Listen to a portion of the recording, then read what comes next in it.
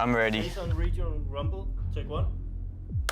Hello guys, my name is Jason. I'm competing in the Regional Rumble.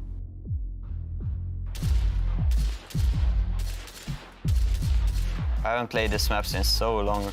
I mean, it's really good for aim practice because it's really like realistic, I would say.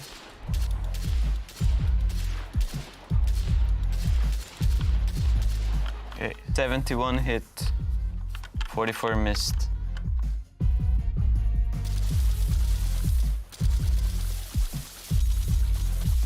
I know Epic Well has like really good tracking, so might be hard to beat him in this.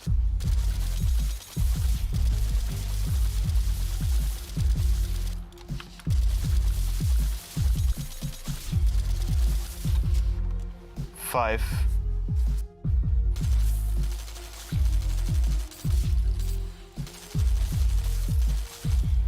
There's too many targets. I don't know who to focus on.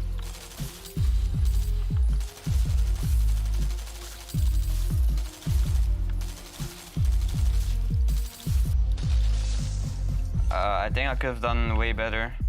Just if I had more time, I think, to practice on this. But I think the NA guys will do better than me. Maybe with the zombie MK tracking, I might have done better. I'm sorry I disappointed you guys.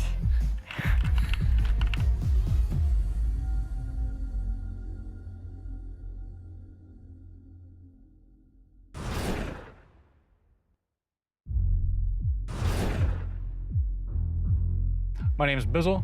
I'm representing NA East in the Regional Rumble. I'm going against Tayson and Epic Whale. Personally, I think I'm gonna win. I am ready, and if anything, Tayson might give me a little bit of a challenge. All right, let's go. 50 meters time trial. But I never played this before. This is the one thing I'm supposed to be good at.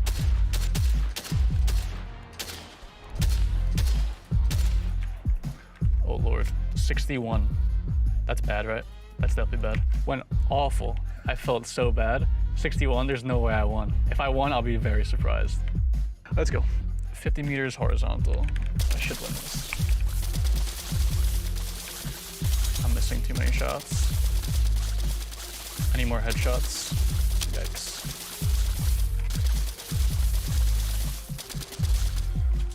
Six? Is that right? All right, I should be fine. I'm feeling confident with that. Maybe. Not really. All right. All right, we got Skeet. Let's go. Why is the background black? I can't see anything.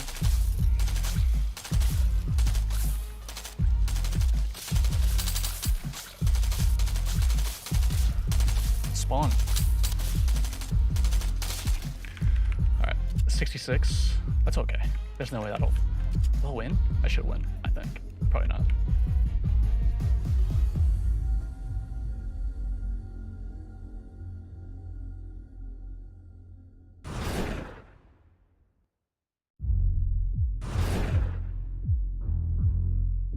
This mouse pad is tiny, bro. It's all good.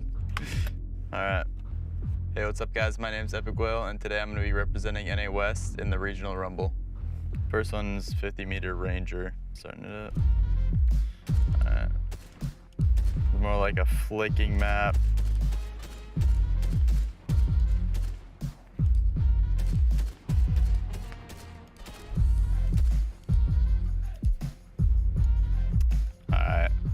Hit 64, not bad. I don't really know, hopefully that's a good score. It's not used to this setup, so we'll see.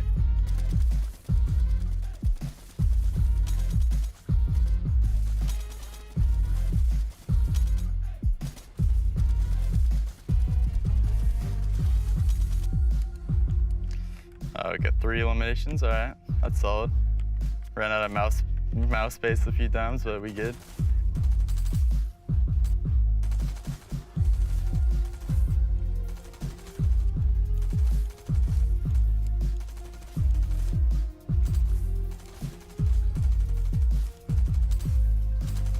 All right, 62, solid. I feel like that might have been my best one. Either this one or the first one, I don't know. That second one was pretty tough. The first one was a more flick map, like almost like shotgun aim kinda. The second one was mostly just hard tracking, and then the third one was like a combination of the two. where you're kind of flicking at moving targets and tracking a little bit. Personally, I'm pretty like even. I don't have like one's not way. My tracking isn't way better than my flicking, and my flicking isn't way better than my tracking. So.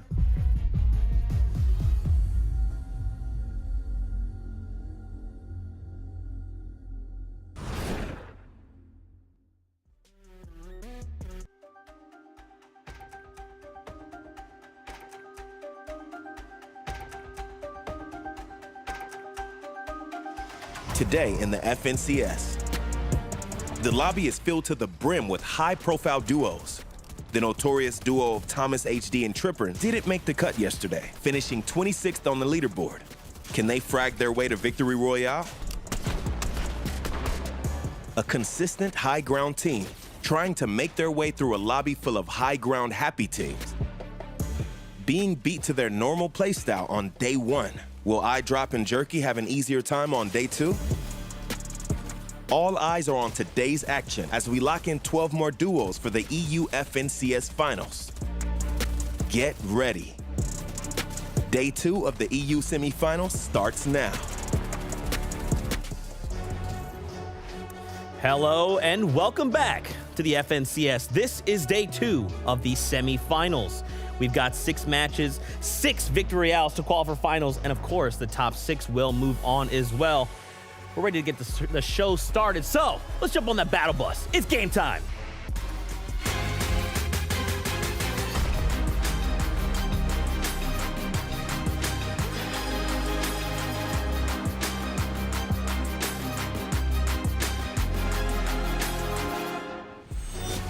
All right, Fortnite fam, here we are on the set once again. If you missed the reveal yesterday, welcome. This is the new stage of the FNCS. It's quite large, so I definitely need a little help from my friends. So please allow me to introduce your favorite analyst ever.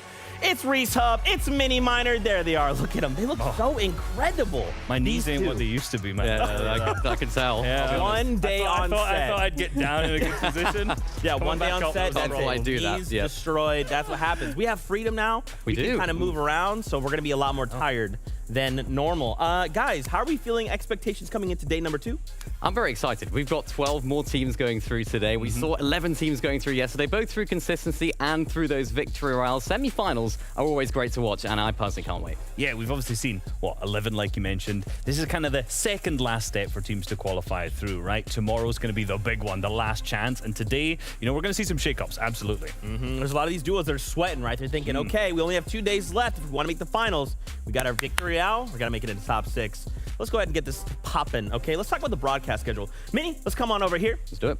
So, you guys already know how this goes, but in case, once again, if you got new faces around, we want to welcome you to the FNCS. We'll kind of get you up to speed, okay? So, we've come from 3 qualifiers. Now we're in semifinals. Next weekend, we're jumping on into the finals. Prize money and the new acts of champions all on the line. But let's talk about how we actually got here. Reese. Thank you very much, Zeke. We've got to look at the full format, the full breakdown of what we're actually going to be seeing today. We are currently in the semi-finals right in the center there. This was yesterday. If you missed it, you missed out. Let's be real. But we're here today in session 2. We have 6 matches total, with the top 6 advancing through to the finals as well. Now, what we've also got to look out for, the special twist of semi-finals, is that every single Victory Royale will also all qualify through to the finals. So 12 teams total that'll make it through. Minnie, how are we getting our points, though? Yeah, I'm glad you mentioned that there, Reese. Of course, every single team that will get a victory today will go straight to the finals. You can see that right there demonstrated. 1,000 points for the Victory Royale, and that is really what these teams are going to go for. But if they want to be a little bit more consistent today, there are opportunities for that as well. We're seeing potentially up to 28 points for that second place spot as well. And of course, those cascading placement points starting at 25th. Those are going to be the placement points, but the elimination points are also going to be key for these teams, Zeke. 3 points per elim. If the elim heavy teams are going to be popping off today, that's what they're going to be looking at. They just want to thin out the lobby, right? Make sure they get one step closer to that Victory Royale or enough to move them up those leaderboards and make it into the top 6. We already had 11 qualify through yesterday, so when we talk about qualified players, today. Let's do it. Yeah, so basically, what we saw yesterday was the top 50 teams from the series leaderboard. 11 of those are gone, as we already mentioned. So 11 new teams are fitting all the way up here. Bunch of names standing out, but I'm going to talk first about one of the teams right here, iDrop and Jerky, who we saw a ton of yesterday. Now, they ended up placing 15th.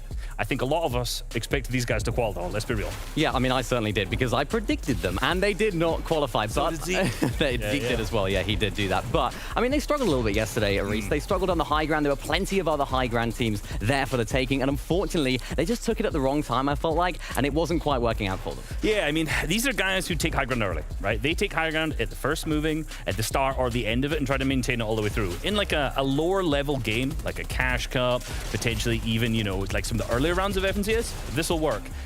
In a format where everyone wants height and wants to win games, man, we've already seen that's not going to work. Yeah, we've seen so many height teams, and another one of these is, of course, Aiden and Hardfire. Now, we saw this team absolutely dominate in qualifier number 1, round 4. They absolutely dominated Janice and Vortex off spawn. They pretty much dominated the whole of Greasy Grove, and we can call it Hardfire Groves, maybe. How about we say that, Reese? I don't know, Aiden Groves? I think Aiden that might Groves? roll off the tongue. Maybe a little bit. There's not as good of a rhyme there anyway. They have dominated off spawn. Obviously, we're going to come back to this later as well. We're going to come back to this fight, but one of the things about them is, like you mentioned, they're a height team, right? They are a height team, and they kind of fall under the same curse as Jurek and iDrop, right? Where they go for height really, really early and try to maintain it all the way through. And the problem with this, as I already mentioned, with our other team right there, is the fact that other teams will be looking for it, it'll knock you off. So many other teams. They're all trying to go for high ground, and that's exactly what these teams are trying to do. And another team that's going to be doing that, Reese. Who are you going to be talking about? Right here again, Tribburn and Thomas HD. Now, let's be real. I think this team yesterday very much so underperformed. You know, we were thinking this is a shoe-in. Obviously, both of our casters ended up predicting these guys to qualify through, and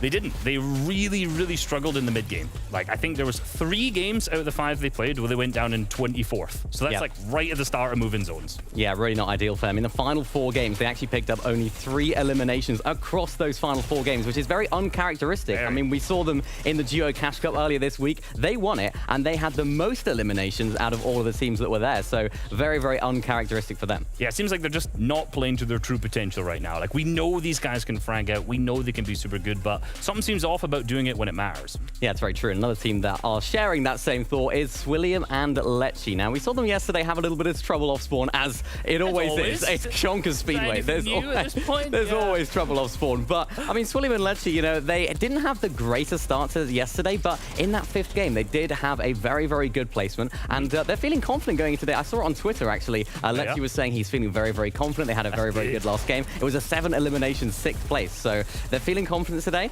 I think they can do it. I mean, I can tell you why they feel confident, right? The reason these guys feel confident is because their biggest contenders, that we've just seen go down on spawn there, qualified through already. Floki and Clement. So we're not going to be seeing Floki and Clement in this particular semi-final anymore. That means that Shonka's Speedway for them, I'm not going to say free, because Fork and Vortexers are also landing there, so they still have some fight off spawn, but the biggest issue that they've had is now gone. Yeah, we'll be seeing that a lot today, I'm sure. A lot of teams that have already qualified and teams that will qualify today. There'll be gaps on the map and places to go. But Zeke, what's coming up next? I think we got a content piece, right? Oh, we sure do, and it's easily one of my favorites. This one is called Duo, Revive, and Lobby. Check it out.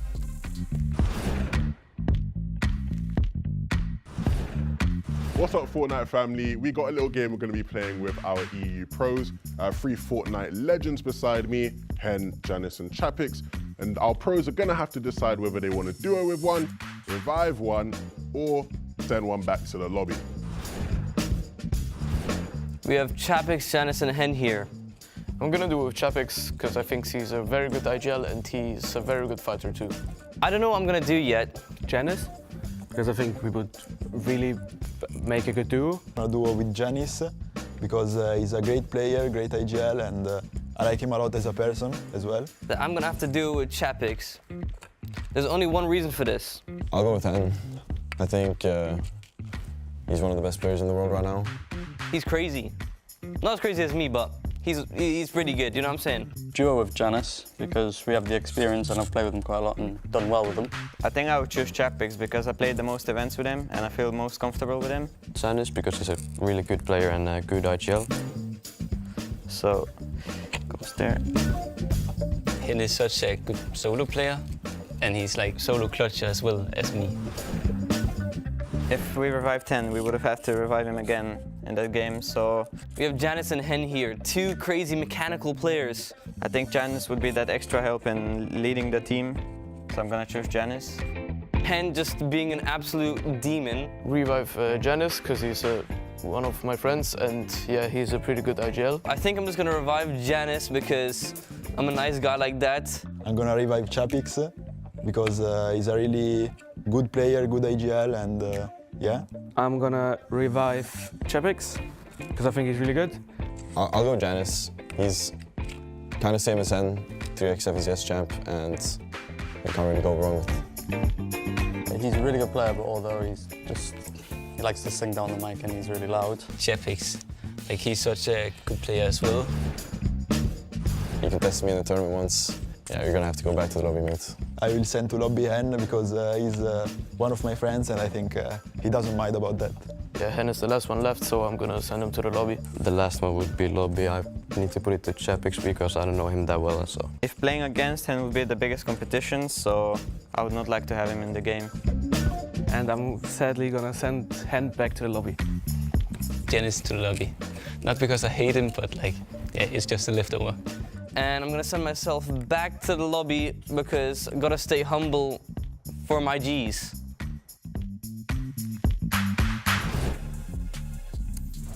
Famous words to live by. Stay humble, my G's. You gotta stay humble, my G's. Gotta stay humble. Let's take a look at some of the duos we have to be focused on in today's competition. Gentlemen, take it away. Look, first duo, Pink and an Ass. Let's be real. They've been the talking point, or one of the main talking points since, what, qualifier 1, 2, 3, even last season. Let's be real. These guys are a team to look out for today. Yeah, they really are, and they are game winners. We talked about it yesterday. We talked about it seemingly throughout the whole tournament, but these guys can win games. They haven't quite done it yet in the semi-finals. Day 2, though, Reese. Come on, Cavan. I believe they can win off spawn. I think they only went down once off spawn yesterday. Only one. So really, really solid performance from them, and they were surprisingly consistent. They played not to their usual sort of high ground play. It's because they had a plan, right? Okay. This team has a plan. Obviously, their coach Bloodex, very, very smart. He laid out an entire script for how these guys should play games. And I spoke to him today, and I kind of said, you know, what was up? Like, what happened? Because I saw he was disappointed on Twitter yesterday after the fact they didn't qualify. And you know what he said? He said they listened to me.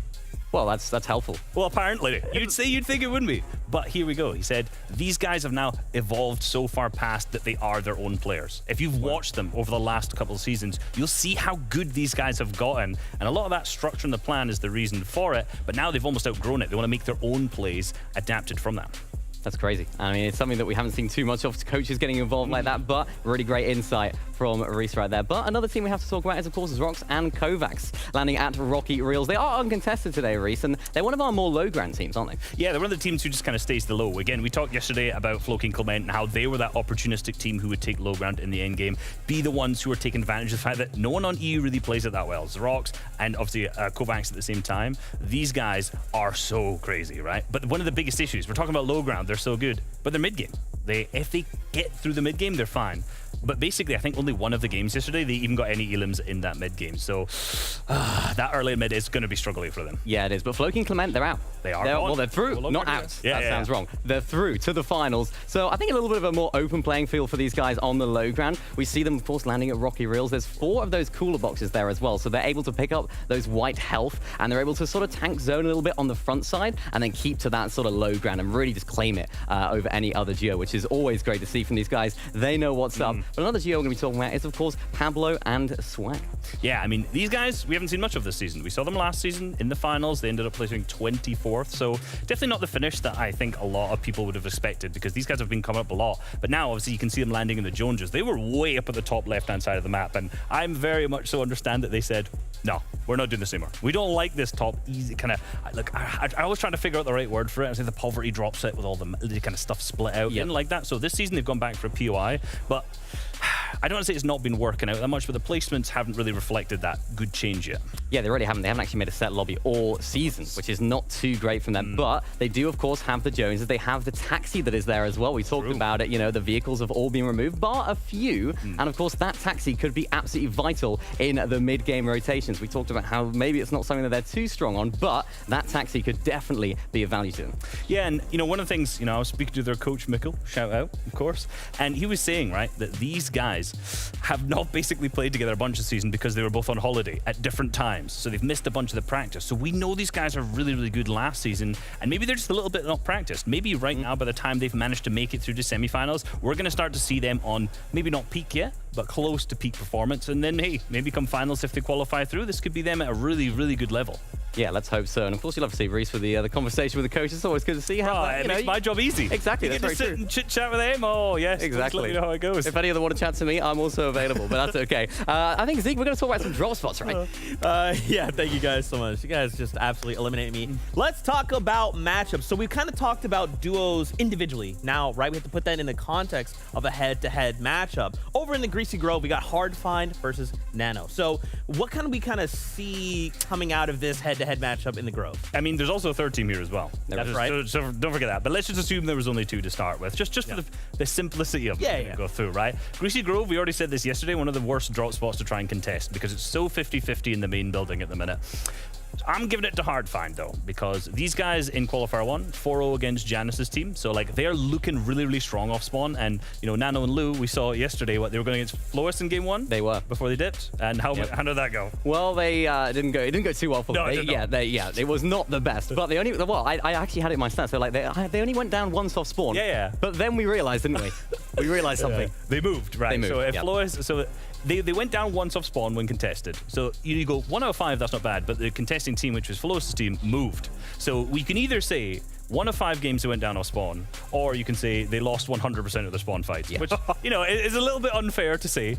But regardless, Hard Find and ADN definitely looking stronger off spawn right now than Nano Lou's team, but I'm very, very open to be surprised. Yeah, Hard Find Nadia, they've landed here for so long. They know exactly what Greasy Grove is all about. They know it like the back of their hand, and they just know exactly where all the loot is, of course, how to navigate the area. And of course, we talk about that main building. We see a lot of teams, of course, contesting that last season, when, of course, we had the guaranteed chug smashes from there. But now this season, things have switched up a little bit, Reese. You don't necessarily have the chests around there. Yeah. So I think if the fight's going to happen quickly, it will happen there, but it won't be clean. You've also got to remember there's a whiplash in this POI as well. There's only 3 cars left on the map that are all kind of burnt down at this moment, and I think it's 100% spawn rate. Don't hold me to that at this moment. Fairly certain it is, but you know, don't want to commit myself too early to Don't do that. So you know, if any team manages to make it out, they should be okay off spawn in terms of that mid game section. They have that advantage in the mid game with the car that's left there. Yeah, you'd love to see it. Let's go ahead and shift gears here.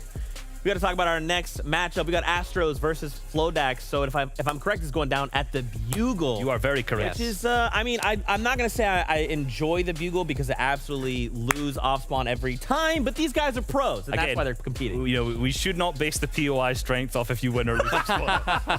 Every POI not great. I don't think Zeke's the pro here. I'll be honest. No, but we've seen this fight multiple times, right? Yep, we have. And we saw it yesterday. We saw the fight go down. And for both of these teams, it didn't really work out. Neither of them managed the top 10 yesterday, which for these guys is not too great, especially since both of them are already committing to this drop spot. I saw it on all over social media. They're like, this is our drop. They're trying to command it, and they want it to be theirs. But unfortunately for them, they're not being able to sort of do well with the cards that they're dealt. We saw some great daily bugle zones yesterday, and they weren't able to capitalize. Yeah, and that's the point, right? If you get a zone in daily bugle, it actually almost sometimes can be detrimental for these teams, because what you see is obviously the hills that are all the way around that are a real high point for Surge. So a lot of the teams who are kind of surrounding will rotate up, and guess who's the tags? Right? Yeah. If you're still inside that POI that's surrounded inside, you're going to get tagged up big time. So basically for Astro and Flodax, some of the best strategies for this is just 50-50, get that fight over as fast as possible. In particular, because if you win one game, then you're okay, right? So, you know, I don't want to say consistency doesn't matter, because we know that there's teams going through from that as well. But if you're in a situation like this, you pull a favorable,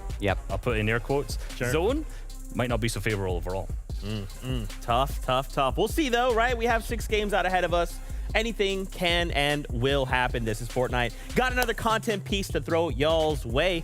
We had a little moment to ask a few of these pros some questions from you, the fans. So this is Ask a Pro.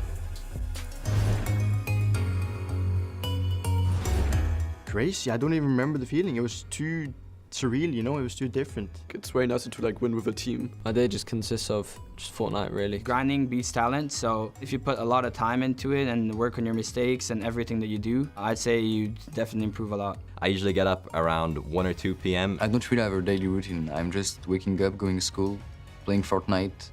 That's all. I feel very confident, happy to play the game. What's your best Fortnite competitive memory? My second FNCS win. We won the last game, and it was like really hype. It was my first really big prize pool and really big placement. I was really happy after that. 100% the World Cup qualifier. Craziest day of my life. I went from having probably 50 viewers on Twitch to having 33,000. On day one, we came first with Anas, and all our hard work paid off. That was a very good moment for me because it was nice. Was qualifying for reboot round in trio FNCS. We didn't make grands, but we clutched up in the reboot. It was crazy. We had our coach in the call and I was streaming and the hype was insane. Me winning FNCS with my trio partners, Kami and Teak. We were having a very great time. I've been attempting to get into the pro scene for a little while. I've been attempting tournaments, but somehow always miss out on placing. Any tips on how to get those final few points in? What I try to do is just, in my last game, that I don't overthink. Water your games, look through it, and see why you're always that close. You're not going to get better by just playing. I would say don't push eliminations unless absolutely necessary. Try your best to make it to endgame and squeeze out as much placement as possible.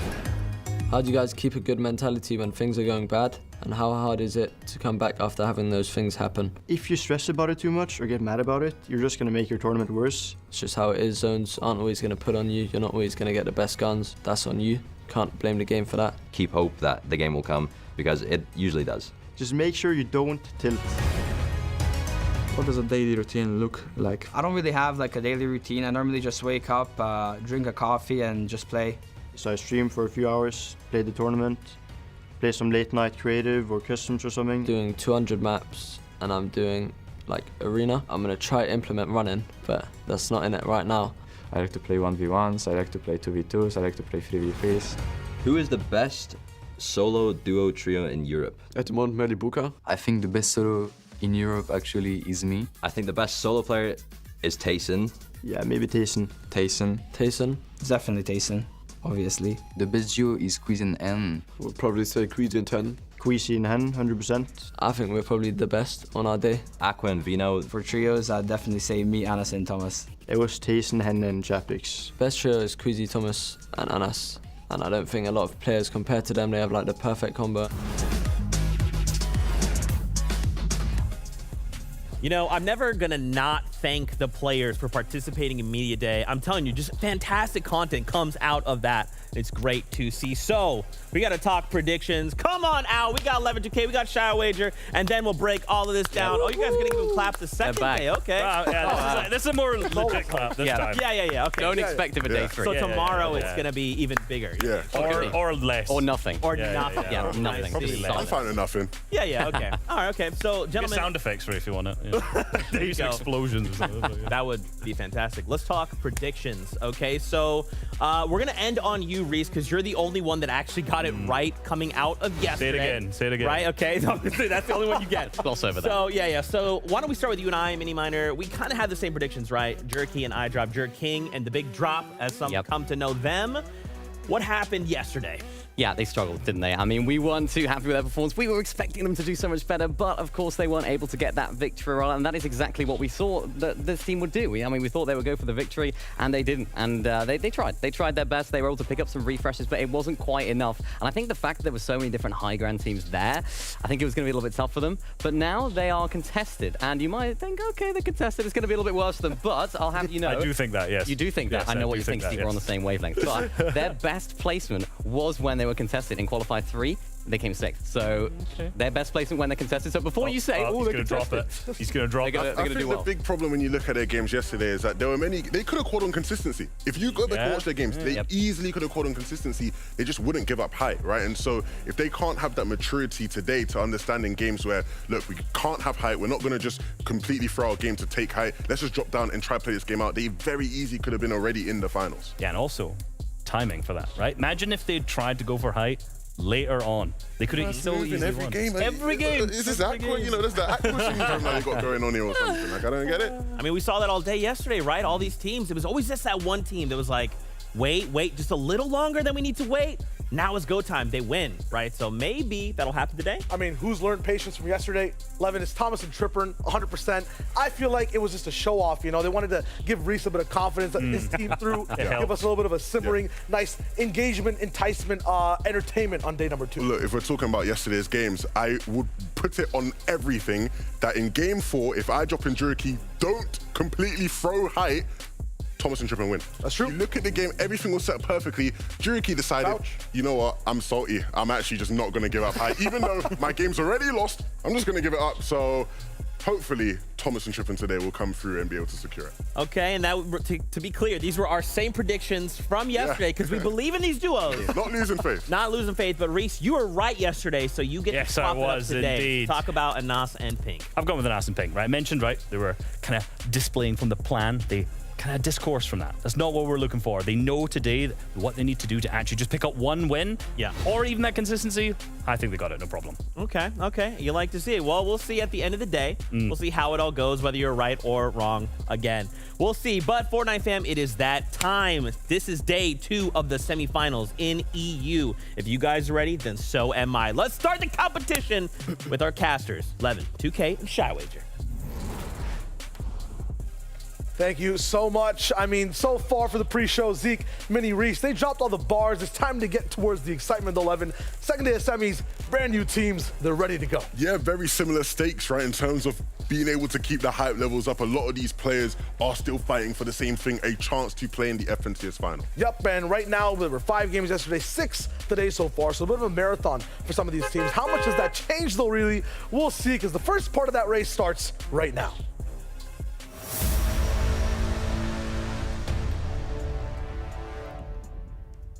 We are back with some more FNCS semi-finals action. Day 1, session 1 was brilliant. We saw many upsets for sure.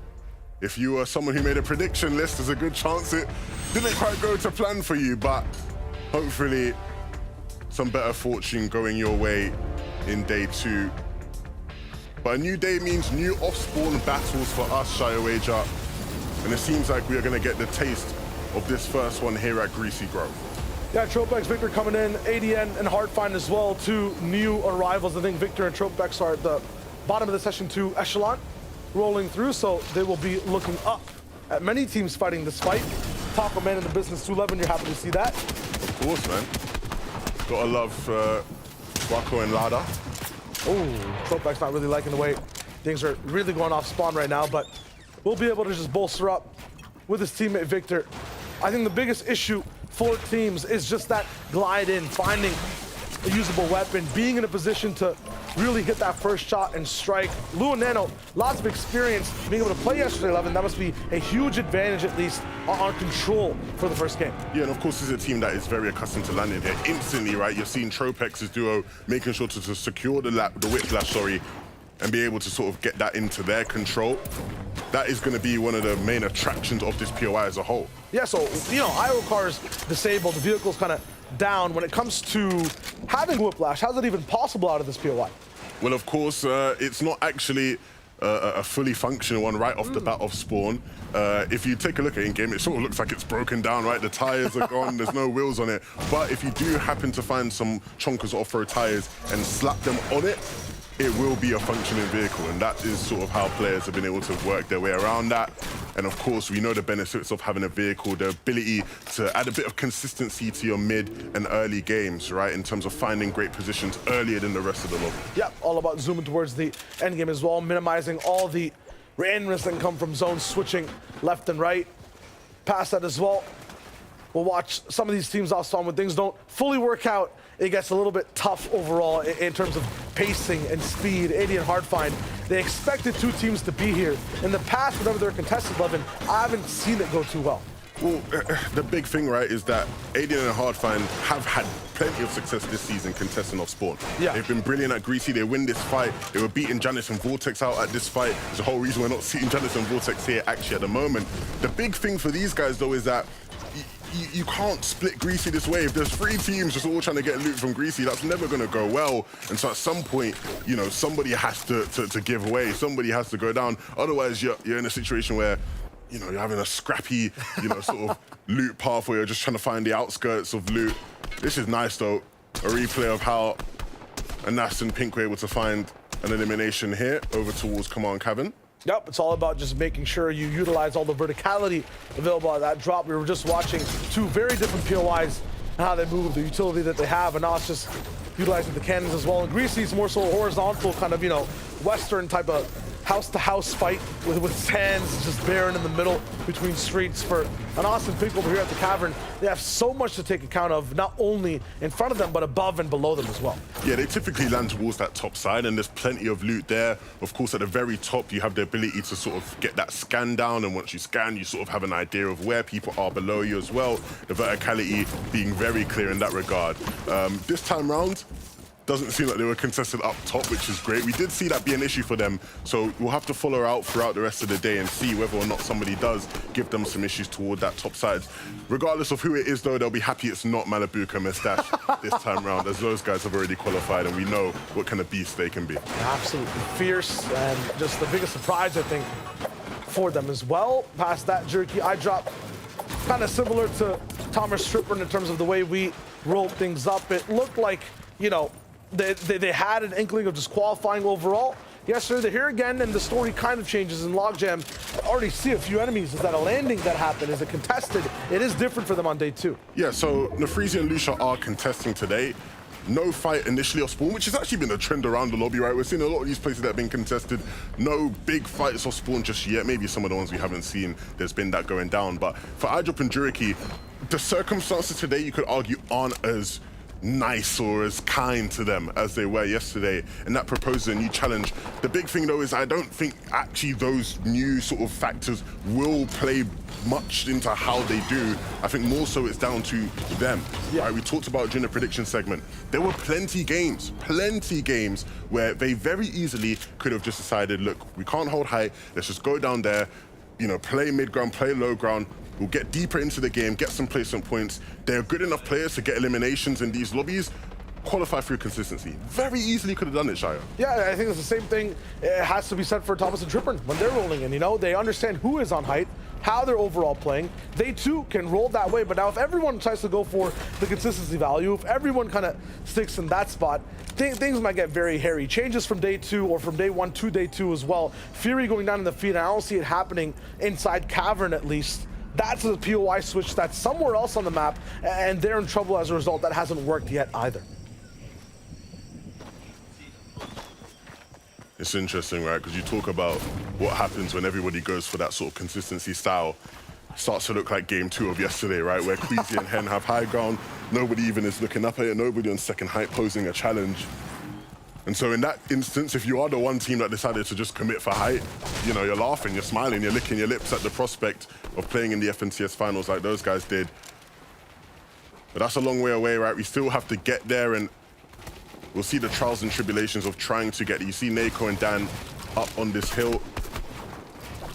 And what they're looking to do now is try and get some shots off on any players lurking in this general area. For the most part, though, it looks like the players that they could be doing damage to are sitting right above them in Flodex and Rifty.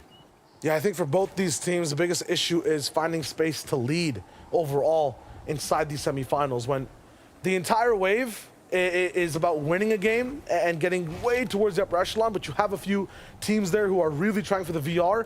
Rifty, Flodax, Naku Dan, who are just primed on consistency, kind of lose the edge their playstyle gives them. They end up following way too long, and these spaces they actually have doesn't mean as much as it would in an FNCS final, in a qualifier. Need to maybe take a few more risks and play outside their comfort zone. I think the big thing is, though, is that in such a high-intensity environment like this one, players will naturally go to what they're most comfortable with. Yeah. And understandably, right? You know, players sort of revert to their instincts, and although these guys maybe aren't known as sort of the upper echelon players, they are well experienced in this realm. It's the reason why they're here. And so we'll see how far that can take them in terms of instincts. Janice and Vortex over here towards the Collider seems to be an easier ride than what we saw yesterday. So. Absolutely. I mean, you look at things and how they were going yesterday, it was just job after job after job of chaos. We actually, I think, got many inspired by all the action and went and played a few of our own games trying to get perfect landings at the Collider. And we understand the stress. Imagine it in semifinals, not just, you know, pub arenas. It gets real. Speak for yourself, man. I was landing at the Collider. You were holding your own. I was dominating. I was, you know, 1v2ing kids over there. If you caught me in arena, be sure to say hi next time. Look, Janice and Vortex will be very interesting. I think now they will definitely be considered one of the more favorite teams to have a chance of qualifying.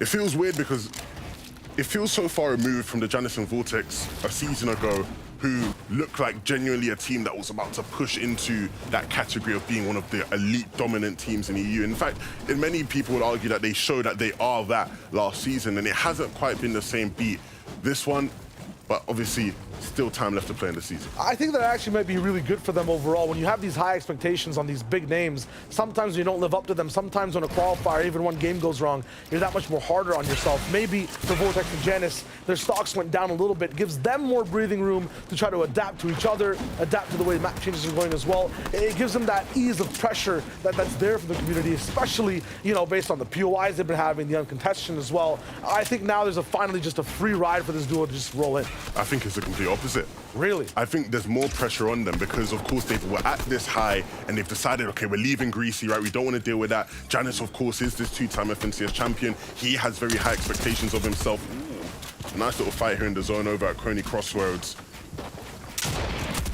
But the players who are the best of the best, they always have these high expectations of themselves, right? Meeting Janus at the boot camp, or not the boot camp, sorry, at Media Day, right? He obviously spoke to me about how he has very, very high expectations of himself, and so he won't be satisfied with anything else. Not at all. The one thing you really want to be satisfied about is just winning the fights that are easier and advantageous for your duo. For Shykip right now and JJ2, they're going to be rolling straight through these two over at the basement of this house. That's an easy clapdown. Yeah, now that that fight's done, right, Zone's pulled all the way to the west, and so as much as they've done well to win their fight, the journey into the zone is going to be crucial now. Of course, with time ticking, with the zone beating down on them, they might decide, look, let's just get in as fast as we can. But if they're going to go straight east from that perspective, or straight west, sorry, from that POV, they're going to run into a bunch of teams crowded up on the zone line. Do they maybe have time to go up north, go up south, try to wrap around a lot of the teams that will be congested in those more central areas? That is the decision-making that they're going to have to think about. Wildfire in the same position as well. Him Diox were so close to winning out one of these games. Just came down to that final 2v2 where they slightly fell short on day number one. Now we'll see if there's a possibility if they can clap back the experience that a bunch of these teams have and just knowing exactly what's going down. That's the hugest thing. Really want to see exactly how it rolls. Thomas HD as well taking a sweet old time up in the cavern, but hitting a big shot there, or getting hit, is going to be unfortunate. Yeah, we'll see how things develop for them. Of course, when you talk about high expectations, I think these guys have the brunt weight of high expectations on them when it comes to this lobby. Of course, at Command Cavern, plenty of loot, an abundance of loot, one of the strongest POIs we've seen in Fortnite history. Of course, an abundance of launch pads as well, and an abundance of talent from two brilliant Danish players who have shown in the past that they are players who should be playing in the FNCS final. So we got Xerox and Kovacs. They rock through too. And they're gonna pick up Quidwo. That's a huge team to take apart. It can cause so much chaos, especially when Source has to be a little bit of a factor. We mentioned it too earlier on in the day. It looked really good in terms of the potential that they have from day one to day two. I hope that continues to go on. Yeah, I think it's important though that we start taking a look at some of the things we've seen. Of course, we talked about Drake and iDrop and how they're going to be able to do now that they're contested. We have Resub with a quick update on how things have gone for them.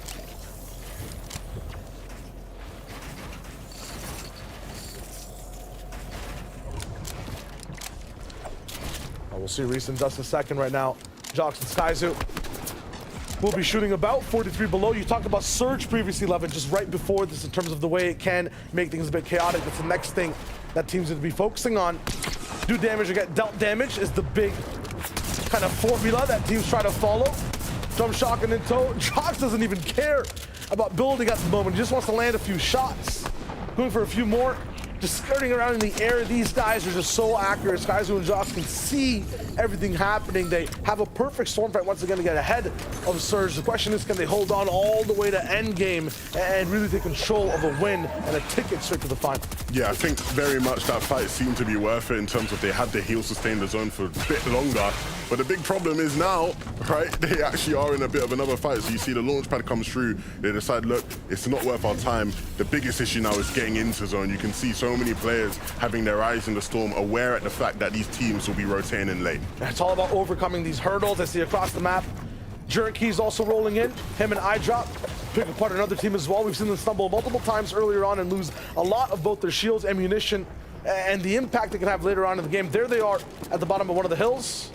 Jay also here had one game where there was high impact especially as a solo or just in some of these bases as well, alongside Cosmo, dictating how people can move back and forth. When you get a zone this irregular towards the mountain, flying all the way on the left, it gets that much harder to pick one of these bases to sit at, to go for some of these tags. And we saw him and Cosmo struggle with having a good position yesterday. This is an absolutely torrential downpour of just rain on them in terms of stress, pressure, in terms of just being in a back spot, back against the wall, literally, for Cosmo. It's armored as well, he can't move anywhere. He gets picked apart. Skyzoo and Jox, who were just in so much trouble before, roll in, get 2 elims worth of loot, get a little bit of a siphon active as well. They're going to be good. Right back to Jerky and iDrop. They're going to be in the cavern, have to move out, have to just get all the way towards the water. I'm looking at the zone right now. It is tough for them. What does Jerky and iDrop have to do? Maybe Reese has an answer. I absolutely do have an answer for you indeed. Look, deep in zone at this minute. And you're wondering, how did they get there? We saw them in that early game engagement, but they decided to disengage, and it was a smart decision. You can see all of the loot that they've managed to gain from this. And hey, they got elimination after this as well. Absolutely have a lot of those, I don't know, just good inventory management types of loadout ready. At the same time, Reese just talked about the position as well. Cutting through that zone, going over hill, staying incognito, can give you a drop down. Like you mentioned too, they got an elim right after as well. That's going to be huge for them rolling in. They're going to be able to get all those mats back in terms of a refresh off the elimination, off of making this crazy rotation all the way past the cavern. And that's good for iDrop and Jerky. I think you mentioned it, 11. The real test is how greedy they're going to be in the end game. Yeah, there's no doubt that their mid game and early game is going to be something that's consistent at this stage. I have no concerns in that regard when it comes to this duo. Maybe only 1 or 2 zone instances that maybe can give them some problems when it comes to Surge, but yeah, like I've said many a time now, it is going to be the big test coming into these moments here. See whether or not they are up to scratch and whether they've actually just chosen a direct path, right? Yeah. I spoke to Drake and he said, well, we're just going for the win because it's the better moment. We want you guys casting the game to hype us up. We want that big moment. We want to provide entertainment for the people watching at home. And look, Jerky, I appreciate that. We want entertainment as well, but we also want to see you in the FNCS finals. So secure that first and then we can talk about entertainment later. Hey, I'm seeing day 3, game 6, Jerky iDrop win, if that's the way they're speaking. A guaranteed one, you know what I mean? Like, it's not disrespectfully, but respectfully. Respectfully, always respectful on these sides. Oh, look at this. Janus Vortex, launchpad ready. It feels like it's been years since I've seen these guys take control of an endgame 11. Remind me why Janus and Vortex should be feared towards the later portions of this game. Because they have a brilliant combination of just intelligence, skill, experience of Janus, right? We talk about him winning multiple FNCSs, and they are a very well-structured team, right? The way in which they operate, Janus very much takes the lead. Vortex is very tight with him, and they are typically on the same page very often. You can see their position they were in there. Brilliant, right? Yeah, you talk about position, you talk about synergy. I like that from Janus and Vortex. It's been proved and tried. We've shown a lot of that, though, with an Austin Pink day after day. They're still here. Very similar effect to iDrop and Jerky. We're talking about it. Maybe they're giving us that entertainment type of value. This loader that I'm watching right now, Striker Pump ready, launch pad, what, 12 splashes, 18 splashes almost? All this is screaming to me is, we want to win this game. Threshold, it's above as well. They need to stay low-key. iDrop and Jerky still alive. Thomas and Tripper, and I feel like, are also still in the business.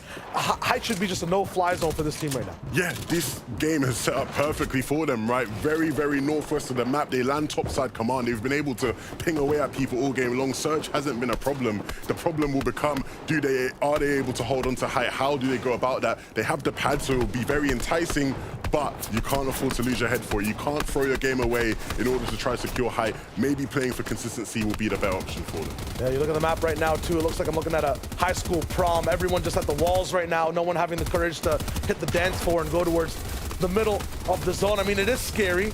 There's a river. It's basically off the map as well. I hope that people take this cadence and stay patient, maybe not even try to jump the height once the banger track starts playing.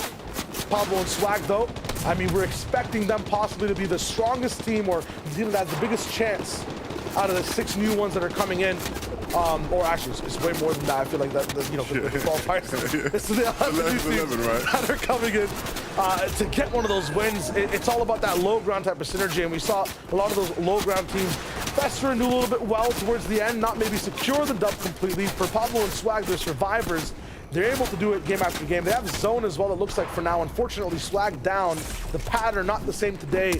On day 2, Pablo, he's left alone. Yeah, it's not looking too good for Pablo here. You can see his back's against the wall. He's really struggling. No way. Found a different angle, but it's not going to be enough. Look, Pablo and Swag go down there. No need to panic for them. This was probably worst case scenario when it comes to zone. They've had to travel all the way to the opposite side of the map, and so they shouldn't worry too much. A team that we might have to worry about though, Trippin is down. Thomas doesn't have much HP. He doesn't really have any legs in this one. He's trying his best, but his best is not enough in this moment. Thomas and Trippin are favorites for today. For many people, go down in game 1. And this is such an important zone for them too. I feel like Thomas has had control of Cavern, of the mountains, year after year, season after season. A game that should have been possibly his to dictate and dominate, not gonna have the chance. Clownski, Rustguard basically silenced Mimes in day number 1. Look to finally have their voices heard on the second day of semifinals. They take a pad, they roll in, have a chance to go for height, but instead choose to stay on second, stay low key, recuperate. I don't see Rustguard inside these boxes though. He's a little bit further away and can't handle the music or the pressure. Amazing option from Clownski to not even go for the builds, to go for maximum defense, but go for the utility play first. Mere seconds of time to get Rustguard up. He extends the duration with those splashes. Looks so good as he's getting his teammate up. So many more things has happened in the feed. Wise got a few picks. A lot of the teams we would expect to be here, like Thomas, also gone down. It's getting crazy on this west side zone. Yeah, for a moment it looked like Clown and Rustguard were having a repeat, a continuation of the days we saw yesterday. But things being adjusted now. Juriki and iDrop though will go down early as well. That's 2 huge major players for high ground being taken out early. And I instantly see Vortex go straight to the top towards of his builds. Janice there too. I think the whole lobby knows exactly who just got eliminated. Pink and Anas might be looking towards that high ground as well. One duo going down affects so much on how the rest of the lobby plays. Yeah, height really is going to be a mixed bag in this one. I expect to see many, many takes as we hop into what is one of the more interesting parts of the game. 45 above here is the threshold, but 264 above is where this team sits at.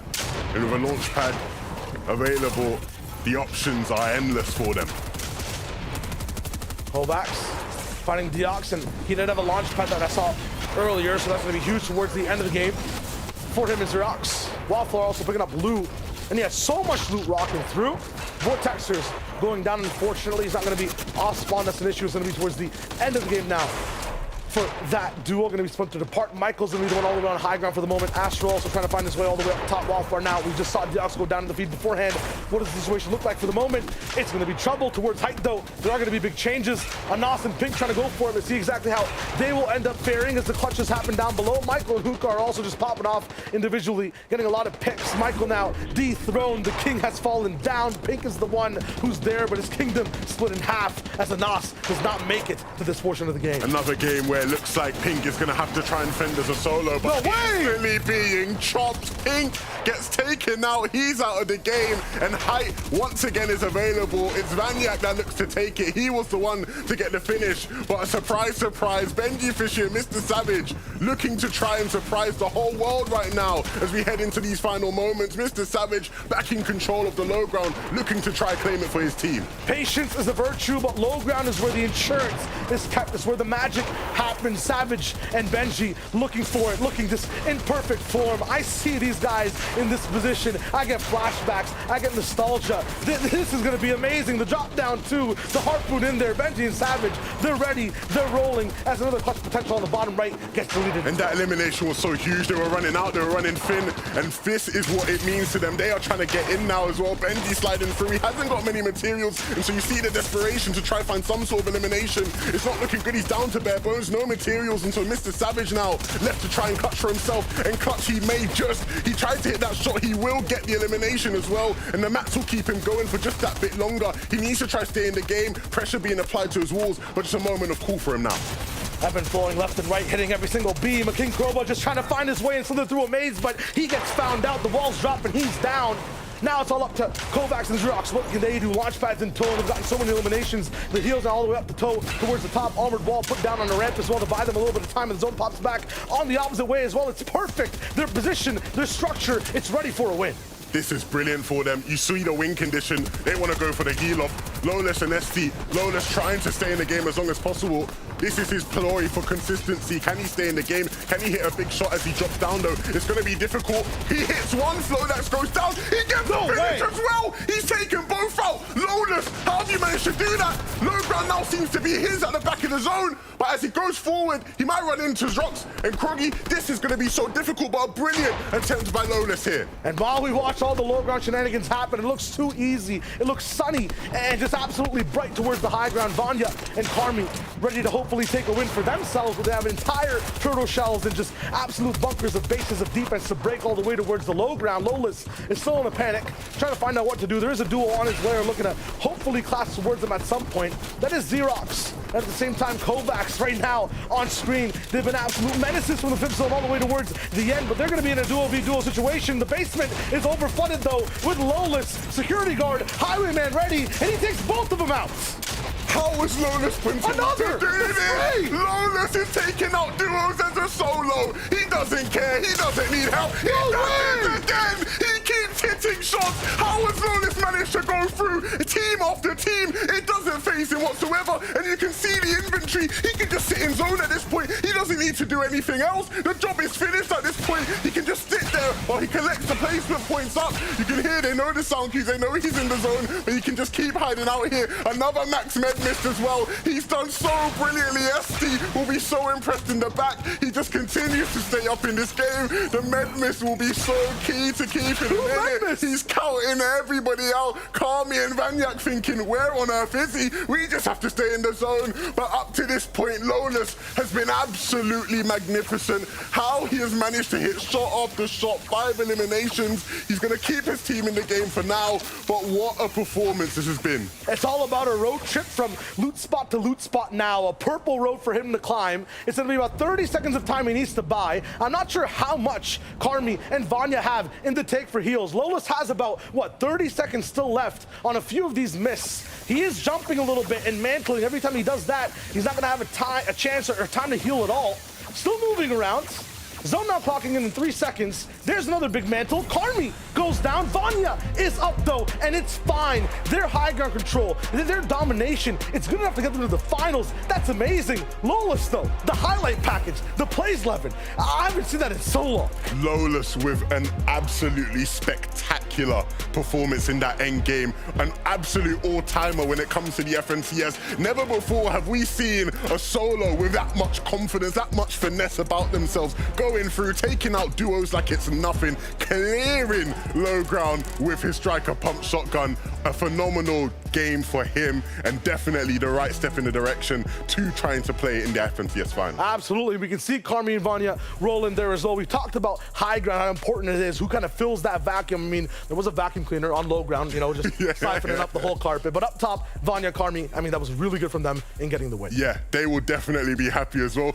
Maybe a bit frustrated their spotlight's been stolen just a bit, but they won't mind because they will be playing in the FNCS finals. But plenty went on in that game, so we're going to kick it to the analysts to break it all down. I'm so thankful you guys could not see me jumping around on this set acting a fool, because my goodness, Lowless put on, that's true, all of us. Lowless went absolutely insane, and just the amount of heals there toward the end. I mean, even if it did get a victory out, that's huge for placement. I mean, realistically, like I said, the placement points that they've gained is absolutely incredible. And we were thinking, but can they turn that into a win? You know, we saw the huge amount of heals, but you can do some quick mental arithmetic, right? You saw in the bottom right, the timer there was 1 minute and 10 seconds when that crazy pop-off that Lowless had happened. But at the same time, that's not enough time with all these heals. Yeah, I mean, just look at this. Absolute masterclass from Lowless, as we've seen them do a little bit. We've seen them in every single final in the qualifiers. I mean, Lowless and ST, I believe, was one of the 4 teams that had qualified to the final in the qualifiers. And they haven't really performed. This is the first time we've really seen them popping off. And popping off was Lowless doing right there. Unbelievable. And max damage pump shots, max damage shots left, right, and center. And he found the heals as well. And I believe he got those from taking out Zrox and Kovacs. Yes, Zrox and Kovacs was the team that we were looking at, right? Yeah. And we saw them on the low ground, and we said it together, right? We saw the heals. We saw, I think, 12 chug splashes, 2 floppers together, if my memory serves me correctly.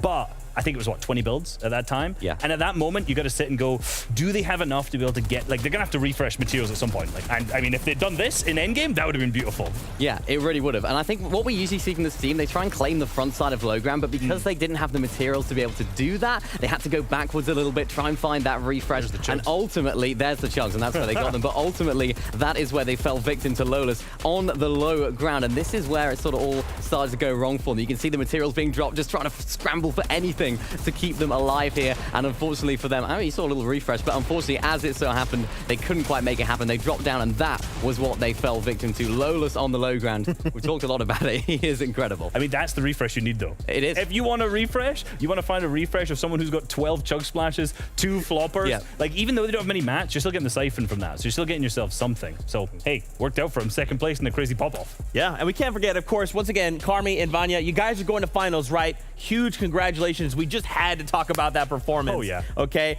so remember the way this works, the Victory Royale auto-qualifies a duo. They go right to finals, right? But we're still looking for the top 6. So let's take a look at our standings. Remember, we have 5 more games ahead of us, so this is just game 1. If you're enjoying what you're seeing, I'm telling you, we have 5 more games to watch. 5 more teams to get a Victory Royale, and of course, the top 6 moving on through. Let's take a look at our standings. Okay, all right, Lolas, I mean, no surprise to me. What is actually surprising to me, gentlemen, is this team in number 1. I feel like this, Lolas by himself should have had enough to take him into 1. What happened? I mean, so many more eliminations, that's the thing. 1 more. You know, it's 1 is so many. But at the same time, there's so many eliminations, so much fragging going on at the same time. It's like they were just crossing paths, right? We saw one fragging, it was obviously Wendy's fragging in that kind of mid-ground layer. And on the low ground, it was Lolas living up to his reputation, right? Yeah, he really did. Another team I want to highlight, though, is, of course, Benji and Savage. We saw absolutely nothing from this team yesterday. Less than nothing. Less than that. Yeah, less than nothing. It was absolutely nothing indeed. And of course, they were landing at the new POI, the Collider, yesterday. They've gone back. They've gone back to their roots at Tilted Towers, the north side. And a team that has also benefited from that is Vortex and Janice. They're not sort of fighting each other. They're not scrapping it out inside of the new POI, the Collider. They just thought, okay, Janice and Vortex can have the Collider, and we're going to go back to our roots. And you got to think, right? These are some of the big names that did well. Yeah. But there's obviously some big names here that didn't do well. Pink and Anas. You got to think, right? We were watching them pretty early on, and it looked so good. Like, when we were setting up, like, these guys are ready to win the game, like, around 4th zone. If you look at right now, on this launch pad, 114 mats. Beautiful. And even looked like the refresh was going to come through from a little bit of the pink piece at the same time. But unfortunately, yet again, falls victim to that high ground retake that was a bit too early. Yeah, just a little bit too early, and Pink had to do it alone there as well. We saw right at the final moments, he wasn't quite able to convert that into the victory. And of course, a lot of teams down below identified that he was a solo up on high ground, and he fell all the way down. And unfortunately for them, they weren't quite able to get the victory there. There were so many chops that happened. There were so many solo clutch performances that happened from this game. And this is just game number 1, right? I feel like based off of coming off of yesterday, things are just completely different. And I'm ready to get back into all the action, so we don't have to wait too much longer. Fortnite fam, we have 5 more games, baby. So find your seats, get on the battle bus. This is game number 2. Hey, thanks so much, Zeke. 11 so far, that first game. Distracting. I want to focus on the win and the finals, but as these guys mentioned too, Lola's still in the show. Yeah, most definitely. One of the teams that very much had a lot of chances to qualify, right, during those stages. Didn't do too well yesterday, and so many people probably didn't even realize he was playing today, right? But definitely making himself known on the scene today, and that is the most important thing. Can he and his teammate in endgame continue to have games like that? All about the SD and Lola show. What will it do in game number 2? I mean, let's find out. Why ask questions?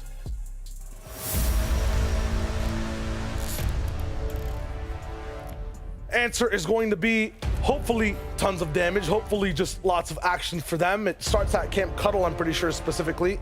A lot of the time, SD and Lola just don't have an identity rolling into games.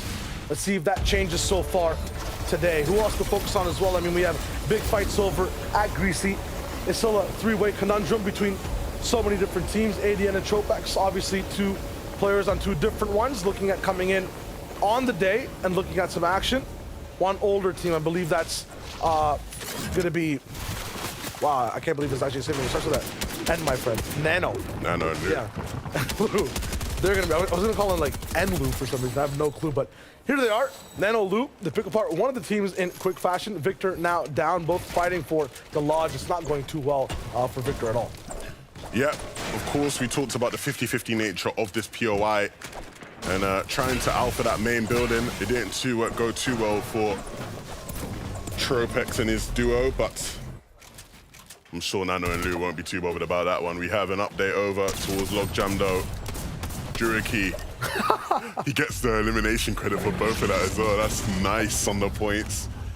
And he'll very easily be able to get the reboot off. He already has in that time. So almost a rocky start for them at Logjam, but Juraking coming through.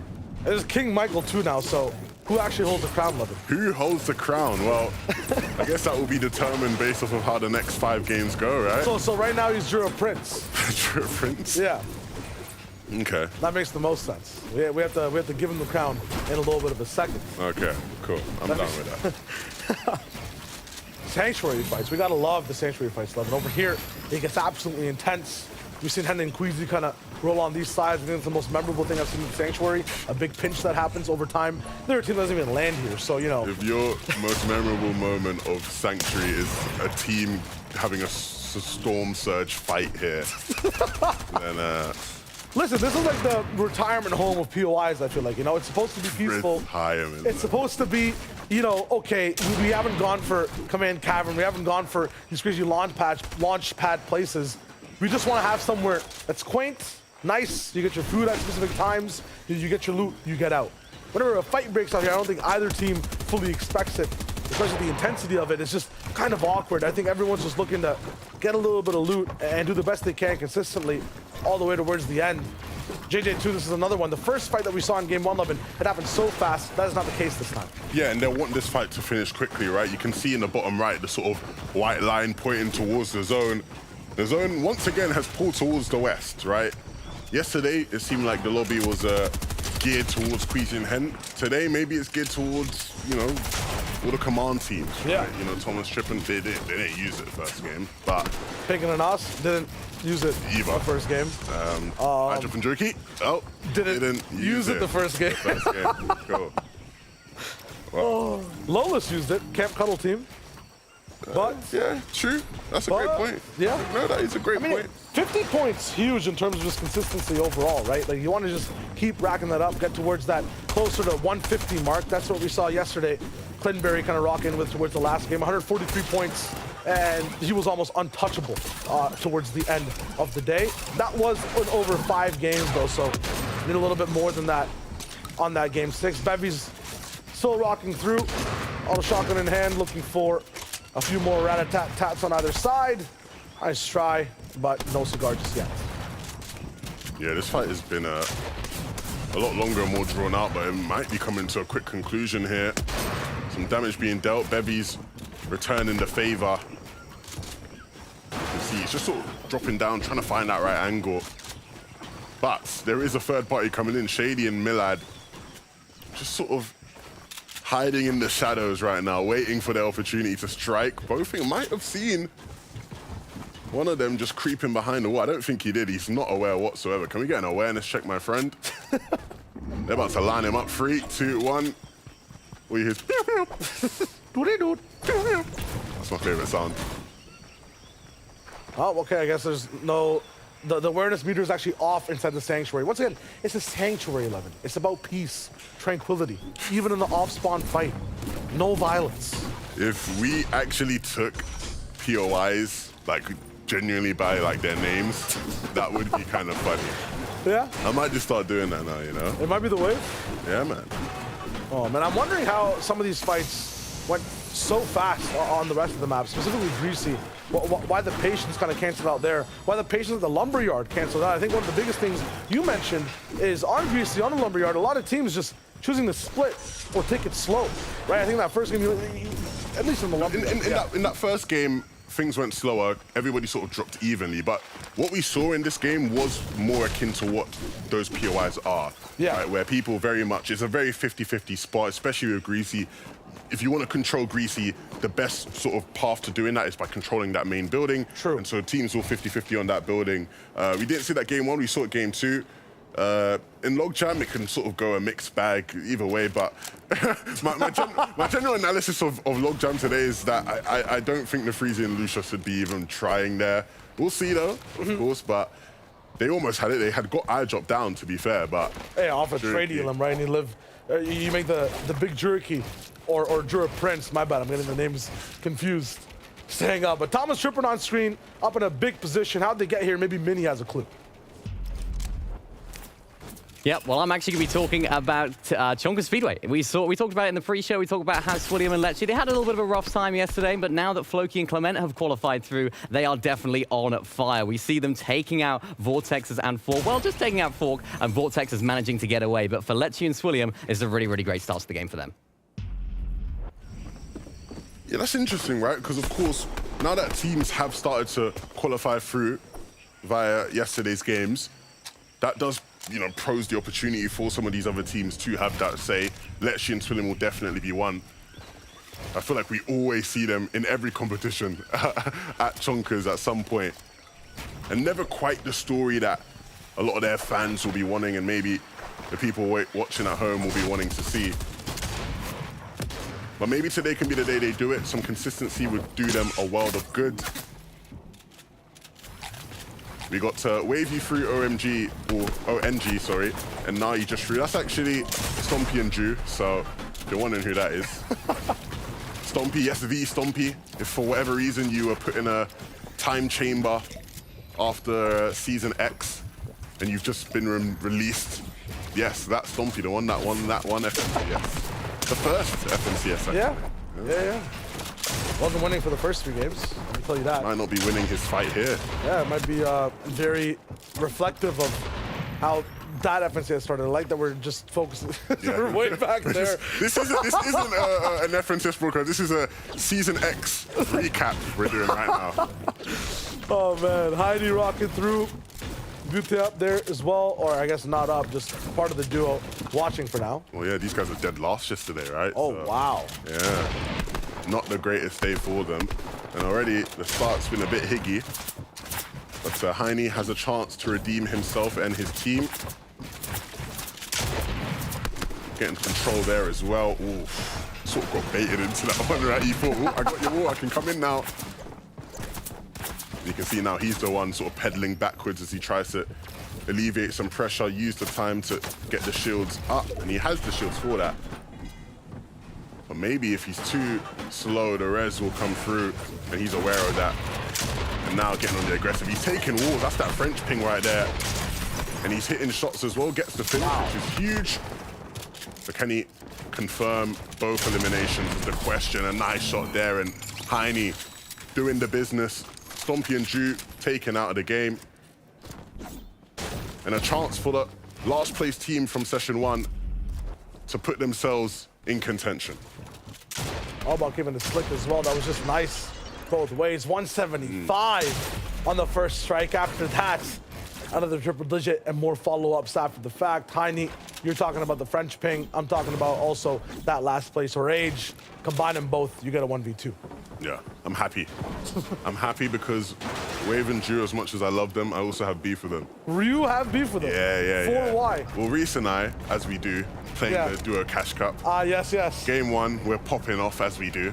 We're the best players, right? Yeah. And the final team left in the game was Stompy and Jew. I think it was Jew was a solo. Yeah. I wasn't there because Reese messed up a launch pad, as he does. So it was Reese versus Jew, and I think you know how it probably played out. Yeah. So, Mr. Peace Hub himself was not active, right? He wasn't ready. A different personality was taking over the body for that one. Yeah. So unfinished business with that duo. But wishing them good luck, of course. However, they will be watching this game from the lobby. And that's Pink. Last time we had a zone this side of the map, which was literally last game. It worked out really well for them in regard to dealing with Surge. You can see sitting up on this massive sort of base here. They're able to just sort of get shots at anybody in this vicinity. They have so many lines of sight.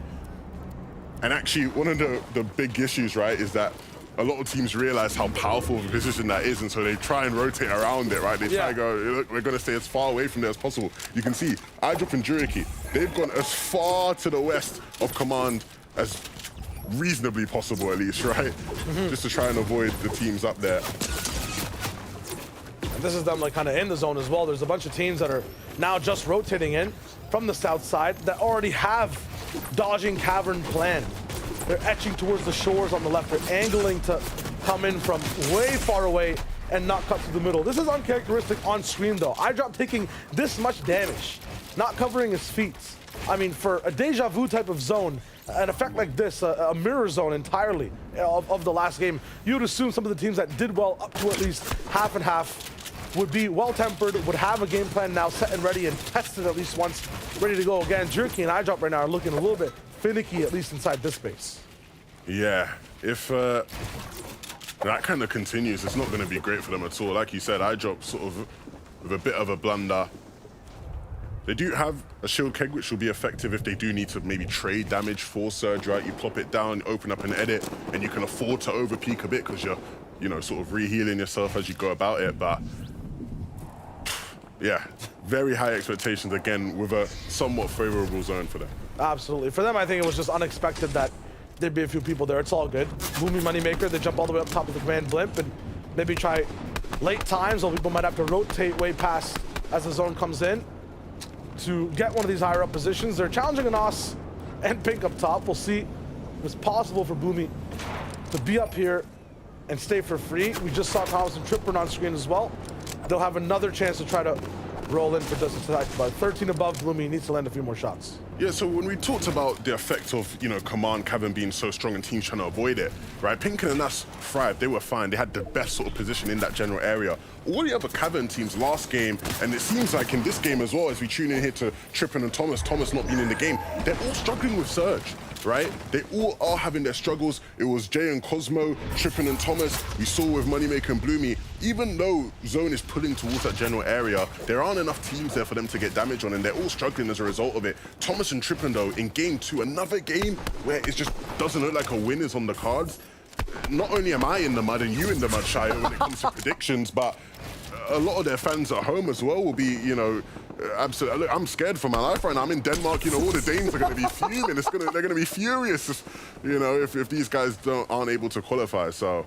See, the biggest thing for me is I personally don't think much has changed on their drop, and this is the best zone for them in terms of control entirely, right? Like, if this is the culmination of 5 games on day 1 and what they've learned, and nothing's really changed over to day 2, I feel like nothing's going to change over to day 3 as well. That's the most concerning thing for me. If it's just trying the same things over and over again, right? I see no changes so far. I see more greed a little bit. It's not the same type of high ground, you know, trying to stick for it, going for the battles that we saw on number 1. But so far for the Surge, they were down a little bit on the first day, still seem to be struggling on the second. You're right, that is very tough. And we talked about struggles, right? JJ2 and his duo, we talked about how they have such a long distance to go from the Sanctuary. 66 above, there just hasn't been many options to deal with Surge. Of course, the fight didn't close out, so they weren't able to do sort of the max damage there. Everybody sort of split and went their own ways, and it not only just wasted time in terms of getting them to zone, but it also meant that now they're even down on Surge as well. So a very, very difficult game for them moving forward. This is interesting though. Janice and Vortex, down to just Janice. Okay, this early too. I would have to assume the way their inventory looks for the moment might just be a Surge problem. You said it there, I'm saying it, his. Yeah, his. You know, apologies, I'm just not used to it. Yeah. I'm not used to it just yet. It has to be a Surge problem if, you know, 2 bodies only have these many shields, and he's still kind of afflicted by just a little bit of damage. Looks like probably a bad fight as well. Maybe we can get a little bit of context on that from one of the replays to look at and see exactly what Janus can still do. We talk about it all the time. 2-time FNCS type champion. He has the facilities for that solo clutch, but we see star players in these circumstances time and time again. The clutch doesn't start from the 3rd zone. You have to be able to survive as a duo, get that rocket ship towards the 5th, the 6th maybe, then detach one of the engines and let the star fly. It's going to be tough for him to do it from this spot. Yeah, we'll see, because ultimately, when a player is solo in endgame, once the zones have already started moving, the distances you're traveling are a lot shorter. Things are possible, right? Yeah. We just saw that last game with Lawless, right? If you can hit a couple max shots. But ultimately, we're still in 3rd zone as we move into sort of 4th zone now. We're still in 4th zone. As we move into the later ones, someone's going to eventually figure out he's a solo. It's going to be very hard for him to use the resources he has. He did look like it was max materials, but that burns rather quickly, right? Especially playing as a solo this early on. We talk about solo play, we talked about hype play a lot. Some of the team-based play you like to watch all the way towards the ground. Happened a little bit last game and has the potential of happening again. We saw Benji and Savage just tearing things up until they ran out of gas and juice. Unfortunately, had no match to keep their low ground control going. See Nelson Pink as well in a situation that looks really good too.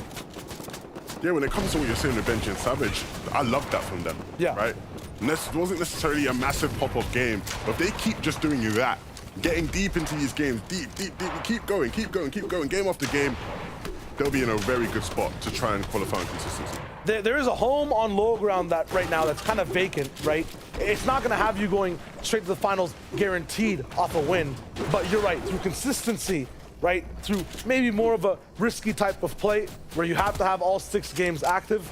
Benji and Savage specifically can definitely find a way to get all the way there. For Jackson and Vico though, I mean, I like the juxtaposition between those two duos. Have been fighting at it at Tilted for so long, and they're kind of in different flavors right now towards the end game. We'll see exactly what stakes arise for both right now, kind of in similar positions across the map. Benji and Savage, though, the difference right now is they have that pad, they have the option to kind of rise up off the ground. Yeah, and this is nice.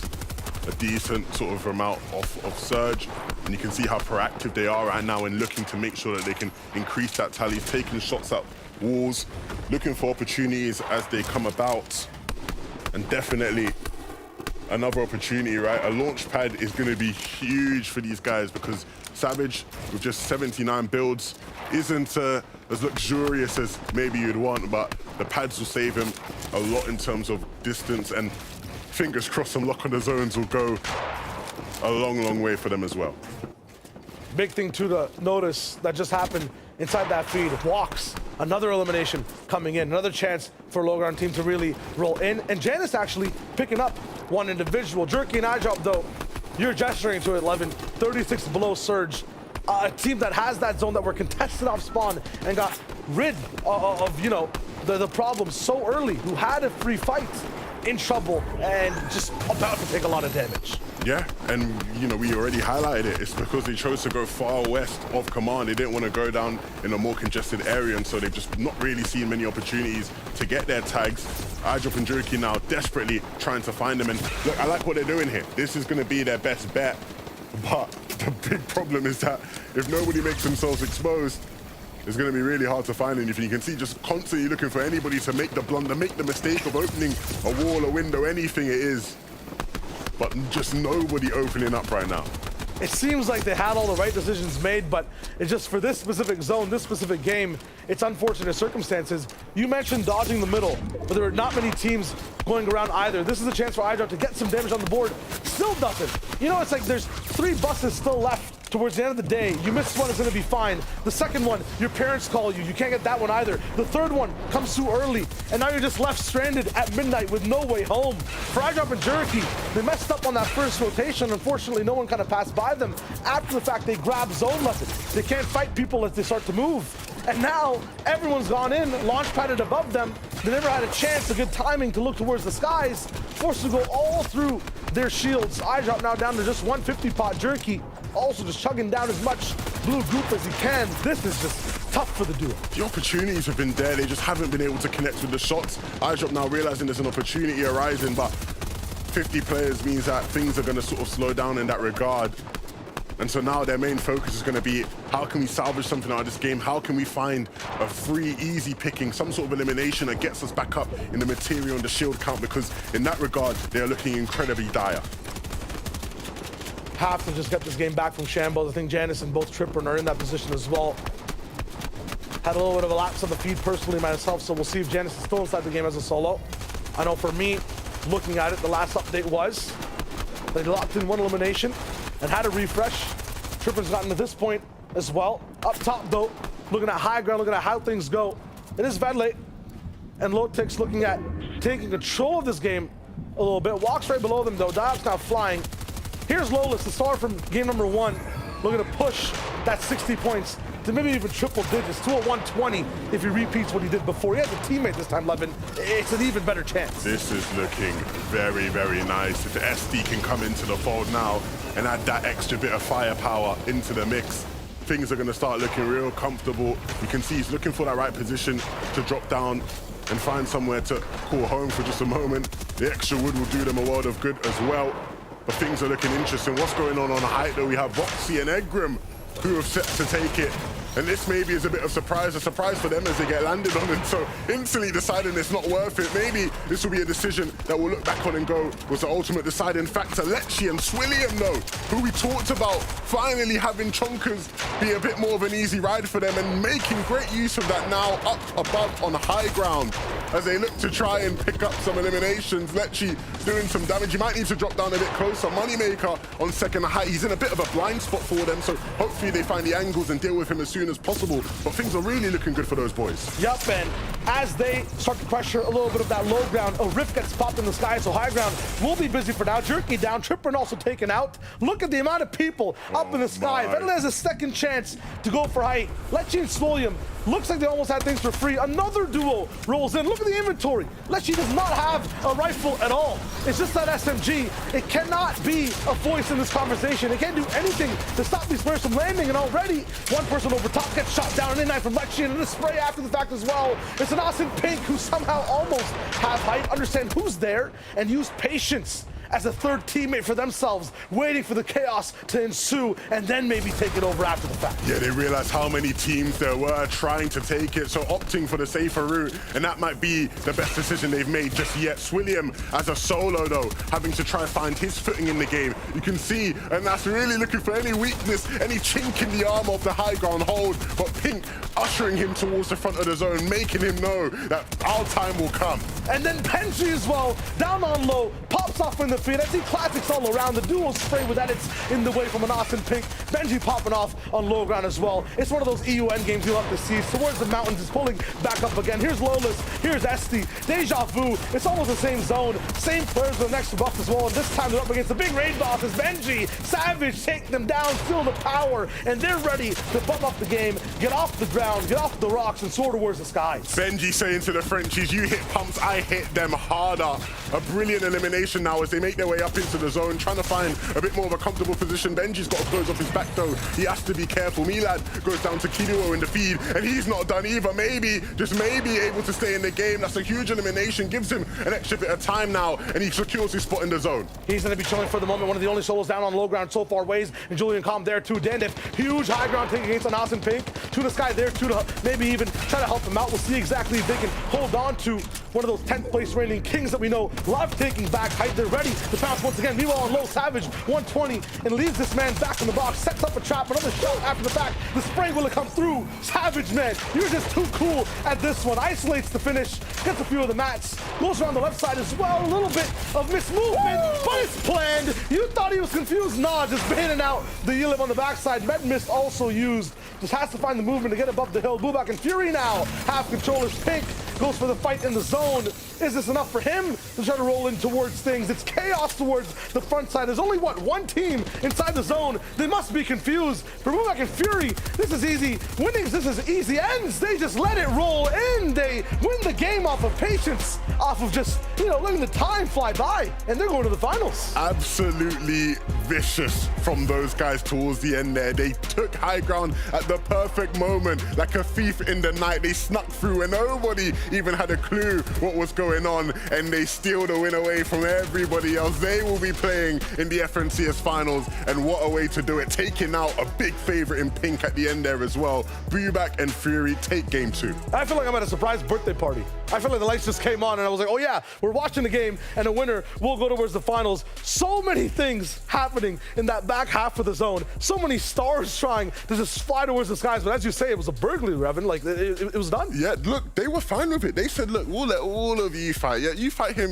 we don't care. When it's time to win the game, that's when we'll roll through. That's when we'll show up, pop our collars and get excited. And they did it with supreme execution. It's just class. That's all it is. 5 letters, 1 word. And we have 3 people as well who are ready to see exactly what else broke down towards game number 2. I can't. Anytime Shile starts to do that, man, I can't. 3 people, 1 word, 1 building, 6 builds. I just can't. I can't. He's just so good at it. My goodness, game number 2.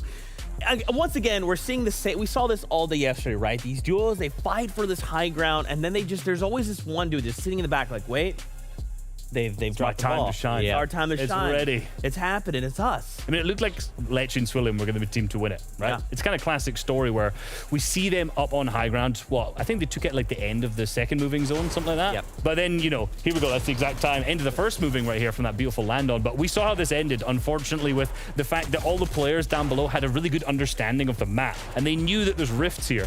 Maybe they didn't know. Hey, maybe they decided, hey, there's a rift there. I'm going to take that for easy mobility. Here is all the players up in the sky. If you have that many players up there, this kind of reminds me back to Chapter 1, right? With everyone up in the sky, you just have to look straight up. Eventually, someone lands on you, and sure, managed to get the elimination, but Swillium ended up going down first. Yeah, I mean, as soon as Leche got this elimination onto Moneymaker, I thought this was it. They got the refresh. They commanded that high ground. Of course, every single person going up for the rift, and it didn't quite work out for Leche and Swillium because they just, of course, went down and then they had to drop, and then things all got a bit messy. But when they won off spawn, I thought, you know what, this could be a great setup. This is the time for Leche and Swillium because they haven't had a great start to the semi-finals, but today they're performing very, very well under the no pressure of Floki Clement. Talking of not great starts, Juriki eye drop at the same time, right?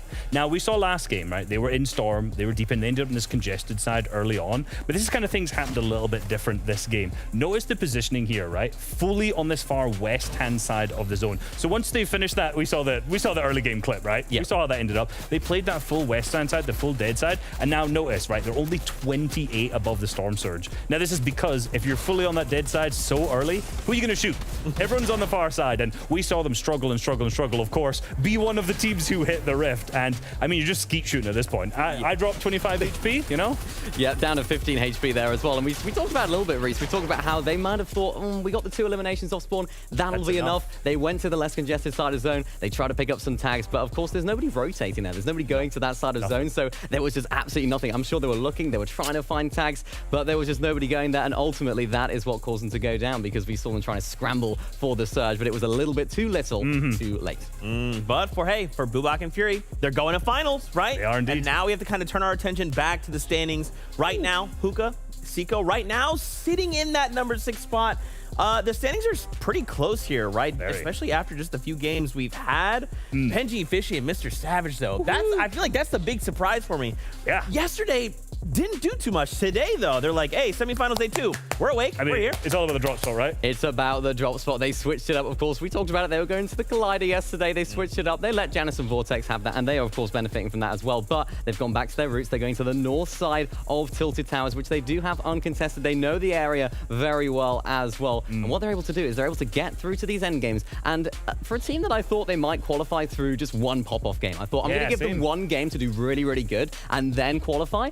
They're actually being very, very surprisingly consistent. I know, like, when you usually see these guys, right? I remember back to some qualifiers last season, it's like, they looked okay. They weren't the best that we've ever seen them at by any means. Then it's like, win one game, I think the first game with like 10 to 15, somewhere in that. That's a broad range, I get it. A lot. That's all I'm trying to get across. Eliminations. And then you're like, oh, these guys can absolutely go on a tear and a roll, but sometimes they kind of fizzle out on after that. So maybe the fact that they don't have a win yet is actually good. Yeah, I think so too. And of course, we've got to talk about another team, Pink and Nas, of course. A team that hasn't quite performed too well. No, 7th right now, where they ended up yesterday. That is true, just one off. So they're very they're sort of used to this sort of position, but they haven't quite been able to take that high ground. And we saw it. We saw the same zone almost, Reese, as we had in game number 1. I mean, a very, I'm thinking here. I'm thinking. Yep. Today's first 2 games, zones were pretty much similar. Very, very similar. Same yesterday. Something's up. Something is up. Something's up. I'm looking at you, Zeke. Yeah, what's going on here, Zeke? Listen, guys, you guys are the analysts. I'm just here to look pretty. That's all my job. You did a great job. Yeah. You did a great job of it. It's good. You give them extra practice for that zone. I like that. These teams, they had the practice, and we saw a lot of the same teams do well as well, which is something that's quite interesting to point out because it's the same zone. You're expecting them to do the same sort of thing, but better. Well, I'd hope, obviously, we're talking about those west zones. For Pink and Ass, obviously, a team who lands Command Cavern, I'd hope they would understand that zone, right? Because if you think, we saw them really early on, base up high on the mountain that was there, and you've got all these teams rotating on the east side, the complete opposite of what was happening to Juriki and iDrop, right? They were so east that they miss all these people rotate, or sorry, west. I don't know my directions at this point. We saw Pink and Ass on the hill taking advantage of those teams. So that hill's blocking Juriki and iDrop on that far west-hand side there, so Just position. You should understand it at this Just point. Come on, positioning. guys. That's all It's important. It is. It's big brain time, right? And it's all about positioning. I'm having such a blast with day 2 of semifinals, and I know you guys are as well. Don't forget, at the end of today, for every region, we're looking at the top 6 to go on through, but every Victory Royale will mean you and your duo auto-qualify to finals next week. It's about that time, Fortnite fam. We got the games on deck. We got our caster standing by. 11-2K Shy Wager. Over to you. Thank you very much, my friend Zekemus Prime. Nobody ever calls him that anymore, do they? Yeah. Zeke. Just... Is he the Zeke from this universe? Look, you never know. You can never tell Zeke. Never know. I learned he speaks Spanish today. Oh, really? Random fact. Okay. Cool. Well, not random. Not so random this time round, right? We're heading into the next game of the semi-finals. 2 very fun games to start off with, and definitely more on the way as the pressure starts to increase. The intensity of these lobbies will just skyrocket as we head towards these last chances for some of these teams to qualify. Yeah, I feel like every single team right now is charging up. We saw it with Pink and Anas trying some of those pre-edit plays. Benji and Savage now finding their home on low ground. Leche Swillium winning off in chonkers. Yeah. Don't see that every game. Honestly, I think a lot of people would have seen those guys on height and would have been jumping for joy, right? You know, these is where I want to see these guys. But look, of course, didn't quite go the way they wanted to, but it's about building off of that foundation. I think execution is the big thing. What we can do is execute the next game to start. So let's jump into game 3.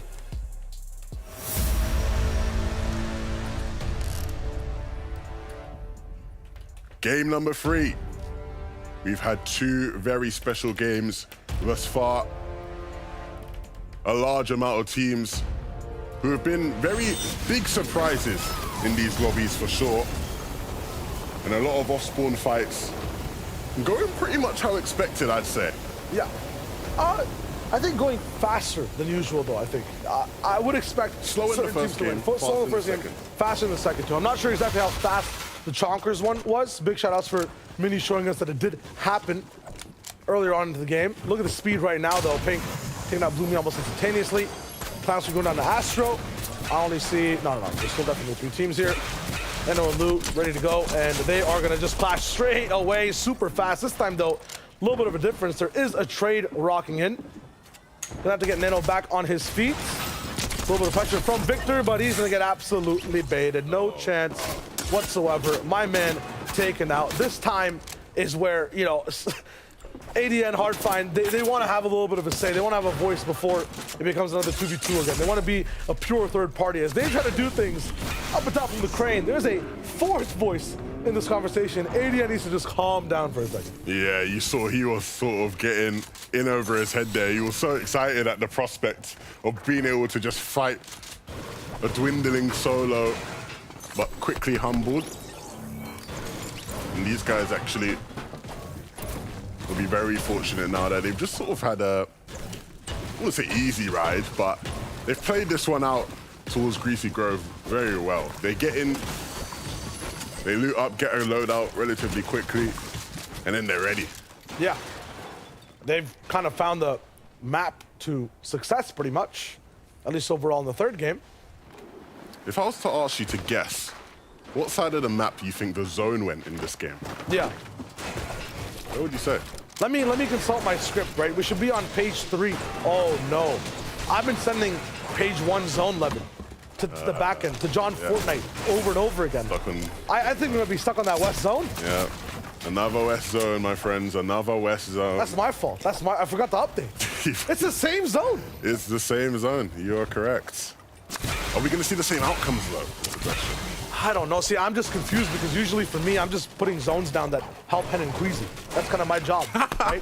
Every week I come in, I apply the North Zone formula. Very visible yesterday. Yeah. So with them not being here, I just completely forgot to do my job, Levin, and we've been stuck on this, on the first zone the entire day. If you want zones in all of your games, be sure to DM Sire Wager on Twitter Sire Wager and ask him for zones. No, that's not how it works. Completely random. We have no idea. The biggest mystery. Oh, now it's random. Listen, I'm bicycling backwards, all right? We're big chilling. Well, this is huge, right? We talked about whether or not we see the same or different outcomes, and this is certainly a different outcome out of Logjam Lumberyard. Juriki doesn't have eye drop.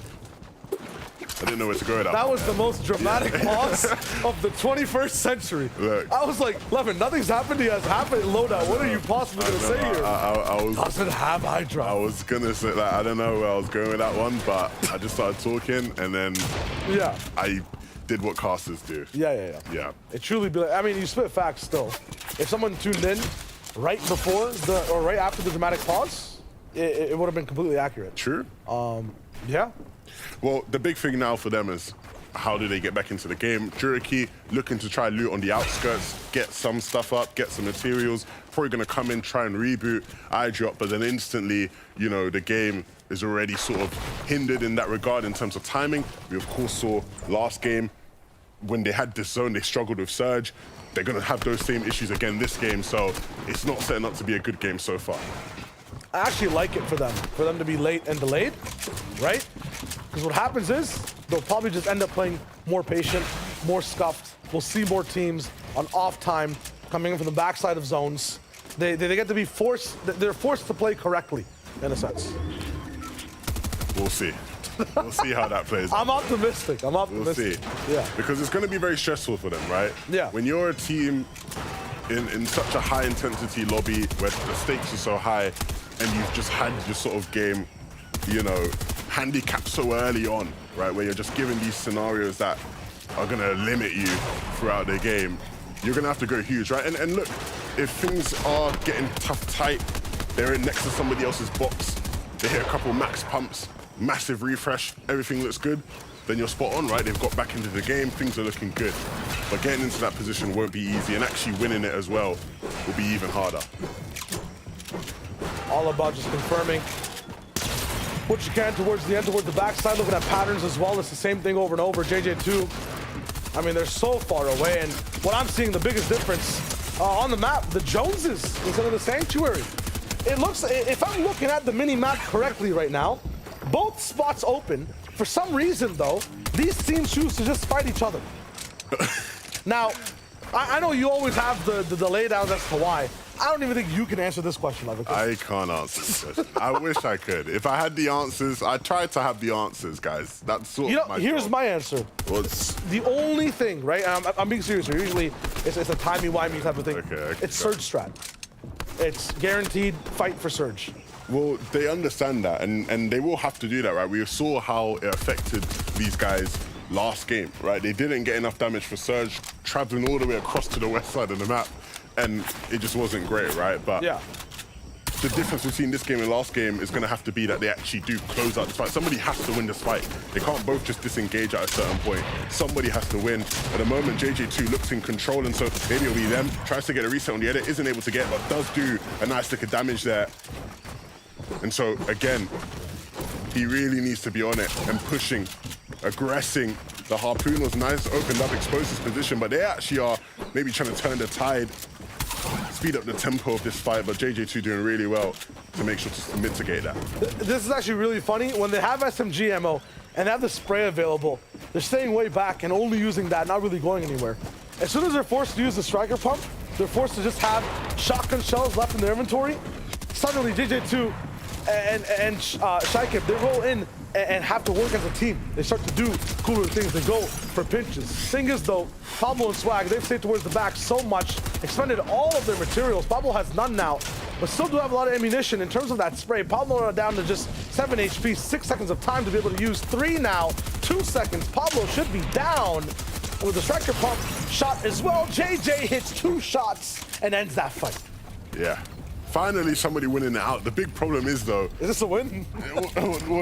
Is it a win? That's a great question. They did about, what, probably barely 100 damage there, maybe? Like, I don't know, man. We'll catch up on them. I'm sure we'll end up just... Production will update us. We'll get a couple minutes in, and they'll be, you know, somewhere deep in the zone, below Surge or something, or maybe just teetering along that line.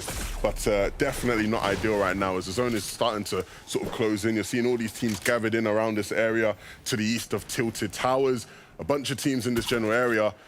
Rifty and Flodax being one of them and not looking too good, right? You see, when it comes to materials, it's actually quite shambolic, if anything, right? You're looking at a bit of wood. Wood you can find everywhere, right? So having wood ain't really ever impressive, but lacking in the brick department and seriously lacking as well in the metal department. So they're gonna have to try and refarm at some point. I wonder where it all went.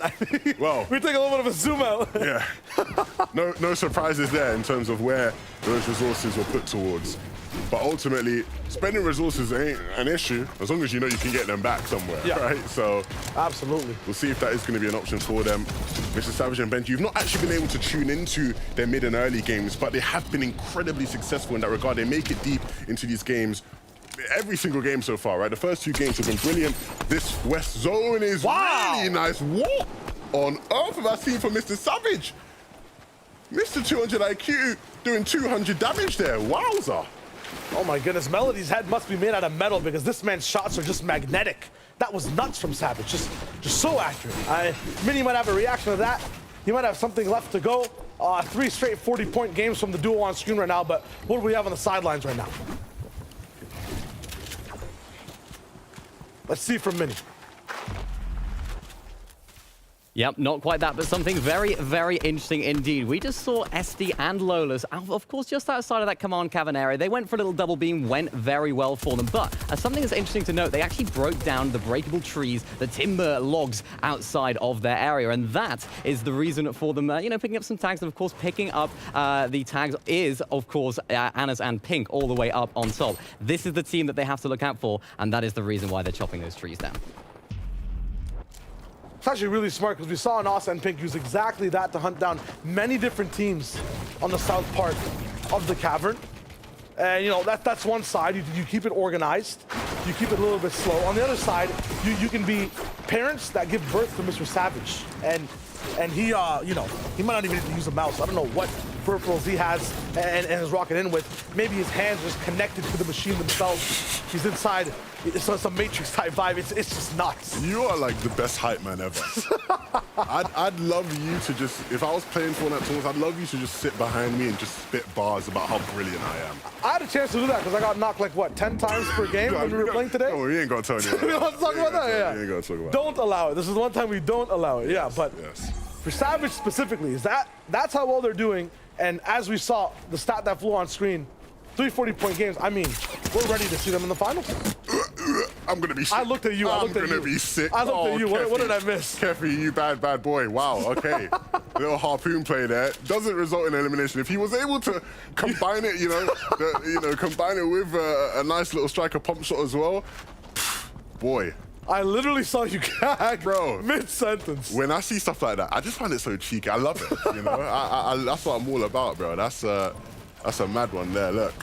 Hey, you know what's gonna make me just completely, maybe even throw up? The anxiety from watching Trippin and Thomas every game go down before they get to their magic side of the zone. I hate to say it. Yeah, no, don't say it, man. I don't want to say it, Say it. I'm losing faith in the boys. Nah, you can't be saying in Denmark you say that, man. I'm losing faith in the boys. There's no way. For the people watching at home, you don't understand. This is a crime in Denmark for me to say this. I'm committing a crime right now. I'm risking everything. I'm risking it all right now to say this, but genuinely, man, it's just been so disappointing. You can see there in the top right, might be a bit small, but they are not that much above either. 130 above, still just not able to find the rhythm that we expect from this team. So big difference this game for them, and this is one of the issues that kind of stemmed in towards some previous FNCSs. When you have the zone, you're sometimes just not used to not being able to walk around, not seeing as many dynamic people fly across the sky. Forget everything I just said. Forget everything. I would like to formally take back everything I just said. Give Thomas a piece of paper, let him write whatever number he wants. Thomas is at the wheel. Thomas is back. All right, so first wishy-washy from Levin. Let's see if it goes towards the other side when one of these zones close in. That one's looking for a little bit of an angle. There's the cone slide, no wall though. Trippin also operating on this, but it's becoming a little bit of a high-profile fight. Okay! Thomas is back. Give him 2 pages and 2 pens. You said give him 2 pages, 2 pens. This is my guy right here. Another one. He's gonna do it. He's gonna do it again. I'm not even looking at the screen right now, Tyler. I know he's gonna get the elimination. I'm looking at it. There it is. I know he is. There's one by Mirza. I know he is. Where's Lyson? He's Where's the he guy. at? He's that guy. Look, this is my guy on the screen. Oh, right yeah? now. Yeah. My guy, day one. This is my guy, Thomas HD. You go way back. Yeah, I never doubted him. Never doubted him. 100 above, nothing. 700, light work. I love it. Easy, man, easy. Oh, man. Hey, for the record, I never lost faith once. Look, show me the tape. Show me the footage. Show me the tape where I lost hope. I never. Lolas Esti. I feel like maybe they stole the spirit of Thomas Trippering so far. You know what I mean? Yeah. If you were to come in, right, I think this is a pretty Levin move of you to keep the faith alive. Roll in game and tape like Thomas's name above Lolas and watch the game 1 highlights. It'd be very similar. Actually, facts. Yeah? That is, if you had actually just tapered Thomas HD over Lolas' name, I'd believe it was Thomas. Yeah. Because this guy has been incredible. They did get boxed by Benji last game. That happens to Thomas sometimes too. That happens to everybody, right? Yeah, yeah. But it's Benji for sure talking about here. But if they can continue on the trajectory they've been on, definitely gonna be a tournament to remember, right? They played in all of the qualifiers and weren't quite able to get the business done. But a good start today, nonetheless. Darkest is not in the game anymore, and so Mr. Satan having a tough task on his hands, staying in this one. In his hands is also a med kit he's going to try to use to get all the way in. We see a few more fights behind the scenes on screen.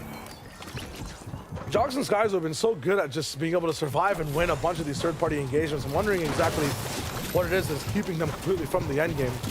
Bloomy as well, kind of off-spawn immediately going down, rebooted, ready to rock in game number 3. Unfortunately, the rock is there. There's no roll for the end game. He's not going to be able to make it this time. Janus and Vortex also on the back, 17th place overall. For a bunch of these teams who are at that like 30-point threshold, it's just about consistency, trying to make that 9th zone, get into that top 10, clinch the clutch, so to speak. For some of the big, what were we calling them yesterday, height dogs, it's more about control and maintaining it. Here's one of the height dogs, Woof Woof in the bush, a Nos Pink. Man, they're resorting to this. I like it still. But it's getting rough out here in day number 2. No, but that's what it's all about, man. Yeah. You know, let's not discriminate about ways about going for Surge. That's facts. You know, it is Surge. We like a sneaky, queasy hen play. If you like a sneaky, queasy hen play, a nice attempt from Pink and a Nas in a bush shouldn't throw you off. They've executed it quite well, right? Getting creative is what I like to see personally. Yeah. Look at him. We mentioned. Okay, hold up.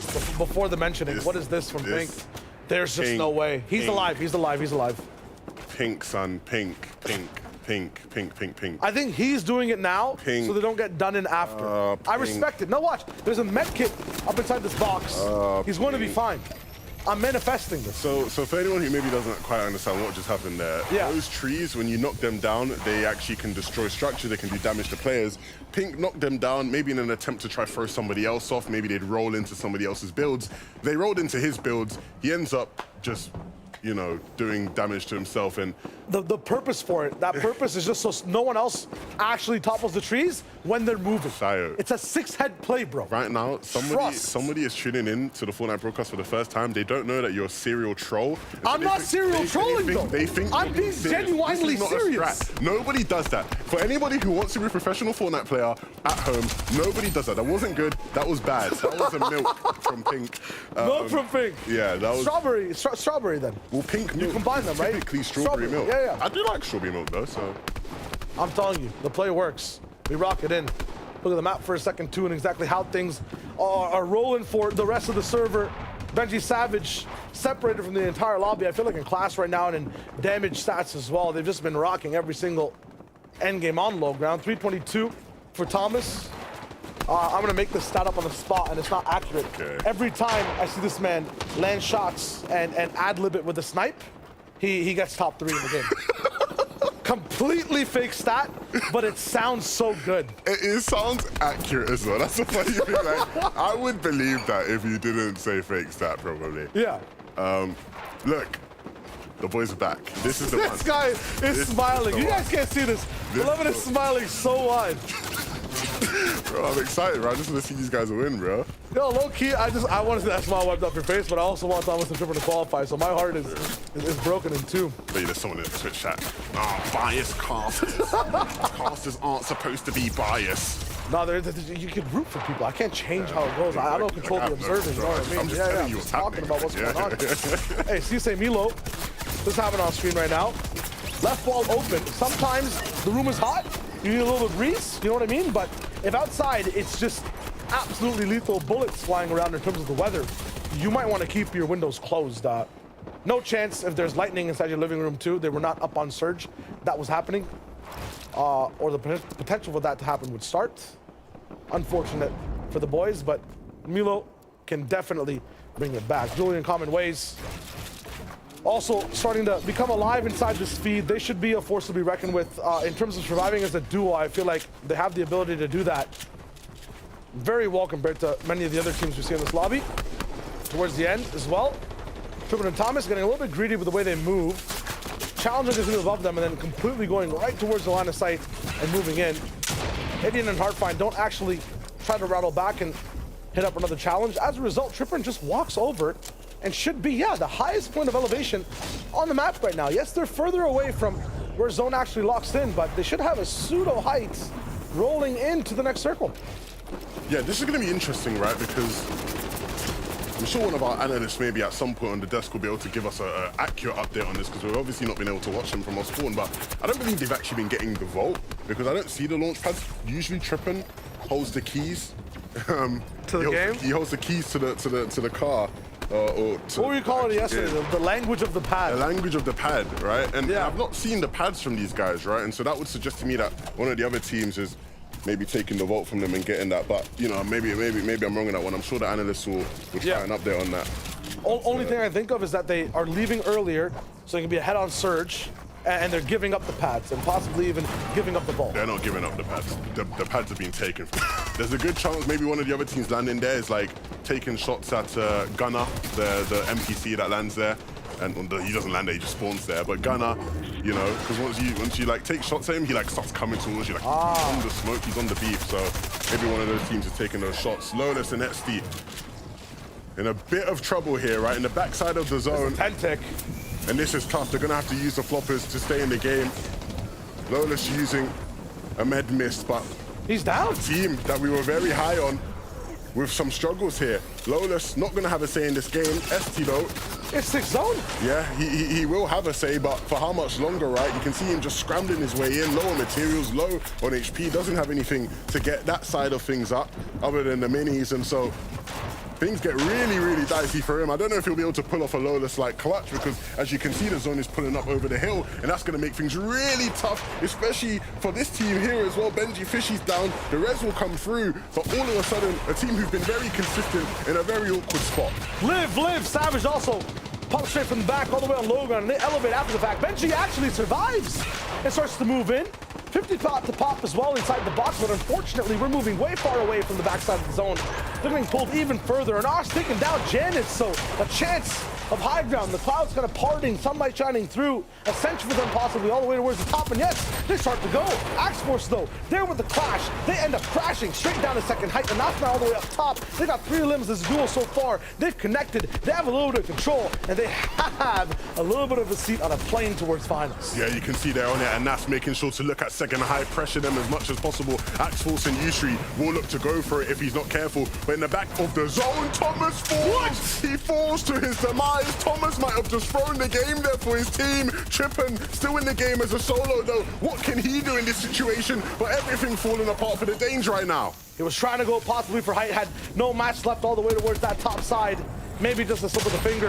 Who knows? Meanwhile, though, Deox, there's still plenty more to see. Like max damage on the Voxy. That's huge. And he keeps powering through. Wafflar down. But this man has so much left to give as a solo to try to get as many points as possible inside this game. You can see he's trying to rise, trying to find a clearer layer, but he needs to be careful because there are people on this one. They deal with him. Pink and Anasto, clear as sky on height. Nobody giving them issues. Rifty and Flodax giving the rest of the lobby issues down below, though, as they're picking up eliminations. Rifty closes it out there with the combat. Axe Force is the one taken out, and so now they're going to continue their pursuit of finding control, but he runs underneath the wrong box. He gets taken out, and so Floridax, one moment he has a duo, the next moment he's a solo. What can he do now in this position? Not many builds to work with, but a pump might be all he needs right now. Look at the distance with an awesome Pink and the rest of the server. You can see sunny skies versus tornadoes and hurricanes occurring all the way on low ground. Armored walls basically made into boxes because of the pressure from the gods up top. Flodax now trying to parkour his way all the way up and buy as much time. No mats. Farms a few pockets empty, looking for just shots on all sides.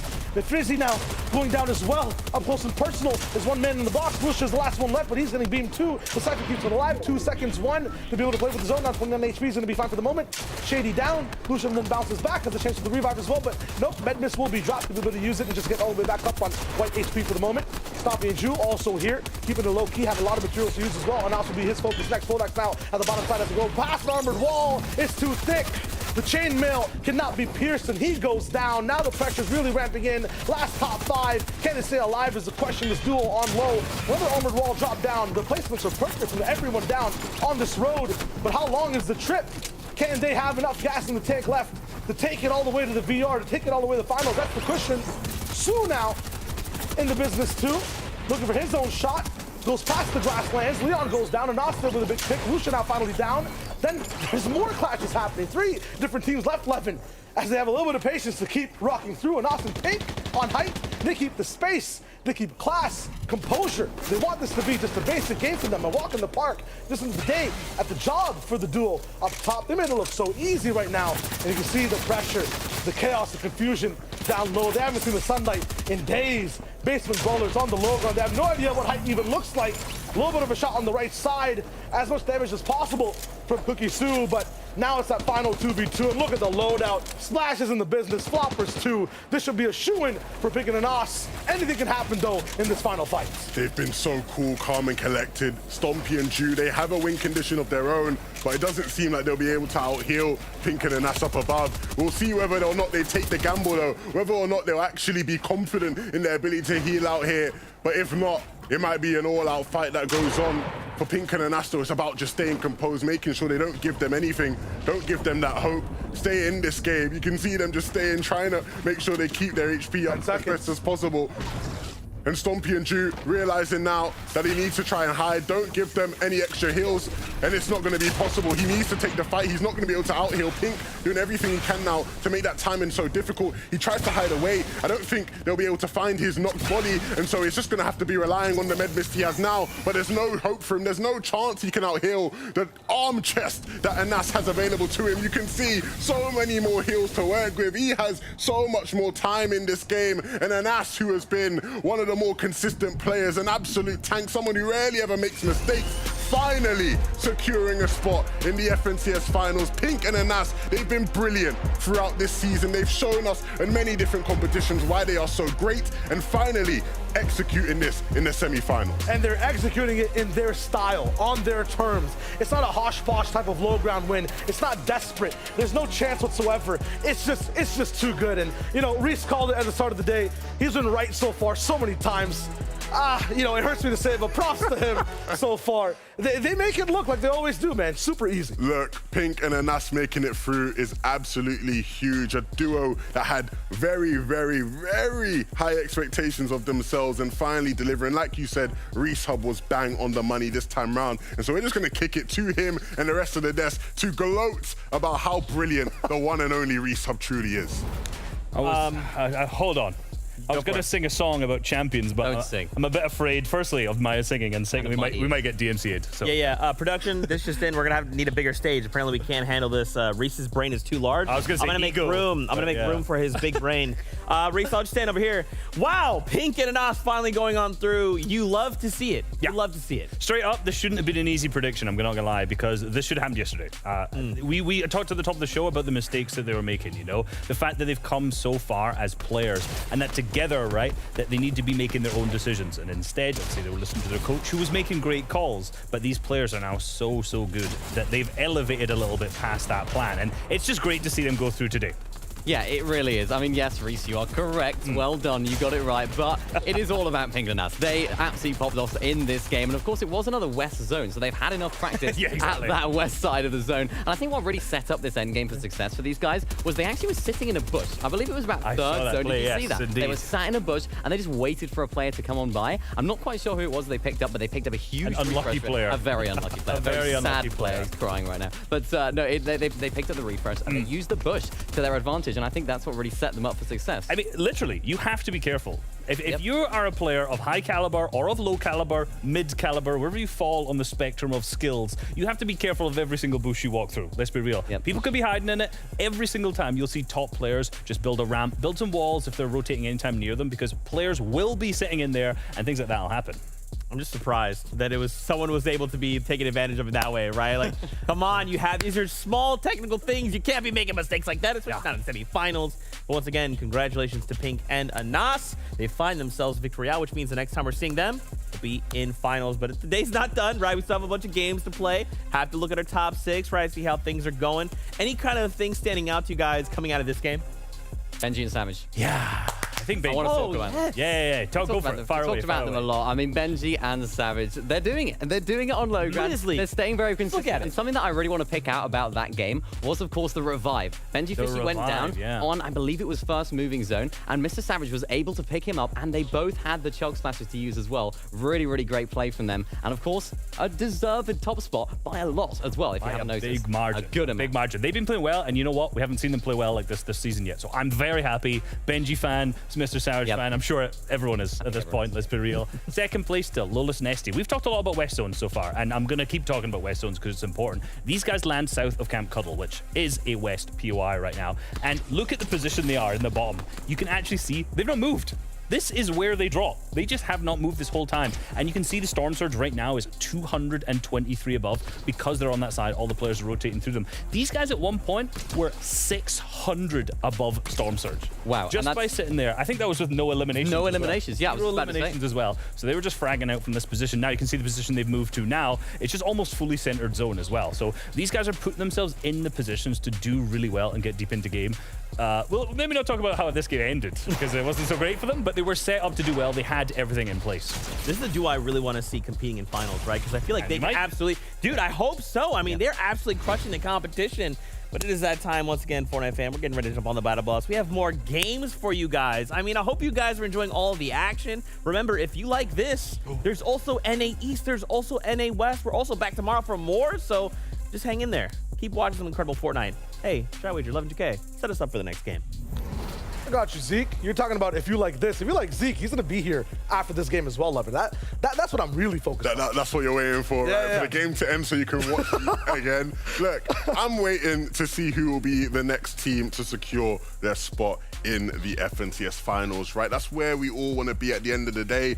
We had 3 great qualifiers. We've had 1 great day so far. Day 2 is already living up to the hype as well, but we still have a couple more teams left today that will have that opportunity. Yeah, some of them kind of so close, like Jerky, like iDrop, like Thomas and Tripper, and to be at that top spot, have everything in the barrel ready to go. Unfortunately, the gun misfires, things happen. A few more games still left. They have a chance, and another day after the fact as well. I was gonna say, some of the names you named, they haven't really been as close as maybe we would have hoped, right? You know, a bit of a mixed bag in terms of some of the teams we've seen really perform today. And I think the big thing for them moving forward is that you don't lose that composure, right? You still do have games, you still do have time. At the end of the day, when you are just playing for a Victory Royale, anything is possible. You can't afford to let your mental slip. And the top 6 is also available as well. Lots of team just working for that consistency. Right now, though, game number 4, let's see what they got left in the tank.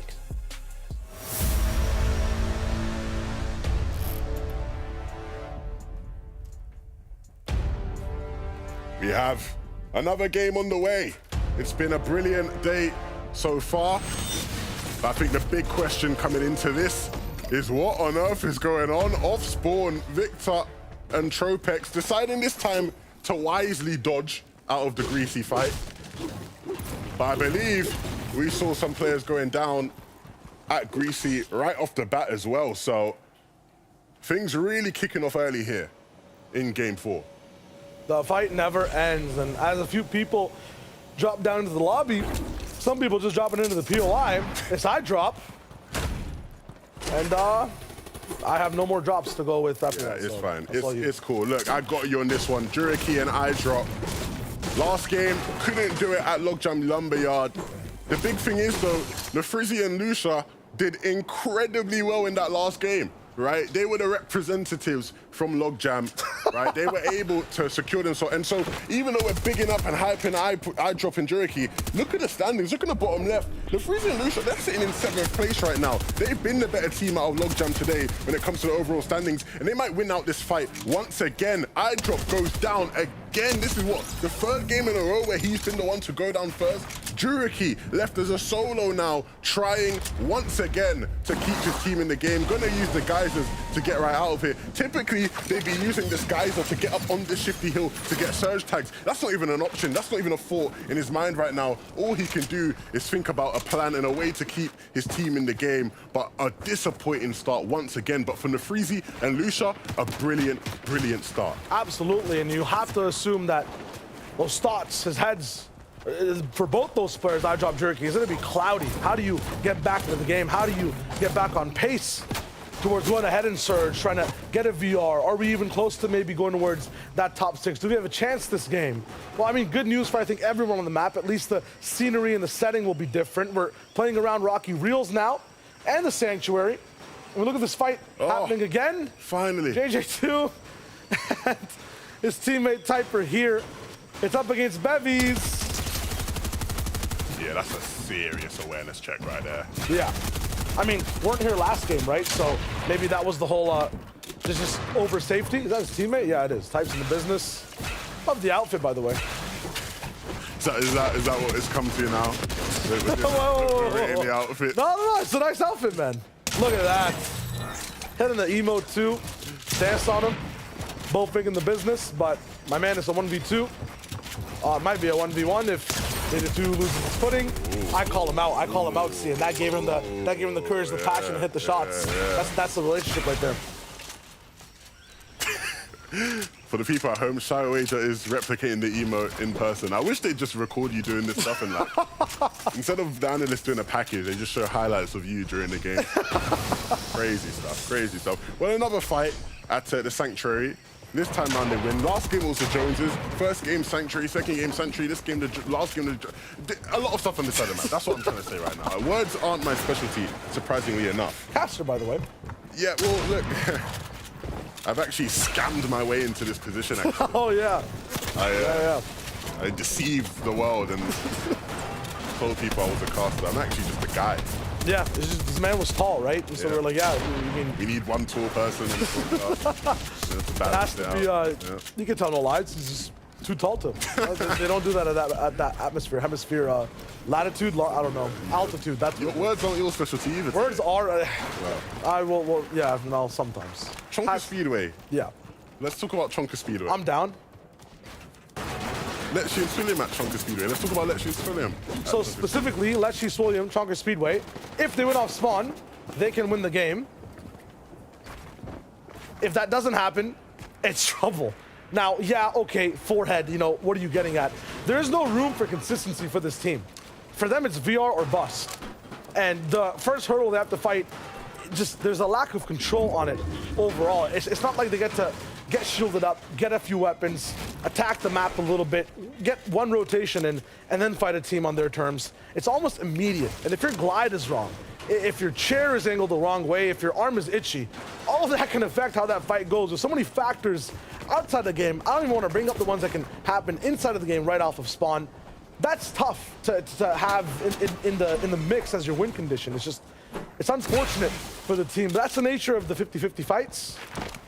And that's the nature of being that powerful and aggressive on the map. Like, Leche Swillium, we talked about it a little bit. Minnie brought it up. When they do win this off-spawn fight, we've seen it in the previous semifinals, they are very likely to get that ticket, or have a chance to at least comparatively to other teams, straight to the finals off of a win. Meanwhile, Liza and Mirza might be a little bit more of consistency we're looking at for this duo specifically, or one of those pocket wins on day 3. They have 13 points for the moment. Their overall formula for attacking game hasn't been fully defined just yet. They still are a little bit of a mystery on day number 2. but they have 3 more games, this one included, to try to figure that out. Yeah, I'd say when it comes to how things have played out for them, it's not been the greatest of days. Maybe that's a bit of an understatement, right? Sitting, well behind in the standings. You can see it. They're actually able to take the Freezy out over towards Logjam Lumberyard. Wow, so doing Eyedrop and Juriki some favors there, right? Getting the revenge, it seems. And maybe that will be the sort of boost they need to propel themselves. The big problem with these guys, right, is that they've had a lot of surge issues in the previous games. And it's almost like it's a set lobby format, so you don't get this, right? But like when you're playing like a cash cup or something, and like you spend the whole game, like you spend 18 minutes in the game, but you basically get like no points for it, right? Yeah. It's like that kind of vibe, right? Like they're not like just going down straight off spawn or nothing. They're staying very deep in these games, but they're just not accumulating many points, getting many eliminations. And that's what's pushed them further down the standings. But a nice start, picking up the Freezy there, of course. Dealing with that team appropriately. And again, I think the biggest thing about this game that there is to be excited about is that it's a new flavor in terms of the zones, right? Yeah. Of course, we've seen a bit of repetition on that side. That's my fault. But I fixed it. Yeah. We're at Condo Canyon. We're looking at new real estate. Looking at Zestin and Hookah specifically. 3rd place overall today, Levin. Talk to me a little bit about their performance. How's their history looked on the day? What are we looking at for this duo? Specifically for what I've seen in endgame, it has been a little bit of that mid-ground, low-ground action for them. But I think it's kind of alongside Benji and Savage. They're looking for that consistency, that top 6. Well, yeah, it's great that we mentioned both those duos. Hookah and Zestin, we mentioned the zones being a factor. It's not been a factor for them. They land literally the actual furthest southeast on the map at Condo. Oh, wow. Right? So this have been quote-unquote difficult zones, but they've dealt with them well. Benji and Savage, though, I'm going to just take a moment. Let's just have a moment to appreciate this. Because if you told me, right, a week ago, it's going to be the FNCS semi-finals, Benji and Savage are going to be leading in the semi-finals on consistency, I would have called you a madman. I would have looked at you in the eyes, I would have called you a madman, and I would have told you to go, do something else. Fortnite's not for you, is what I would have said to you. Yeah. Right? But they're here, and they are the #1 most consistent team across the first 3 games. Now, things can change, and they have in that aspect from the first 3. But once again, the people you're bringing up, it is Benji and Savage we're talking about. I feel like they only get stronger. Choke for them is something they put on front of the pump. It's if that is how weapons work, if there were attack, I don't know. Yeah, I see where you're going. They don't have that word in their vocabulary. Yeah. But they've just been showing up today, right? We saw last game, the shots that Savage was hitting on rotation. Mid-slide, burst assault rifle in his hand. 46 headshot. When he's doing that, what's they gonna be consistent, you know what I mean? When that's the kind of stuff he's doing in endgame, right? Benji, single-handedly taking people down, right? These are the kind of things you want to see from these guys. I don't want to see this. But when it comes to Janice and Vortex, this is not good whatsoever. I saw Janice tweeting before this game how I choked so badly. Coming into the next one, seems to be along similar lines in that regard. Vortex now playing as a solo.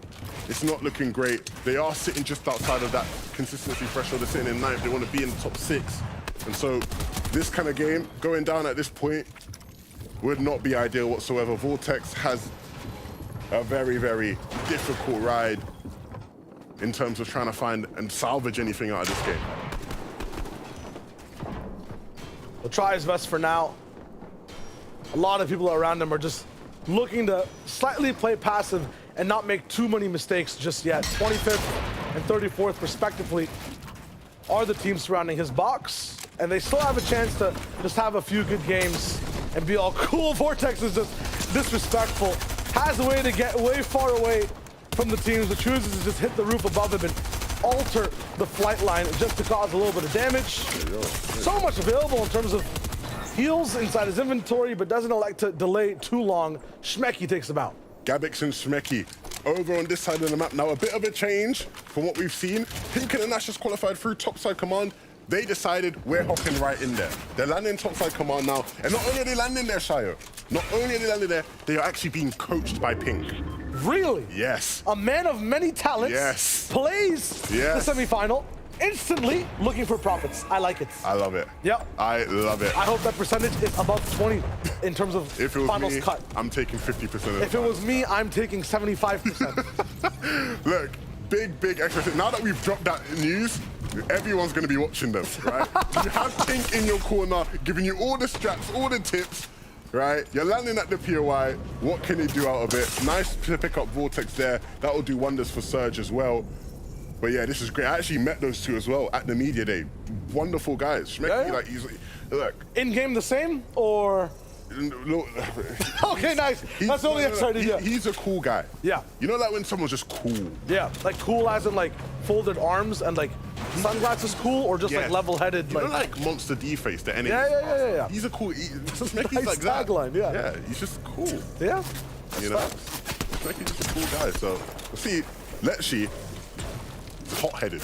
Okay, I was about to go there. Yeah.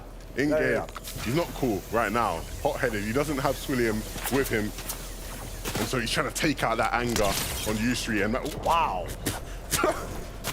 what chapter are we in? Right? This is like some chapter 2, season 1 stuff we're seeing here from Leche, exponential bro. type of gameplay happening at the moment. The bar is so high in terms of where this can go. He's really showing us his legacy right now. Yeah, really showing us how much of just the story he's left behind, and how much he can just multiply by the same number over and over again. If you try to divide by 0, though, you just get nerfed down. Is there anyone left that we missed? Look, it's unknown. It's unknown, yeah. It's unknown. It's anybody. definitely unknown. Definitely unknown whether we missed anyone or not. Look, Rettel and Lotix based up over here towards the east of the Joneses. They need to start hitting some shots. The general positioning isn't amazing in terms of the influx of players sort of getting into this general area, but there do seem to be opportunities. You can see Lotix has his eyes on it, but those players seemingly have moved, right? So, oh, he's actually been chopped, okay? So this situation is a bit more complicated than what we made it out to seem. They're in the midst of battle right now. They are at it, at the Joneses. And so 2 HP, very fortunate to be alive right now as he was chopped down. Very, like, he's actually super lucky. He should be knocked actually right now, to be fair. Well, 11, if you crouch at the right angle and you know exactly how high you are on the ramp by a certain degree, I mean, you know, I met Lotix on media day in my dreams, and he was telling me exactly about this specific circumstance, and exactly how he would handle lethal fall damage. So you know, you had to be there. Yeah, you just had to be there, right? Yeah. So now you know how I feel every time you bring this up, man. I'm like, oh my God, Walks. What? We have another one in the server. He's not even controller though, but he's looking like it. I'm saying, I was mentioning demons, you know, Savage, Let's see. True. Yeah. He's not though, that's crazy. Wox, the Swede, hitting some big shots there when it matters the most. That damage will be quintessential to their ability to do well in this game now. Yeah, lots of different people on the feed falling. A lot of our long stayers. One of them, it looks like, is Benji Fishy. Oh no. Savage at the back, this time it's clutch mode activated? No, denied. Dan and Nako, I mentioned this in game 1, they were looking for a sense of leadership, control, trying to find it. Finally do, but it's at the cost of the first place team. Tropex Victor, switching up the spots, switching up the style as well. First time they have a voice inside the mid game. They roll in. Cosmo had a very nice early game this time. Unfortunately, he's not gonna make it all the way towards mid, and I think iDrop and Jerky fall at the same time as Savage and Benji do. While that replay was going on across the map, they don't win their fight either. So Leon Fire will still be left over on the side of Bifrost. This is too much for these teams, man. They cannot handle the beam. Victor, look, Tropex had no clue. Tropex was just rotating in, all he hears, pew, pew. Straight, turns around, he's like, hold on, what's up here? Oh man, okay, well he gets him up, which is nice, but definitely a setback. Minor setbacks, though, major comebacks is the motto. Okay. I actually like that for the day. Say that again real quick so I can remember it. Minor setbacks. Minor setbacks. Major comebacks. Major comebacks. Yeah. Nice. We will hear that again this game. Yeah. I'm running out of words for these end games, but I'm taking something. Well, you've casted your fair share of Fortnite. It's true. In your time.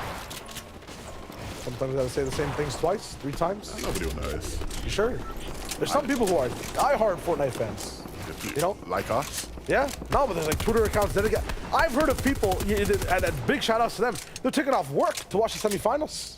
It's glorious. Anybody taking Garrett off on work? Twitter specifically. Shout out. Yeah. Shout So out cool. to all these guys. Yeah. Shout out to all these guys. The commitment. We appreciate you. We do appreciate you. Keep up the love and the support. But support the players as well, right? We got a lot of players sort of teetering along this zone line here towards the Joneses. This is what you sort of get whenever you get these zones that are quite extreme, pull very far across the map. Yeah. The fortunate thing, right, is that zone has pulled back for a lot of these teams, so the journey to the next one isn't too far, right? You just got to sort of move in a couple meters. The problem is you're so tightly packed next to so many of these other teams that if you haven't dealt with your surge, you're going to be in a position like Milad and Shady here, where you are just desperately trying to find a way in. And if somebody has armored walls, they're just going to delay you. The frustration starts to kick in. You know, you're sort of just gnawing against his wall. Maybe you lose concentration, you get yourself caught out, just like Shady has here. And so now Milad as a solo has to rest the team's fate on his shoulders. Moneymaker, the one to take Shady out. And Bloomy, I'm sure, will be praising his young apprentice for the good work. Listen, I'm gonna give you a hypothetical right now, Levin. Hit me. Laser beam pointed at the Fortnite Island. Okay. All right. And the zone is on the sanctuary. Okay. What duo are you picking in the sanctuary to win the game? I want Mongrel. Okay. I want JJ2 in the business. Okay. Think about it. The whole time today, this man, this part of the map never gets zoned. It's one of the least ones. He's bouncing back Jones's sanctuary, Jones's sanctuary. Finally, we get a sanctuary S zone. It goes towards the Joneses. I hope he's alive somewhere right He's now. home. I hope JJ2 is somewhere in this game. He probably went down on spawn, because I have not seen him yet. Yeah, I've not seen him. Milad eventually went down. Moneymaker took him out as well. So Moneymaker doing some great work now. The young prodigy shining through. Lowless and ST, a chance of redemption. We saw them struggling and hustling and bustling. Oh my goodness, JJ2. Oh no! Oh my God! JJ2, the dream is no longer alive. He doesn't get to play a game out here at the Joneses. Oh man, Lowless and ST really they don't care. They're happiness takers, man. Imagine how excited you are. It's like your favorite artist coming to tour your town, but you live like in Alaska, like in a remote location, like you're in the Arctic Circle. Yeah. And oh my goodness. Wow, dream shatterers in the lobby. Thomas and Trippin have been shattering my dreams today. This guy's back on the other side of the bench. No way. Thomas, look, what's the info here? Thomas is average. What's your faith meter at? Now, hold on. He gets a sniper in him and 18th in all others. I hope he's got a sniper in him in this game. I don't see a sniper in the inventory. Well, Headshots don't hit the same this season. Oh, man. Listen, they got zone. Where is your faith meter at right now? If they win, my faith will And if they lose? Who are they? Oh my goodness, the meter's dangerous I'm today. shameless today. I don't care. You're on one right now. Yeah. Now first, also, I noticed in mid-game, very good Spire-like spot. Looking fine for now. Third place, Zest and Hookah. With Benji down, I mean, they have a chance to really just take it all the way to the top. This is the opportunity to push back higher up in the standings. We talked about how this is a zone that favors them in terms of the side of the map. They land at Condo Canyon. It's been a day where they've had to traverse, miles and miles, right? Probably amassing some of the highest amounts of distance we've seen from any team. Waze, not much distance to go to getting back to the lobby. He actually sent straight back there by the rest of the lobby, taken out while gliding, as Julian Com was nowhere to be found. But things are really setting up to be interesting now. We'll see where the first moving zone is going to pull towards. Diox and Waffler. Waffler just jumping around, waiting for that to kick in. And once he sees that it's north, he starts to look to how he can plan his way into the zone. Right now, for all these teams inside the top 5, it's about beating Benji, surpassing Savage. So far, they've had a bunch of minor setbacks that haven't pushed them over the 100-point range, but now it's time for the major comeback with the first place team not in the game. And Bloomy and Moneymaker, a team who out of Command Cavern, that general area, just haven't been quite as successful as they would have wanted to be. And this is a chance for them to have a major comeback in their pursuit of that finals. Can they hold on to height? That's what they want to do. but holding it from first move, and we know the trials and tribulations team face when doing that. Some nice shots to deter people from landing on their high ground. But will it be enough? There are still teams who will look towards it. In the meantime, though, towards the front of the zone, Hookah and Zeston looking to try claim territory there. Diox and Waffler not really claiming anything right now, just trying to hang on into this game as they make their way to the zone. Diox, such low materials now, trying to go for a sneaky play. The mantle, the new mechanics coming through. Diox doesn't miss. And so that is huge. He tries to do it again. Loki, the one taken out. The med miss is nice. The refresh coming in will be essential to him staying in the game. But really nice plays there from Diox.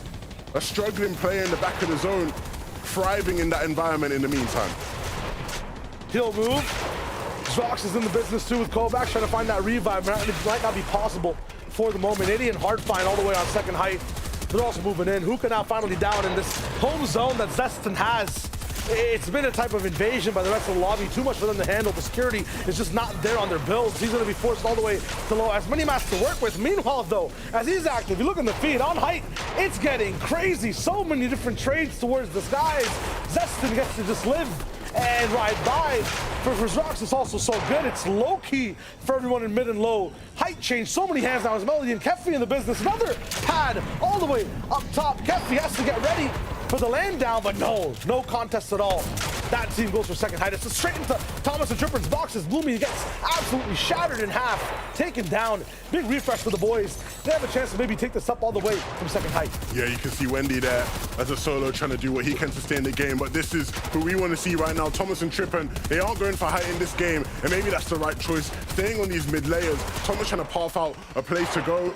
Needs to rejoin himself with Trippen, and they do that. But Melody and Keffi have a real big opportunity here on their hands. Zeston, there's chaos all around him. He's trying to hide in a cone to get some heals off. The med miss will be nice, but it's not going to be enough. He goes down. Diox is still in this game, using the zip line to create even more chaos as he tries to break through builds. He tries to find an opportunity. He only has the 5 builds, but if he can hit a shot, no, he can't. He goes down as well. Wendy still kicking in this game as well. No builds for Wendy right now. Low and mid ground. It's a 4-way intersection, and every single light is green. Vehicles, in terms of just bullets flying by at breakneck speeds, has to be very careful when he tries to cross the street. Meanwhile, Zox, he's still got tires in the business. He has ways to walk in with the mats. Keffi and Melody split down pressure towards the bottom. It will be Zox right below them, or just right in their line of sight. Not really getting hit. SD opens up the block. Lois is there as well, just to land that shot and claim another body, claim even more mats, and then get damaged and taken out. So close. Thomas HD with the refresh as well. It's on the back half of the zone. Med mist up in play. That's 300 HP total. He gets to run in with, but he can't mantle. He can't really do much, but stay at this speed. Has to just keep low-key until he gets into one more circumstance to get that refresh. Yeah, he was able to take Michael out, and he's just sort of keeping himself in the game. He needs to be careful. The height team can't afford to see him. 3 HP, just getting in by the skin of his teeth. He needs to hold on at this moment. Drox now as a solo. He's trying to stay in the game as well, mantling up, trying to find an angle. He finds Astro some Zito, but Astro does well to get out of dodge, hold on some builds, and so Drox will go down. Keffi, the height team, able to take him out. Astro, he doesn't have Michael with him. He has 3 eliminations to his name though, and so the dream is still alive. The med miss will get him up in HP. And you can see Moneymaker in the back of the zone now trying to go for a cheeky solo play if he can. Melody and Keffi though, they're doing so brilliantly here. 5 eliminations, you can see they're eager beavers trying to find eliminations. They want to clear out the rest of the lobby. They understand what this moment is. Astro though, in this moment, with just 6 HP trying to fight his way on up. It's going to be so difficult. The med miss coming through. What is going on in the back of the zone? Ion Flares goes down. Astro coming in. Oh my goodness, Melody and Keffi, they're trying to figure out what's going on, but none of that matters. You need to just focus on the win now, boys. And you can see they're waiting in zone. They know players are healing up. They're trying to just stay in this one, and it looks like they can do it. Moneymaker with a lot of med miss, but maybe not enough to really pose a threat to them. He's going to keep the game ticking, the clock going, and he's running into zone. He knows it's too hard to hang on. He wants to try maybe use this striker pump to some damage. He gets in, and in a very sneaky position, Shio, one that they won't be having vision on, and so it's all about whether or not they realize he's there. The footsteps will go off. They realize they have to hit the shots though. 1 build left for Keffi isn't going to be great. The med miss allows him to just keep going in this game. Keffi down to such low HP though now. If he actually drops down and isn't careful, Moneymaker will make good use of him. And so he has to hit this shot. You can see just patiently stalking him up from above, waiting for the edit, waiting for the moment to come. And running out. He realizes now the time is finally ticking. Moneymaker, can he do it? He has No the way! refresh. That is huge. That gives him extra time. The med miss has run out. Melody has it though. Melody has the med miss that will keep him in the game. Can Moneymaker find him? Sliding his way through. 1 second left. No, it's not enough for Moneymaker. Melody will close it out. Kefi and Melody made us go to the final moments there, Shayo. They had us on the tip of our chairs, but eventually they will be the ones to win the game. Hey, they're making you work for your job there, Lemon. Yeah, man. All the way at the end. A perfect orchestra, though, from Melody and Kefi all the way up top. They take a little bit of a rest, get some silence involved in that banger track all the way towards the finals. They take the VR, and they just take a beautiful game, slightly with suspense. Take a breath, though, man. Take a breath. Yeah. That was fun to see from Kefi and Melody. Lots of big names also making it so deep inside that one, Levin. I mean, I will give you the rest you deserve. I think Zeke, Mini, and Reese can take over for this one specifically. What else did we miss before the games and the day wraps up? Guys, you are crushing these casts. My goodness, the hype is unreal. Reese, there's a lot of things going on behind the scenes that we saw specifically. We're just losing our minds in the back there. We're talking technical play from a West team, rotating on the east side of the zone. Little things like the metal walls going down at very key moments. Talk me through it. Straight up. Firstly, Kefi Melody, great play. Of course. Go from them. Victory Royale from them going up on the high ground, right? That was kind of like clinical. At this point. clinical. We saw them go up kind of a little bit later. It was obviously Bloomy and Moneymakers who was up there at that moment. But one of the things we would have noticed is at this point, 3 builds, right? This was pretty much their entire hype run. I'm not even going to lie. I'm not sure how they managed to sustain this. We saw them continually land on some materials that were just like sitting on the floor. And all of the low ground teams at this point, outside of Moneymaker, also had no builds. Yeah, what it seemed like for this team, they were picking up eliminations, but they weren't able to pick up the refreshes as well. And that was just causing them to run out of materials up on the high ground. On the other side of things, Moneymaker did have the materials. And we were talking a little bit, Reese. We were saying this is clutchable. And it very, very nearly was. I think it was just for maybe one little edit down on one of the players up above. It could have done it for him. It was close nevertheless, though. Man, that could have been. It could have been good. Oh, it could have been so good. One of the things we're talking about the technical plays that I loved, right? You know, we've been watching SD and Lawless a lot. They're going up there in the consistency leaderboards. This wasn't their best game by far, but that's for a good reason, right? We've been talking about West zones. We finally have an East zone. We do. We have a Southeast zone at this point. And for SD and Lawless, right, they were like on this far kind of southeast-hand side. And this was kind of the play that caught it up to them. You can see them on that full east side. They were actually, I think it was something like 150 below surge at that moment. And this is the fight that actually won it for them. They were basically wrapped that entire way around the zone, got to this point and had to make that aggressive play. And you know what? If you get these guys stacked in endgame, as we've seen, like they're going to frag out. Yeah, they really will. And of course, they were below on surge and they went to the less congested side of the zone. And we saw, wasn't it, Jerky and iDrop try and do the same thing early on, the exact same play, going on to that less congested side of the zone. But Lolis and SD were sort of clinical enough, we'll use the word again, to pick up the elimination and pick up the Storm Surge where it mattered most. We saw pre-edits coming through, we saw hitting shots, we saw clinicalness again from this team. We like the word here. It's great. It's good. It's okay. It's a very good word. But no, these guys have absolutely put on a show. And unfortunately, as you said, it wasn't their best game. But for an East zone, I'd almost say this is a very, very solid performance. Yeah, I mean, still a day game, bunch of eliminations. Obviously, they went down. I think it was around top 10 at this point. We can see that moment right here, obviously, where they do go down. But I think the proactiveness from this team is good, right? You know, for Surge, you have to get ahead of it. And as soon as they kind of saw that they weren't, they were like, this is the time to make the aggressive play. This is the time to jump into those boxes with pre-edits, unlike, obviously, Juriki did. But standings are up here right now. Look who's on top still. They're holding it down, Benji Fishy Savage. Now, they did go down early. They had some really great tags there, kind of leading into the moving zones, but then did kind of fall. So, you know, they're kind of holding down, but that's not really too safe. I mean, especially when you look at like 6th place, right? 95 points, they're not safe by any means. Yeah, this is something that we were talking about earlier on. Of course, Benji Fishy just sitting outside of Tilted Towers while Savage was looting and just sort of finding his bearings in there, but he was picking up crucial Storm Surge tags going into the endgame. Of course, we know it's a very, very East zone, so maybe not preferable for Benji and Savage, but they were able to use some of the rotational devices around the area. But what I noticed about this team really, really strongly was that they were able to use Storm Surge for people coming out of the Collider. Of course, we talked about it, Reese, as well. This is a very interesting play because it's a brand new POI, and it's teams that are sort of being funneled into the Tilted Towers area, of course, using all the rotation items there, and Benji and Savage were able to pick up on that. Yeah, and obviously we saw them take advantage of it. We've yet to really see a lot of the other successful players get set up in that area to take advantage of those players rotating up in the sky, you know, flying through past. But realistically, they've actually lessened the gap now. They were like 30 points in first place, and now they've closed it. You know, they had a good early game, but then that rotation they had to make far, not so great. Yeah, they need to change up something if they hope to make either that, hold on to that first place spot or get themselves a victory out before the day is done. But they're doing well. It's just a little misstep. Everything's okay. Yeah, everything's okay. I'm gonna hold my breath. It's fine. Everything's fine. Fortnite fam, we're getting ready to jump all back on this battle bus. So let's get it popping once again. We've got Levenj, we've got Shy Wager. Now we've got our game. Levin's had a nice 3-month rest after that last game. I needed it. How'd the bed feel? How was the vacation? Look, it was comfy. I'm loving it out here, you know, but I'm back ready to work, ready to get stuck into all the action. Yeah, and there was no rest for any of these teams. Just had a mini break maybe for 5 seconds between that game and this one, and now they're ready to go again for some of those who made endgame. Levin, it's all about the win. It's all about the top 6. We got 2 more games left to go. Well, look, you're talking about breaks. Some of these teams who went down off spawn, they've had a long break, half an hour or so to just really sit there and ponder on what went wrong. But this is now their time for redemption, their time to really put in the work when it matters the most. Yeah, I mean, all it is now is to learn from all your mistakes. Not really that much more chance for a change, right? The last 2 games is to maybe go from plan C back to plan A, if anything. But still big names that are making a few of those mistakes. I dropped Jerky, Thomas Tayson, or Thomas Trippern. Apologies, yo, I'm an old head right now. You know how it goes. We'll see Tayson in the finals. Might see Tayson say a few things about what I just said too. But regardless, let's get into game 5. No need to theorize what we see on the field off the battle bus.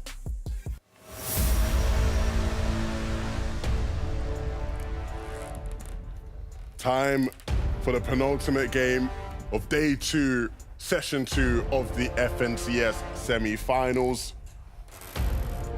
It's been a long day, but one that we have thoroughly enjoyed to break down all the action.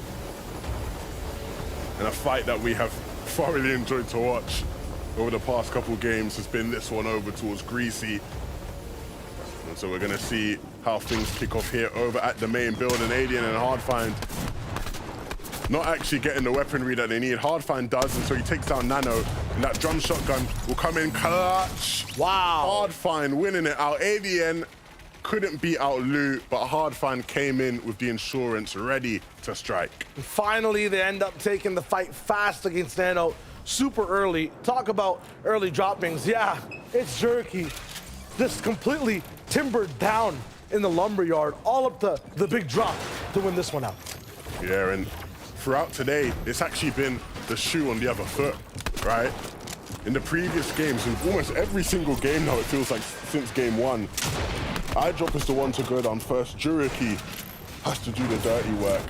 But this time around, iDrop now with that responsibility. Can he hold on? It doesn't seem like it. Lasha and the Freezy doing everything they can to make it so uncomfortable, so stressful for him as he moves through these games. And you can see he's trying to elevate himself, but they will just find him. Oh my goodness, they make it look easy as well. Every single time, Levin, it's faster the way they're running this off-spawn POI.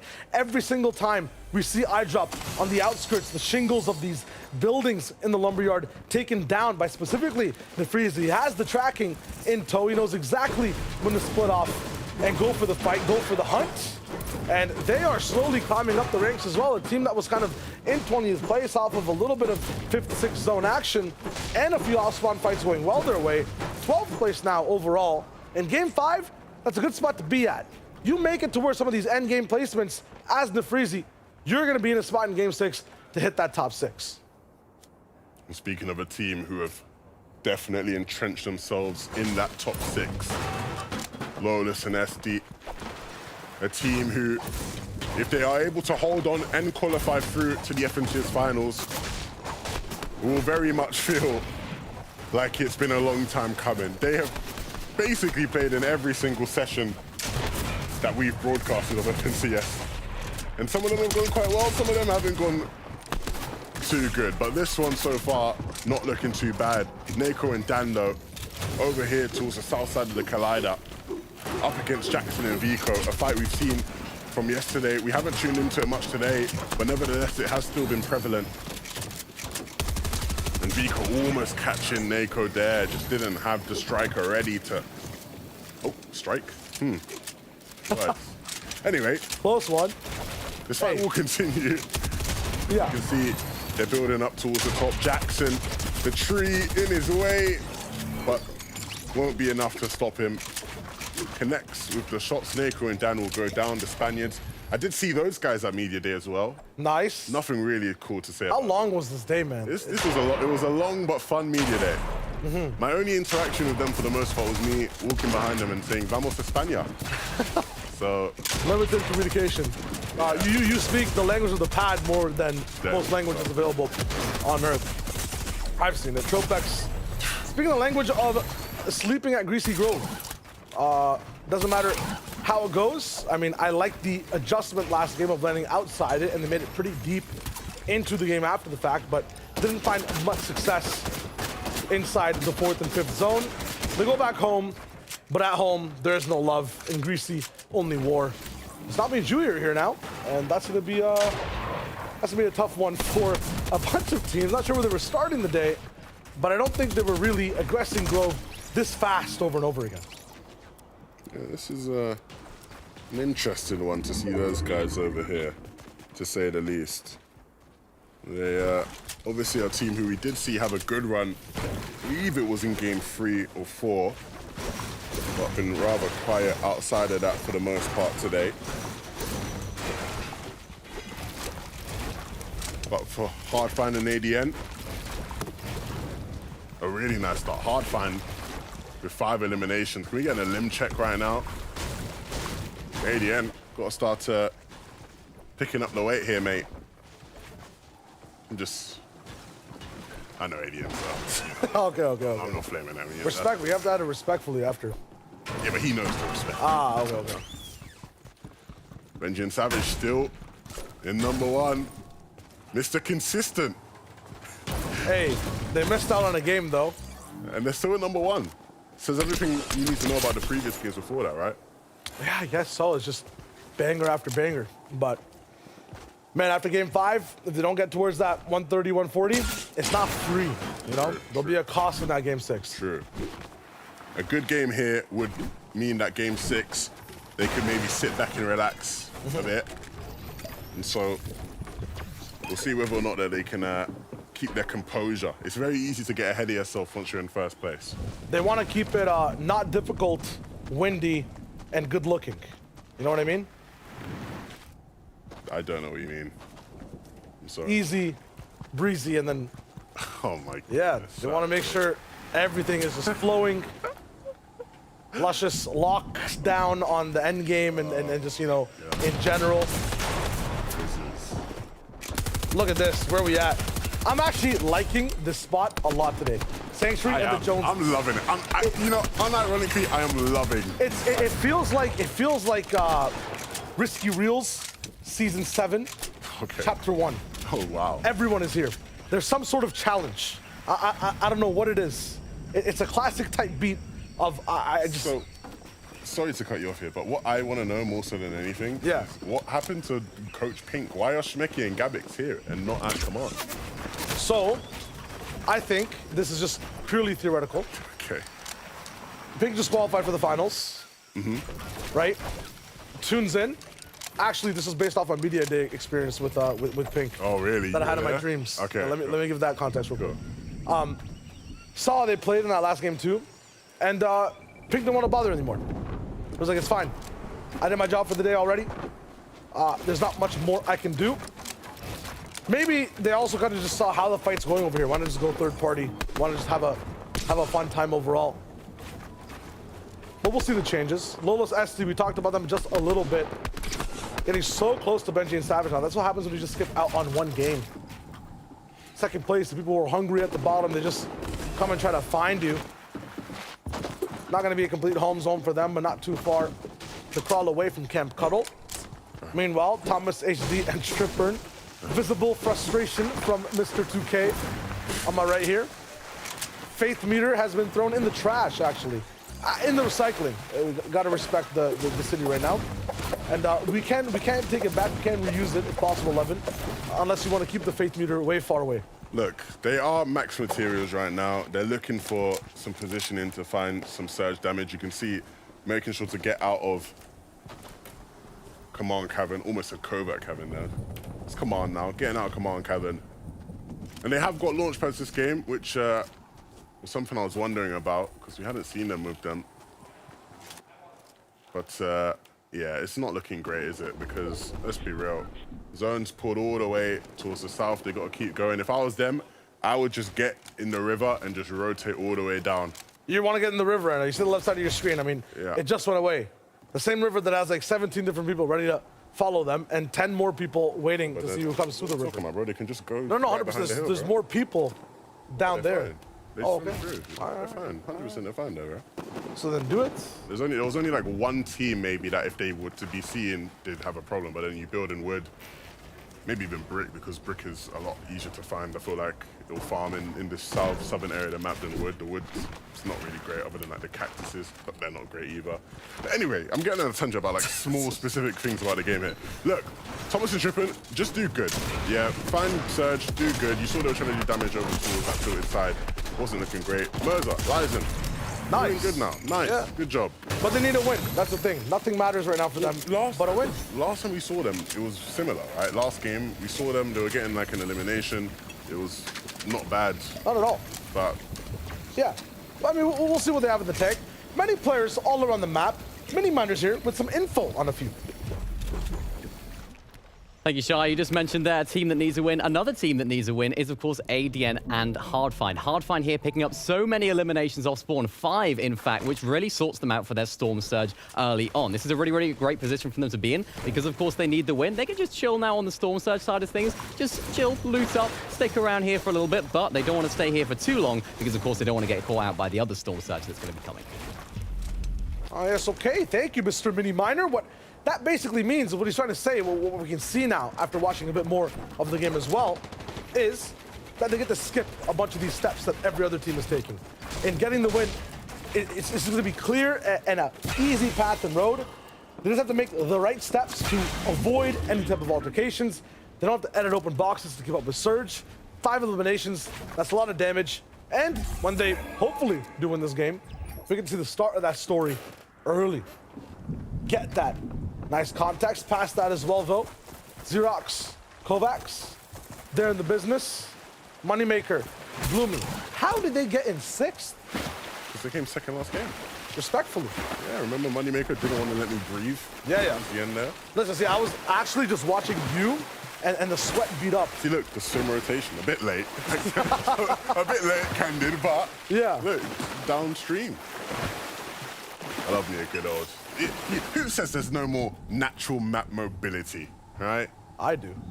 Well, and I'm wrong, because right. there's rivers and there's geysers. I think no one has that sentiment the at all. And there's pads great. and there's, what is it, the cannons and there's the collider. The collider. There's literally no one who says that anymore, even unironically. Like, no one ever complains about that. Yeah. You got there's rifts as well. Actually, They literally find the person and tell me. Well, and I'll talk to them. Queasy last week, basically. Queasy just complains about the pads that he has. He doesn't complain about the map mobility. Bloomy and what? Moneymaker aren't looking too good. They just came second place. Say Mini-Maker or Moneymaker? Did I think you said Mini-Maker. Did I say Mini-Maker? Yeah. Sorry, Mini-Miner and Moneymaker. Combining the two. Yeah. It's all good. That's compliments to both. Well, they both came second place. Nah, because like you're calling Ano's a good player and a player could 151 below for Bloomy and Moneymaker. They need to get into zone. They need to do some damage. There's a team here, Nefreezy and Lusher. Oh, no way. Does Bloomy know? Okay, yeah, he hears them. They actually do make use of a geyser, which is nice. We're just talking about them. Not many of them around the map. They actually moved the locations of them around a bit in the recent sort of patches, so it's nice. You can sort of change them together a bit. But Bloomy's got to be careful as he glides in here. I don't think anybody has his eyes on him, but he has his eyes set on getting in this box. He wants to do damage. The combat SMG will be brilliant now for getting in. Moneymaker as well, connecting with some shots could do wonders, but a bit too big for their boots. They go down literally in a matter of seconds, in a matter of a flash. They're taken out. Second place team going out that early without really much of a fight. They were in 6th place as well. So that 6th place slot, we're talking about qualifying to the FNCS finals on consistency. It's up for grabs. Rest of the lobby will be very happy about that one. They're going to be just shivering in their boots, waiting for Game 6 to roll by. trying to get a little bit of redemption. Wise now picking up the pace as well. Battle down. Dark is in the same type of business and spot as him as well. We'll be able to take one of the eliminations away and confirm it for that team. Running and Leader are just fighting right now, and the most impressive thing is not taking too much damage in these crazy box fights on the one side of the zone. The biggest issue with these, especially in brick and metal, is you never know exactly who's waiting and coming by next and how your rotation really looks like immediately. It's so hard to be able to have any sense around your boxes. You're basically deprived entirely, and they have such a long way to go still. I think this is almost max rotation. If they're any more slightly west, it'd be even more so difficult. Lots of elims though, and Leader kind of leaves with what? 18 minis instead of crazy utility. Here's Thomas and Tripper. And I believe Dandif, no, they actually took the high ground from an awesome ping. Might have actually taken it from Thomas and Tripper at some point, but no, it was not the case. Like 800 above. Like, yeah. I just don't even want to say anything about these guys, man, because they've not got to worry about Surge a bit. They have pads, they have max materials, they have God loadout, they have nice positioning. I honestly, I have no words. Listen. No. Listen. The biggest thing that we've seen so far from this team is they've been forced to be lax. They've had a bunch of zones. I mentioned this kind of in game 2. When a team has to move a long way, their brains are a bit more active. They feel like they're playing the game. They get to see things. They get to travel, explore. I think that's all Thomas and Tripper needed. They don't want the home zone. I don't care what they want. I want them to win. We need to get Levin some food and water. They're stressing me out, man. Stressing me out. Waffler and Diox. So we saw Diox hitting some huge shots in endgame. Waffler hitting some of his own now. I think this is a very interesting team to watch because you see they've been the third most consistent on the day so far. And it's because of great solo plays in the endgame, right? They're able to do well to get there. They obviously have a pad this game, which will work wonders for them. They're going to be good on Surge as well. They have a really nice position in the zone. We'll see where next one pops. They can get to zone very easily for the next rotation as well. So things are setting up for them to have another game where they really start to solidify themselves going into that last game.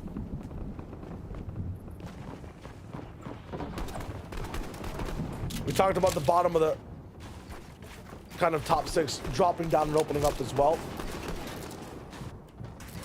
You can see Huka Zeston wrecking from that spot, right? Another zone that would be very favorable to them in that regard, right? Of course, they're sitting in 4th place. Oh, that is nasty from Zeston. That's the kind of awareness I want my duo to have, right? He was on it, did not give them he didn't even let them get the chance to close that edit quick enough before the shields got cracked. Really nice stuff there from Zeston. And even though they don't get the elimination, that's huge. You alleviate the worries of Storm Surge and all the other factors in their game right now. Thing is, with so many people side by side and everyone trying to make a better box after clasping in zone, you'd assume a lot of people are making those beams work, that everyone is doing a lot of damage. As a result, that threshold might be higher than normal and higher than we're used to. Leon first moving in 8th place. Trying to get towards that triple digits. That's exactly where that 3rd place line kind of lies. It's around 100, 110 points, I believe, at the moment. So they'll look to walk up, and he's also on fire. Once again, when you're so close to the zone, more people will start to get greedy. More people will think that it's efficient to just move in, not use their mats. It gives people a chance to go and strike with their ARs. I'm waiting for the update, and there it is. Him and Sue, 178 damage above. They're looking good for now, but that number will start to dwindle. Look at the speed in which it's updating. Too many players getting damage, taking shots. Gotta build up, gotta calm down. This is going to be catastrophic if it's not solved, if this problem doesn't find an answer, a solution. It might be in Wafflar's lackadaisical build and defense. It might be in Diox walking by haphazardly towards his teammates' loadout and builds. Benji, Fishy, and Savage below on Surge, basically almost out of materials. With half inventories, what's happened to get them here? They look as dry as the desert they're standing on, and they might be wiped out, just thrown into the sands, the sea, if they don't fix this in enough time left. Yeah, you can see really struggling to even find any bit of damage to get them above that threshold. And a lot of players in the way of that thing going down, and you can see so many players even starting to fall as the desperation kicks in. They don't have that much of a distance to get it, but they do need to hit something and fast. They don't have the heals to out-heal it. Lightning is starting to strike now. Big thing as well, too, for this team. They missed the last game. They didn't have a chance to really get their points up, have that big of a total. They kind of didn't have that big of a delta change rolling in. Needs to go to the next wall across. Benji's down. He goes into the box, and at that point, Savage is just a gift. An absolute gift to Adian and Hardfind. We had Mini coming in talking about how their game was setting up to look good, and Savage, another elimination to add to their tally as well. And they picked up another one, Adian in the feed, picking up another elimination. They're racking it up even without placement points now. What's that on the mash, right? 24 points in this game alone just from eliminations, potentially, maybe even more. They're looking really, really nice. As Voxy and Egram look to make their way into that zone. So many teams gliding in right now. Half the lobby in the sky. But everybody at one point having to come down, making sure you don't land in the wrong box or on somebody's current. Egram maybe going down to that fate he was taken out. Voxy as a solo in this game now has to do something. The harpoon would have been nice if you had a teammate with him to fish in refreshes. But as a solo now, he's just gonna have to try to go for some sort of a play when he can. Everyone now just went through the first lead. Boxed in, Lola's Esti. They're in the business too. Second place team taken out. That's first and second in game 5. Frozen in time at 120 and 118 points respectively. Some of the only triple-digit squads that are locked in for now are not allowed to push their point totals towards the skies before game 6 comes in. Yeah, number 1 and 2 struggling right now. What's it saying with number 4? Luca and Zestin, they're looking a lot stronger. Of course, they haven't had to travel as far across the map as Benji and Savage and Lolis and SD did. And they're looking a lot better for wear for it. Bevies and Bofink gearing up to play height. You can see the metal ramp here. They're posturing towards it, but will they be able to hold on to it? So many of these teams now. A lot of them will be waiting to look to go for pads. Hardfind and ADN. You can see here they're waiting for their moment with their pad. The high pad comes out and they're looking at that high ground, but the shots towards Hardfind will scare him off a little bit. He won't go for it just yet. The entire zone only has, all the players, just half of land to work with. The rest is all just water, and no one wants to build there. They want to stick to the beach entirely. This is going to be basically like playing 9th zone. It's going to be so claustrophobic. You can see the effects of it already. Thomas and Tripburn on low ground, pushing players and punishing them for basing up on that water. One team is Spindle. They're forced to go all the way up towards the top. Julian Common Ways has sight lines as well inside the skies. The clouds part, and their beams start to fly. A launch pad as well to keep their wings flapping, soaring straight towards the top side of the server. They're going to beam down. The Waze has the pad. Waze goes down, and he's lost in the dirt, in the sand. It's all up to Julian. How did this happen? Just a moment, an instant of reprieve, of hesitation, and he's gone. He can get the pad, though. It looks good still. There's a chance for him to keep rocking. The bounce back is there, too, and that res might come through. The bounce back is so huge for their ability to keep their chances alive, but it also means that things are going to start getting hectic on mid and even up on height as we see players start to posture up towards it. Hardfind and ADN, who have been brilliant in this game so far in the mid and early game. Can they do it in the end game though when it matters? Bofink as well, still dropping down into his bevies, goes down as well in the feed. Trippin as a solo once again. We saw him as a solo so many times yesterday, but this time round he doesn't have Thomas and he has to try and hit something huge. Top 10 just dropped down to top 11, so he definitely is neck and neck with one other duo who's still alive inside the server.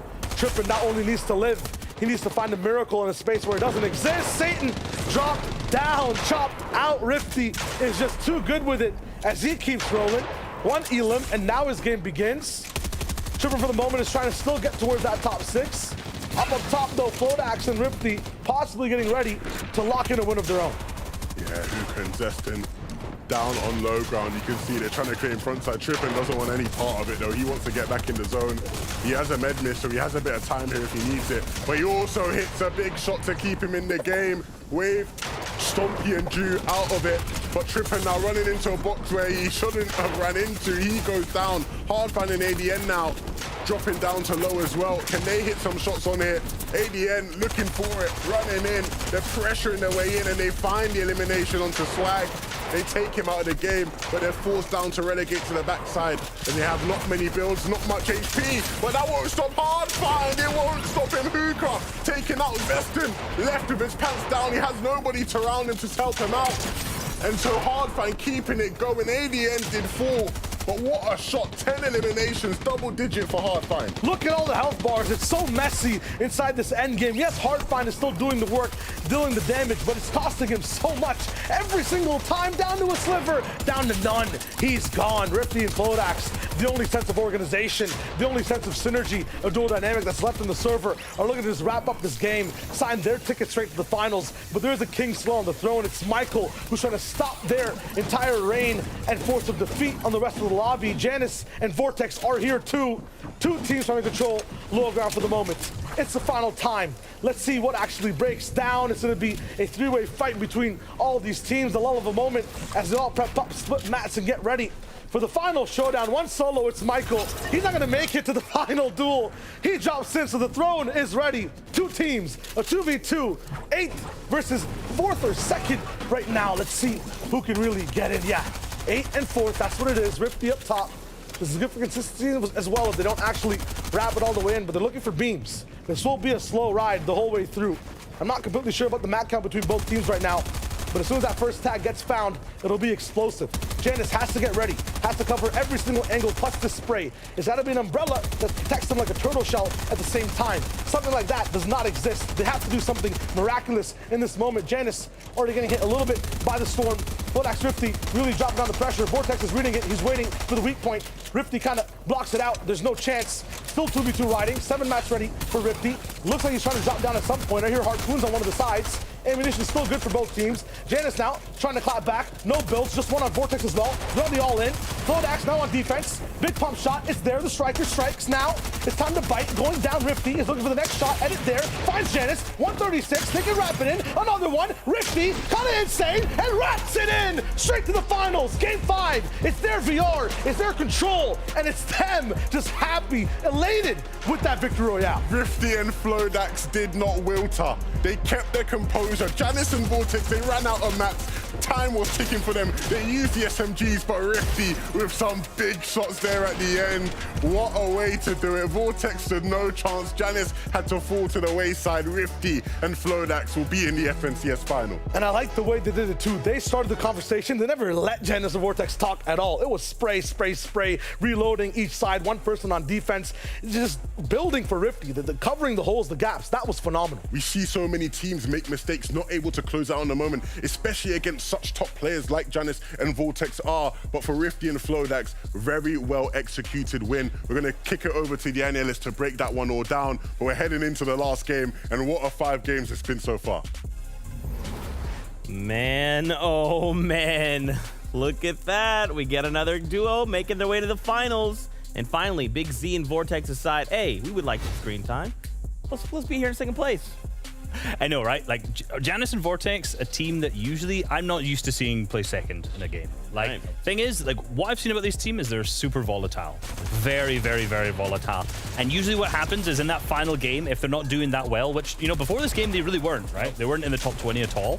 And what will usually happen is their mentality just straight down, right? Straight to the ground. But in that final game, since you can qualify with a victory royale, they're like, you know what? We're going to be confident. We're aggressive. We're 2 of the best fighters in the region. We're playing for height at this moment. So that final game, you usually see them win. I've seen it, I think, in 3 different tournaments so far at this point, picking up the victory royale in that final match. So to see them play second is actually quite surprising. Yeah, they're a very emotional team, and this is one of those moments right here. We can see them coming second. Wasn't quite working out for them. There was a moment here where I thought they were going to win. They did have the med mist, of course, on low ground. We saw the height team, of course, have the med kit and just 1 chug splash. Of course, it was going to be enough, but it didn't come down to the heel off, and Vortex and Janice came second in the end. Very, very close from them. But as I said, it's something that we haven't really seen from them. Even yesterday, we didn't see them pop off at all or perform at all. I forgot they were here yesterday. Yeah, they were here. Yeah, and they're some of my favorite players, right? Yeah, but because they were fighting off spawn so much, it's just, you know, we didn't get to see them to go deep in the end game. We didn't see them really on the leaderboards at all in that top 20 at any point. So now to see them place a second, like, they've definitely flown up after that performance. But for like Janice and Vortex,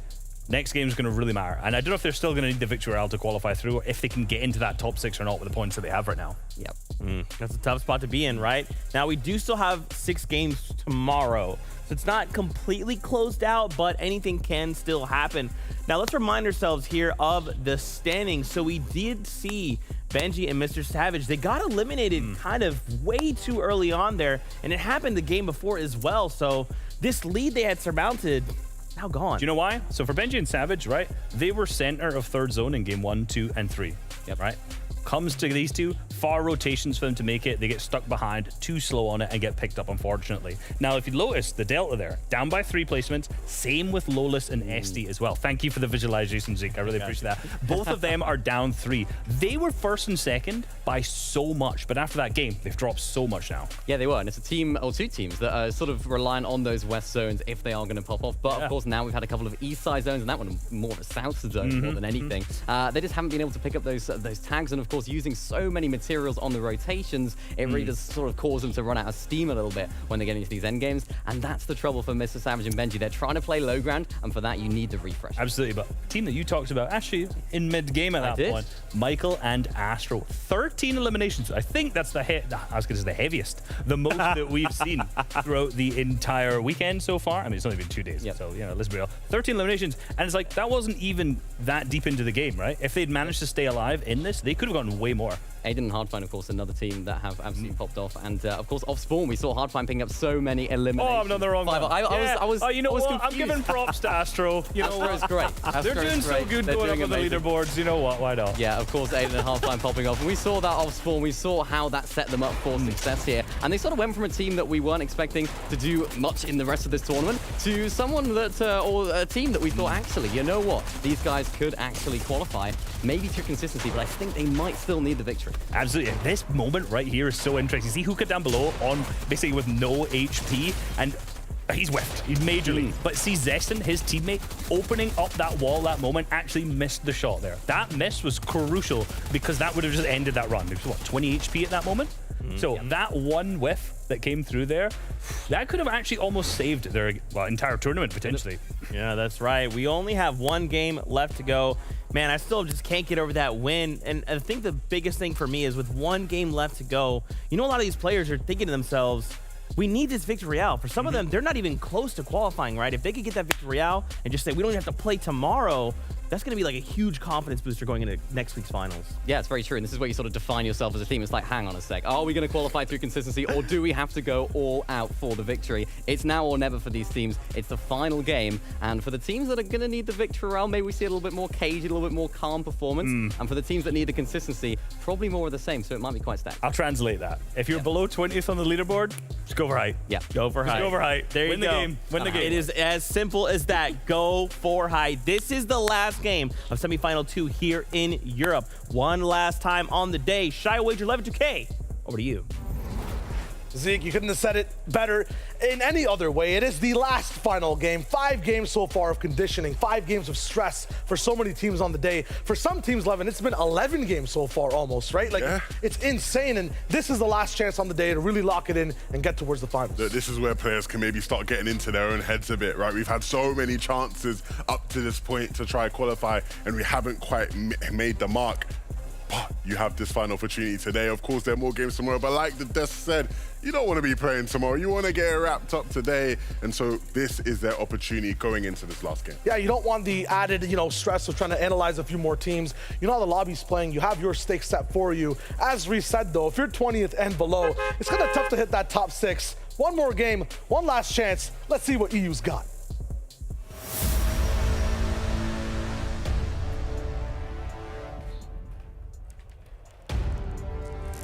Game number 6 on the way. The semi-finals of the FNCS. The last chance today for a team to secure their spot via victory royale. And for many of these teams, a last chance to push themselves into the top 6 and qualify via consistency. Something we've consistently seen throughout the games is this battle at Greasy Grove. But in this final one, we won't see the 50-50 at the main building. Instead, Hardfire and ADN will look to play at the safer route. 95 points for them, 12th place overall. What they can hope for is some of these top teams going down, maybe off of spawn, and getting just risked on by some of those bottom 30s. I'm looking at the map right now, too. It does look a little bit different in terms of contestation. Looks like Logjam Lumberyard as well has been completely moved off from. Cavern still going kind of crazy. Blue and Nano not electing to go straight for just the overall shop/cabin thing in the middle that dictates exactly how the POI is played. They're staying a little bit more organized, just trying to feel things out. And we have one of the most unique zones, I think, available to Fortnite. I mean, okay, you're nodding your head no. For me personally, how many bugle zones do you usually see? Well, not many, but we've not seen this one today. We've not seen this one today. We haven't the rare zone. This is the rare zone. It's not. Statistically, it's not. Statistically, it's not. But for today, it's the rare zone. Yeah, this is the first time I've seen this one. Yeah. Stats-wise, what is the most rarest one? Bottom right, right? Like that quadrant? Yeah. Six. I mean, apparently it's like, I saw a stat sheet about this once, and no one else has seen this. No, this is a new thing. It's a new thing. I'll update you after. Don't worry. Don't worry. It's been 6 games. Yeah. Okay, let's set the stage of exactly who we're watching right now. In-game sticks that is kind of leading the pack. A bunch of the teams that have been near the top sometimes just end up qualifying. You know what I mean? Sometimes end up just doing well. It shifts the way the board looks as game to game. And the last game that we just saw, top 2 teams fell very early, so they're going to be dwindling straight throughout the rankings. As a result, some teams rise. Astro and Michael, we've seen Michael at many of these end games. That king tag just rising high. Starting off with a bugle, we had a snide remark at the start of the game of, you know, who lands at the bugle, how does it look, how does it go? Apparently, it's people that might qualify here in EU on semifinal 2. Yeah, and I think the good thing about this zone is that it probably gives them an easier time. They're uncontested at the bugle. If the zone pulls max towards that northeast again, they'll be able to sit up, base up on the bugle, get tags on all the teams coming in, rotating around the map, and then they have their surge dealt with, right? An easier ride throughout the game. I mean, max challenge though for Zested and Hookah specifically, they've had 2 games kind of just sitting inside Condo Canyon, just kind of looking overall at to what they can do. Unfortunately though, for them, when it comes to this zone, they have a long ways to walk and roll. Yeah, you can see Hardfind and ADN now playing it very carefully. We saw in the previous games how willing they were to just jump into the action, get beefed right the way up. But this time round, Hardfind crouching behind the fence, ADN up on the roof. They do not want to mess this one up. They don't want to let this chance slip. In 12th place, I'm not sure about what a consistency spot would look like for them, but the Victory Royale is always possible, and they came so close in previous games. And so I'm sure that is what the intention is here. There's a reason why they're trying to savor this moment.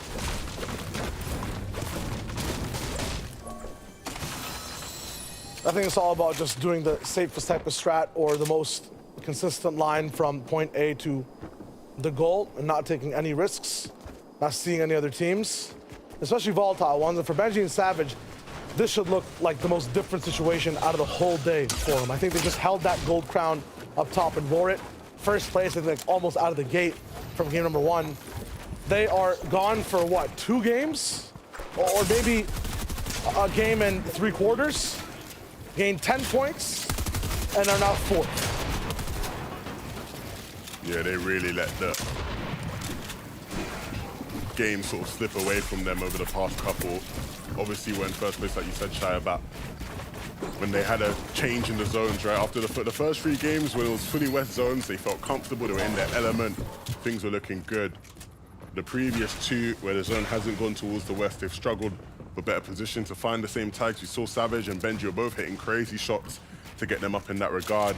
In the previous game, they've had some struggles with Surge, so we'll see if going into this last one, they can make the adjustments necessary and start hitting the shots. Sometimes it is as simple as that, right? We see teams all the time who have great setups, great plans behind Surge, but just can't get the execution right. And so I guess this game we'll find out whether or not it's an execution problem or whether it's a strategy problem for Benji and Savage. Over towards Butterbando, a place we haven't seen much of today. Kiduo needs to be careful, needs Flixie to get a bit closer with U Street and Axe Force on his wall. But this fight here, taking its well on time. You see how much material has already gone into this one, a load of brick being put into it. I feel like this fight, no matter what, from both sides, needs to finish fast and also needs to happen. None of these teams close to getting that top 6, and Kidwo understands that, dropping down straight away. User actually lets him enter. Axe Force now down. All it is one edit, a wall placement. It's gonna be there soon. A cone block on the top side. That's gonna be so nice. Kiddo can just pickaxe right past this wall. We'll go for the replays too. Yusri kind of just backing away, turtling on that right side. They have to still finish this fast, and there's the connection using an AI in the way to possibly distract. It's all good. Kiddo is down and out in terms of getting the job done, and they're ready to just keep going. All it is for this duo is keep maybe amassing these eliminations, keep going for that win. I noticed one of these teams sensed that third-party potential, walked in and declined the invitation. That is Leon Furs and his teammate. Why? Second place overall. Why even get involved in that? Yeah, at the end of the day, right, if you're one of the teams in that top 6 or anywhere near it, you're always gearing towards just staying alive in the game, right?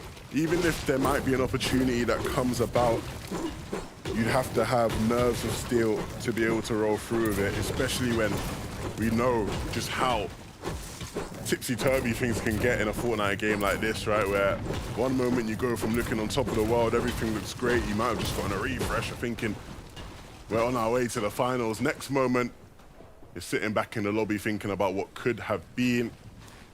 And that very much could be the case here for Wendy and Lee, that if they aren't able to find anything in this one, sitting in 9th place now, they're going to be gearing towards trying to stay deep into this game.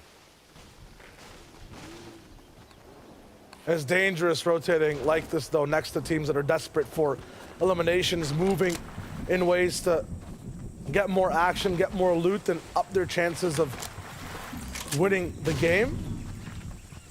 All Cookie Sue and Leon Furs need to do is just hold on for the moment. Look at the speed at which they're rotating as well, passing by all the chaos that has to ensue on the right side. That's a bunch of teams in kind of the top 20, top 30. That's going to be trouble once they realize, yeah, we're all kind of under the same stakes, all looking for the exact same thing.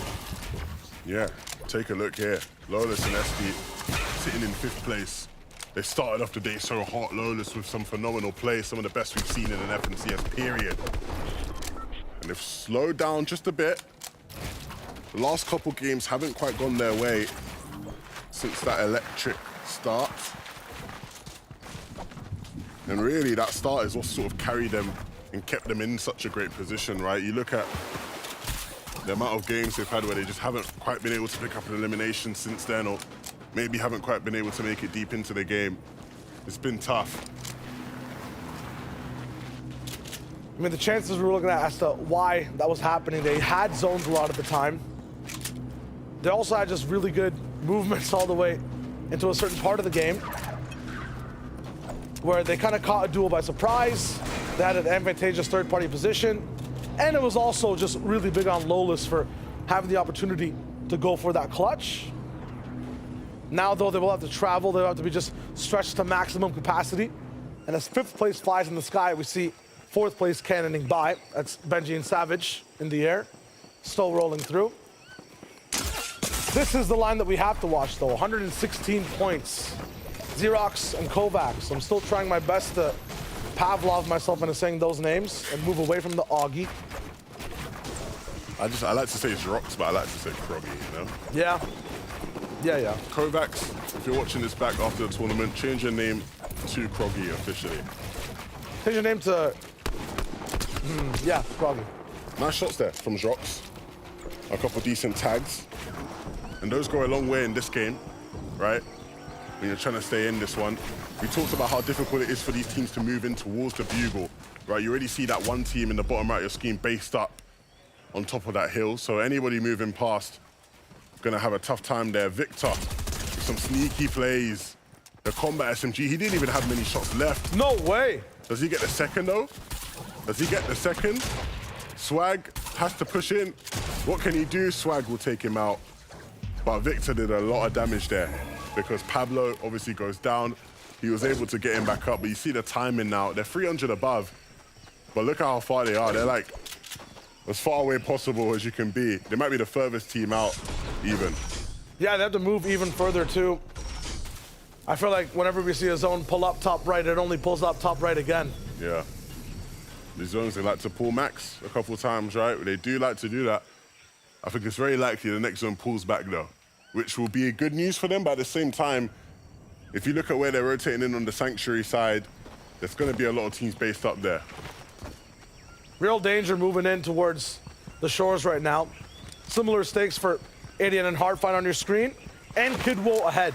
This could be just a big collision, cataclysmic for both teams because they're looking to fight, they're looking to spray. I'm pretty sure ADN might be low on that surge as well. Off spawn, Greasy Grove went a very different way. Yeah, they wanted to play it safe at Greasy Grove. They didn't want to take the fight. They wanted to keep their chances in the game. They didn't want to risk it on the 50-50. They want to guarantee that they can have a chance at least, or maybe either pushing their way into consistency or just winning the game outright. The problem is, though, that approach has sort of put them on a crash course to potential failure here as they're down below Surge in a tough spot where there aren't many teams around just this moment. The closer they get towards the Bugle, the more teams that will show up. But in the meantime, 200 below is still such a mountain to climb, even with an abundance of teams around you. And they chose such a passive line, both off of spawn and now as well. They're not going to be able to find anyone to fix that 200 below. They might have just commit to one team. I mean, 2 players, that's a maximum of what, about 300, 400 damage available. If you go for that knock target damage as well, you might have more in the business too. Hardfight at the end, 4-stab pad. This is so tough though. You have the chance to make the jump. Now it's just over.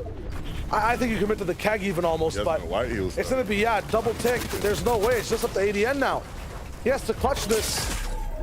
He has to be able to heal up too. Look at the mats. Trying to play an end game past this point. It's just the third zone. Look at the mini-map right now. Every arrow is looking towards the purple. And ADN is almost there. Yes, he is, and he's gone. Leon Furs and Sue will take first place after that as well. Benji and Savage from 4th to 2nd. They're climbing up 123 points.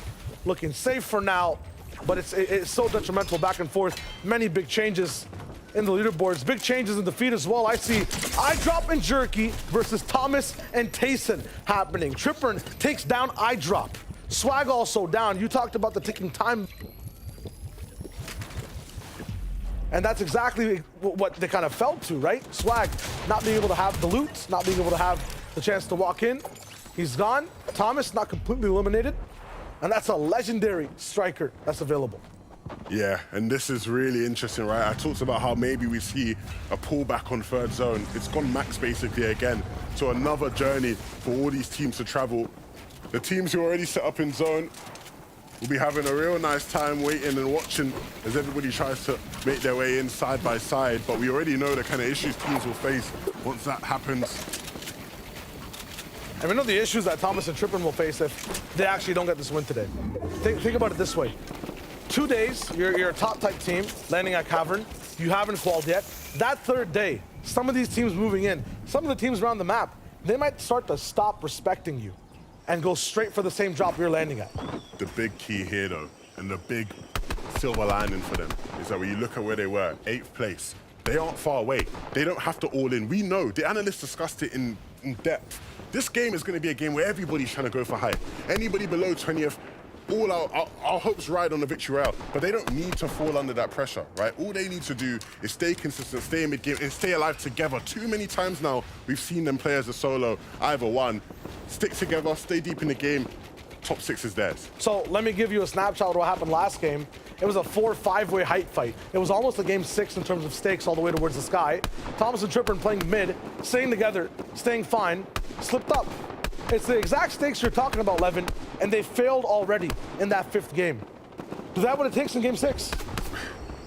You associate having composure to Thomas HD. Same for Trippin, both veterans, both players who have been around for so long. They can't allow this moment to get to them because at the end of the day, the stakes are going to get higher even if they do eventually qual in the finals next weekend. So you have to be able to handle this kind of pressure. You have to be able to also be in first place and think about the possibility, at the moment at least, for Hookah and Zeston, of not qualifying. I've seen right now this torch, this beam in the sky on the wide be handed to multiple different teams. I've seen Benji and Savage be so close to taking it. It's been Leon Furs at one point. Now it's back to Hookah and Zeston. 127, 124 points, that's where we're kind of at. Savage picks up another pick. It's Vettel who goes down to the Storm. There's some pressure on the backside. I do see Leche and Swillium active and quiet for the first time in one of these zones. Where have they got their surge? I'm not sure, but they're actually boxed up and waiting now. Kroggy and Zrogi, Kovacs and Zrox They're here too. Kind of slightly altered in HP. I'm not sure exactly what happened to Kovacs, but every team usually that's super loud, that's trying to find a way to get some surge, is biding their time, waiting at the bugle for that victory royale. Oh, we've moved past the bugle now, right? We're moving into even further northeastern territory. Uncharted grounds for everybody in this lobby when it comes to today's games. And again, the space between each team getting tighter and tighter. The room for error getting smaller and smaller. The pressure is rising. And you can see here, when it comes to Leon Flares, they've been able to handle that pressure for a lot of today. The launch pad will help, but some big shots will do even more wonders for them as they move forward. You can see 186 above now that it's updated. And that isn't comfy, so Leon Flares will keep looking. They won't be satisfied. Lowless though, Esti. Is everything falling apart for them, Shayo? Started the day so well, down below on Surge, and it just hasn't quite been able to piece things together. Not too much damage needed to get above that line, but look at the inventory, bare bones, not many materials, and there ain't gonna be many places to find them now.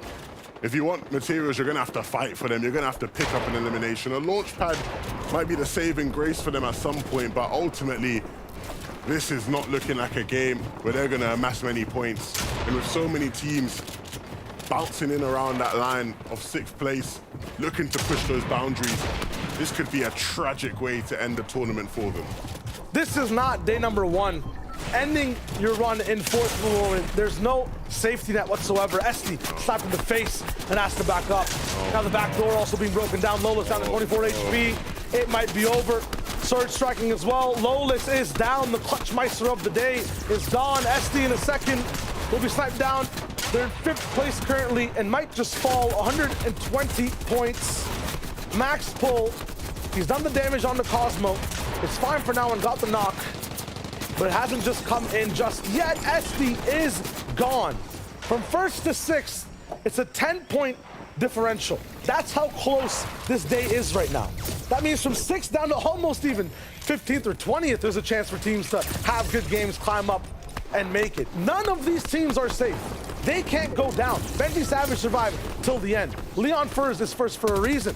He gets there inside that top 5. Zestin and Hookah, who were in first at a moment, jumping back and forth, ping-ponging in between silver and gold on the podium. 126 below, ran through an entire shield keg, 250 pots, a few minis, and are still getting hunted by Surge. No one on the server wants to go home without even trying to get close towards the ticket to finals. No one wants to go down. Everyone's keeping their cards close to their chests, right? Nobody wanting to make the one mistake, the one thing that will cost them in their pursuit of the final. But the problem is the lobby doesn't care about that. The lobby isn't as forgiving as we are. And so you're seeing now the desperation to try and deal some sort of damage here. The lobby especially doesn't care about Zestin and Hookah. They're out of heals. They've just ran through 6 inventory slots of heals, and they're almost gone. Surge is still striking. 5th zone locked in, 52 people alive. No one wants to say goodnight. Zestin and Hookah might be forced to put to bed by Sky. It's just Hookah now. 117 damage. He needs to land one of these shots. He doesn't even have a shotgun in the inventory. He needs to spray. He needs to pray to something. He's gone. He's out. They were first at 1.11, and they're gone. It's the stories of Storm Surge. How difficult it can be in this final game. A team who was so consistent on the day. A team who really looked like they had things figured out ahead of the rest of the lobby, even on zones that were difficult. Just missing the mark now, and will be begging, praying that things can be held on to. And our team who will be begging and praying for some glimmer of hope in this game. Thomas HD using the rift. No way. That's nice. And this is what they're setting up for. But heighten first moving, will it be possible? There's teams still above them as well. No way! Split the map in half! The sky. Look at this! Half the players on low ground figuring out what to do, the rest up in the sky. Forget consistency, it's all about miracles right now. More teams joining the airspace Zrock's in a box. He's down. 4th place gone. More space for Thomas and Trippern to take over. They just need a few more points. Wendy at 109 as well. Leader down. Chance for a clutch here. Mr. Lucky number 7 is looking for a few shots at 18 HP. He doesn't have much left in the tank either. Bandages up in play. 3 builds. He needs someone to save him. He needs a power shot. Brick in the way. He can't break past that either. 383 damage above Surge. He'll be fine for now, but he's stuck on the back walls. No more mats. No more chances. He's being forced up and out. Just basically flooded out of the builds he calls home. Jackson down in the feed. He's going up against Benji on the right side. The server's just an absolute catastrophic dismay. No one knows who's on what layer. Vico down on height as well. Satan has it with Darkest. They're finally up, awake, and alive. Their eyes are open. But look at Thomas HDs and Tripperns. They're focused so much on the prize, they forgot to do damage. 52 below. They got no more heals up either. The last harpoon from Trippern. This is chaos. This is tragedy. 10 HP, and Surge stops at the final moment. Trippern finds Thomas. They have a chance to stay as a duo and stay alive for the rest of the game. But their combined HP is that of just a solo right now. They're looking so bare bones. You can see Wendy now on low ground, the example of what it means to do everything, but he can't. He will fall. And you can see now, Satan has a great hold on height up there with his duo. But down below, everybody hustling and busting, Trippin and Thomas now. This might be the one wall to be knocking on. They can't afford to go down. They need to stay in this game. Look how low they are. No materials either. They need to hit a shot and soon. No, yes! He will do it. He pushes them into the top 6. 4th place now. Thomas, can he clutch? We've seen him do it so many times before. Can he stay in this game? He has a couple builds to keep him up. But Thomas now just waiting out the clock, waiting for everybody else to go down. Michael trying to make a medkit play. Goes down. Another team out the way for Thomas, keeping him in the game, pushing him up in the standings. He can't get scratched. He can't get even breathed on right now. 21 HP. He's clutched so far to get to this point, but he has to go even more further beyond. Sue's still up in the inventory in terms of resistance at the moment right now. I'm getting flustered. Darkest and Satan are putting down the pressure. He's on low ground. Just grass between him and every other person in this lobby. This is a few not shielded players. He doesn't know that himself, though. Thomas moves through the jungle. Just working through the shadows and cannot strike. 131 points at 4th place is what he goes down in for the moment. Leon Furs at 160. He's just pushing that lead. Repscar trying to get in there as well. 19th place, might have to look for the win, or just so many points to keep racking up and getting towards the end of this game. 8th zone, almost winning in the 9th. Sitting up top on height. Eggman and Voxier here too in 9th place. They can also just fly by. Sanglit, 103 points as a solo with Loki. He gets denied. A shot from Leon Furs. He's making sure no one has it easy towards the finals. Clownski inside the box. Another spray. Another big shot. And he gets one down. Armored Wall. He says no thank you. His teammates still up. It's Refsguard. 97 points, 11. They need this win. They have to go for the win. They can't afford to go down now. They need to stay in it. But it's going to be so hard. There's a team on height looking strong as ever. And so they need to sort out the low ground quickly. And that's what they'll do. One elimination. Trying to break their way through more. Fighting up another one as well. Fighting to survive. Fighting their way into the FNCS final. Trying to stay up now. One team. 2 in the final moment. Mr. Satan, Darkest, trying everything they can right now to stay up in this game. Kowski and Refscold scrushed below as well. They're trying to stay up, but they can't make their way through. Whoever wins this goes to the FNCS finals. It's all about this last 2v2. 24th versus 12th.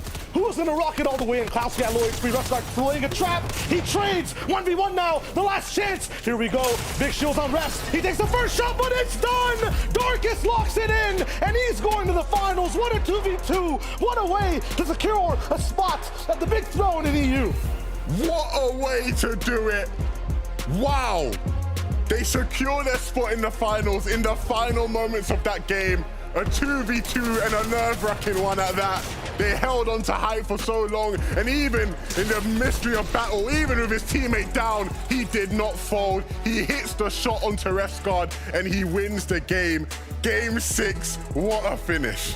You can't ask for a better one. 2 teams who've done as much as they can throughout the whole day, just not enough. 2 teams who need to win one final fight. Too much pressure for the low ground ones though. Satan and Darkest, we saw this since like Qual 2-11. They struggle to get that win, to keep the pressure. When it matters most, they deal it down. It was literally, I'm shaking right now, bro. It's mad because they have to win that fight. And it's not just against someone who has COD, who can sit back and relax. It's against another team who is fighting, doing everything they can in those final moments. But they were the ones that pushed through. They were the ones that had the final bit of finesse, the final bit of class to push their way into the final. Wow. man, they get a bit of a breather right now to be able to just think about what happened with that win. Refscard, though, was there as well towards the very end, so close in landing one of that, or just one of those final shots, Levin. That was like one of the best ways to end the semifinals. Honestly, what a way to do it. My mind is absolutely blown. I'm sure my fellow compatriots on their desk will be saying the same. We're going to kick it to them to break that all down. What a day it's been. Wow. Dude, we were in, I don't know if you could, if your mics could actually pick up the fact that I was yelling in the back from the double riff happening. It was loud. Just it was loud. So ridiculously insane to have these moments come down to the last game, right? Especially in that situation. If you're following along, you know, both those teams were not in the top 6 and they both needed the victory out if they wanted to continue. To come down to that, to just miss it by that much, Reese. I mean, I'm telling you, right? Straight up, the rifts that you mentioned earlier, beautiful, right? I think we actually, how often do you see a rift in the end game? We've seen two. Twice today. Today, yeah. Just today. Exactly, about half the lobby was going up. This was a play that I absolutely love from Thomas HD. The commitment, the understanding that for them to do good and stay in that top, obviously we know Thomas as an incredible solo player, but he has to commit and get Trippern back up there. Yeah, he can't do it alone. As you can see, they took the rift here as well. And this is an interesting moment. I'm going to use a little Shio analogy here. Oh, this is where, it's going to be good then. Yeah, absolutely. You know when you walk up to someone in the street and you don't know which one of you are going to go which way? It's like, you're going to go right, you're going to go left, like, oh, left or right? That was kind of what this situation was. Everyone went up with the rift and they were like, who's going to go on high? Is it going to be us? Is it going to be them? I don't know who it's going to be. And this is exactly what they did. They decided, okay, we're going to go a little bit lower, but Thomas HD could have pulled off the clutch of the century here. Could they be in the top 5 or top 6? It's going to be great to see, and we'll see that later on. But man, that was a crazy end. They were in 4th when we went down. They were. Right? There was a lot of other stuff going on. I'm pretty sure they managed to stay in the top 6, just based off of that, right? Another team who was in the top 6, who was actually first at some point, Lawless and SD.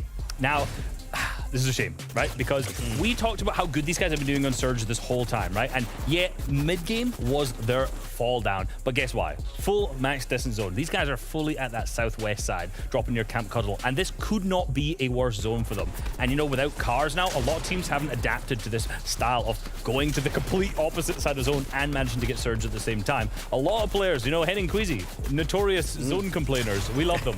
But they are similar for now, SD, obviously, and Lawless as well. Max distance, they're going to have to, maybe in the future, figure this one out, because I doubt they stayed within the top 6 there. Yeah, I agree, and it was just going from bad to worse for them. Of course, all those zones just kept pulling farther and farther away from them, and it just wasn't working out. They tried to use the bills to clutch their way into the zone and make their way into the zone, but there was just too much pressure from the players that were already based up, already positioned inside of the zone that we saw plenty of teams do around the Daily Bugle area. You know, I'm talking about the downfall of teams who are in the top 6. Yep. Benji and Savage. Again, we'll see when the leaderboard comes in later where they actually end up sitting out. But this team, first 3 games, they were in first place. Looked like they were having an absolute dominant run. Even at this moment, they were first. But the hyper-aggression, the over-aggression that we see here, actually potentially was their downfall. Yeah, I think it was. And it was one of those situations where they almost needed to be because of the storm surge, because of the way that the zone was pulling all the way over to the east side. They had to. And as you can see here, Benji, of course, falling down at the crucial moments, and Savage just the same. It's going to be tough for them. I don't know if they're going to be in that top 6. It's going to be close. Yeah, I mean, they were first. I hope they are. Let's be real. It's not a finals without a Benji and Savage in there at this point. It wouldn't be.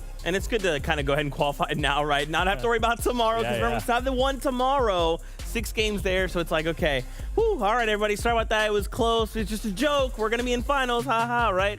My goodness. Okay, so let's do something here. Let's kick it back over to our casters. They were the ones who walked us through these 6 games, excuse me. Let's relive the moments. Who has gone through? Yeah, I mean, many different teams. Zeke, the breakdowns were just nice throughout the whole day, but let's take a trip down memory lane, Levin. First off, Carmi, Vanya, they were the easy ones, right? Just staying on height, rattling down. It was a nice drizzle of rain, and they won that first game. Yeah, I think they maybe didn't get their credit because of the clutch, you know, we saw from Lawless, right? But definitely an impressive first game there from them. Game 2, Viewback and Fury, though, came through and did what they do best, making sure they closed out in style, with finesse. Yeah, we like style and finesse. We also like, you know, classic EU action. Anas and Pink also just made things really high and mighty. Let everyone, you know, play in the playground, and we're like, yeah, we kind of need to make it to EU finals. Let's just do that now. We anointed them game winners and finally living up to that title, right? Game 4, though, was real fun, though, because you have Kefi, Melody, we have a crazy heel off, right? One that we were, you know, my personally,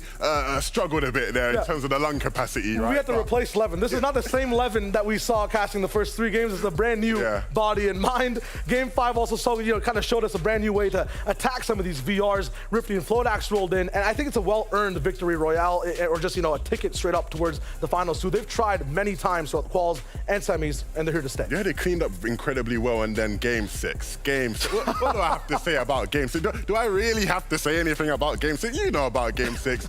Honestly, one of the better finishes we've seen across any region in Fortnite, in any format anyway, right? That was such a great finish there. Yeah, it was all about fighting in that one too. I think we mentioned it with Darkus and Satan. They get a few punches in. They never last the full 12 rounds all the way towards the end. That was an ultimate test for them, and they passed with flying grades. Yeah, but beyond just that, right, of course, we had players who qualified through consistency. We want to take a look at that leaderboard and check out exactly what happened right there.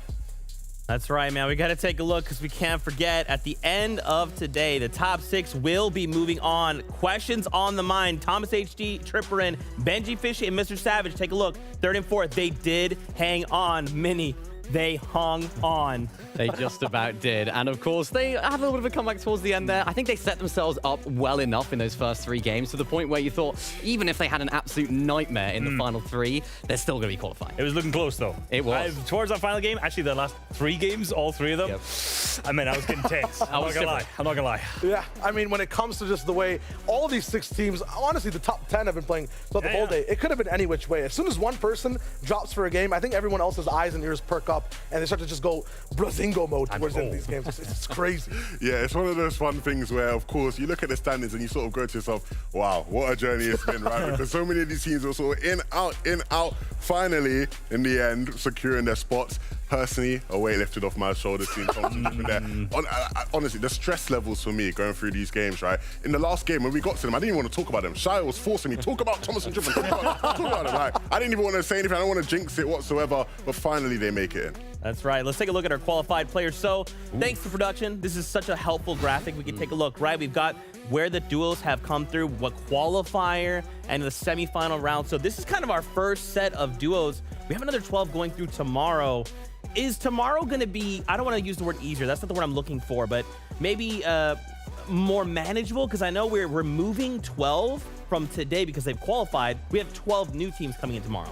Yeah, that's very true. And I think for the teams that have been in all of the semifinals sessions, I think it'll allow them to be a little bit more streetwise now. They know how these semifinals are played out. They know exactly what they're going to be doing with their surge routes and stuff like that. But as you mentioned, there are plenty of new teams, 12 teams, in fact, coming in again tomorrow. So it's going to throw a little bit of a spanner in the works for all of these teams. They'll be, go for it. No, you're okay, I was going to say, they might just be tired, though, man. They could It's be tired. day number 3 of tournaments. They're going to be like, just give me a win, man. Just give me a win. Just go up on height or something.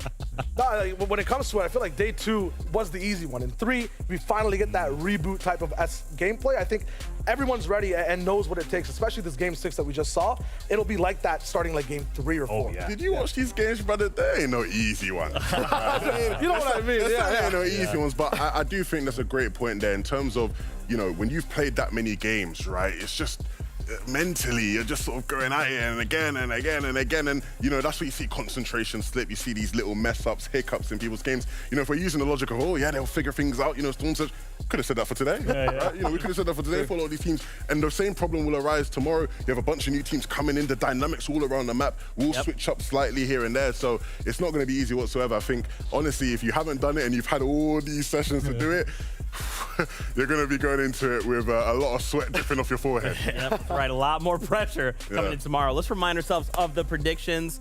Some of us have done really, really well. Some of us on the side over there, Look, okay, I would just like to say that Minnie and I were holding to our guns, okay? We're not, look, they're going to qualify tomorrow, right? It's tomorrow. Tomorrow's You don't look sold on it. I am losing hope. I hate to hear it. I hate to say it because, these guys are so good, and we expect them to do so well.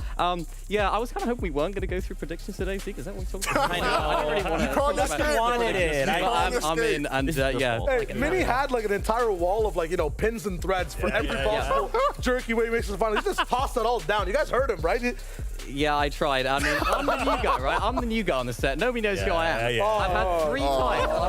Look at this. look at the excuses. Hold on. How's your faith doing, by the way, in terms? You know, that was kind of wishy-washy. Somehow back up again all of a sudden. I was backing the boys. Oh, from the start. yeah. I mean, Game 3 though. Is that? Are you sure? Game 3. I remember you wavering. Yeah. Mom, That was old leverage. That was old leverage, right? We had to replace the lungs, the brains, everything. Yeah. This Honestly, new one though, believes. Yeah. Honestly, I said yesterday, Juriki and I drop will be the end of mini minor, and look, he's going off the rails here. You know, look at him. I'm confident that they're going to qualify tomorrow. Maybe I do stick with them. I think I have to go for the third time lucky, go for the old Reese classic, you know, pick him 3 times. It works. So, I mean, it does work. So I also got it right today, though. So, you know. Okay, all right. I don't want to talk about Reese no more. We're done here. Fortnite fam, thanks so much for hanging out with us for semifinals day number 2. Don't forget, tomorrow we're back. Same great time, same great place, great people. Make sure you don't miss it. Also, NA East, NA West as well. There's 12 teams going in both of those regions, so still plenty of Fortnite to watch. We love y'all. Keep yourself safe. And as always, we'll see you. We got predictions on that battle bus. You don't get. Boop, boop. I went woo.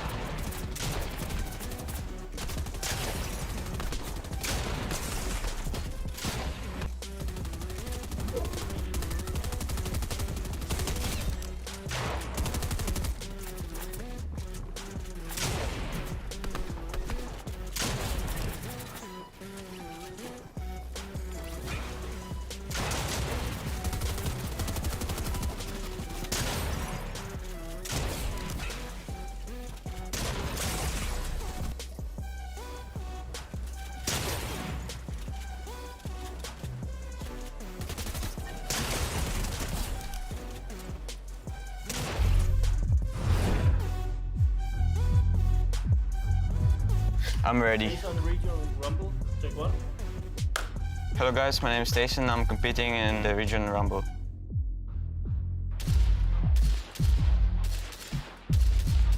I haven't played this map since so long. I mean, it's really good for aim practice because it's really like realistic, I would say.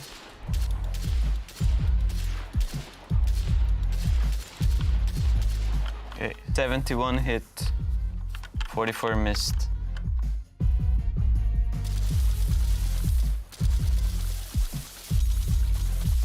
I know Epic Well has like really good tracking, so might be hard to beat him in this.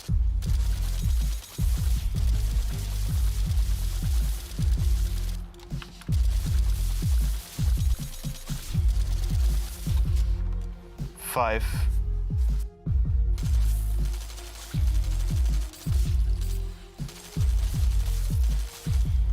There's too many targets. I don't know who to focus on.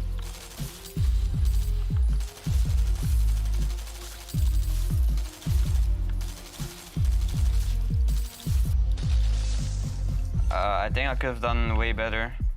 Just if I had more time, I think, to practice on this. But I think the NA guys will do better than me. Maybe with the zombie MK tracking, I might have done better. I'm sorry I disappointed you guys.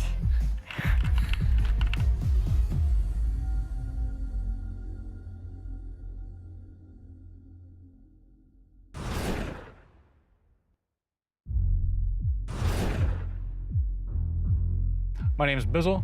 I'm representing NA East in the Regional Rumble. I'm going against Tayson and Epic Whale. Personally, I think I'm going to win. I am ready, and if anything, Tayson might give me a little bit of a challenge. All right, let's go. 50 meters time trial. But I've never played this before. This is the one thing I'm supposed to be good at.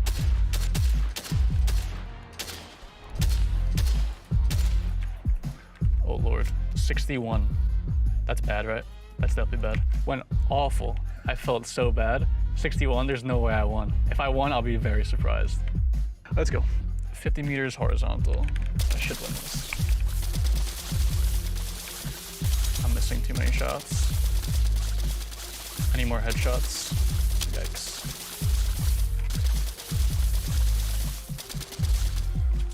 Six? Is that right? All right, that should be fine. I'm feeling confident with that. Maybe. Not really. All right. All right, we got Skeet. Let's go. Why is the background black? I can't see anything.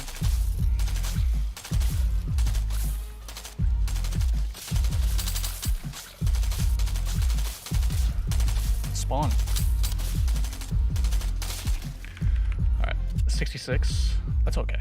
There's no way they'll win. I should win, I think. Probably not.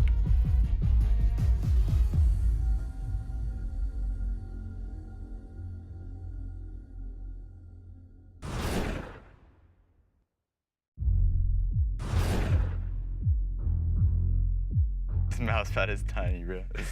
All good. All right. Hey, what's up, guys? My name's Epic Whale, and today I'm going to be representing NA West in the Regional Rumble. First one's 50-meter Ranger. Starting it up. All right. It's more like a flicking map.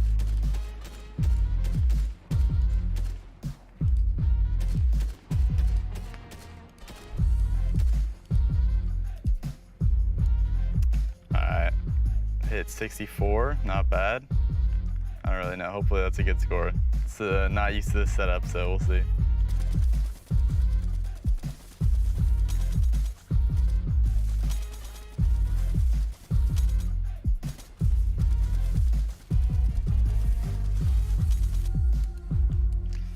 We got 3 eliminations, all right, that's solid. Ran out of mouse space a few times, but we good.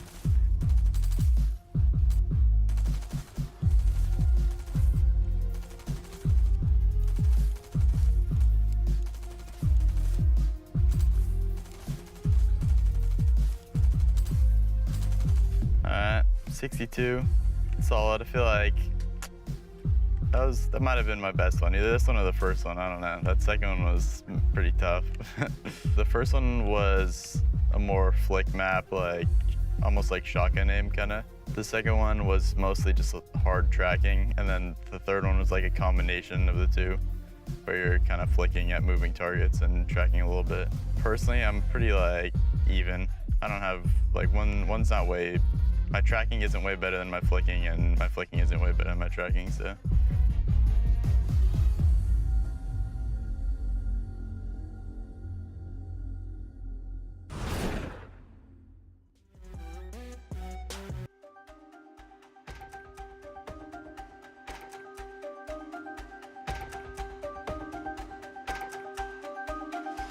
Day 2 of the NA East FNCS semifinals is upon us.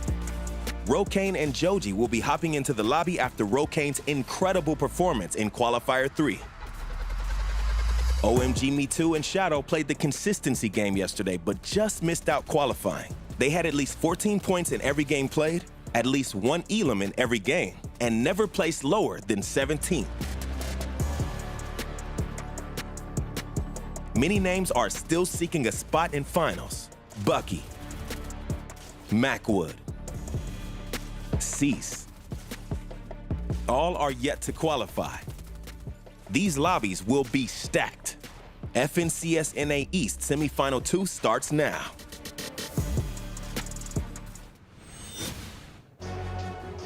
Yo, Fortnite fam! Hustle up! FNCS NAE semifinals day 2! Let's ride!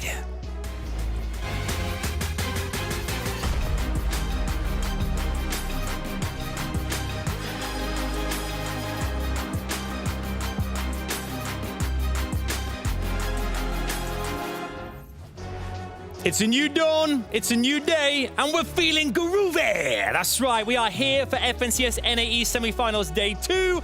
Yesterday was absolutely action-packed, high-octane, and today is going to be even wilder. My name's Adam Savage. I am delighted to be your host. Hello there. We've got all the action coming your way. We've got so much to get excited about as well. Just to recap us, of course, in our qualifiers, 15 teams qualified from there. Yesterday, 11 more joined. That's 26 in total. Today, 12 more will join them for finals going through to next weekend as well. Now, of course, many big-name teams still yet to qualify. Rising stars of tomorrow as well are hoping to get their first taste of FNCS finals, the premium creme de la creme in Fortnite around the world. This is that competition. Now, of course, as well, if you're watching from Legends Landing, big shout out to you guys as well at home. Hello! Welcome to you in Legends Landing. You can find out loads more on the Epic Discovery Row as well. Now, we're going to break down all of yesterday and go forward to today as well, who to look forward to, who to get excited to see, but I can't do that by myself. The entire squad has assembled for you guys. Let's bring them out. The absolute legends that are SBG and Vivid! Woo! Hey! I love you guys. Good to see you. This is great. It's good to see you here. What's up, man? What's up, Vivid? What's up? There we go. There we go. He did the boom as well. I love that. I love this. Guys, good to see you here. This is amazing. Obviously, before we go into today, obviously, quite semi-final day 2, which is going to be incredible. We're so excited. We're talking about this all night long as well. We need to talk about yesterday very quickly. Obviously, interestingly, prediction-wise, we obviously like to throw our hat in the ring and say we think this team's going to go through. All of our predictions, yes, a couple did go through via points. But predictions going through Victory Royales, we didn't get anything correct there, which just goes to show the caliber of players in this region, SBG.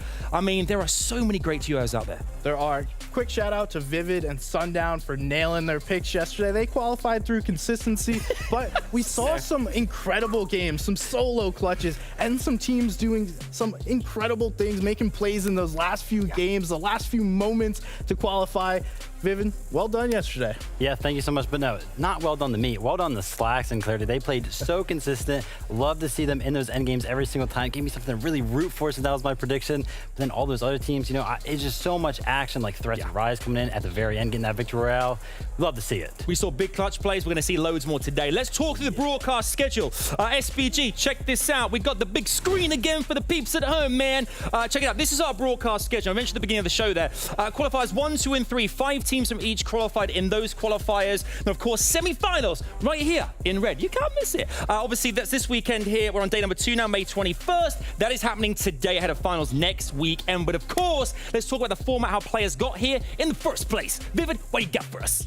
Here we go. Listen, we've talked about those 3 qualifiers plenty. We got 15 teams in total from them straight to the finals. We are in semifinals now, week number 3 of this FNCS. We had session number 1 yesterday, only 5 matches, but we had a total of 11 teams go through. Now, the most exciting thing about the transition to today, we're playing 6 matches in total. So 1 more match to add a little bit more action to today. And then ultimately we will make our way to the finals. But again, this semifinal format is so fun. There's Victory Royales being a direct shot to the finals. And then also that consistency leaderboard where teams are fighting for points if they don't get a Victory Royale to get top 6. But SPG, how do they get those points? Got you, Vivid. So let's talk about the points. Let's talk about how you qualify through consistency. It's placement, it's eliminations, it's a combination of the two. You start getting placement points at 35th, and you keep accumulating them as we go. Obviously, all the way up to 2nd place. If you win the match, you're going through straight to finals. Not only are you getting placement points, though, you're able to get those elimination points, which are 3 points per elim, and we've seen some incredible games. We just saw an EU, a 10 elim game that was massive. That shakes up the leaderboard, and it is going to be quite incredible to see how this goes today. It really is, it really is. But of course as well, yesterday 11 teams progressed to the finals, 11 new teams enter the mix as well. Vivid, who you got for us coming in today and what's going to happen? Listen, we got a bunch of new players. Like you mentioned, 11 new teams to join that lobby to replace those players that are now into the finals. And one of those teams that are going to be replacing those other teams is actually Knifer and Ocus. This is really, really exciting because they didn't actually even play together in the first qualifier of the season. Knifer was playing with Nosh, didn't really like the chemistry that was going on, so he switched it up in qualifier 2, and ever since, Knifer and Ocus have been playing phenomenally. And that's why it's so impressive, because they actually gathered enough series points to make it in the semifinals with only 2 qualifiers under their belt. That's really impressive, because some teams weren't able to do that with 3 qualifiers. Exactly. And them being able to clutch up in those 2 qualifiers, we see them slaying out, getting all those elims.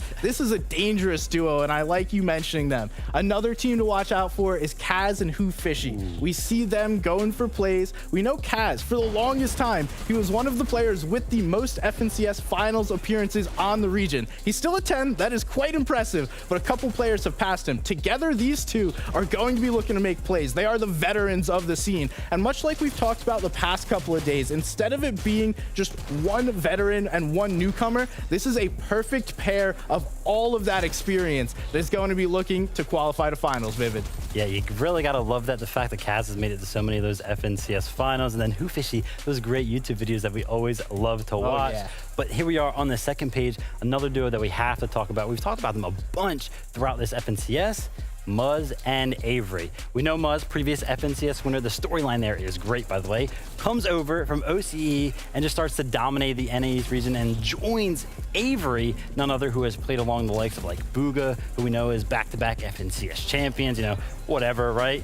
But I mean, this duo just has it all. They've been laying at this command cavern for quite some time now, and I am honestly hoping that semifinals day number 2 is their ticket punched through to that finals. Yeah, and they have it. They've done it in multiple seasons. Like you mentioned, Muzz has all of the resume in his back pocket. Another duo to talk about is Aviv and Gold. This has been a rising duo. We talked about the veterans. I want to talk about the newcomers.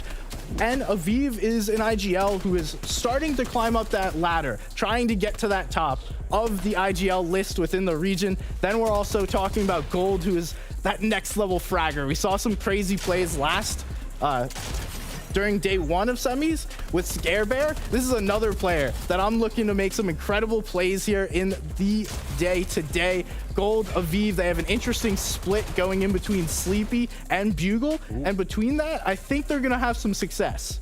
Yeah, definitely advantageous to be up in that north zone. It proved yesterday. 5 games out of 5 going up there. Hopefully that can replicate for the boys Gold and Aviv. That would be great. But Adam, we got to keep this show rolling, don't we? We've got to keep it rolling, baby. We've got to keep it rolling. That's right. And you know, some of those teams there, amazing, of course. The teams as well, that's like exactly, if they know each other very well. This is a fun game we play with Creo and Vert called Duo Even Know Me.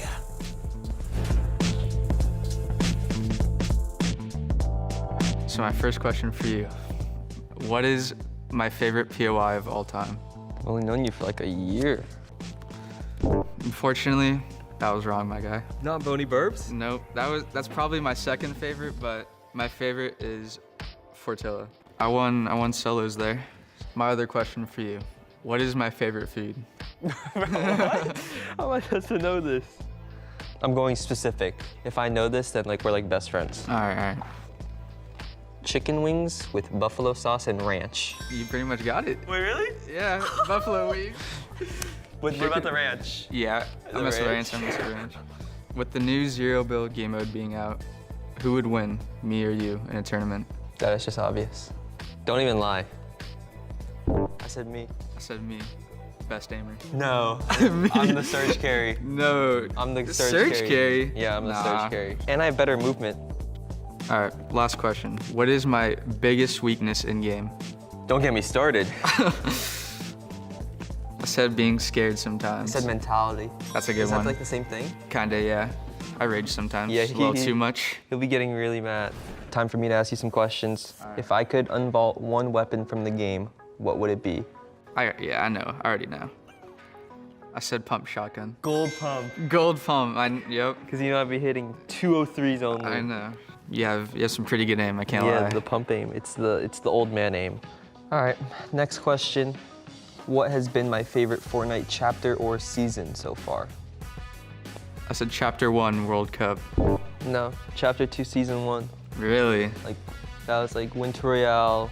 And then after that, the water came out. I love that. I thought for sure it'd be World Cup. No, it's Winter Royale. Since you made a lot of money there. Winter Royale is my prime. Who is the better tarper, me or you? Don't even. Come on. I said Creo. At least you know. He's the IGL, you know. Yeah, I'm the tarper. Busting out the successful tarps. Yep. Can't go wrong. Dead side tarps, you already know.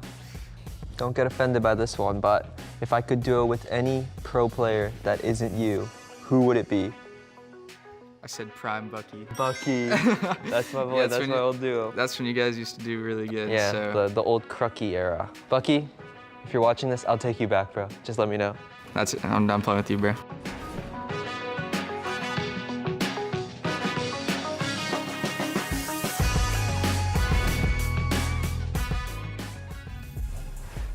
Believe it or not, we actually play games like all the time, myself, Vivster and SBGZ, and it brings us closer together. Of course it does. Let's find out a bit more about our duos as well, the ones in focus in particular for tonight's events. What you got for us, boys? Well, listen, we already went through that player list, right? But there's always those couple of duos that kind of stick out, especially for you, SBG, because Jack and Ills, we're looking at them. You predicted them yesterday. Didn't necessarily go your way, did it? Hey, they're my guys. Hey, we almost saw it in game one, just falling short in second place, but I'm sticking with them. But why am I sticking with them? They're going Tilted. They're going to be unconned at the south side of Tilted once again. If you guys watched yesterday, we do know that Illest is making some incredible clutch plays towards the end of games. In addition, I love what Jack does as an IGL. He leads a team beautifully and is always finding ways to look and take wins. Yeah, a hard duo to bet against for sure. Also, that little piece you did yesterday, them kind of splitting up on the hills for their Storm Surge, they definitely got a lot of stuff figured out. And you can see here a lot of experience under their belt with a lot of finals this season to back that up. But this isn't the only duo that we are going to be taking a look at today. We are also going to be looking at Creo and Vert, which I am so excited to talk about because Slacks and Clarity qualified yesterday. And the reason why that's important is because it seems as if Creo and Vert are actually going to be taking their drop spot up at Logjam Lumberyard. And that's what we love about these semifinal lobbies, right? We're constantly taking players out of the player pool because they're going to the finals, but then like their POIs open up, like all their rotates open up, and Creo and Vert taking full advantage of that right now. Yeah, and this was a great duo. We were watching, talking before. Vert playing very well in that solo Cash Cup. We just saw them. They have the synergy between the two of them. They know each other very, very well. Vert, a former NA West player, coming over to play with Creo and has that finals experience. These two, it would be strange not to see them in the finals again.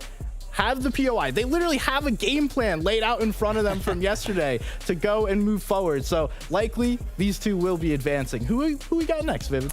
Oh man, this is a good one. You know, shout out to Adam. You guys will learn about that later. OMG, Me Too, and Shadow. Listen, they're landing southwest of the map down at that windmill split. And the reason why that's so impressive, because yesterday they actually got 7th place on the consistency leaderboard, which as we know, top 6 actually goes straight through to the finals. So that is 1 place off making it through to the finals, but Day 2 is still ahead of them. And the reason why I think it was so impressive that they got that 7th place, I talked about it a little bit before. every single game the zone went north, but these guys are landing all the way south and they still got 7th place. Yeah, they were basically on the opposite side of those zones, and if they are to get a couple, they're going to be a dangerous team to watch. It really was those mid-game rotations that were draining their mats, draining their heals, making them unable to play in endgame. And then once moving zones came, they just didn't have enough to continue to sustain themselves. So, hey, couple of nice pulls today. Like you mentioned, this team will be moving on. Yes, indeed. You know, we talked a little bit about those drop spots indeed. So why don't we take a look at how some of them are going to play out, or at least how we think they're going to play out. Yes, off-spawn battles is what I'm all about. I absolutely love this. This is one of my favorite segments of the show here as well. And people are getting very excited there about picks and predictions as well, because we've been thinking about this. We've got like 5 hours. All day. All day, literally all day. He missed lunch. He missed lunch for that. Okay, let's talk about some of our off-spawn fights as well, of course. Daily Bugle first and foremost. Let's talk Macwood versus Bucky. 2 teams we've highlighted a lot before. Surprisingly not qualified. I mean, they've got so much history in FNCS as well. But Daily Bugle, this is going to be an interesting one. Lots of loot on offer, a big POI, and these 2 teams both absolutely exceptional. SBG, it's all going to happen. So much action to be had. Yeah, the former teammates now going head-to-head at Bugle. And we saw yesterday, Macwood said he's not leaving. It doesn't matter who's contesting him. He's going to fight this out. And yesterday we saw them battle it out, but it wasn't necessarily going to be a team fighting every single time. There's enough loot where they can split this, but it doesn't necessarily have to be a battle every single game. So we'll have to check in with them a few times in early game to see how this goes. Yeah, definitely we'll have to check in with them. I think yesterday they only actually fought 1 time, but notably about that, Macwood actually came out on top of that fight. So again, we'll have to make sure that we keep in check with what's going on over at the Daily Bugle. Indeed we will. You can see the result, round 4 trips 2 and 3. Consistency again, incredible stuff. Let's head over to Shifty Shafts as well here. We've got Nick versus Noisy here.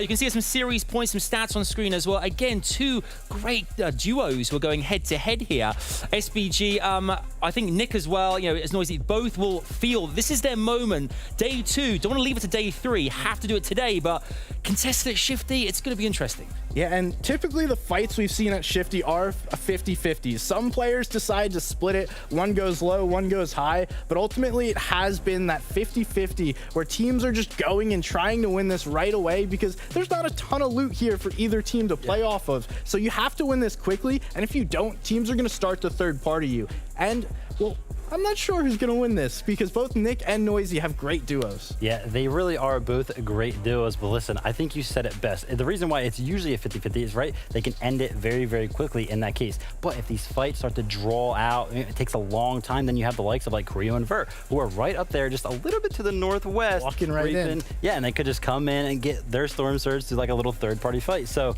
got to be careful. And again, another POI that we have to keep in touch with to see how this one goes. Oh, we certainly will. We certainly will indeed here. Before we get into the nitty-gritty of predictions, another little fun thing for you here. This is a little thing called Ask a Pro NAE style.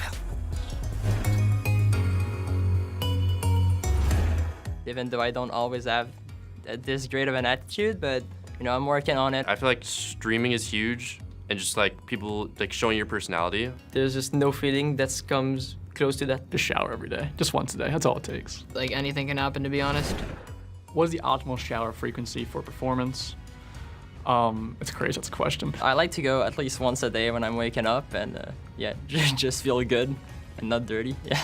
I try to shower at night because like when I wake up and I shower, like it just makes my like hands feel weird and I usually play bad. I think it's once a day, it's really good. I usually shower like once a day, usually right before I get on, so I'm refreshed. Definitely once a day, minimum. I know there's some gamers that do not do that. I know that for a fact. Is there any underrated duo that you think could have a breakout performance? Glaze and Trashy are doing really good right now, and I feel like they're working hard and they're placing, and I think they could do good. I think Dubs and Mega are gonna have a very good season. I think people aren't thinking as highly of them. Oh my god, me too. And Shadow 1X is gonna do really good in this FNCS. Joji and Rokane, they're not really underrated, but I think for comp-wise, like they've been doing really good and people kind of overlook them.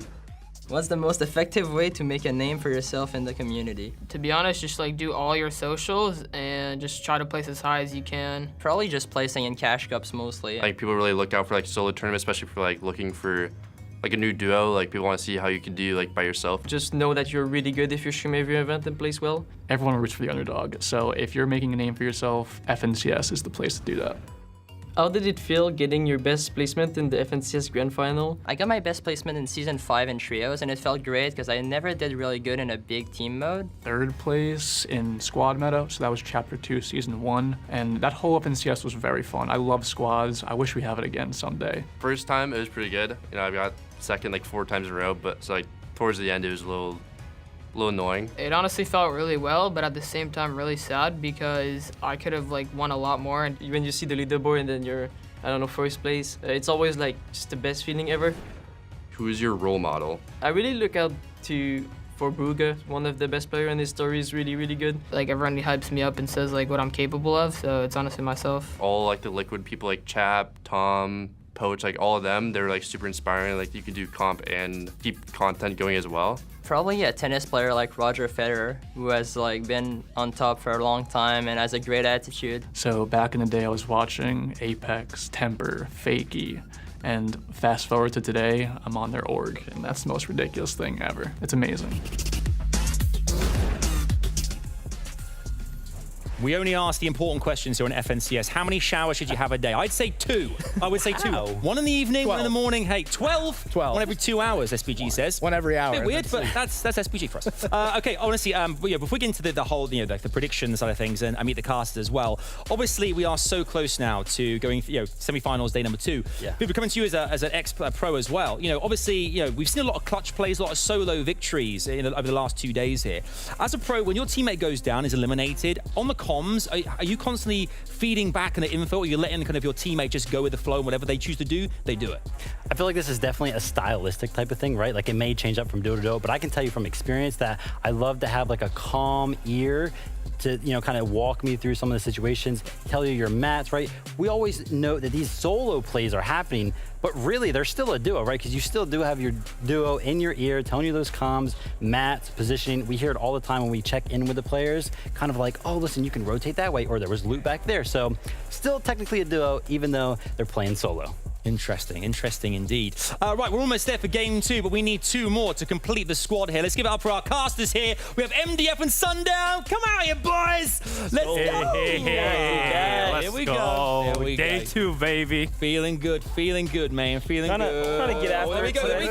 We got that. Paper covers rock. 1-0. Yeah, there we go. There you go. You win. I've been terrible at that today. Guys, obviously, good to have you guys back here. Of course, we've got so many great games planned today, so many big duos as well. We're going to get straight into predictions here because game 2 is imminent. So let's jump in and see exactly who we chose here.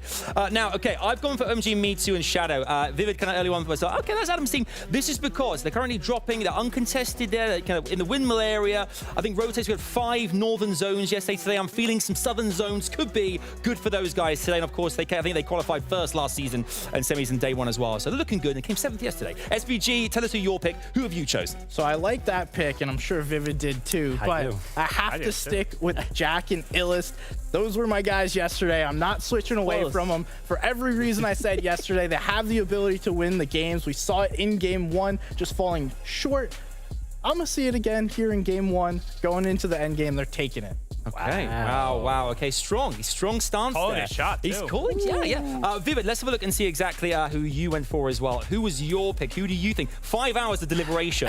Let's hear it. Where are we? It took some time. It took a little bit of time. Honestly, I was literally sitting there for like 5 hours on my laptop trying to figure out who I was going to pick. I went with Muzz and Avery, and I went with Muzz and Avery because the experience is there. We mentioned, I think Avery's only missed like 1 FNCS finals. They've been going Command Cavern like all season. They got to know the drop spot like the back of their hand by this point. There's a couple new duos over there in the area, so I think they will be able to take advantage of those less experienced players over at Command Cavern, and I hope they're actually going to get a victory royale today. We'll say game 4. Specific. I can get specific as well. I'm gonna double up on Pam Sim Fast today. Yesterday came so close, almost through my voice, man. Pam, you can't be going crazy like that. It was a close one, so I'm feeling really good about them. Also uncontested. That's my biggest thing today here. I want a vet who's uncontested. That's gonna be pretty much my safe bet once again. It was my safe bet yesterday. It came so close. I mean, everybody's talking uncontested. Did nobody go look at the numbers? 60% of the victory royales yesterday through all all of the regions came from contested duos going through. I'm going with Trap Killed in Flow. I mean, we talked about Trap Killed yesterday. One of the strongest defensive fighters. They were like the second team just below OMG, Me Too, and Shadow to not end up going through. I think they lock it up today. Okay, it's going to be interesting. Obviously, as usual, we all choose a separate team, so we're going to be chatting about this a lot. I got to catch up, man. I got to catch up. I struggle. We've got so much coming away, of course. Game 1 is imminent here, of course. Do let us know online who you think as well is going to go all the way through to finals today. It's going to get very exciting indeed. And, of course, big shout again to those guys watching at Legends Landing. Hello to all of you as well. This is it. It is time. The Battle Bus is ready. Game 1 of FNCS NAE semi-finals, day number 2. Let's do this thing over to Sundown and MDF.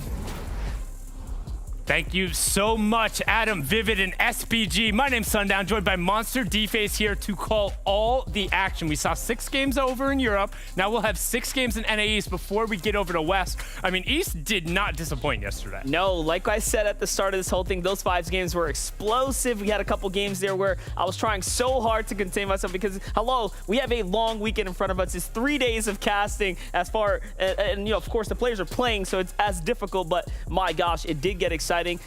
Today, though, of course, now things change a little bit, right? We have 6 that get to move on as far as the victory royales go, plus, of course, the consistency. Yeah, it's that one additional game going through, but don't forget we still have the top 6 advancing, but the stage is set. Match 1 is ready. Bus driver is loading everyone in. Let's get to it.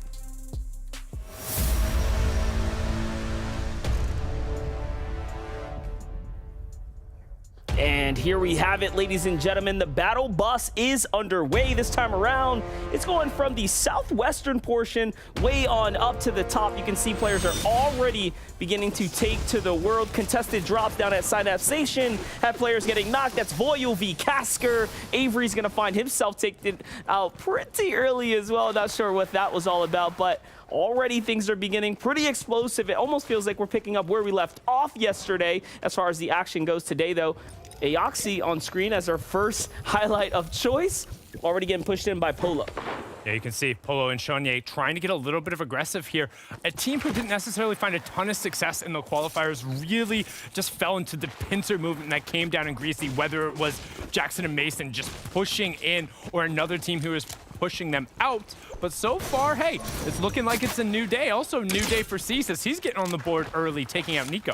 Big elimination there onto Nico. As we know, claiming those nice and early can make a huge difference. The European region proved that to us. We had a team up there well within the top 10 based off eliminations alone. So it does show you how close you can actually get, those 3 points being worth so much. OMG Me Too actually is the one who found Swirl here at the Greasy Grove, so that means they touch down because that southwestern bus played to the windmill. They get to touch down first, get a weapon, and take a player out the sky, so the story comes full circle here. That could mean for Polo and Shania, they actually have no idea that Aoxy's teammate is down if they weren't paying close attention. Yeah, so they're probably just going through their initial strat off of the drop, but you can see with Avery going down, Muzz left all by his lonesome, and does not necessarily want to be in Command Cavern. He's got a bunch of friends around him, but I mean, with friends like these, who needs enemies? I mean, look at the bottom right-hand corner. There's so many players, but Muzz does not care. Back-to-back headshots. I mean, as a solo, you really want to get those down. A way to keep things exciting for us as Muzz starts to truly connect round after round right there. We like to see it, but the story is whether or not he can actually play into this reboot card and get that ultimate pickup. At the end of the day, I mean, 2 is just better than 1 here, and we all know that playing as a solo really will reduce your odds here as we start getting into the late phases where you gotta pick up that victory royale. And we know the teams that are here, no pushovers, right? These are vets of Cease, of course, housing this general area. So Command Cavern's going to be a tough place to play out of. What we saw yesterday from Muzz and Avery was pretty well. They played the outskirts pretty nicely. Yeah, trying to play around the outside, not necessarily get into those fights, but Muzz dove in right away. One of the teams we see right here, though, or 2 of the teams we see right here, are new to this fight, right? Knifers, Okis, Kaz, Hoofishy, they weren't here yesterday. We backfilled the teams who ended up qualifying, so a little bit of a new look over at the Command Cavern. Let's talk about the real problem as well, is that these are very notable players that have decided to arrive here today. It has not gotten any easier at the Command Cavern. We've known this to be a difficult drop spot to play off of because of how highly contested it is. Now you bring in players that are just as experienced as the others. Talking about that contested drop, the Synapse Station, just to kind of round that story out, Yuz is going to fall there as well. So Cascar and Yuz officially wiped up to the hands of Accept and Voyo. Big eliminations, of course, in this early game. That's continuing that domination that they had yesterday, finding a lot of success there. That's another team that I think, can be a part of that 60% you talked about, contested players that can get wins. And particularly yesterday, too, it was back and forth off the start. At first, they didn't necessarily really want to end up going down with it, but we're going to check some of the action we might have missed right off the bat. And here's that fight we were just talking about with Accept just really running down in a great piece control there. Like you said, Edit Course might as well be the Grand Royale, the All-Star Invitational, as he boxed them in there.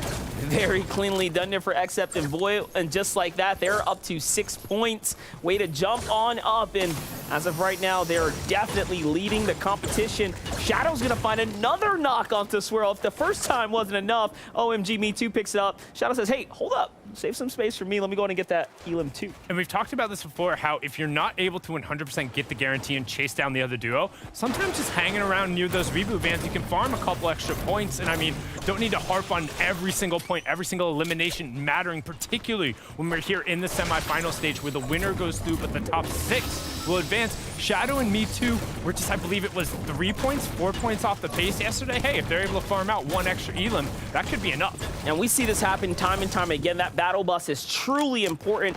Jack and Illis, though, they came so close yesterday. Can they do it here today? This drop spot of Tilted Tower is, of course, very interesting as we swing on over to Shadow and OMG Me Too. Currently, again, one of the few teams with 2 big eliminations here. Surge, not an issue for them, but it doesn't matter. They want to play for the Elims right now because the points can be worth so much more. The one thing to note is we did see them yesterday with 3 eliminations and still well under Surge. The reason for that happening is you think, oh yeah, I get the Elims, that's getting the knock and all the damage on top of them.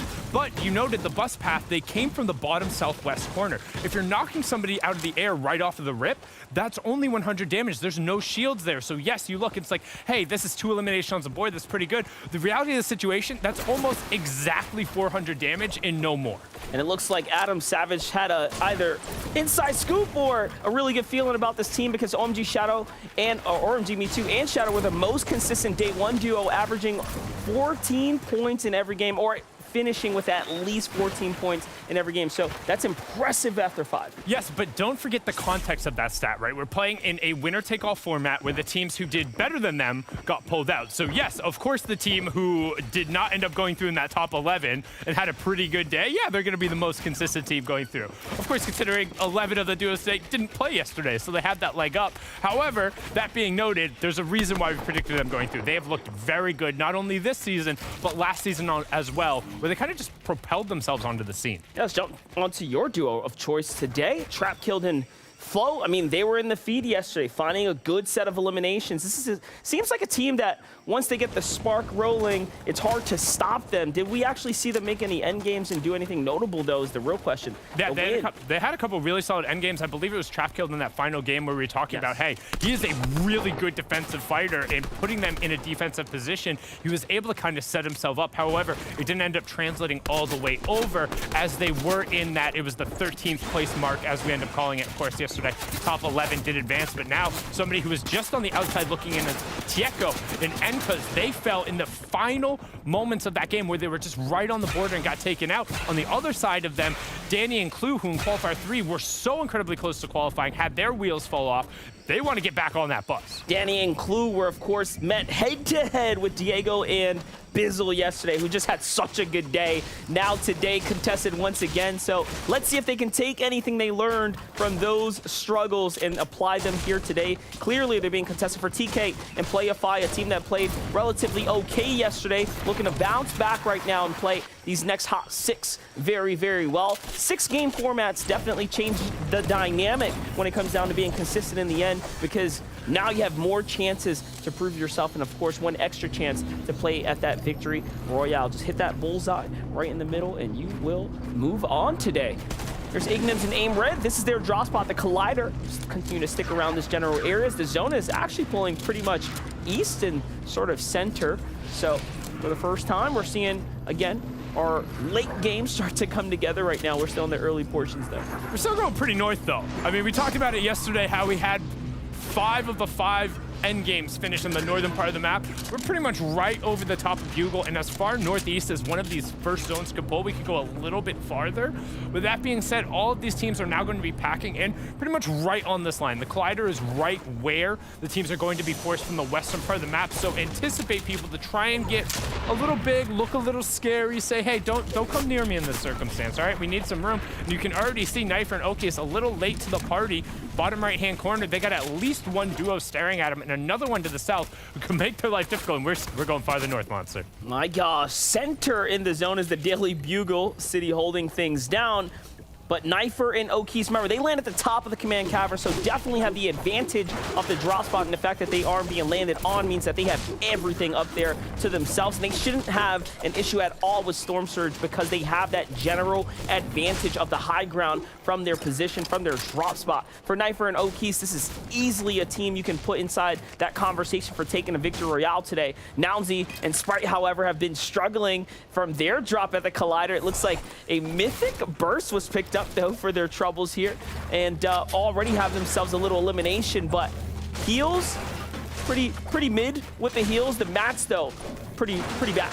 Yeah, trying to get a little bit of revenge yesterday. Dr. Sloan, we called it out. Hey, picked up a elimination in the feed. Actually ended up getting a full wipe on Sprite and Nounsy, so they're going to take that one back, take over the weaponry, and say, hey, yeah, that was a big one of those where you're like, as we hear a nice little bump, bump, meaning somebody's coming down from that reboot van, and a very similar pacing to what we saw in game number 1 yesterday, Monster. A little bit slower, as I believe Macwood actually just got picked up, but 89 players right now. I mean, only 2 full duos wiped. Yeah, hefty amount of players still in the lobby, and just for the record, guys, Dr. Sloan now has 6 more points than I ever have had in a semifinal, so feeling pretty sad here.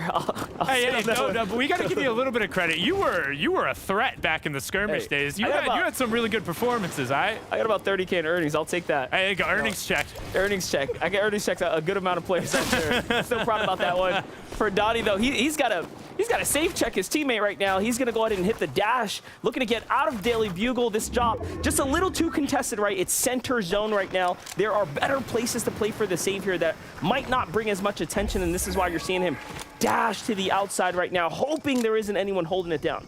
Yeah, and you did see that Storm Surge warning on the right-hand side. The first number that flashed, that 267, was basically the smallest person in the lobby, so you'll need right around 300 damage to get above it. If you're wondering what Storm Surge is, Storm Surge, you really just want to remember the numbers 3, 5, and 7. And as I say that, we see Muzz just trying to get away from everyone on that side. Storm Surge turns on the 3rd, 5th, and 7th zones. In the 3rd zone, it turns off when there's 70 players remaining. In the 5th zone, 50. Then in that 7th zone, when 30 remains. It'll do 25 damage every 5 seconds to the teams who are below the threshold on the right. How does that threshold get calculated? Do damage to your opponents. The more damage you do, the higher your number goes.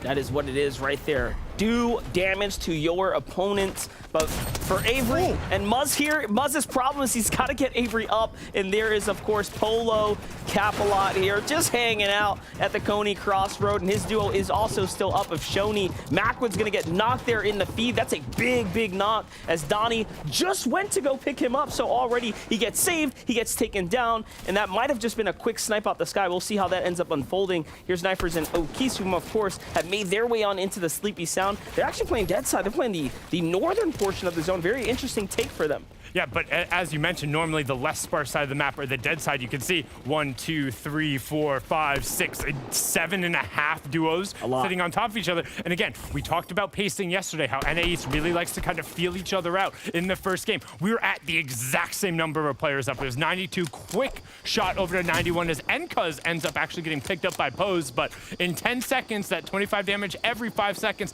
is about to come through, and it's going to get aggressive. And look, Macwood once again picked up after the knock there, so saved here. And already Donnie and Macwood have a huge issue in front of them. What looks to be, or a potential insurmountable hill here. They need 357 damage. Except Voyo, a team that's been on fire, is right in front of them. And this is going to be an all-out battle. And when I say all-out, we mean all outs. They have to really get in here and find tags ASAP because that Storm Surge might just be the end of them. Actually, count down here. They're going to get hurt big time. Have to invest all the chug splashes there.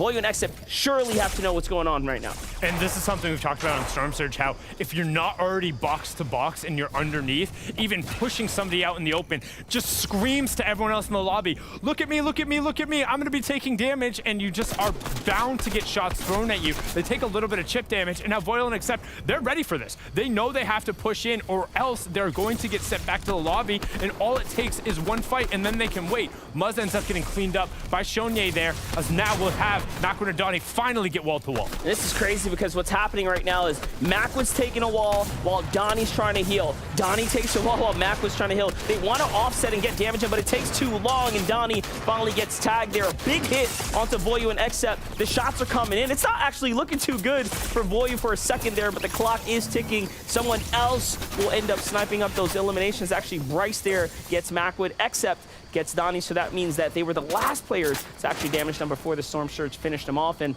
honestly, Xep and Voyu can count their lucky stars because Donnie and Mac were looking a little scary there for a moment. Yeah, and this could get awkward now because the other team knows they're pinned in there, and assuming that Macwood and Donnie were able to get any damage onto him, they can make their life a little bit more difficult now, as we'll swing over to right on the edge of the third zone. You see in the bottom right-hand corner, pretty solid positioning there. Then on the right side of your screen, Qua is just chugging on potions, trying to get whatever he can, trying to get those shield back up. But I mean, 87 below, he's gonna need to find a line, and he's gonna need to find it quickly. 41 there, that'll about half what he needs to do. It's a great headshot, but it's not gonna be enough. He's gonna need a little bit more here. One player just hops on over. That's straight off the zip line.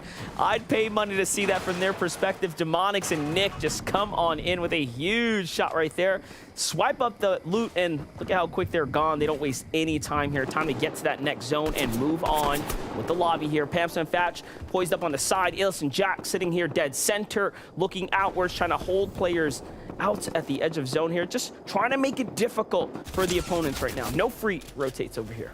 Yeah, SVG's prediction on the left-hand side of the screen will swing back over with one of the two newcomers that we saw over at Command Cavern. Pretty decent start so far, but a little bit of a tricky situation. This is what we were talking about with the two duos we saw beforehand who had already posted on the outside looking in. They're able to put some pressure down, but Knifer is able to alleviate a lot of that pressure. That elimination might not look like a lot, but the fact that he was able to pick up 2 medkits, has the med miss, there's actually a 3rd medkit behind him. They can play the edge of this zone very comfortably, and oh boy, they are tucked right in a corner. Just barely inside, but it will be enough for them to stay alive for just a little bit longer. There's tons of teams in this general area here. You can see that one little square is again keeping them safe right there. Here's Sprite and Nounsy currently leading with 5 eliminations. My gosh. And their loadout's looking pretty solid here. A hefty amount of heals split across the 2. About midway with the material count. That's really where you want to be. Now leaning into the 4th zone. And not only that, 4th zone lands on top of them.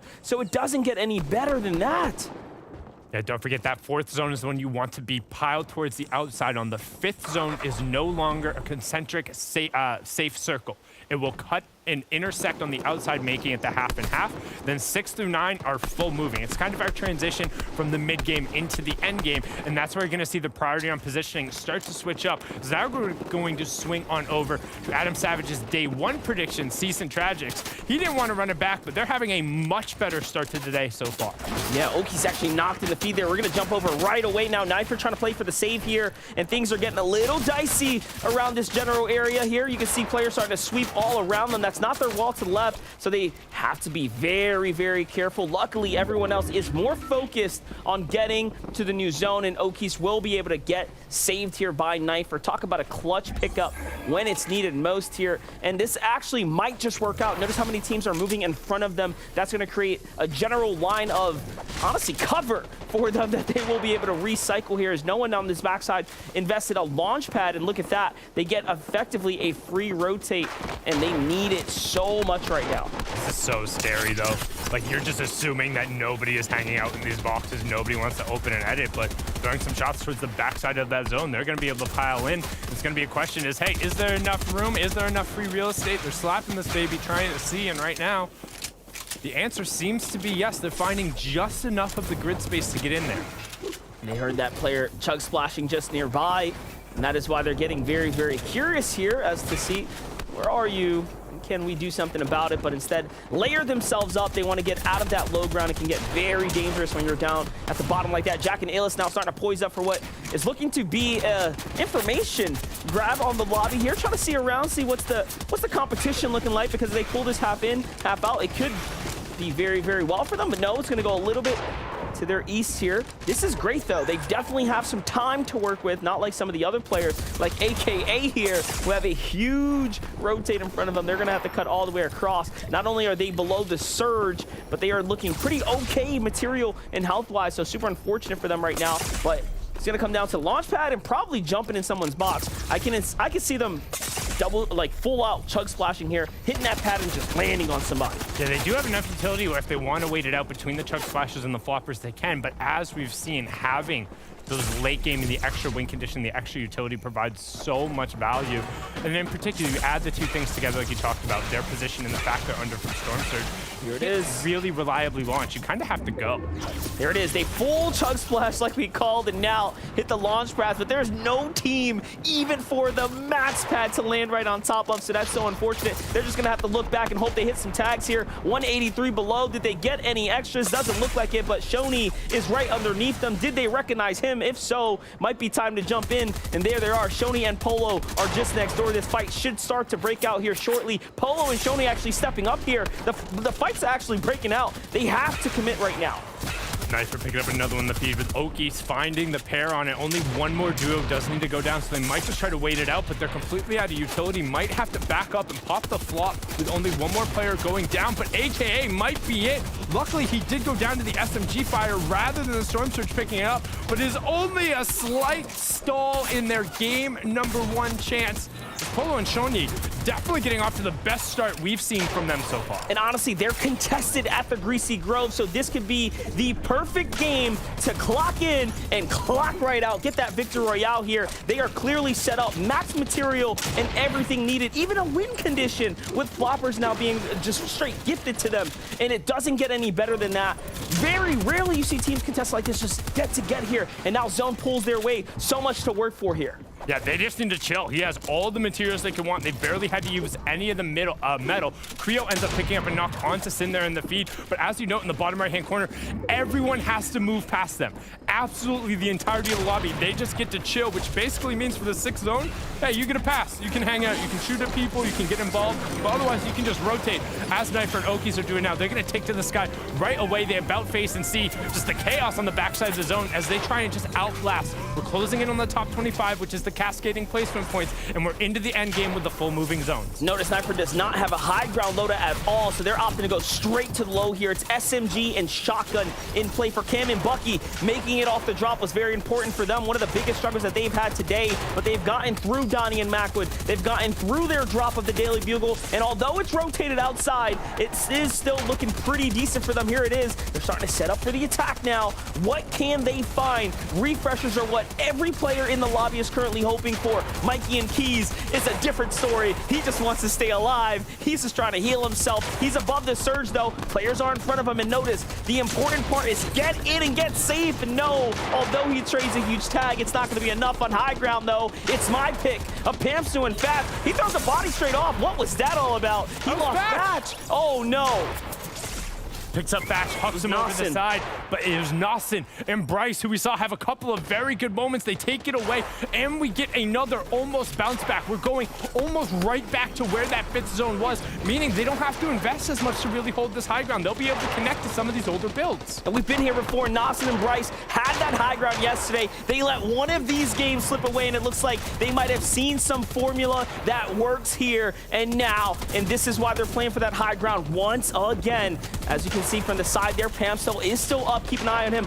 Cam, however, is going to find who fishy. Big tags here from Sprite and Nounsy, putting some pressure on, and that Possessor is going to fall there. And you know they want that loot. Will they fight for the body? Let's see it here. They're going to start breaking their way in. This is very greedy. We've seen Illis and Jack get punished for doing this before, but this time it is going to work out.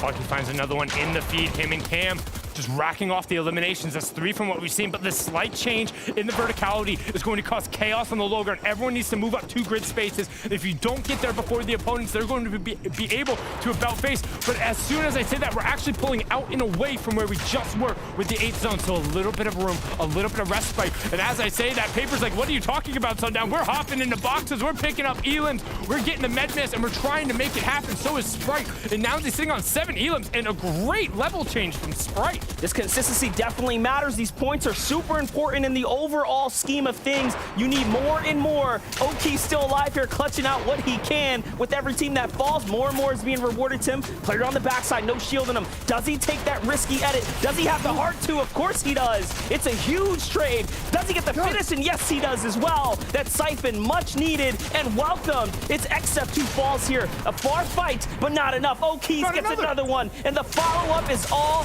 coming together here. Shot from behind, it doesn't matter. He's happy with the top 7. Illis and Jack, however, gets to snipe up all of that loot. 3 siphons worth exactly, and now they have tons of material. I mean, high ground's looking great here, but it's not going to be easy. Tons of floppers. A lot of win condition. Trying to look for a little bit of room. Nick on the backside of the zone that will be able to cover his back, but he only has 1 more wooden build. He's saying we have to go forward. Double armored walls are down. Things are getting very intense here. It's a 2v2. Plus another 2 solos in the mix. You gotta be careful. Bucky is on the other side of the wall. Illis gets punished there, but he trades out the shot. A high ground team jumps in the mix as well. Great block, but Jack gets smashed on. Demonics from behind there, and now Cam swings around there, and Nick is down. So Demonics is by himself. He trades out Cam. In the end, Demonics is on top right now. A 1v1v2 situation is in front of us here. 7 elims for Demonics. Talk about consistent so far, and a huge pop-off. But the high ground, like, there are so many heals here at this point. What can you really do? Nowzy says, all right, I'm going all the way up. He's not going to make it easy. He puts some pressure in, just enough for Demonics to start to look over, get some mats here.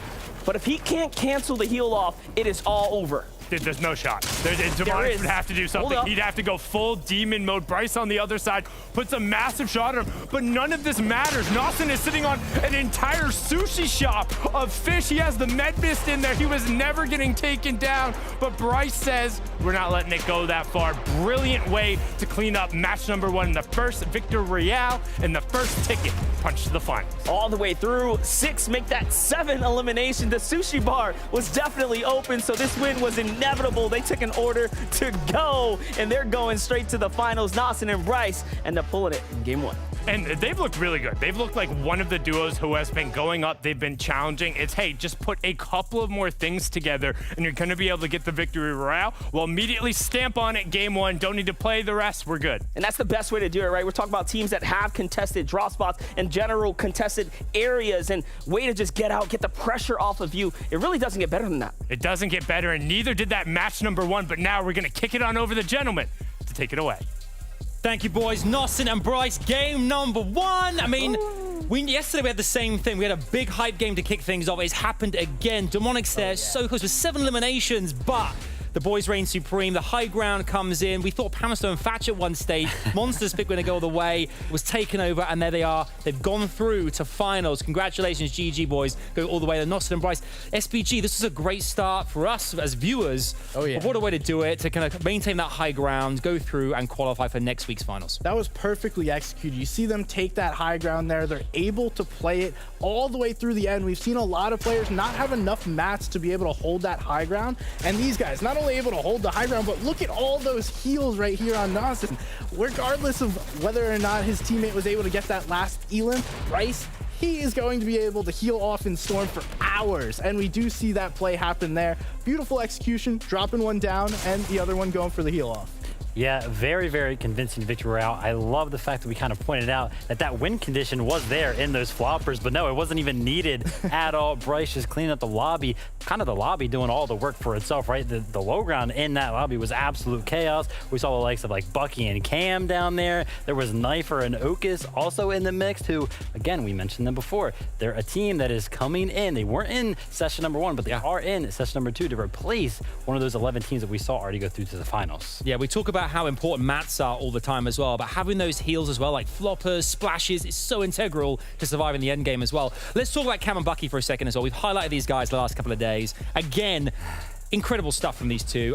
We saw Donnie and Mac went down very early on, and these guys are now going to try and get as many points as possible, and they are managing to hold off opponents trying to break through to their box at every angle. These guys are so seasoned at SBG. They know exactly what to do in any given situation. They are, and this is what we expect from them. 0 elims off spawn. They come into this end game. They just have enough damage to get through all that storm surge, and now we see them start to go crazy. This mid ground is really where we've been seeing teams get a lot of elims. They run into a couple of players here, little builds, Vivid, but they're able to maneuver some of those, get themselves in behind those builds, and find just one more point, one more elim. Yeah, great footwork there, going in and out of the zone, trying to make plays, mantling, tactical sprinting. But this is why it's so convincing to see them in that endgame, right? Because yesterday they kind of went out at like in those endgame moments, but they went out like 20th, right? So they were getting there, but they weren't getting there in a good enough spot to where they could continue and get like top 10. But this game right here, first game of the day, they're showing us that they can get there, and they will today. They certainly will. You can see the leaderboard here now as well, folks. This is what's happened after game 1, of course. Our top team progressing through to the next round. You can see Nounty and Sprite there, 53 points. We're very close behind Demonics and Nick as well, 52. I mean, you can see here as well, game number 1, despite the fact that we had, I think, a lot of eliminations from going through from our top 2, look at the amount here, eliminations. Within the top half there, 9, 8, 6, 5, 5. That's game 1. That is incredible. And this just to show how many points have already been captured by our teams here at SBG. I mean, Bucky and Cam break in there as well. Boy, except we talked about yesterday, big teams, big points. This is going to be a big day for FNCS. It is, and it's all about those elims like you mentioned. We've seen these teams just slaying out, getting all those elims, and it's in the mid ground, it's in the low ground. The high ground teams really aren't getting a ton of elims. They were able to get a few, but nonetheless, it is going to be that continued consistency from these teams. Game 1's awesome, right? But you need to do it for 5 more games, or you gotta win one, right?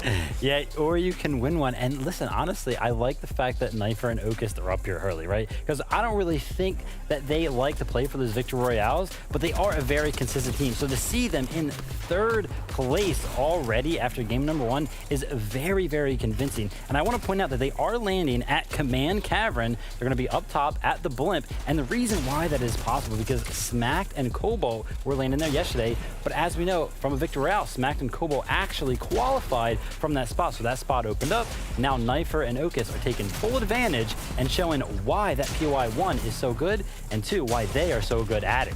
Indeed, yeah. It's interesting that stat earlier on as well. The likelihood of qualifying POIs that are contested seems much higher than we would possibly imagine here. But be interesting to see what happens next here. So much still to play for, of course. But 1 qualified team already. We have 5 more games coming your way, and it is all to play for. Who's going to qualify next? We'll have to see exactly what happens. Interesting as well. I know we talked about at the top of the show there about the storm, the way it moves as well. SBG, again, another northern zone. It just seems to continuously be pushing in the northern direction. Hey, I don't know. We're going up north. Maybe we'll see some southern zones here. Maybe an eastern zone. I don't know. Let's get some change-ups here. I don't want to see every zone going north, because the south teams deserve some love too. Yeah, exactly. My prediction, OMG, me too, and Shadow there. You know, got a couple of eliminations, but they're in the south. Come on. Right, let's head over to game number 2. We, of course, have ourselves another exciting one for you guys. Sunlight MDF waiting in the wings. The bus is ready. Let's head in. Let's do this thing, guys. Thank you so much, Adam, Vivid, and SBG. We saw the first game go down. We saw the leaderboard, and right now it looks like the veterans have had a little bit of a momentum shift here on day number 2. Yeah, definitely. The players are coming back. You know, a lot of the more difficult teams to face have began to just punch their way through. The teams that are known for sniping up those victories yesterday was definitely a clear showing of just that. So it should begin to start floating up players that have a reputation for making it to finals. Yeah, we've already seen 36 of our teams end up advancing all the way through, or 26, excuse me. Now we'll get the other 24, or now 23, as we just saw the Victory Royale coming through. But don't forget, still 5 more games. It's the Victory Royale straight through to the finals, and everyone else, you're still playing. You're clawing for your chance to get into the top 6. But the bus driver's ready, so are we. Let's go, game number 2.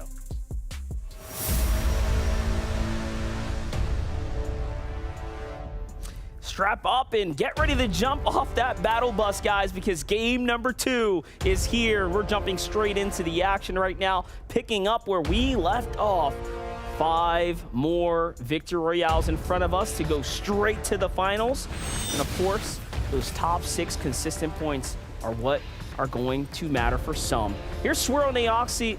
we get to see them for the first time. This time the bus is coming from the opposite direction, so they should not be picked off the sky very early. So this is the first time now we get to see Shoney and Polo have a contested drop, a truly contested drop. And after a great game one, can they bounce back now? Polo is down. Shoney does have a burst to work with. That's a striker on the other side, but he is lit.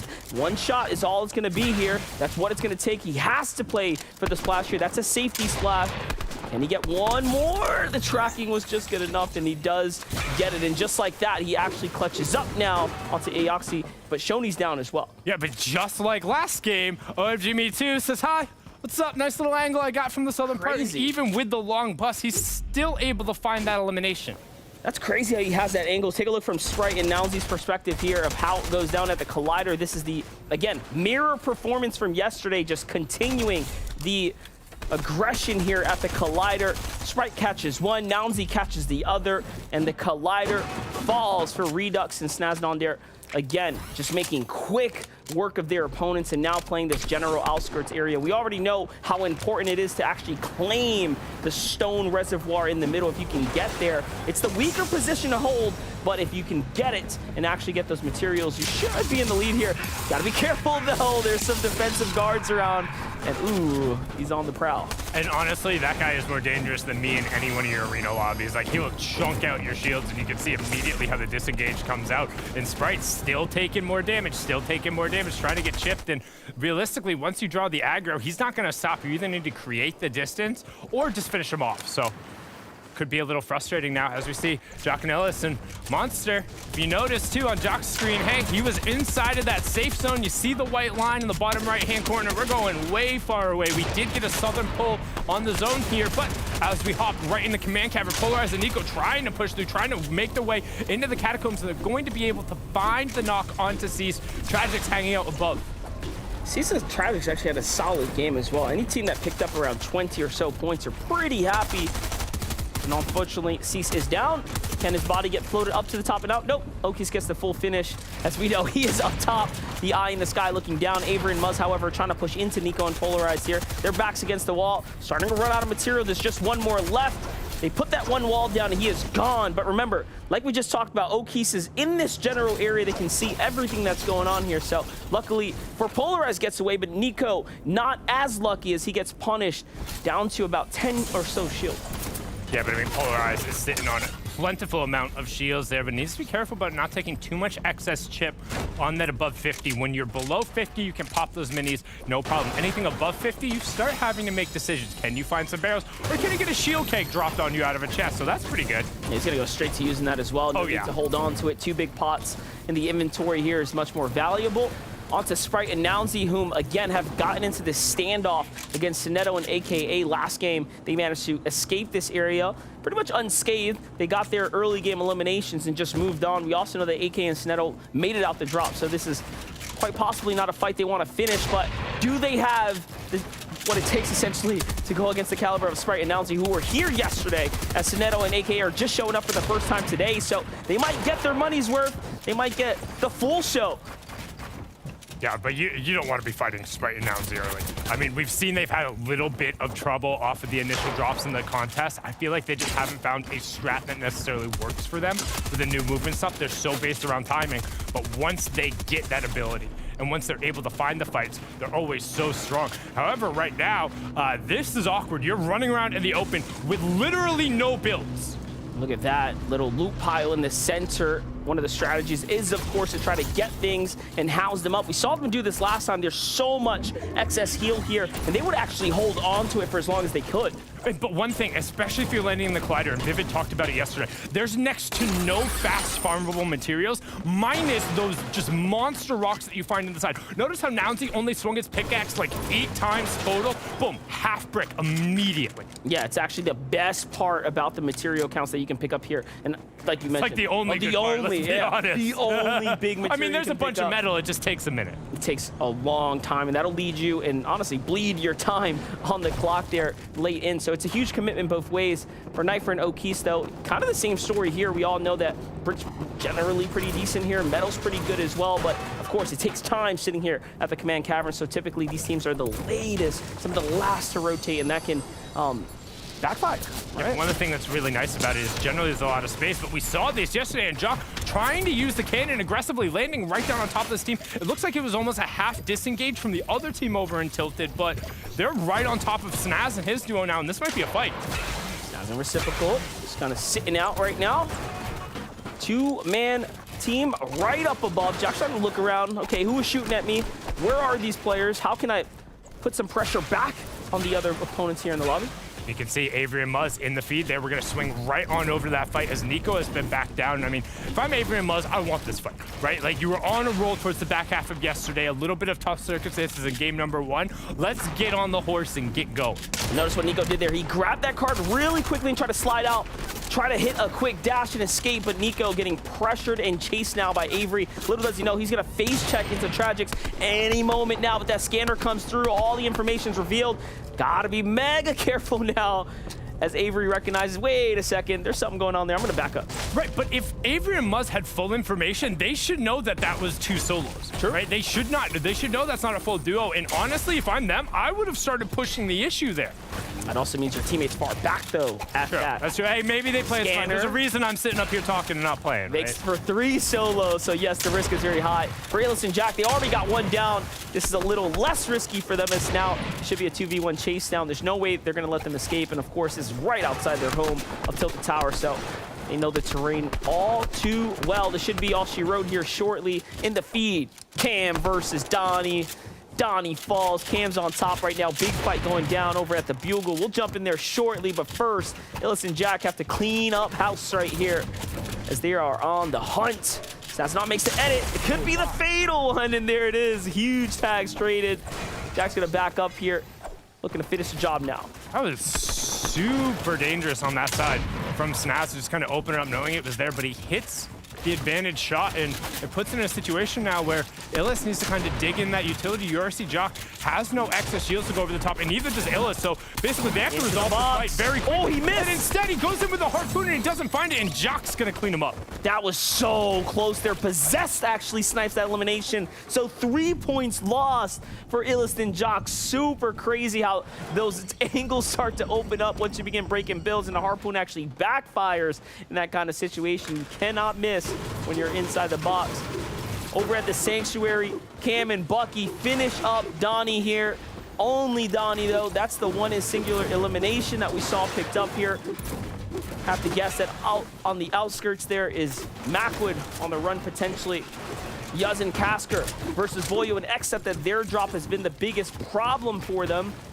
Big burden of course, taking these early game battles and trying to survive them consistently. But now they rotate into Greasy Grove, where Shoney and Polo have managed to bounce back. Shoney and Polo, again, had that Greasy Grove drop to himself. OMG Me Too kind of put his 2 cents into it, so that's why they only have that singular elim. They've been playing very well, as they have just, again, shown up here for day 2. And already our day 2 teams are thinking, hey, put some respect on us. We deserve to be here. We want to get to finals as well. And these are big points being earned now. This is going to jump them on up to 41 points in the lobby here, making them the 4th place team for current points. Kasker, you can run, but you can't hide, buddy. And down he goes. Shoney, proving why he's one of the greatest. That was a fantastic ramp in. Shoney and Polo trying to make it through to their first ever FNCS finals. And honestly, during the qualifiers, we talked about it in game number 1, had a really tough time. Here today, no stalling whatsoever, already up to 44 points. Camstyle, though, trying to do his best in a 1v2, and looks like he's getting the better for it as Fact has been taken down. He's just on the outside of the Sanctuary, trying to keep Danny and Clue from closing in, but he's got Crumbler and Mars on the opposite side, and this is not a place you want to be. And Crumbler actually got the knock here, so for him to see Pamstu, they know that he is definitely a solo. There is no hiding that fact. He may have confused Danny on the side there, but Crumbler and Mars know exactly what's going on here. They have all that information. Great play there to do a little fake out. Danny's punished as well. Pamstu dips into the stone. This is so desperate. A storm rotate right now could be honestly the last play in the playbook here. Can it work though? The problem is with this, there's another team on the backside of zone who's coming in. You're just stuck between a rock, a hard place, a brick wall, and a bulldozer. Pick your poison, and Pamstyle says, I got enough, we'll see you in game 3. That's it, and Mars and Crumbler say, we've had enough as well. The solo's down, we don't need to take on a full V2 team. And of course, the one sitting in the storm, and they just back on out. And now, not a single solo up. We see 41 duos, 82 players up on their feet, but we've seen a whole lot of action go down. SPG, what you got for us? Hey, I wanted to help out our viewers at home. We talk about uncontested and contested a lot, but you guys may be wondering why that is. Why are certain POIs super contested and why are others left alone? Well, it really comes down to the advantage and all the movement, the loot. We see a ton of loot at Command Cavern. That's why we see a ton of teams landing here. Everyone wants that loot. They want the position and the movement out of here. So it's going to continue to be fought for. We'll see these teams continue to go head to head at Command Cavern. Thank you, Somebody's Gun. What a great time to get a quick breakdown here to keep us all up to date and, of course, refresh our brains and minds on why it is that players look to contest one another. Important drops. It's always important to be able to go through kind of those glossary of terms because we throw a whole bunch of words out there. And if there's ever something you don't know, hey, let us know in chat. Bring it up on Twitter. Like, there's so many different places you can ask, and the community is more than helpful. But we did see Keynock going down in the feed there as Bucky will get cleaned up by Nets, which means Cam is still running around out there as a solo dolo somehow. As we pop on board here with Stacky and Post, who are currently 206 below that Storm Surge. It'll turn on in 50 seconds. And they're middling in the competition right now, 15 points. Not too bad. This is going to be a very important clash here. Once they heal up, they're going to effectively face check the duo on the other side of the wall. We'll see if Convict is ready here. Here it is. Fight starts to break out, except the Voyu, though, throwing down so many shots here, putting a pause, a halt on Supposed and Stacky. On the other side, Aim Red and Ignims. Tons of shots coming in as well. They have that same exact pressure. It's NQ's down low. Huge counterfire, though. And Tieko is hurt. And they go running off to the side there. Teat and Noisy are waiting on the other side. Great harpoon timed there for Aim Red. And he finds another tag. And just like that, they are slightly above. But for how much longer? You don't want to be right on that threshold, ping-ponging back and forth. It doesn't really give you a ton of notice. If you swing underneath it, that ticker will happen immediately. Again, it's 25 damage every 5 seconds. We're seeing people under pressure from it. That's why these fights are going out, and they're just 2 damage above. It's now on. The pressure could potentially come through, and they know they have to at least find a little bit of something because everyone else in the lobby is doing the same. Actually incredible that they're pushing this back right now because they understand that they have to. Great tags here. That's enough to slow down, but Aim Red fully commits there, and there is no duo with them hip to hip, and down his teammate goes. Aim Red fully finished there by Tieko. A little again, revenge, if you will, as they were having that slight advantage. Another team jumps on in. It's Paper and Tahi, who already have dropped a couple teams this game, and they add one to the roster. Nico rotating in from the outside of zone. These Storm Surge fights, they just go down so quickly sometimes. And just like that, about 10 players just clapped, gone, out the lobby. Game 2's over. Yeah, and it's kind of almost like a little bit more of a pile-on because Storm Surge coming through is going to do damage to the teams who haven't done the most damage, and generally that's the one who have been pushed out a little bit. They're stuck rotating around the sides of the map, and it gives you not enough time to really kind of get there and make the play. So if you're behind, you really have to make a play to kind of catch up, or you need to go back and kind of game plan and be like, hey, why are we getting behind? Can we find some shots somewhere else? There's a reason why so many of these teams prioritize landing quickly and landing up top like OMG Me Too does, just to get the free shots. Now this is crazy interesting. Pikes actually sacrifices himself so Serbs can stay in the game here. He dropped 2 big pots, 4 minis, and 1 additional heal. He says, hey, hold down the lobby. You got this, Serbs. You have to be the big clutch here. They're at 21 points, so you can see that their game plan right now is, let's make the best of this. Let's play for consistency.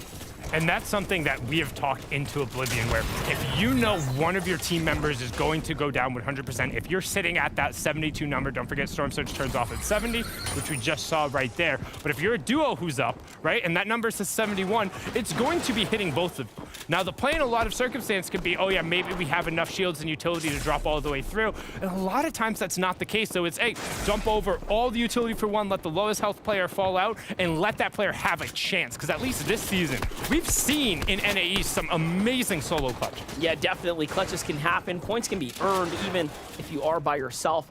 Talk about teams or players that are by yourself. Fleto is, of course, solo right now, trying to make best here. He's getting pushed now, and he is off to the races, cutting his way around the side. Sprite and Nounsy, however, got another angle here on an opponent. They're starting to inch their way on in, and it seems like they just have not stopped taking fights here. This is all in this same general area of this new zone here that was revealed at the 3rd. Just a couple seconds until the 4th gets shown over, but there's a lot of players here.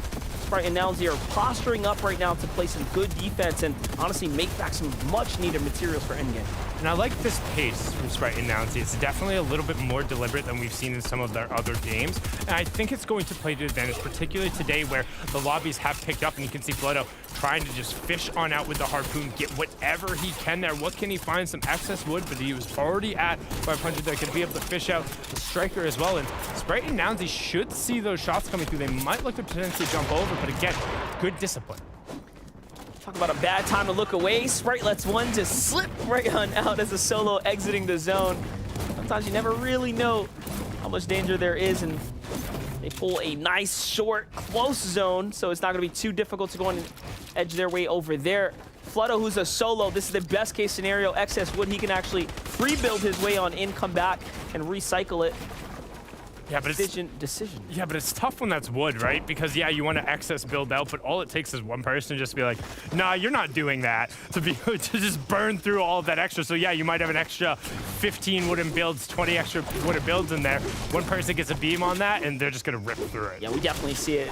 I mean, it goes the same philosophy for, hey, you think you're gonna hold high ground in wood? Oh yeah, no, sir. We're gonna go ahead and start focusing on that. We're taking you down, and that is why in the end game, in the mid game, you really gotta opt into those heavy materials, and when you don't have it, it gets really, really interesting for you. For Knifer and Okies, though, they are okay on heavy mats. You can see they've been super conservative so far. And look at this, not a single soul sees them rotating on this outskirt. If you're a team in a finals or semifinals lobby like this, that is honestly a blessing in disguise. A huge opportunity for you to save tons of mats. Talk about teams that are making huge bridges to the safe zone. Looks like Trap Killed and Flow are doing just that. Plenty to work with and actually recycling an enemy sharp right now. Good job taking that over. You can see them trying to split out ammunition. Make sure the bullets are in the right spot as Me Too ends up going down in the feed there. You can see eliminations popping across the board. That's because Stormsurge will turn on again here in 35 seconds. Like we talked about, 3, 5, and 7. Well, this is the 5th zone. It'll turn off when we have 50 players remaining. And right now, Sprite and Nowsy are current leaders. Doesn't matter how many eliminations they have. They're 35 below. And as I say that, Nowsy finds a fantastic line onto Bucky and Cam. Those are some huge shots because they're pinned against the side of the zone right now, and that's going to tick over into a very painful zone. Sprite and Nowsy are just showing us why they are so skilled right now. Not only do they bounce back, calm, cool, and collected over the surge. They're playing for some huge eliminations right now. This could be a set of 2. Paper is hurt, Tahi is hurt, the shot comes in first. Nowsy is punished. He's gonna back up. The reset's gonna happen here. I don't see them giving this up though. I think they want to play for that elimination. We'll see how it sets up. There it is. This is something about the way that they're posturing up right now. Something about the aggression that they feel like they can do this right here and now. Not only that, they have so much more points to see if they get the push in here. They need it. This is a huge commitment. Down goes one. Sprite is actually hurt. The counter edit comes in. That's a white tag. He gets one. Will he go for the second? We'll see here shortly. Beautiful edit and another finish. And just like that, can he actually get the follow-up here? Oh, Paper's hurt. Paper getting shot from the side, but bottom right-hand corner, they're going to have to start rotating relatively soon. You can see he wants to get Tahi out. He doesn't want to leave him there, but based off of what Paper's doing, I don't think he has any excess shields. Nowsy should be able to recognize this. He's covering his side, which is so good and something we talked about. 3 points. He opened the edit, and he got cracked. 3 points, though. That's all he needed right there. He's now at 64, but the zone says you have to get a move on here. Paper understands this is such a contested area. Nowsy, though, hits the dash. He's out of there, and just like that, he is off to the launch pad. No, he missed it. He misses. One more tick, and oh my gosh, down to 2 HP. He cannot get sneezed on, or he is gone from this game, but he stays alive here. 3 more teams have to go down in order for him to earn some big placement points here. He is getting closer and closer. Talk about a clutch situation now that he's kind of forced upon himself here. You said somebody might sneeze. I mean, a stray gust of wind at this point could tick Nowsy over, but once he gets the shields up, the only thing he has to worry about is going back into the zone. It being 8 tick really saved his opportunity in this game, as he only had the 2 HP. The 10 tick would have pushed him over, but everyone's gonna chill for a second here now. Stormsurge turns off as we have 49 players remaining, 26 duos, so the next one to fall misses out on the cascading placement points as Knifer picks up Edan. 6th zone is revealed, and we are going down the hill, through the woods, over the river. And it's not to Grandma's house, but it's a chance to get to to the finals for whoever can really get high ground control here, because this is going to be a tough zone despite not a ton of vertical change. Not only that, one team needs to go down, and placing points will be rewarded to Lobby. That hard-earned effort that you really want to get minimal game after game. And you can see how much time gets invested, guys. When you play Fortnite at the highest levels, you have to make it to zone 6 and 7 before you even get a real true taste of big placement points. And that is how difficult it can be. Jack and Illis, however, are looking to fight in. Of course, rotate, but no, he gets knocked, and that was the down body animation in the sky, guys. Trap killed. Sundown's pick finds a huge one right there. That is so good. Illis, being the weakest of the two as well, is the player left alive here. And Nounsy gets ticked over, and he's the one who misses out on that cascading placement point. So our current leading duo is dropped down before they get in there. We're going to swing on over to Except and Boyle, currently sitting in 5th, but Monster right side of the screen, 238 below. 38 below. It's going to get very interesting. 10 players will effectively have to fall right here. High ground being contested by 2 teams. Big fight up top of Possessed and Chris are just trying to stay alive here. They're currently in 6th place. That is the edge that you need to be on minimal here. Who Fishy and Kaz, however, clawing their way on up and now putting pressure onto the second high ground teams. They're actually looking for a good angle. They get one. That's a refresh if they find the mats. Yes, they do. And just like that, Kaz finds one of the most important eliminations. Illis is down as well. But we are still pulling farther south, and we're pulling into one of the toughest changes in verticality we talked about. Straight up. The first one was easy, but you have to go straight up. It makes high ground that much more important. As we see Muzz and Avery pick up a pair right before Limit Lawrence shuts down that train. Clue goes down, Burt goes down, Trap picks up yet another, and we're into our top 20. Trap is really going crazy right now, but on high ground, Knifer's going crazier. Down goes Who Fishy, and such a, again, surprise attack from that second height. You always have to keep an eye on second height. Knifer and O'Keese are on high ground here, and they're an experienced duo that can definitely do it here. That cliff that we just talked about, they're going straight over. It's going to cost so much material. It's only going to become more and more difficult. Kaz says, okay, let me wait a second. High's a little interesting right now. Who Fishy finally gets eliminated there, and now he's on a backside of his own. He picks up those heals. He knew what he was working with. Tabji and Qua, however, on the other side, getting big pressure here from the teams in front of them. They have to start changing layers. We still have 25 players alive right now.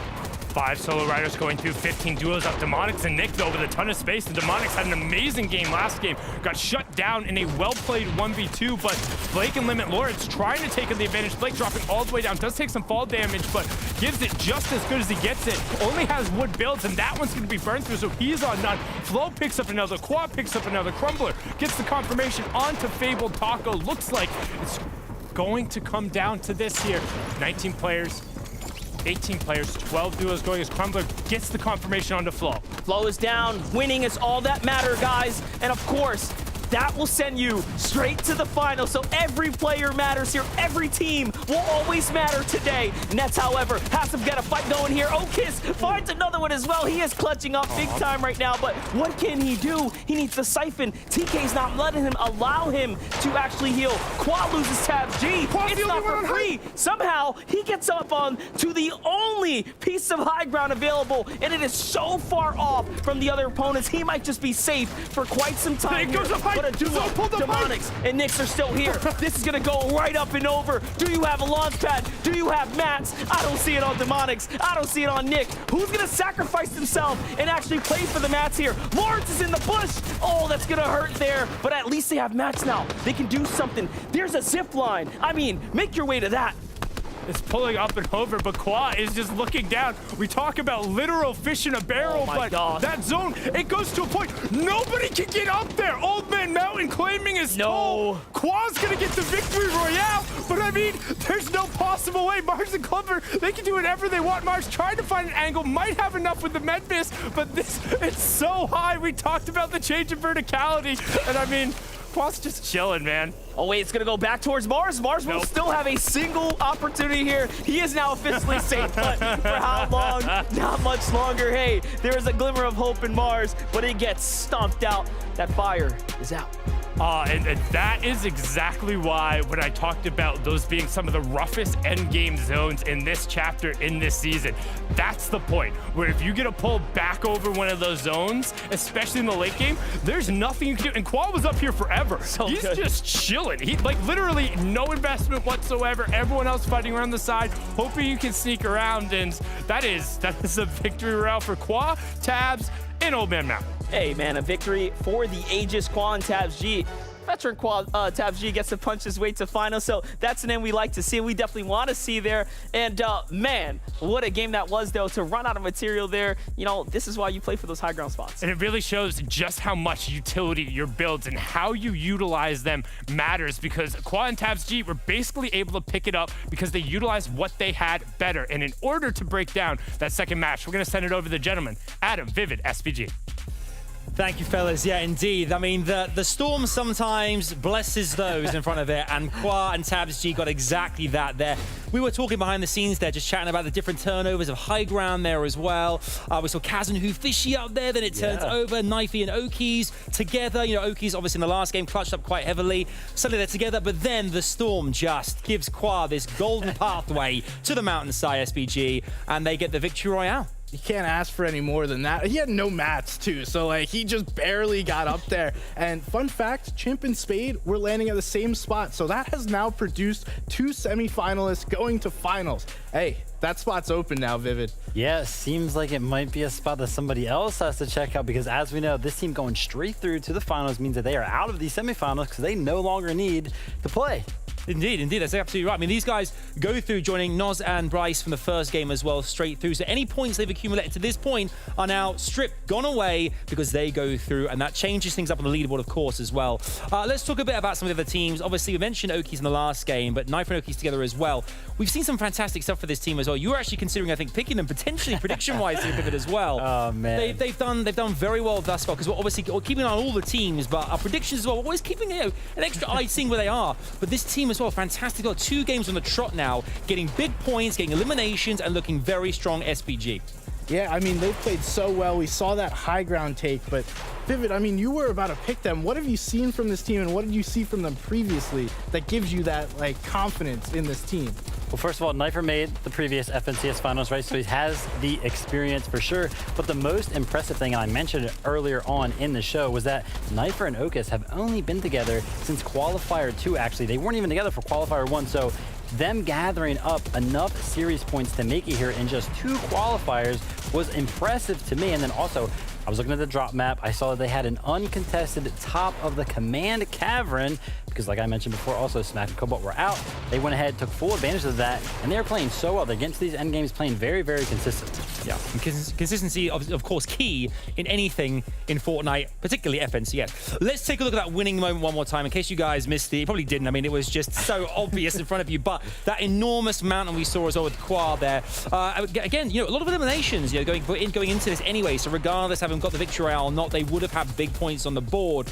But it opens up like this in front of you. We haven't seen too many zones push this way. You mentioned Chimp and Spade earlier on, going towards the Rocky Reels direction. When he gets to the mountains, and Sundown and MDF were kind of alluding to this kind of like a different verticality of the map as well. If you don't have those mats going into these big climbs as well, you just can't reach the opposition. The Storm is unforgiving if you can't remain in its eye, SPG. These zones are so tough. They're unforgiving, and I like to call them nightmare zones. It's going straight up a cliff. Like, what are you supposed to do if you only have 10 builds? There's no way you're making it all the way up there. And we see Quad just sitting. He's like looking down at you guys like, all right, hey, I'm chilling up here. You guys have no hope. I'm just going to take the dub.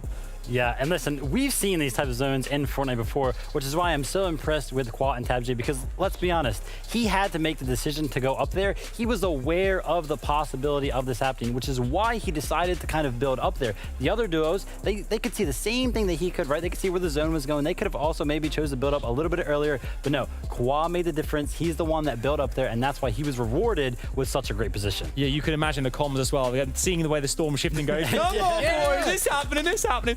Let's look at the leaderboard here as well. Of course, we can see right now Demonics and Nick again having consistency there. 12 eliminations. 3 teams now, actually. First place, second, and third, all getting 12 eliminations. So big points off the bounce there. Our top 2 teams now in the 80s point. But you can see here as well on the column on the left-hand side, just by where their position is, you can see the up and down arrows depicting how far our teams have moved. Crumbler and Mars move up 42 places in one game. That is how the semi-finals, anything is possible like this. And you can see a giant leap there as well. But you can see this here as well. Obviously, top 6 teams here in this leaderboard today go through to the next round. And already we can see there is a consistency here from 4th through 10th here, separating 15 points between those different positions here, SBG, which again shows the level of competition here, the caliber of players, and how close this is going to be. And that's why you love semifinals. It's the consistency. It's these teams going head-to-head, trying to grab those victory royales. And one of these teams all the way up top may win this next match, give everyone a nice little boost up the leaderboard, and, you know, a little helping hand. It's so nice when that happens, but those lower teams, they still have a shot because, again, this format is awesome. Yeah, honestly, looking at that leaderboard as well, I am most impressed with Nounsy and Sprite. They are in 3rd place right now, and honestly, we haven't seen a team yet come out of the Collider, be able to put up a consistent performance, because it's so hard to play, 1, a brand new POI, right? It just comes out, you don't have as much practice necessarily, but 2, we've also talked about it before multiple times, when you are contested there's already not a lot of mats, right? And to get those mats, you kind of have to go down into the Collider, and that's just a tough spot to be, right? A little bit of a dip down there, don't really have much high ground, no real cover.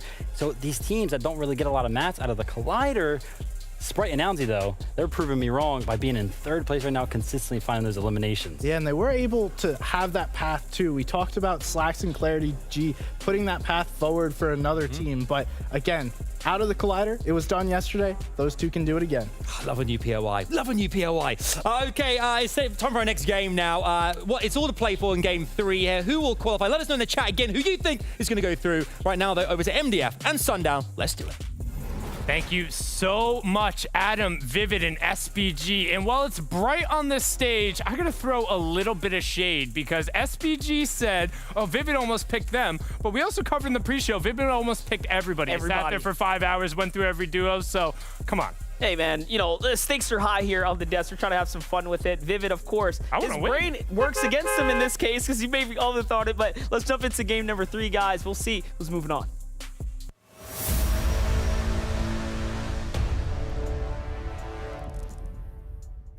Closing in on the halfway point here. We've already seen 2 teams advance. And as they noted there, the analysts, we've seen a little bit of separation from teams who have been consistent. I mean, even the top 2, 52 and 47 placement points in 2 games. That's impressive. Pretty massive. You know, right? I'm basing the baseline cutoff is from yesterday's games. 5 games in, you needed to be coming into that around 8 or so. Real quick.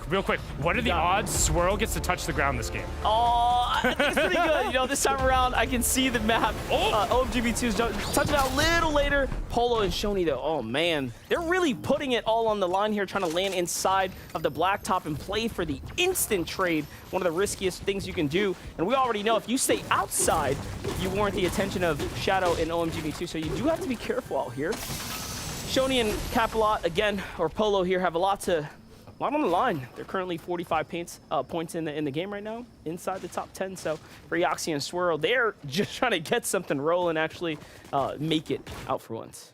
Yeah, and it's tough when you have, I mean, OMG Me Too has that line down perfectly. He can land on that hill faster than nearly anybody else.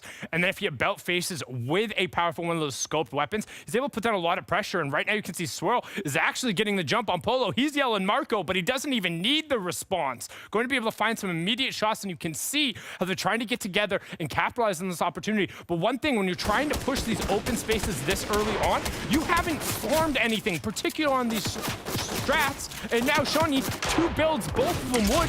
Where are you going? Yeah, this looks like a very emotional play by both teams to actually commit right now. Shoney is going to get to a little bit of safety here as he's going to be able to at least play for some of the materials they desperately need if they step out, and that's one of the most important misses Shoney hits right there, and unfortunately, it will spell the end for Polo and Shoney.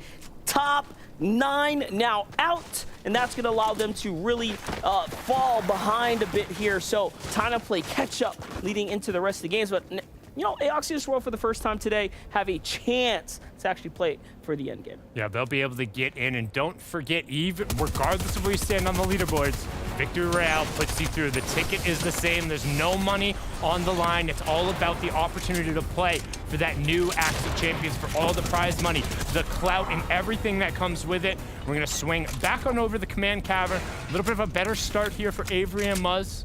You can see they're able to get the control. Not a ton of builds, but good weaponry and good shields. I haven't seen the zone actually share itself, and there it is, a west and northern pull. So once again here, but Mason and Jackson start to slide on in straight out of the windmill. They also step on into the action. We forgot all about Mason and Jackson. They love to rotate into Greasy Grove. So what we're seeing already is 2 teams in this general area that are no strangers to taking fights here. Yeah, but their entire strategy, as we saw during the qualifiers, was come in late and disrupt this fight that was always going down. Because OMG Me Too has pretty much resolved this fight for the teams in Greasy Grove, Mason and Jackson haven't had that opportunity, and as we saw yesterday, they got almost all of their points in the final 2 games. Well, maybe they just have a little bit slower. The benefit is here today, 6 games, so if you do have a tough couple of games, you can still bank on just having one more good one. Yeah, definitely. More chances, more opportunities for everyone. Hey, Oxy and Swirl have an important decision to make right now. Rotate out or stick around and fight. We'll see how they're feeling here. Goes for the open exchange. The Oxy doesn't land or connect. We've all been there before. But what separates these players is, of course, their ability to bounce back and continue through. Take a look at some other highlights. The Collider for the first time. Sprite actually gets taken out here. I mean, it was a matter of time that Redux was going to have a better drop, and they get both of them. 64 points and cut now. So now 9th and what is it? 1st place? No, 2nd place down. They're going to be able to take them out. Don't forget, we have Demonics and Nick, who have just played fantastically today. They're hanging out at that top spot. Difference from yesterday being, as we talked about, one more additional game. It's a lot closer to kind of those round 4s of the qualifier that we saw before in terms of trying to gauge your pace in top 6 instead of top 5. But 8 points might as well be the same considering how close some of those matches were. And we're going to swing on over here to our current 4th place team, Nets and Hide and Seek. End of the day, you just gotta play consistent. You want to play consistent, and you want to treat this like any other tournament. I think sometimes you can get caught in that victory royale moment because it's so big and explosive that players do things that they wouldn't do, like those crazy hype plays. In particular, I'm thinking about all the teams that we've seen go up so early, like 5th zone early. You know, you really have to think about it. Sometimes jumping the gun can definitely work against you. Though I understand why they're trying to do it if you're VOD reviewing and basing these lobbies off of what we saw in the qualifiers, because the entirety of the qualifiers can be summarized with High Ground won the game, but somebody ridiculous, a solo did something ridiculous on the rest of the part. So if you're seeing that and you're looking, you're like, wow, High Ground keeps winning and nobody's looking up. The difference being, all of these players in East at some point have probably played in a Victory Royale advanced format, and they know they're not just gonna give you that High Ground. This game is slightly different. It's not like the round 4s in that circumstance where you can look up and you're like, oh, we don't want to go for that. We'll just play for as many placement points as we can get here. They'll be like, I'm done with that. Let's go for the dub. Yeah, we're not going to let that one slip away. It's really what they start to think there. Here's our 2nd place team of Knifer and O'Keese, and 83 points right now, looking straight on down. Now remember, they get to pretty much scam the command cavern over and over. There's no limit to how many times they can do this, just a slight cooldown there. They will have all the information, and this is why they get so many tags. This is why they really don't have problem with Surge, and let's not forget how exceptional the rotates out of here are. But they let their guard down for a second. This might be a first for them, actually having a team have the heart to come on up. It's Edan and AV looking them eye to eye right here. And the only reason this is happening is because first zone dropped pretty much center right on top of this. We're pulling the opposite of what we saw in game number 1, or at least when you divide it by longitude. I think that's the vertical one. Yep, longitude, doing good there. We're going all the way over to the northwest rather than the northeast. We're still seeing a lot of northern zones, which would typically benefit the team, but that's why Av and Edan are like, you don't get to just hold that for free. Like, we want angles, we want to be able to see the rest of the map. And I mean, look at the vantage point from Av right now. He can see a ton of rotational paths. Yeah, it's very good. He can also see the duo sitting behind him in another base, so he recognizes he's got to be very careful, and that's a little bit of bait there. AV does not find any tags. Okis and company just hanging out, not necessarily looking to do anything too drastic here. because they have all the time in the world here at the command cavern. And remember, Okies and Knifer have had the bulk of the tags as well, so they definitely have the advantage. For EDAD and AV, I mean, they're coming in probably as green as ever, really not with too much action so far.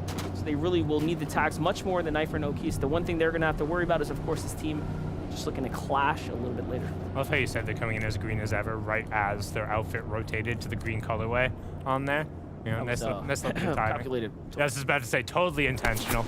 As you can see over on the other side, we'll swing to Who Fishy and Kaz doing the same thing, just getting up on these high vantage point, kind of Billy goading up on the side, playing a little bit of gatekeeper. We'll throw some Fortnite terms. Billy goading is when you just do this. You post up on the side of a mountain, you know, you got a little bit of room, you look for the rest of the side. Gatekeeping is when you're already internally on the map and just throwing shots to the outside. But somebody who knows these terms way better than me is Vivid. What you got for us, man? Yeah, thank you so much, Sundown, for that tee up there. And I wanted to just quickly tune in with Who Fishy and Kaz here, because I really wanted to put some emphasis on how good their position is. One, as Sundown was mentioning, they're up on a hill, so they have all these angles where they can use that burst assault rifle to get a bunch of tags for Storm Surge, but also they are in the center of the zone. And the reason why that is so important is because all the way up until the 5th zone, if you are in the center of the zone, you are actually guaranteed to be at least in the next zone, kind of because of how circles work in Fortnite. So great position out of Who Fishy and Kaz here, and let's see what they can do with it. It's actually a very important tip, right? You need to get those center zones, and when you optimize your positioning, I mean, you really do increase your chances round after round. And on a day like today, you really want to play the best Fortnite that you can. And Kaz and Who Fishy, I mean, they're doing pretty well, if I say so myself. 8th place currently on the overall standing, so inside the competition, very well inside the fight for top 6. Right now, our current leaders, Demonics, Nick, 52 placement points in the first 2 games, so that is making it deep into the end game. And also, just need to note, you can see a very long white line in the bottom right-hand corner. Had to give shout-outs to Vivid because basically his point was perfectly exemplified as that center zone dropped on top of everybody who invested into one of the high ground areas around Command Cavern. So, quality analysis from our boy there.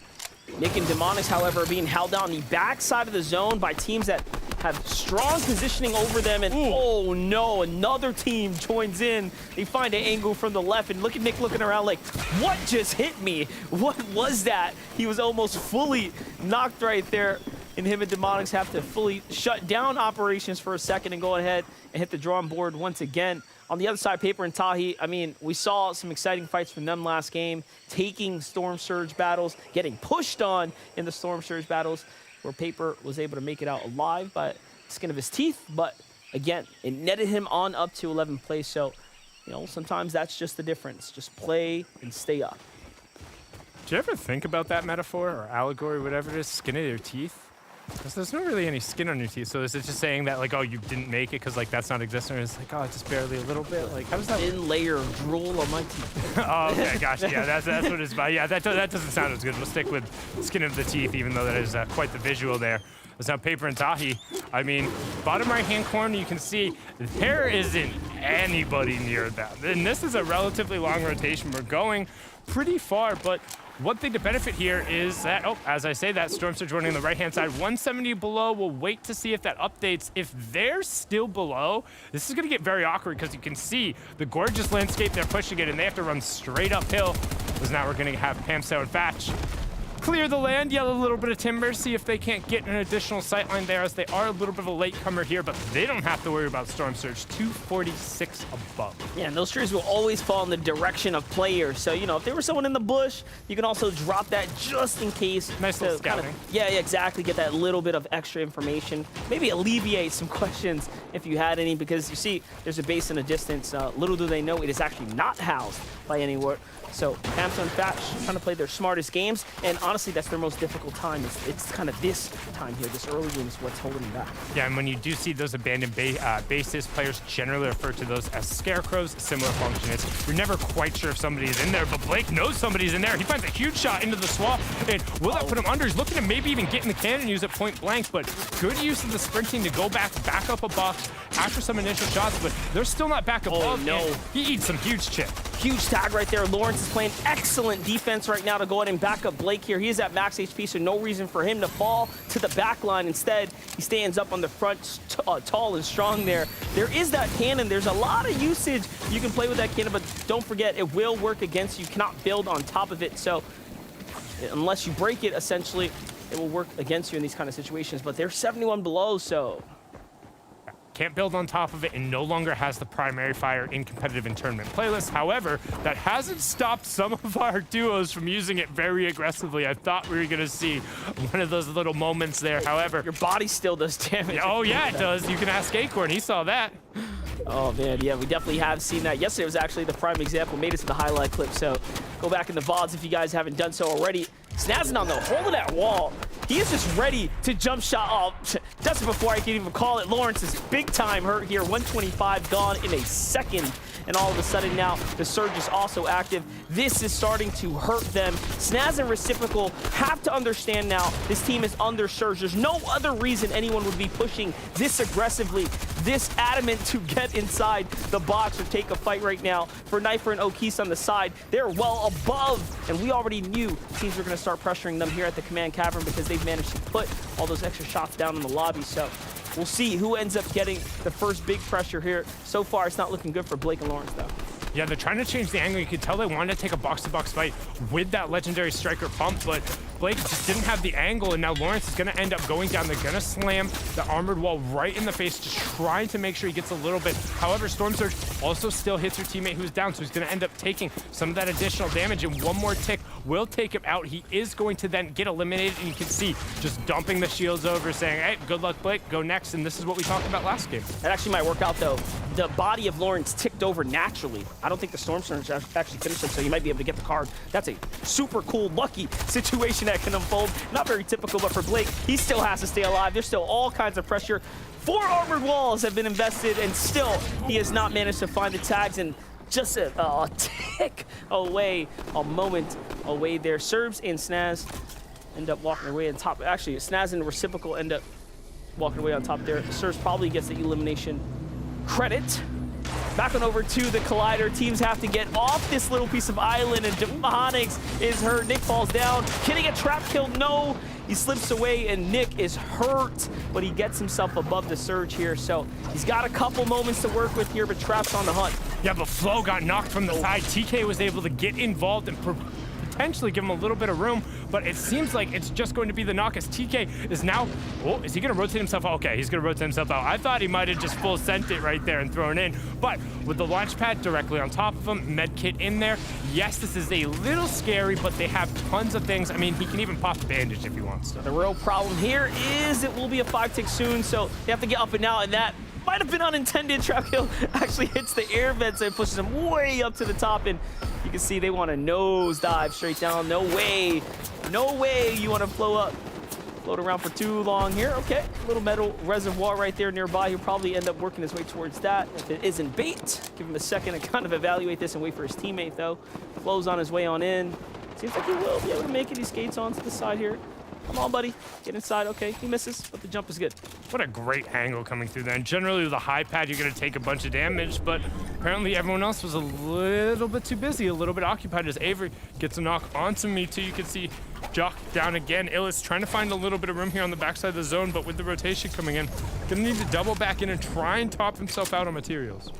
Illis and Jack looking pretty hurt this game right now as Jack somehow has not made it this far. Illis has to play this one out as a solo. We saw an explosive Illis versus Chimp game yesterday. Chimp, whom came out on top and went straight to finals. So Chimp, of course, taking that spot straight from Illis. Illis now looking to fight back.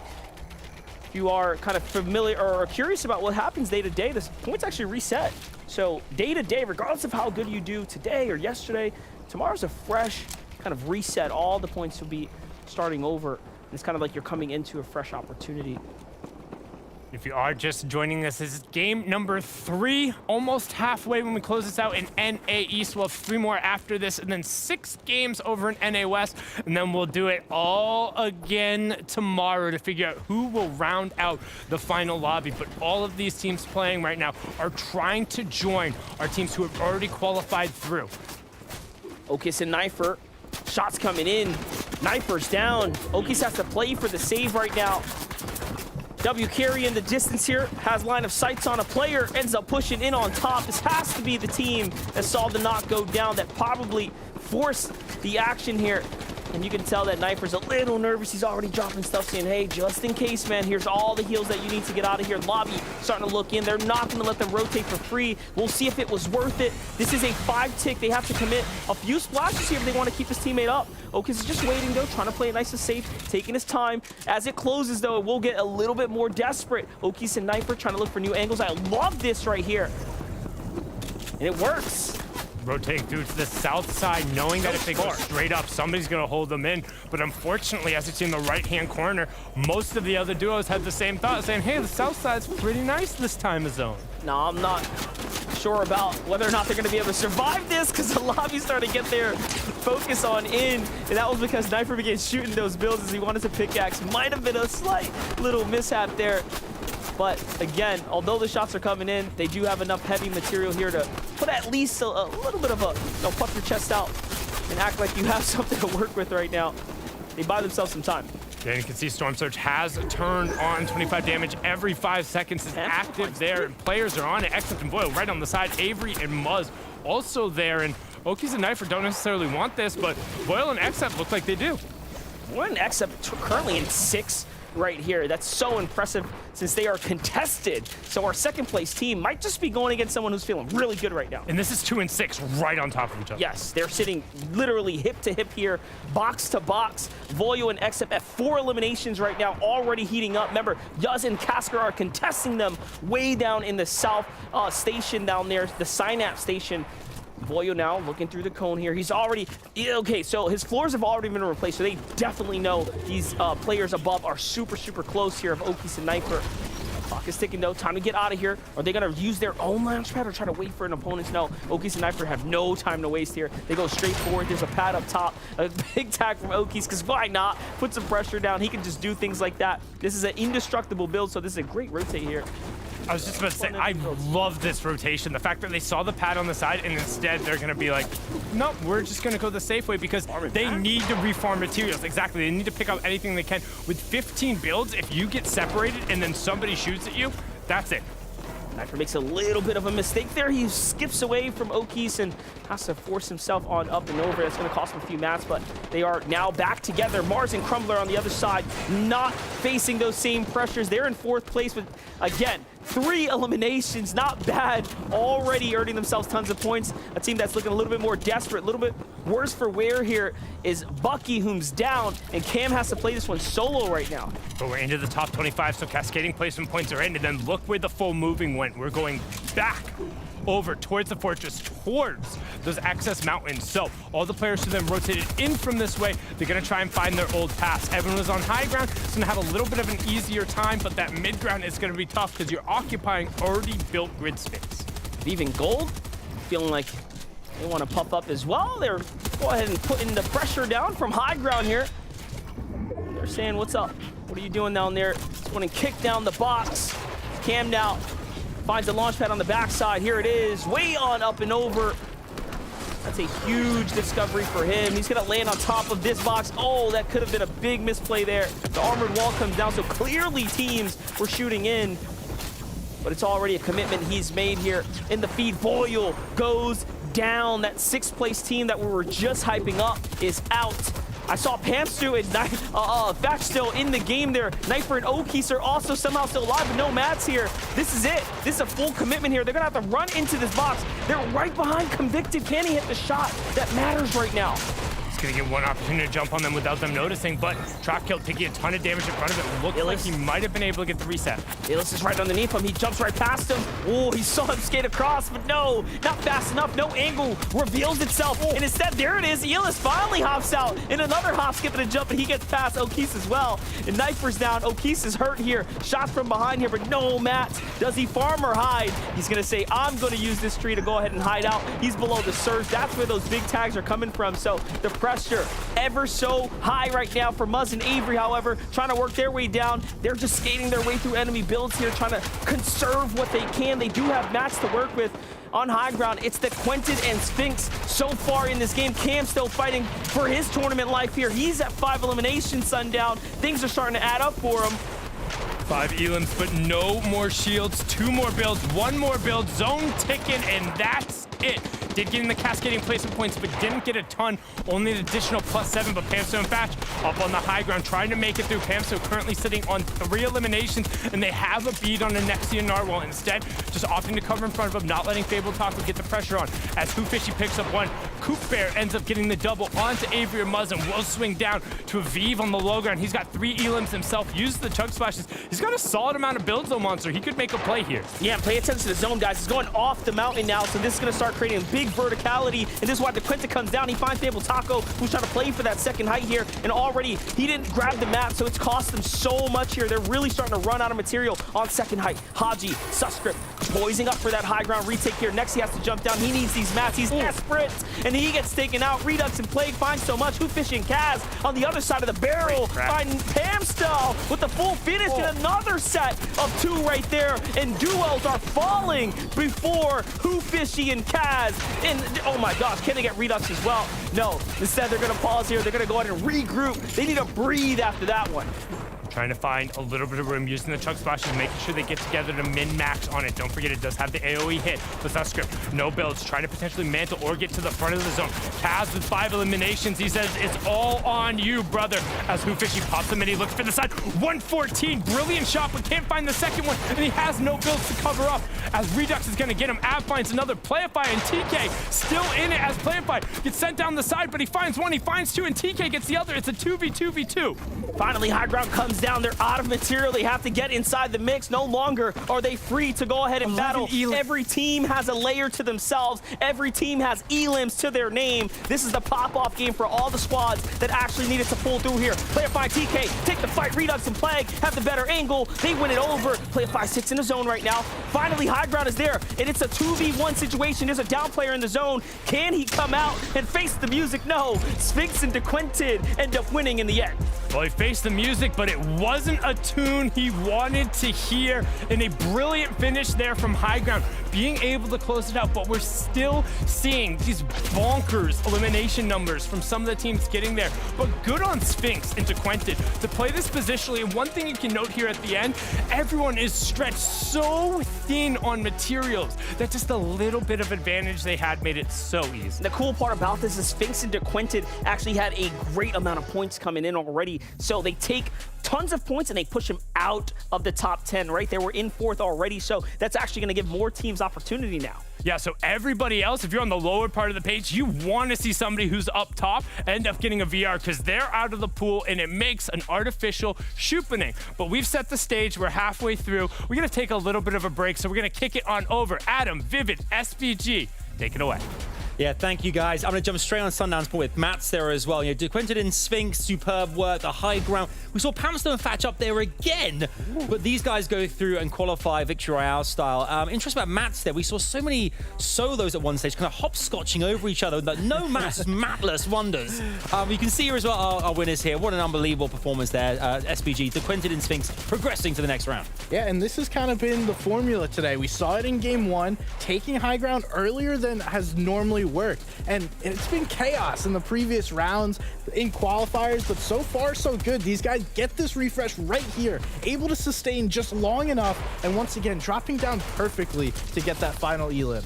Yeah, very, very nice. I love the fact that you pointed that out. We've seen on NA East a lot of these teams struggle with those materials when they find themselves on the high ground. But DeQuinted and Sphinx were well too aware of that, which is why they kind of make that drop down, go for those eliminations. And it was awesome to see that as soon as they got it, they immediately built back up, reset, and were ready to just ride out that high ground for the rest of the game. And that's why they got that Victory Royale. Yeah, we saw you guys as well jumping in there. I think you mentioned about Kaz and Hoofishy as well. Great positioning, managing as well to have a great. Vivid's like, there we go. I know, see, guys. What can I say? No, Vivid. That's what I do. But honestly, yeah, SPG. I mean, Kaz and Hoofishy again. Vivid pointed out in that moment that they had great positioning. So I mean, the Storm as well this time moving to the Fortress, kind of more centrally, but managing to hold in and get some great eliminations and really push themselves at the leaderboard as well.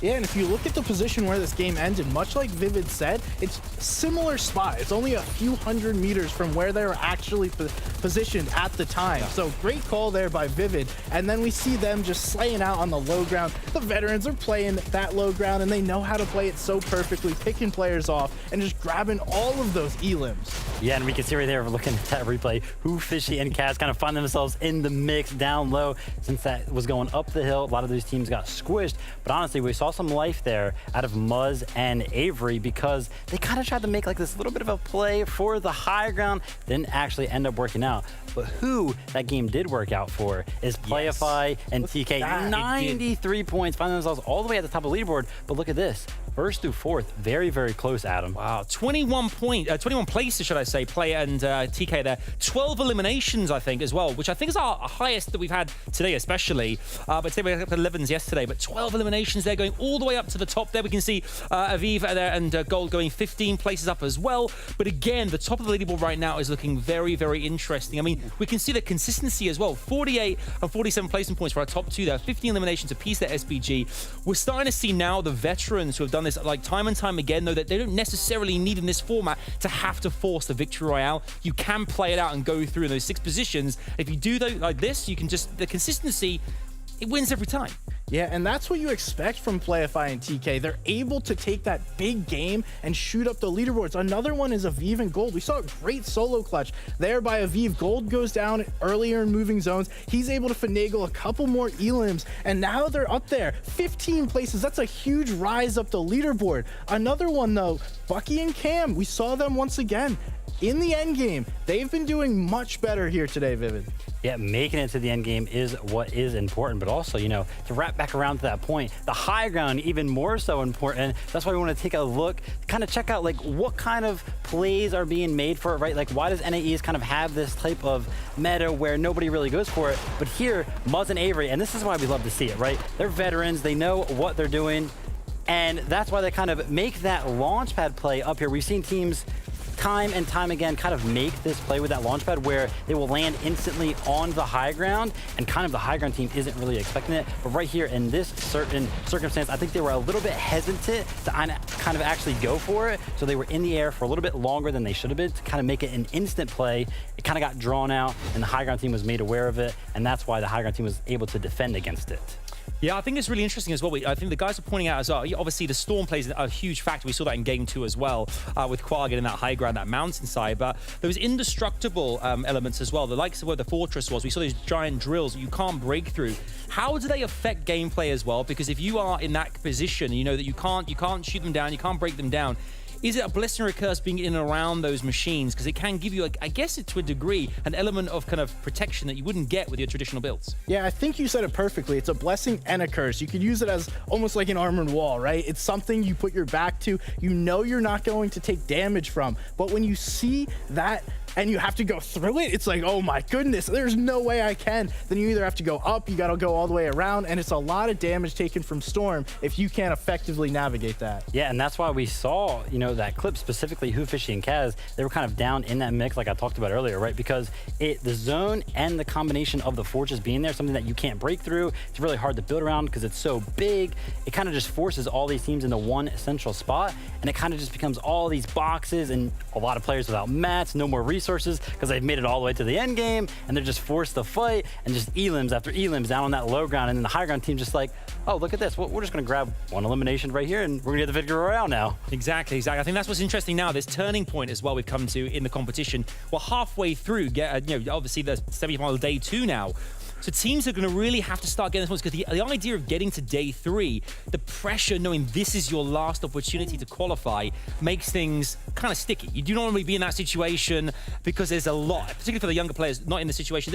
I guess the veterans know how to get through, but that combination of the veteran and a kind of rising star play together seems to be working wonders right now. So we'll have to see what happens in this next game. Game 4 coming your way now. We're going to head back to the casters, board the bus. We'll have to see what happens next. Thank you so much, gentlemen. And 3 games down, 3 more to go. 3 automatic final tickets on the line. Then we'll have to see how that leaderboard shakes out, because right now we're getting jumps, we're getting shoops, like any other word you want to make up. And we're running out of slots, right? This is it. We're really down to the wire here, guys. It's crunch time. Game 4 is right before us, and we talked about these wins. They're sniping up, right? They're starting to run out here, and our caster picks are all on the line. So once again, we've sort of come up short. It's going to come down to some qualifications and consistency. So far, though, right? We got plenty of time, but no time like the present. Game 4 is now.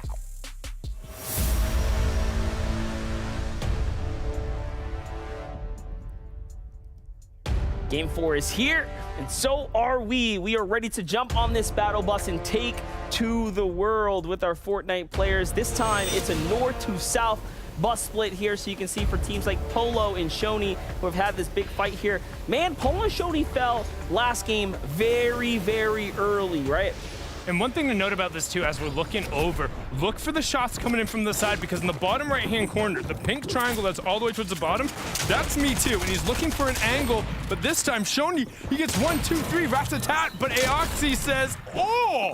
2 times now, Aoxy finds the full eliminations here, back-to-back, and this time he gives him a little L with the salt and a lime there to go for the road there. Take that back to the lobby. Swirl and Aoxy are at 28th place now. Last game, they actually made it to the mid game. They tried their best, and already, I mean, it's better than being around 40th, so they've jumped up quite a bit. Hey, I was about to say clip it and ship it. Some great shots there from Aoxy, and the difference being they got inside together immediately. They didn't give an opportunity for me to get his say involved, get the couple tags in there, and honestly, I'll take that 2v2 as frantic, frenetic, any other adjective you want to throw in there for Greasy Grove, it's been that. Yeah, it's been pretty crazy. Sprite and Nownsy have had finally their share bit of success. Last game, it did not work out for them, and this is one of the problems with this drop here. It's a coin flip, essentially, for Redux and Snazadon. So we've seen how much duos will try to prioritize landing on top of the slurp trucks. I will say this right now, any player watching, even if you're in an arena game,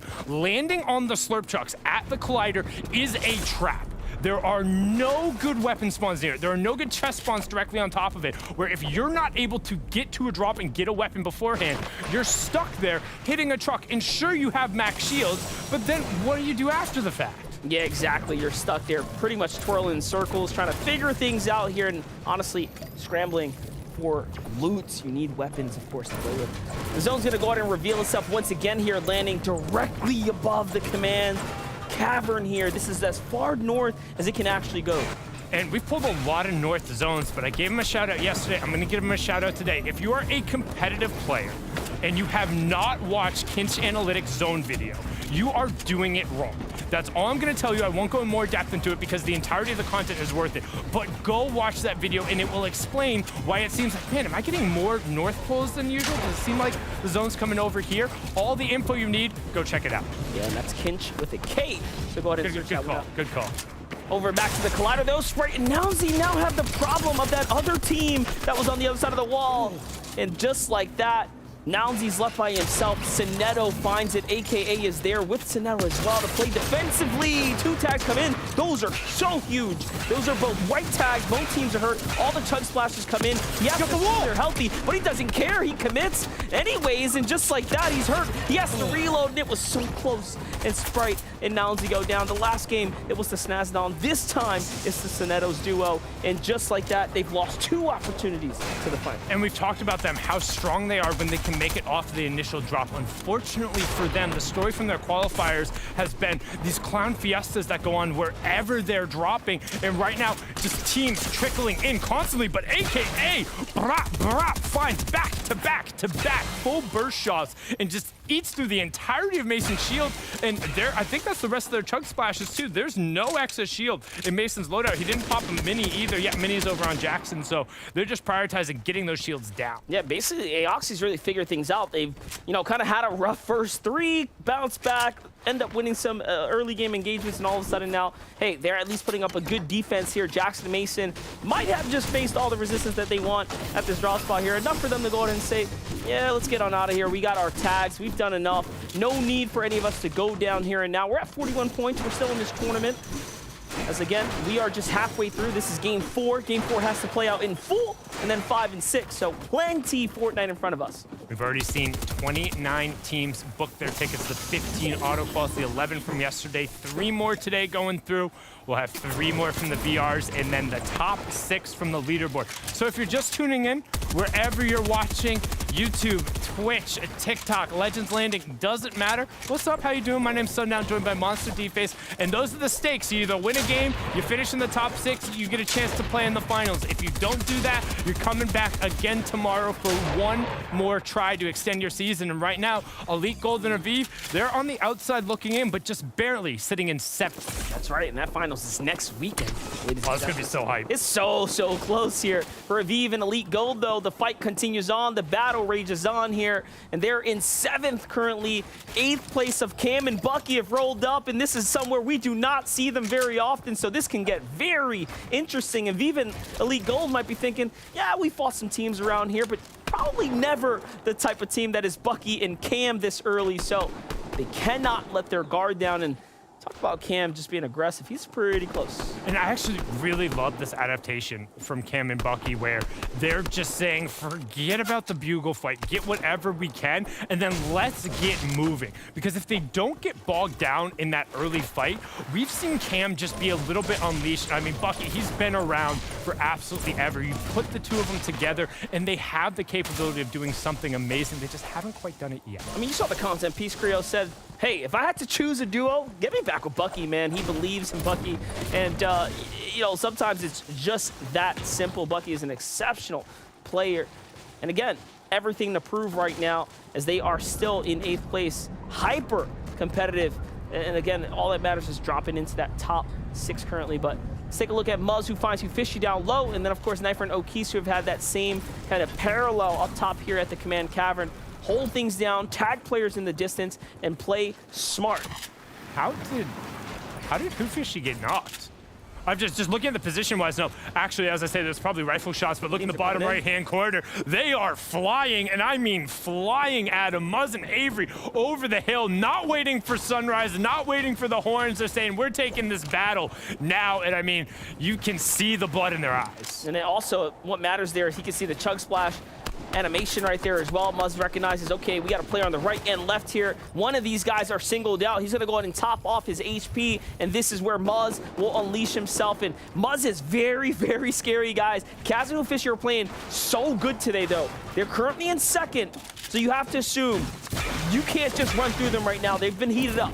Muzz, the only player to swap regions and win in FNCS coming through the OCE transplant, has found success here in NA, and every single time he's able to roll it out. Granted, more of that success was in trios than duos, but I think the bigger part has been struggling to find the chemistry, struggling to find the game plan that works, particularly when you put them in Command Cavern, that I would argue is one of the tougher to execute from POIs. Yes, it's incredibly strong, and you get a ton of additional loot, but the actuality of playing through it, going through the fights, dealing with Storm Surge out of them, that's really hard. Yeah, part of that execution is getting the card, finding the vault loot, and of course battling through those teams to do it. So plenty of stuff going on there. This is a perfect time to go ahead and catch up, though. What has happened across the Fortnite world? We already saw Nevify and Ritual here. They had an elim that came from this ambush play right here. And just like that, that was all the while Fishy was getting taken out by Muzz as well. So just big fights breaking out, not only on the east side, but the west side as well. Big fights here. TK and Play a Fight jumping onto our #1 team, getting punished right now here at the Coney Crossroads. We already know this is a highly contested drop. It has not changed here leaning into day 2.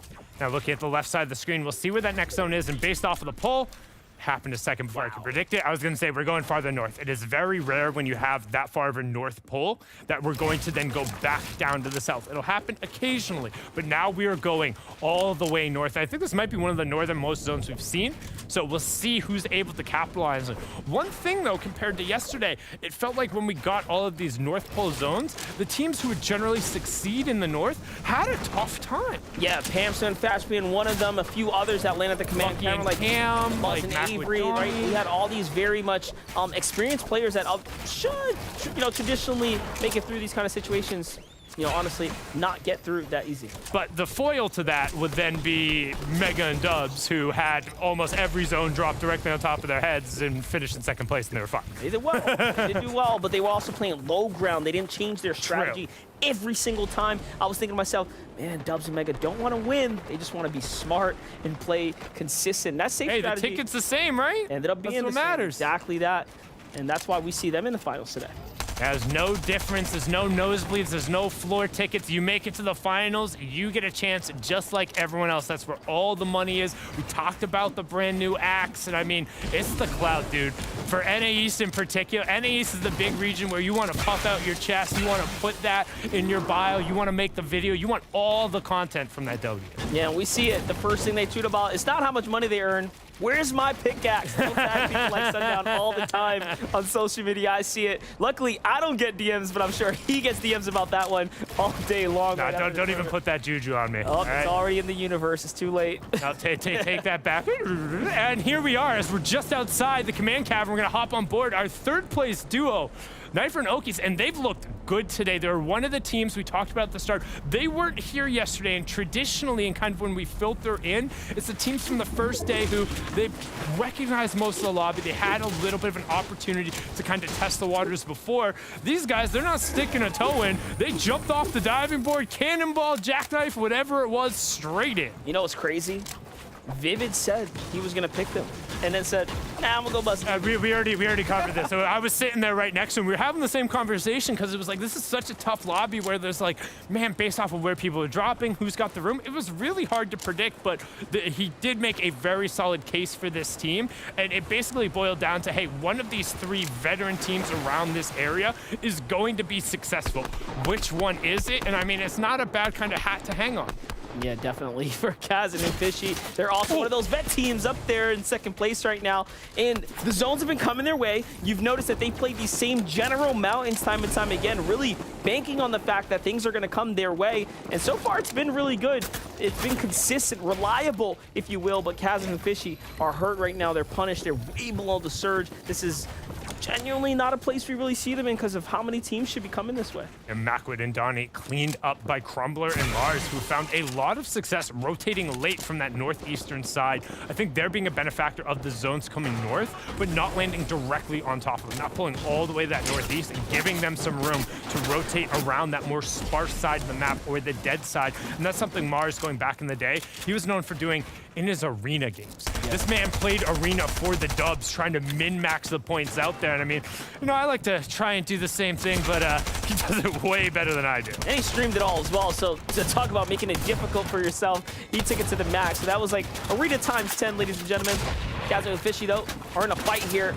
A times 10 battle because Surge will be turning on soon. And it's going to be get to herd here. It's Aoxy on the other side of the wall. Our Greasy Grove team here. They escaped so many battles before in this lobby already. They've overcome how many teams? About 2 or 3, and now they have to overcome who Fishy and Kaz are pushing on the box. But Creo got a piece of it from the side. Creo saw the shots going on. He starts just throwing AR bullets towards there, and that's a free 3 points for him and Vert, and they're right over on the side. And because of that, I think, Kaz and Fishy, they can't get the confirmation. They don't get enough damage off of that. Despite winning the fight, they're still below. But they're sitting on 2 bodies of loot, right? What they had, what they found. How looted was Aoxy and company? We knew that they have already gotten through about 2 or 3 battles themselves, so probably not that much. And you think, man, this team, we should be chilling right now to kind of hang out, but it's not going to be that simple. Not right here, not right now for Cam and Bucky, though.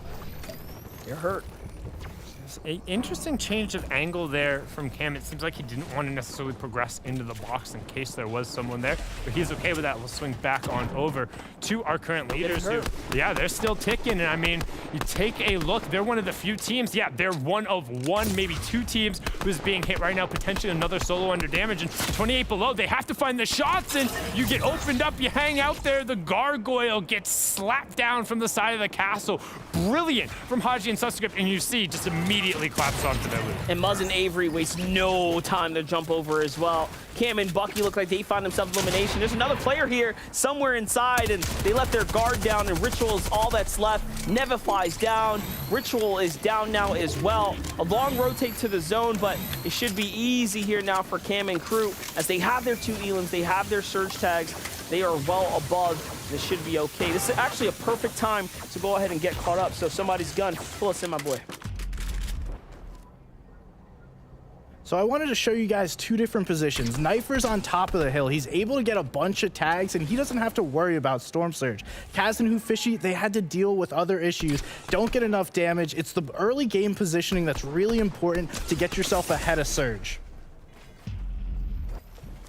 Thank you so much, SBG. And it just really shows the difference in level from some of these players and the type of game you have to play. Be thinking not only about where you're looting, it's where you're rotating to, what angles are you looking at, where's the zone pulling, where will people walk past, and getting those vantage points and being able to set up is such a huge part of it. So thank you for being able to cover that. But the action doesn't stop us. We were just talking about him. Mars picks up Bucky there over on the side. That's crazy because these guys are all rotating in this general area. TK and Playify can see that off in the distance. And if they're reading the feed, I mean, they're getting all the information they need. That there's teams coming in right from behind us. Cam, however, is going to sit on top of the reboot card, play for the upgrades here.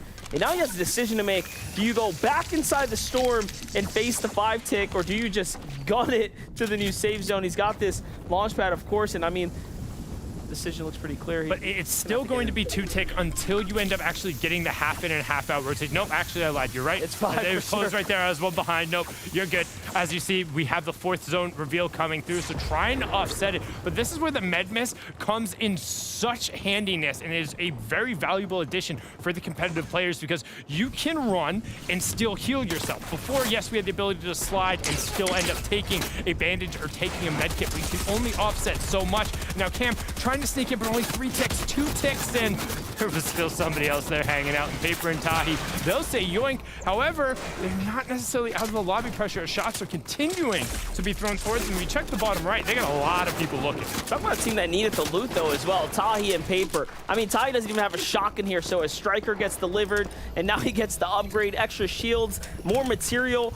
Look at this. They just picked up what was almost max material from Cam, and he's only at 104 builds. It just shows you how desperately Paper and Tahi needed that. This could be the determining and deciding factor for them moving forwards. And one thing, I want everybody right now, look in the bottom right-hand corner of your screen. You see that gray mountain where all of the triangles are kind of posted up? That's the power position. That is the main primary high ground on the side of the map where most of the teams are. Now, everyone on the northern side is gonna fight for a little bit of position right there, but we're staring at Mikey, who is on that slot, and you can see the angles that he's able to get on the rest of the lobby. Yeah, he's able to see straight down. This is such a high position vertically that it's the perfect prime position to target players from up above. Nexi and Narwhal are doing just that. Now, a little bit different for them. They have a vehicle to play with as well, so even better because the high ground and the momentum they get to take into the next rotate will be super ideal, but they're not safe just yet. They do have to inch their way forward. Will they go ahead and barrel their way on out? Doesn't matter. Noisy comes on up, and they just go ahead and put a halt to those plans for a second here.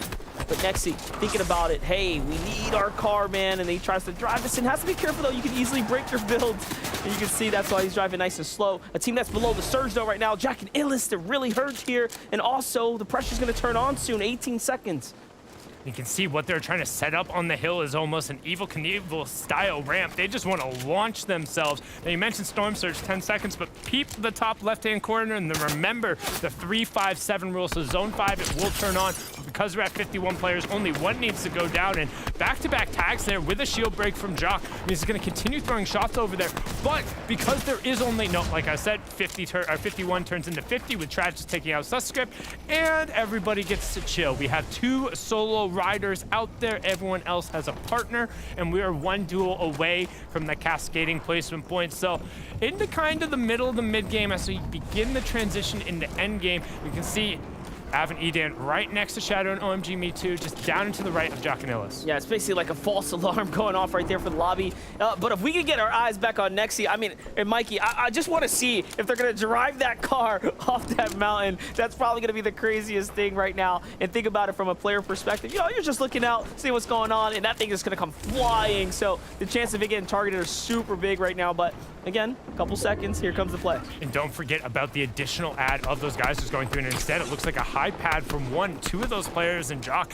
gets a great view on that. We don't see anybody necessarily trying to throw their car over the ramp, wanting to be able to take that one away. And with the northern pole, everyone who's on that power south side that we talked about before is going to invest their launch pad, recycle one of the old ones, and just pack on over to what was the more sparser side. Now everyone is going to get right towards the edge or as high as possible here, because we're in one of these tough spots where there's a lot of changes in verticality in pretty much every viable circle pole. Okies and Knife are still up right now as well. 91 points, no elims this game, and only earning what they have through placement points. Top 25 now we start to jump into, and that's, again, that minimal mark you want to make game after game. Mikey's going to get taken out by Illis there, so regardless of what his rotate of choice was, it did not work out for him. He was taken out of the sky or ground. Aviv, however, trying to make this wide rotate. This is our 6th place team, but no, rolls right on into another squad that was poised and ready right now. Great usage of his builds here. He's committing everything. I like this. Use it, don't lose it, but the angle opens up and down he goes. That's going to get some pickup loot here. Flo and Trap get to get a piece of that next rotate right there. Pamster and Fatch, once again, these guys are playing for the win.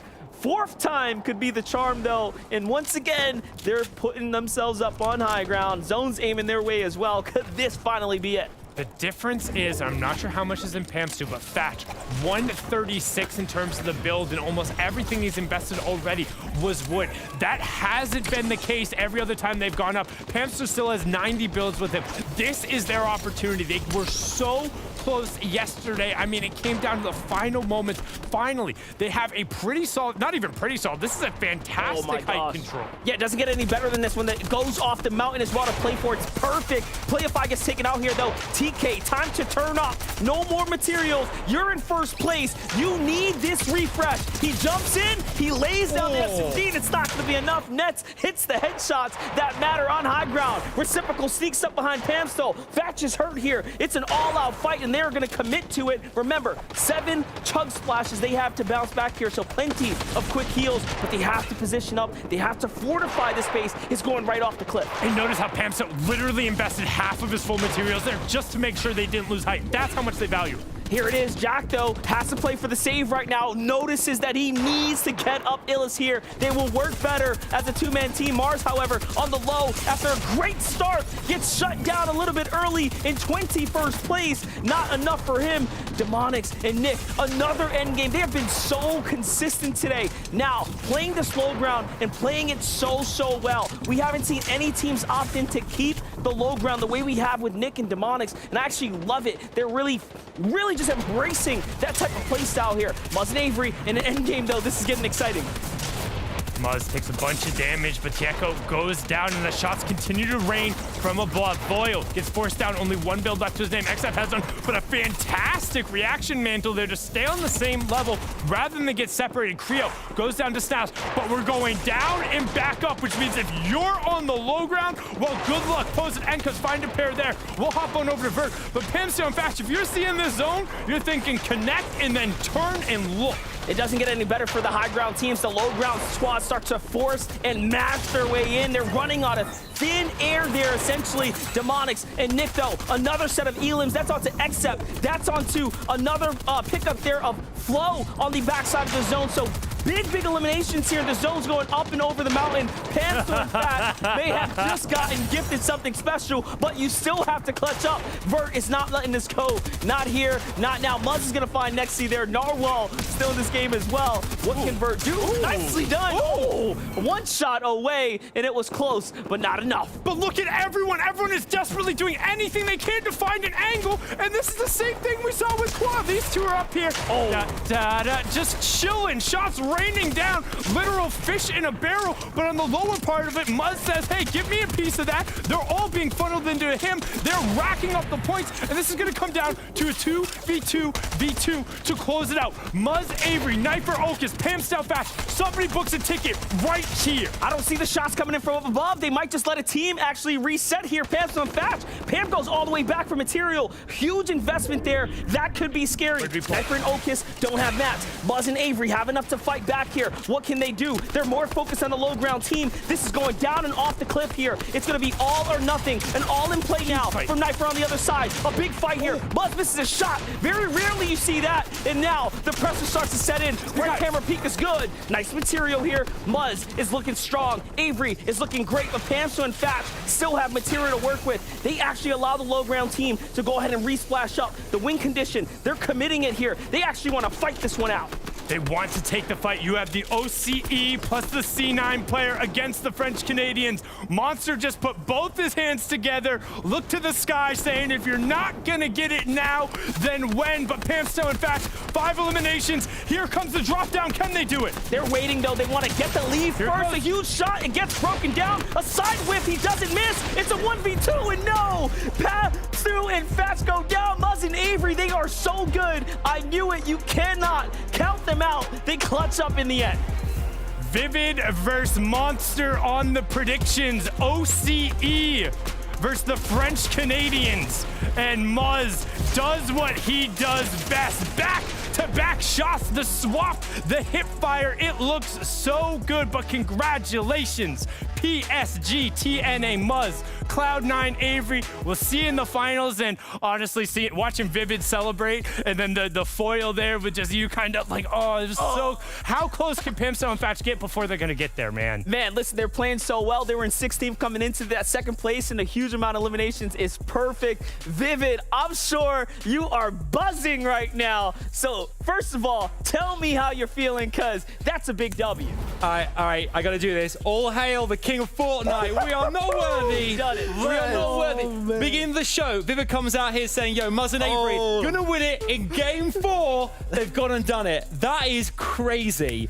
That's next. I mean, that is. We're all buzzing here. Obviously, we see Pamso and Fatch again in another position where they're in second place, in this position. But they could have gone all the way and got the victory royale this time around. Muzz and Avery, Vivid, you must be buzzing. That is crazy. Listen, we're waiting on the stage. We're watching the game unfold, and I literally see the victory royale come in. I jump up. It felt like I won a game myself. This is absolutely absurd. Listen, Sundown giving me a little bit of flack. Talk about 5 hours of prep. Listen, I did so much that I called the game number 2. Let's go, SPG. Hey, congratulations. And congratulations to Avery and Muzz. What a great game. And that was like the perfect antithesis of Fortnite. High ground versus low ground. 2 duos going at it. And we see the culmination coming in that last moment, the head-to-head. You can't ask for any better than that, because that was pure brilliance. No game gets us as hyped as this. I mean, this is what we live for. Stuff like this in FNCS. The thing is, 2 teams as well here, 2 squads. We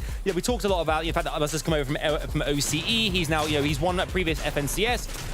Qualifying again for finals. GG to the fellas there. Incredible stuff. But again, we're seeing a lot of our top teams now starting to separate themselves from the rest of the pack. It's not a coincidence. Pamso and Fatch, as you mentioned as well, have done it again and almost gone all the way. It's going to give them some serious points going to the leaderboard in a second. We'll go through. But these 4 teams now have qualified. They are definitely going through to next weekend's finals. You have 4 already. I cannot wait to see this leaderboard here. But another great game, SBG. A lot of other teams as well. We saw Knifer and Okies again doing great stuff there. But the storm is just not in the southern team's favor right now. Again, up within our mountains, and now we're going into like the snowy mountain tops.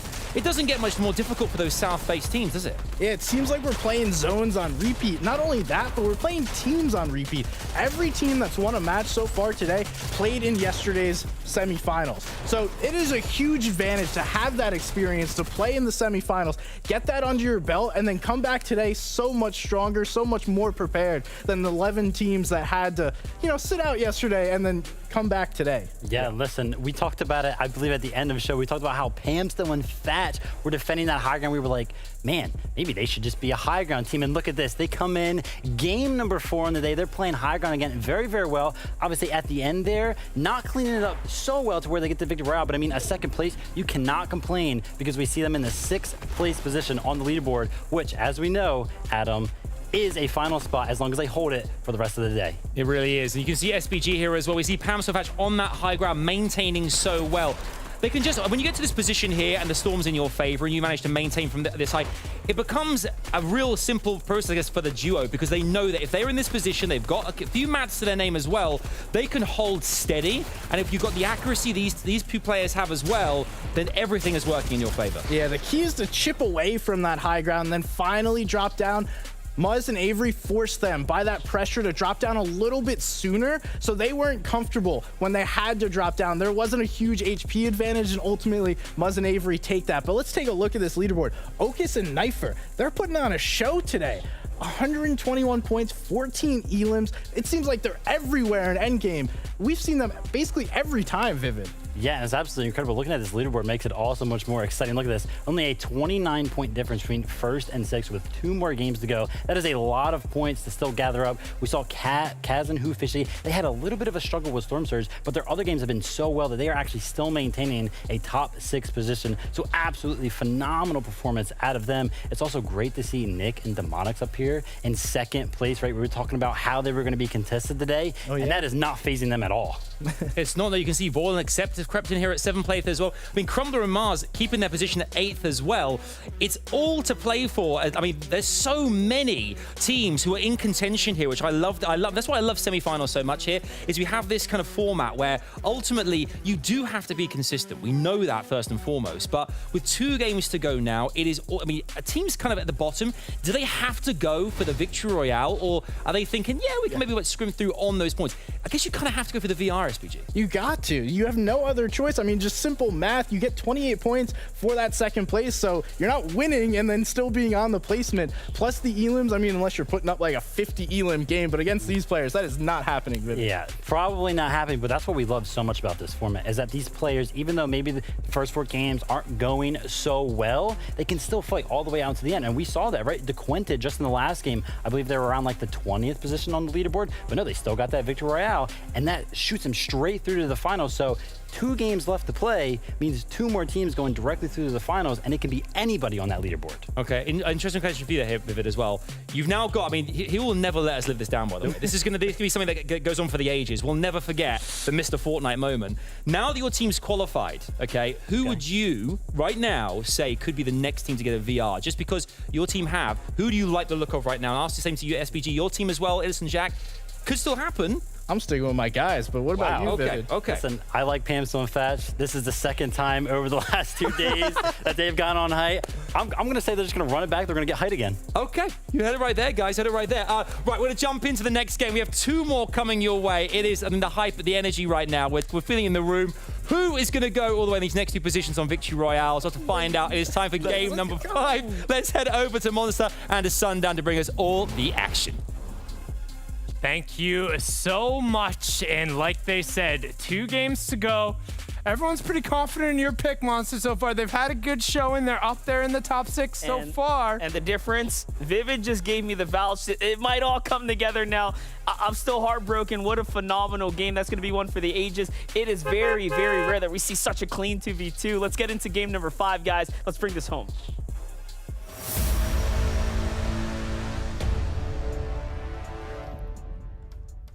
We got this one. We got 1 more after it. 2 more teams will book a trip to the finals next weekend here with the big dubs they're able to get. The question is which 6 will be joining them after the fact. We're hopping right on over. Best burgers in town, most action off of the drop is none other than Greasy Grove, but also I'm already keeping an eye in the top left-hand corner. Our boys Sprite and Nounsy, who got off to the hottest of starts, have just been dipped right on into the ice-cold water. And it's crazy because you know it is going to happen. Like, when you are playing that type of drop, I'm going to land, I'm going to grab a weapon, I'm going to fight immediately. That is the riskiest way to play a drop. It's about as, you know, again, as coin flip as you can make it. For Shoney and Polo Capilot, you notice they decided, we don't want that coin flip. We're going to mix up our drop. Forget landing in the middle. You guys can have it. They give it to Aoxy and Swirl at the cost of letting them get to max HP, but at least they get to stay alive and get mats, because they know when they have the mats, they've managed to come out on top when they have actual weapons to work with. Yeah, and I like this adaptation because as we saw in the early qualifiers, don't get me wrong, Greasy has just been almost exactly like, it's been greasy, it's been dirty. It's not these clean fights. We talk about the clean 2v2 we had last game. It's you're scraping for every extra material. You're hitting one extra wall to hopefully throw up a brick. And when Polo and Shonye slow that down, they've found more success so far, but they've also had a little bit of help from the top of the hill, and this time, not going to be a factor as we're going to jump right into the fight. Yeah, Eoxy looking to get it out the mud here. Swirl and Eoxy find the first one, and now the fight rages on. Oh, he slides in though. Big punishments come through, but Swirl comes in and puts the dot at the end of the sentence there and cleans this one up. So they are now officially on top of Greasy Grove. Naturally, we know who's rotating on down. Probably Mason, probably Jackson, depending on their mood right now. And they've been doing this time and time again. This is their version of a surge strategy. Now we hop on over to what could be Coney Crossroads here. Yup, I recognize the general area. Suscript and Haji have been here. They've also been fighting this one out for quite some time here.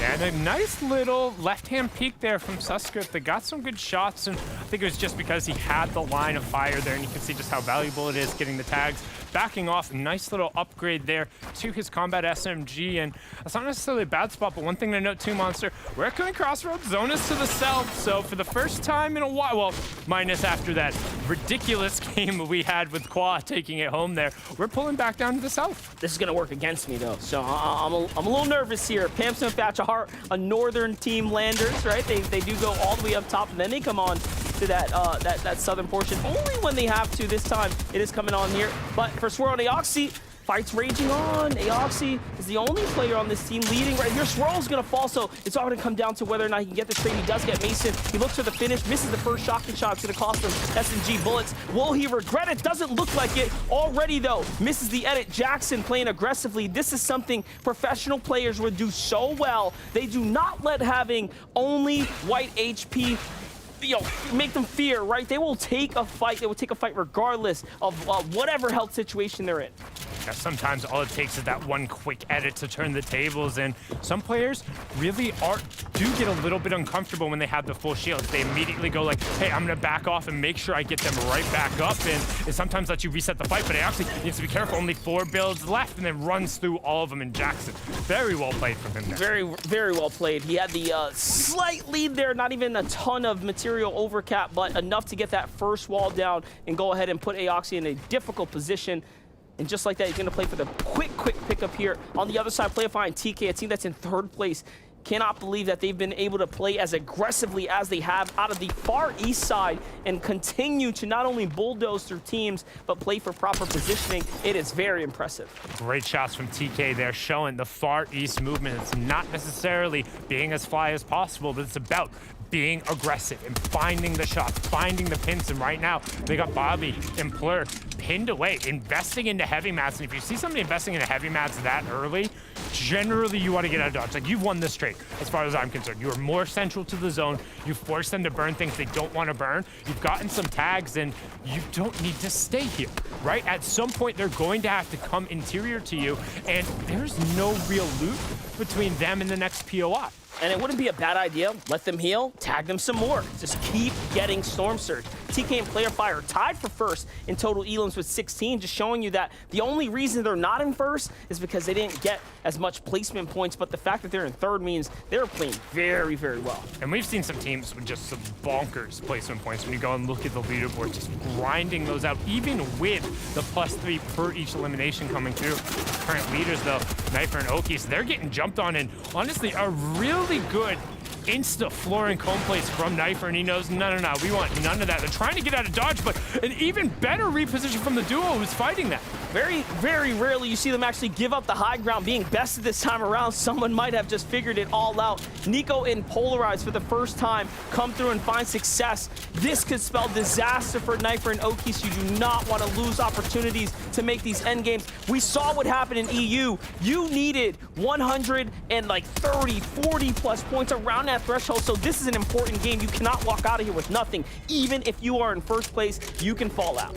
But some of those numbers, right, depending on who got the victory royale when and pulls it out, we can see some very, very big shifts. And honestly, this is one of the tighter leaderboards we've seen because those teams who are putting up those big numbers, they're winning the games right away. Knifer and Okies get stalled. No. Elite Nico living up to his name, looking elite. Their first shot was huge, and then almost puts the shot into to polarize. He's saying, whoa, friendly fire, bro. Okies has to disengage here. Love this play. Do not stay there. No reason to take a 2v1 at all. Just give them those points. Play for it later. And you know what? Okies knows how to stay in the zone here, and that's exactly what he's doing. And the biggest thing is, I'm not sure, the fishing island down into his left, if they're okay on tags, he can go down there and just reset. He can come back into the cavern. Instead, he's going to rotate all the way around to the north. This is fine as well. Launch pad? Yeah, I was about to say, free launch pad on the rotation. Please make sure you pick that up. Thank you, Okies. He's checking the area, though. You saw it. He's looking around like no one behind the rock real quick. Nobody threw that or dropped that down there. This isn't a tease, but that little fishing island, that's my solo arena spot. Just shh, nobody talk about it. But there is quite literally, I think it's between 12 and 18 fishing spots there. So if he just wants to chill, stall, go back through, kind of pick up the card, as long as they're okay on Storm Surge, they should be fine. One thing to note, though, as we're moving into game number 5, we're probably going to see a little bit of a slowdown in the pace. Going back to almost that first and second style game. Third and fourth get a little looser as people are in there saying, oh, we're on the leaderboard, we can push for the aggro. Now you gotta know what you're doing. Nick and Demonics are that other team that is tied for first place eliminations. They are the second place team currently on the standings. So our third and second place have the most eliminations the lobby has to offer, which means that Knifer and Okies are just playing that much more consistent, and they're at the top because of their placement points. So they have managed to do it so far. This is, again, that first time we've really seen a hiccup in their game plan. Yeah, and I think it was something like 88 placement points in the first 2 games. So still, really backing it in between those placement points, the 16 elims. Don't forget, it's 3 point per elim. So if you're getting aggro in these lobbies, you can find success. Somebody who's been able to get aggro in these lobbies so far, Ufishy and Kaz, currently sitting in 5th. And I mean, we've seen what they're able to do when they get rolling, but they weren't here yesterday. And so far, they're really kind of bucking that trend of being the first team coming in and having a little bit of success. And Knifer and Okies, of course. Yeah, them as well, you're right. So yeah, those two are definitely the ones that are showing up and popping off right now. And that's a rarity, right? Teams show up, you know, statistically, they just have much less odds. They miss all those games from that day 1, 5 to be exact. And that's what's really cool about this format, guys. If you play consistent with your series points, you just have more of an opportunity when it comes down to queuing into these lobbies and getting that first chance at your opportunity in the semis. For Ufishy and Kaz, though, right now that we're seeing our first iteration of a more southern or central zone. No, actually, this is southern. It's going down to the desert. Teams are going to be in much different places. It's like a new world of Fortnite here. For the first time, we get to try out and really simulate these end games. So how smart can you be now?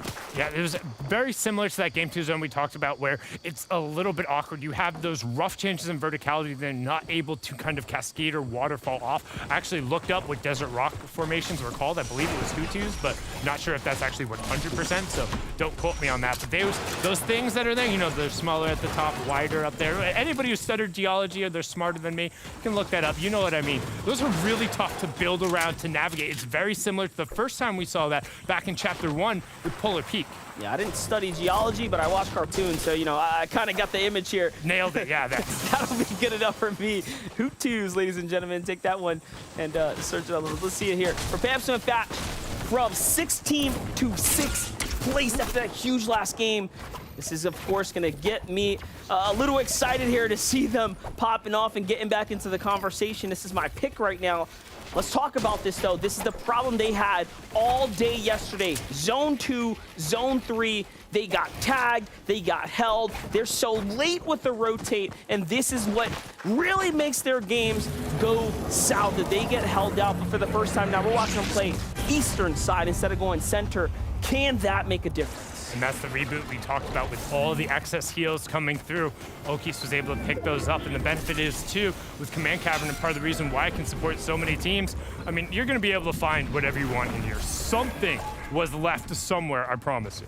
And they are well below the surge. We were hoping they would have some tags to play with, but 1 minute, 40 seconds left for them to get from where they are directly to another team and fight officially right now, unless tons of players get eliminated right now in the lobby, which is mega unlikely. Bucky and Cam add to that chaos there. They end up finding 2. Fatch and Pam still on the prowl right now. 8 damage below. They need to find themselves some tags. There are some teams down low here. They can hear some shots in the distance, but they're thinking to themselves, can we find someone here first? We know there's a squad there. But the reality of the situation is if you look in the bottom right-hand corner and where the triangles are, this is their only real viable option. If they don't take this fight now, they're going to be rotating into teams who are already in the zone and then being forced to pressure. They're 22 below. That ticker is not going to stop climbing as other people do damage. And you can see Fatch and Pamso, they've decided on their target. They're trying to cut them off, not allow for this rotation. And luckily right now, Pamso is finding some shots on the side. He will trade it out. Fatch will trade it out as well, as they're just 17 above. Pam found some very important tags. Fatch finds a couple extras and another one right through the trees. The razor blades, it just cuts directly down, and just like that, they find themselves above. And by an okay margin, it could have been worse. This is looking pretty decent. They see a team also getting tagged by Surge, and they recognize they can be a target for us. They start to push in. This aggression, though, is unwarranted, and it costs them so much now as they start to turn back and burn them. And all of a sudden, they're going to have to shut things down for a second, start to heal. Knifer and Okies find a player along the way. That's a quick 100 pickup. That's very impressive. And now, all of a sudden, they're only 88 below. 88 below, but 14 seconds. And realistically here, you cannon, you land on top of somebody, and you fight. Will they be able to pull it off? No way. Stick it through. He's looking for it. He sees the player step. No way. But one of the players is down. They're going to send it. No way. And the box is open. It doesn't get any better than that. It just, although Knifer falls here, Okis has a true chance to save his team, but no. Shots come in from another angle. What a play, though. Just, honestly, that's when he got his hand caught in the cookie jar. He saw it. He saw cookie jars unguarded. Totally fine. Mom walks in from the kitchen. Hey, what are you doing there? It was just like you managed to have a couple of bites real quick. He got the knocks. He got the points. But on the other end of it, somebody who's looking a little fishy monster, and they get all the loot. No points for them, but they're going to be happy with this. Yeah, no milk with these cookies here. Just a whole bunch of crumbs, and they're starting to pick that up. And Thatcher Pamps are happy to get a little something for the problems here. Aviv and Gold Elite here end up jumping on into the fight. They end up being the team that walks away with the bulk of the elims, but Donnie ends up also sniping up some here too. So can they actually find this player? No, they let Tabletop get away there ever so slightly. I don't even think they understand what's really happening here. There are so many bodies. They probably are assuming this is a solo, but that's a fresh duo. This is a scary fight to engage on. And Fatch almost just edited Pamstow out. He reset that wall and then immediately brought it back. He's like, no, back up. And we've seen them be in this position before, where they end up getting exactly what they need, and then they overextend a little bit. But one thing to note, hey, there's still a duo being hit by Storm Surge right now. We're still at 72 players alive. Somebody is holding on to a whole bunch of excess shields to kind of keep this going. What a play right now. Instead of sticking around here, they're going to go in and rotate on out. I like this. It's smart. And it's safe here. They do have to get to the zone. Demonix over Peak, so he gets a huge shot. So does Fatch, though. Nick fires back. And these clapback shots here are definitely going to start to weigh in on the team, but they're so close to the Storm, they have plenty of time to work with. Voyo and XF are that one team below the Surge. They need to find one more tag. If they can actually get a tag, it'll jump over to another one. And you can see they might just try and wait it out. The tag ends up going through it, will shift away. Trapkilled finds a pair, and he's going to help them out there a little bit as Storm Surge will turn off. We're not to our first placement point yet, but now Nexi and Narwhal, our 5th place duo, need to be careful. This is 5th for 7th. Huge engagement right here. 5th for 7th, and 7th place is looking so worse for wears right now. They're hurt. They're desperate.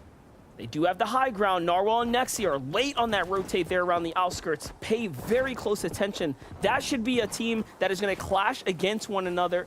And whoever gets that opening shot is going to be the most important. For Demonix and Nick, though, we saw how they were poised up here. They were actually just gunning down Pamsto and Fatch, our #1 team in the lobby here based off of the elimination and placement points as a holistically here, up against 6 who are just across from us, and also Bucky and Cam starting to poise up for high ground. Except does get taken out there by Mars. That's another team inside the top 10.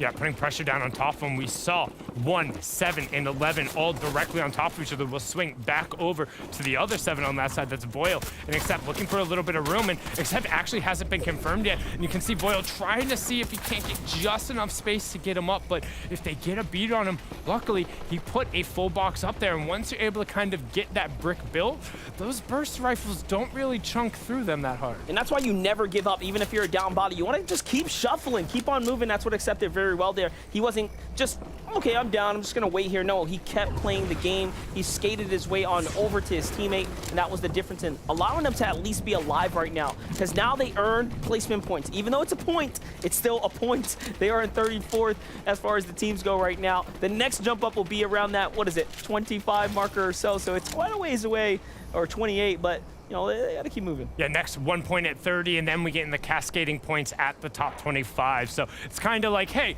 you made it through the first third of the game. Congratulations. Here's a point. Hey, you made it to the halfway mark, and then you're into where the real points fall out. But you can see already somebody trying to poke a little bit. And when you replace a brick wall immediately with wood, everyone should have signal fires being like, yeah, let's shoot that guy. Yeah, but that's a solo of Lawrence right now. No, there's definitely a player up above him. And yes, that is a true telltale sign that something can be going on there.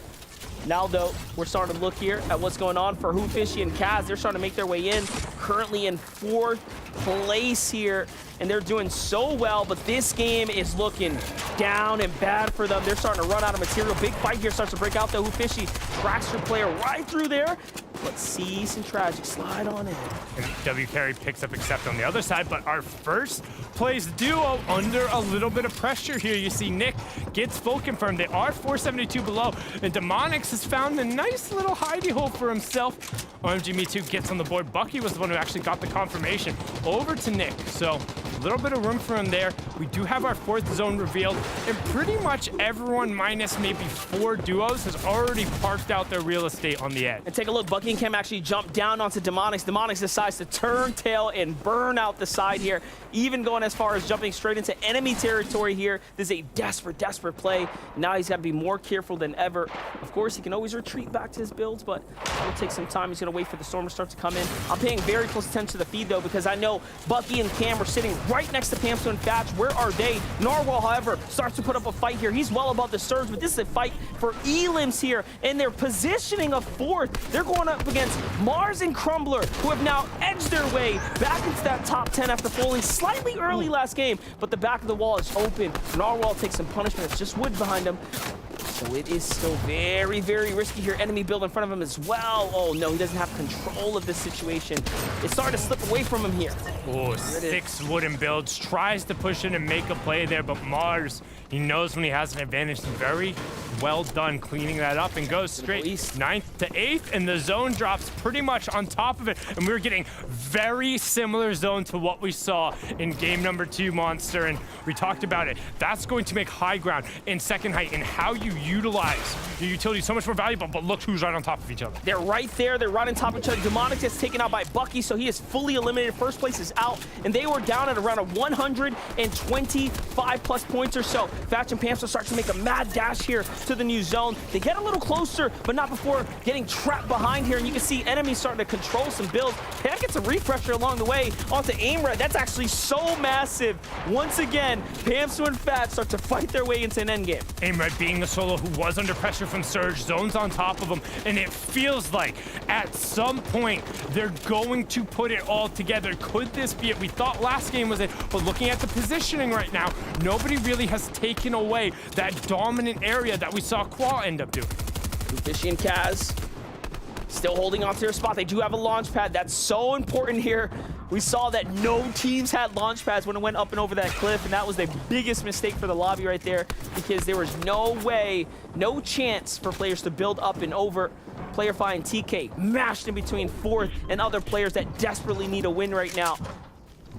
The zone's gonna pull back the way it came, straight north, cutting between the 2 valleys onto flat territory. This is honestly probably the best situation for both of the lobby right now. Yeah, I was about to say, you want to pull away from all those changes in verticality. Nobody wants to deal with that and trying to rotate around. And just because so much of this area has already been occupied, it makes it that much more difficult. And as we've been scrolling through, you talked about the lack of launch pads in all of these loadouts will make that hard. We will have the 6th zone begin to move now. Expect players to take to the sky if they're on the southern part of the zone. Everyone else is kind of need to get moving, and there they are. Launch pads taken to the sky. Everyone going up. Can they find one? Playerfy and TK, they're looking and they found it. There it is. They take to the sky here. They start to rotate out. They're still in 3rd place. The team starts to crank up for high ground. Who is it? Mars falls. Crumbler's down. And that's because they had a bad flight path across the sky there. Weather was not looking too good for them. For Playerfy and TK, those shots coming in. Polarize actually trying to play for the elimination here. We see Nico and Polarize take out big teams before. TK gets hurt. Down to low ground they go. 1-2 chug splashes. They're down and out. Creo is down. Bucky and Blake are down now as well, so players are starting to fall here. do have Storm Surge. Will turn on here in 10 seconds, but only 5 players will need to go down. Potentially 3 duos, likely mostly solos as Tahi picks up yet another one.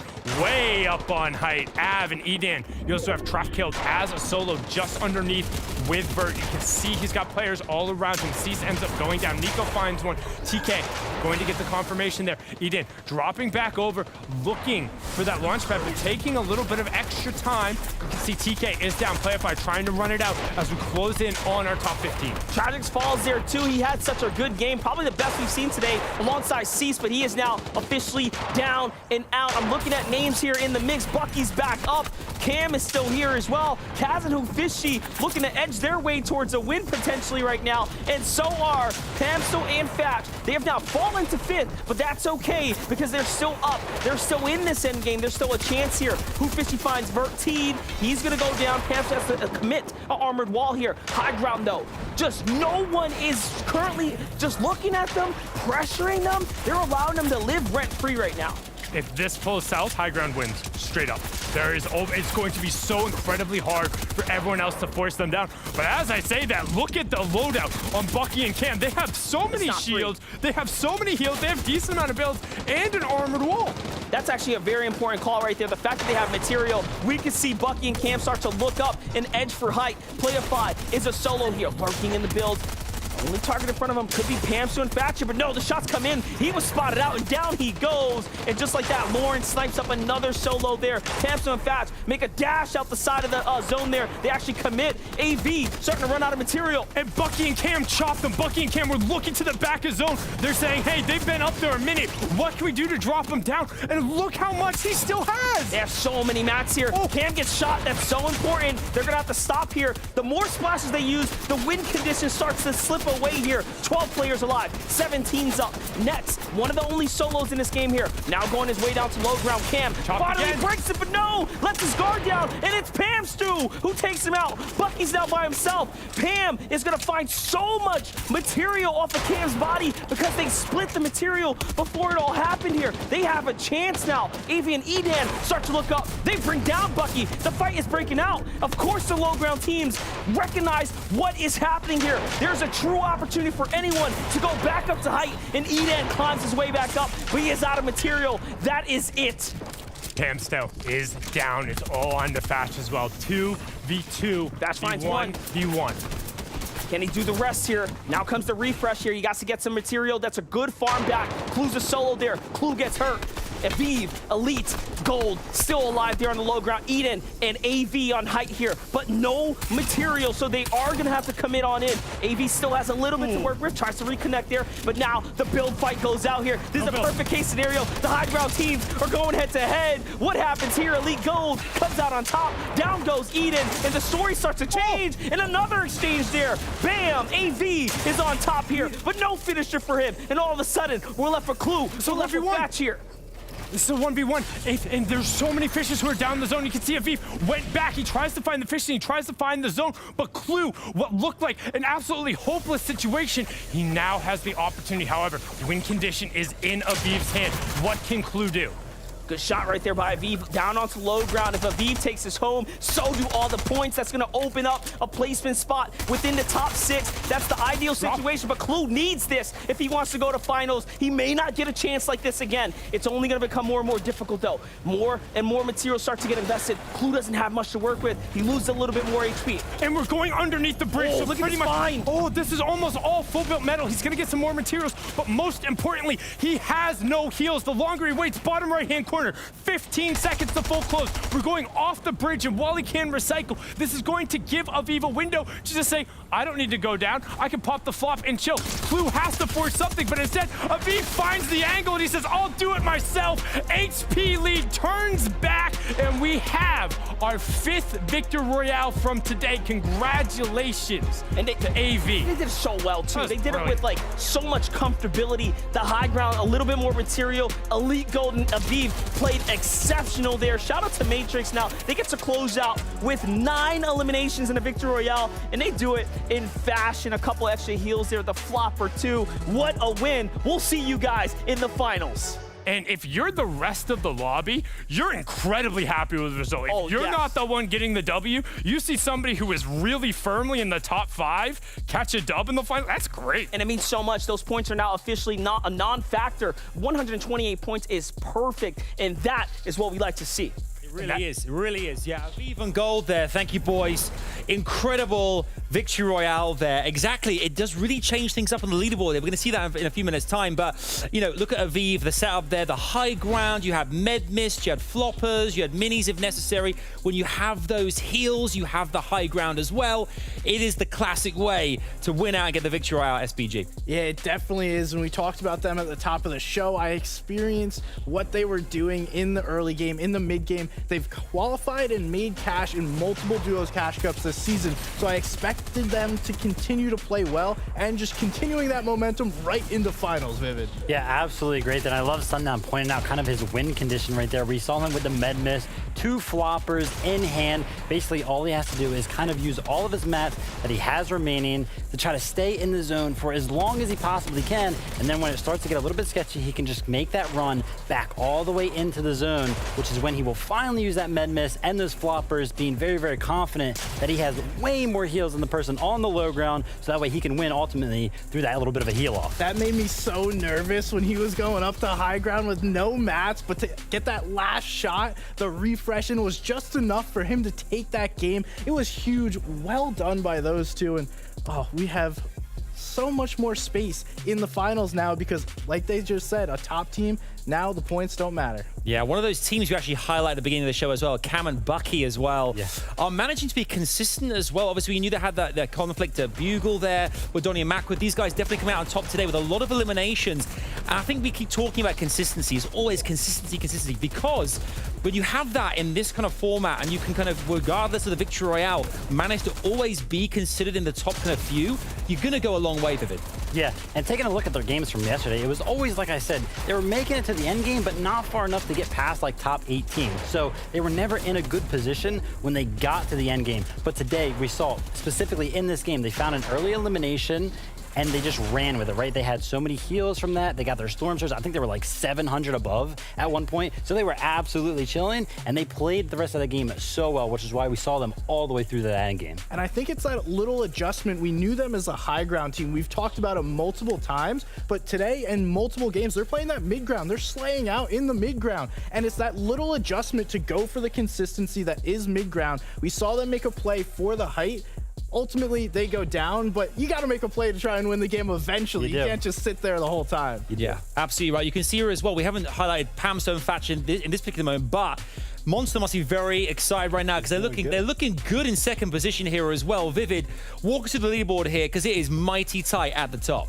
Yeah, you said it. You know, Pam Stonefatch, we kind of little prediction last game. Right? I was like, listen, I think Pam Stonefatch are going to take it again. Ultimately, didn't take it, but making it to the end game, ultimately putting them in second place. So very, very good. It's also awesome to see Kaz and Hoofishy holding their position in fifth. Did not move at all. 113 points right now for sixth place, though. Yeah, and that's what we're looking for. It's been back and forth all day. Teams going up and down the leaderboard. Nyx and Nick trying to claim their top spot. 131. That was enough on EU to qualify, but we don't know here. Just look, 90 points for 10th place. They could have one big game, grab like 5 elims, and then shoot all the way up to the top if they fall early. It'll be really interesting to see how this final game plays out because all these teams are so close. It's going to be a battle. The interesting thing is with this last game, because this is the very last game now we have going into this one of the day 2 here.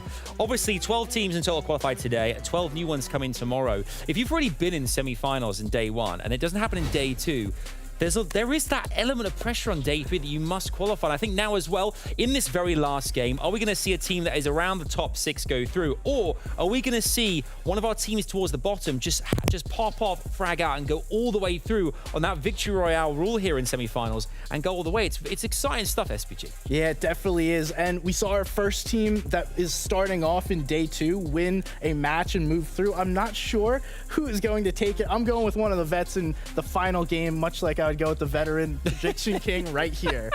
Thank you. But yeah, I love the point that you made. You know, kind of being in here already for 2 days, 2 sessions, ultimately that leaderboard is looking almost locked in at this point. So 1 Victory Royale left, right? Top of that leaderboard is kind of locked in. And then also session 3 tomorrow, you have 12 new teams who are hungry coming in. You really don't want to put yourself in that position to go against them. Exactly right there. Okay, this is it, guys. The very last game of day 2 here on NAE. Who will qualify? Again, as I keep saying, let us know online who you think is going to go all the way here. It's the last time we're boarding the bus today here on NAE. Let's head over to Sundown to MDF to bring us all the action. It's game time, baby. Thank you so much, Adam, Vivid, and SBG. And this is the last chance before the last chance. We will have one more Victor Royale go through, and then it's all about the top 6 in tomorrow. That's right. It will come down to just that. The wire is literally here for NA East. One more chance. That leaderboard, talk about it being close. We haven't seen it that close in quite some time. Again, what you're hoping, if you're one of those teams down low, is that the guys up top take it. But we'll see it here and now. We're jumping on into the last game of NA East today.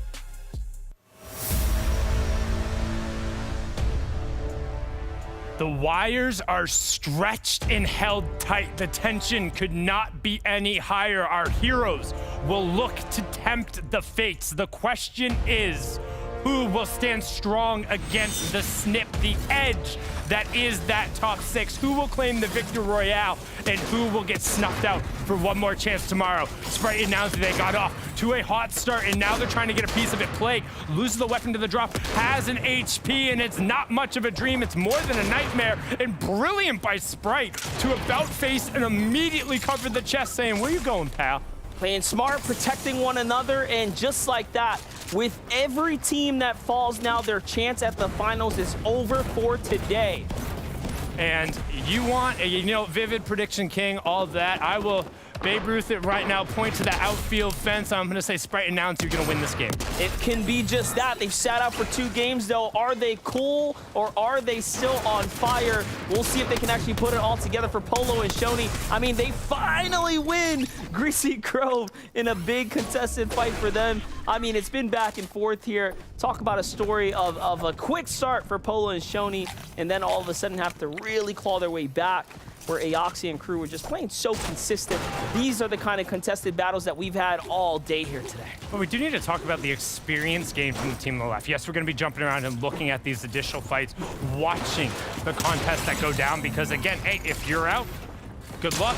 If you're in the top 5, you can hold on like we saw yesterday, but otherwise, reset a little bit, go back, watch your VODs, hop in the shower, like do whatever you need to do, because tomorrow is your last chance to keep playing competitive Fortnite. And that's what it's all about for these guys. Last chance for this season. I was gonna say, for the season. For the season, and don't forget, we got NA West after this too. Like, we got plenty to go. Yeah, much more Fortnite in front of us for the evening, and of course, here today, Rahaji and Suscript, man, these are all our teams that are middling in the competition. Yesterday, we saw teams well outside that top 15, top 18 opportunity go ahead and snipe up a Victory Royale in the final moments. We also saw teams that were up top take a win and edge out the guys who would have otherwise punched their way on through. So anything can truly happen here, and this is the excitement that the FNCS stage brings, especially these semifinals. So in this game in particular, we're gonna jump around, we're gonna try and find all of the early fights. If you're just watching, if you're just tuning in, welcome, how you doing? I hope you've had a fantastic evening, day, wherever it is. This is the final game in NA East. Right after this, we'll roll into NA West for their day 2. What is on the line here as we're gonna peek back and see how that elim went down. The winner goes through, right? And then we're going to be spending a ton of time looking at the yellow point totals next to Accept's name. So as soon as we cut back here, you can see it down the bottom. He's currently sitting at 91. The things you care about is what does that yellow number say? And then the bottom left-hand corner of your screen, team number blank tells you roughly where they are in the leaderboard. They want to end in the top 6. Top 6, ticket to the dance, you don't have to play tomorrow. If you're not in there, then you're into what might be the most stressful day of your entire season. Yeah, like, so for Bucky and Cam, pressure is so intense right now. They're in 7th here. They're that one team looking behind the glass window saying, I hope I got enough money to pick up this item because I want it right now. And that is what kind of pressure they're facing. I mean, they have to literally outperform some of the other greats on the region. And that is no easy ask and an even tougher task to go ahead and commit. But I do love that they're continuing the trend of getting the initial loot over in Bugle. Yes. And then getting out, because we saw what happened in Qualifier 3 and yesterday. We're getting bogged down in that fight against Macwood and Donnie was awful for everyone involved.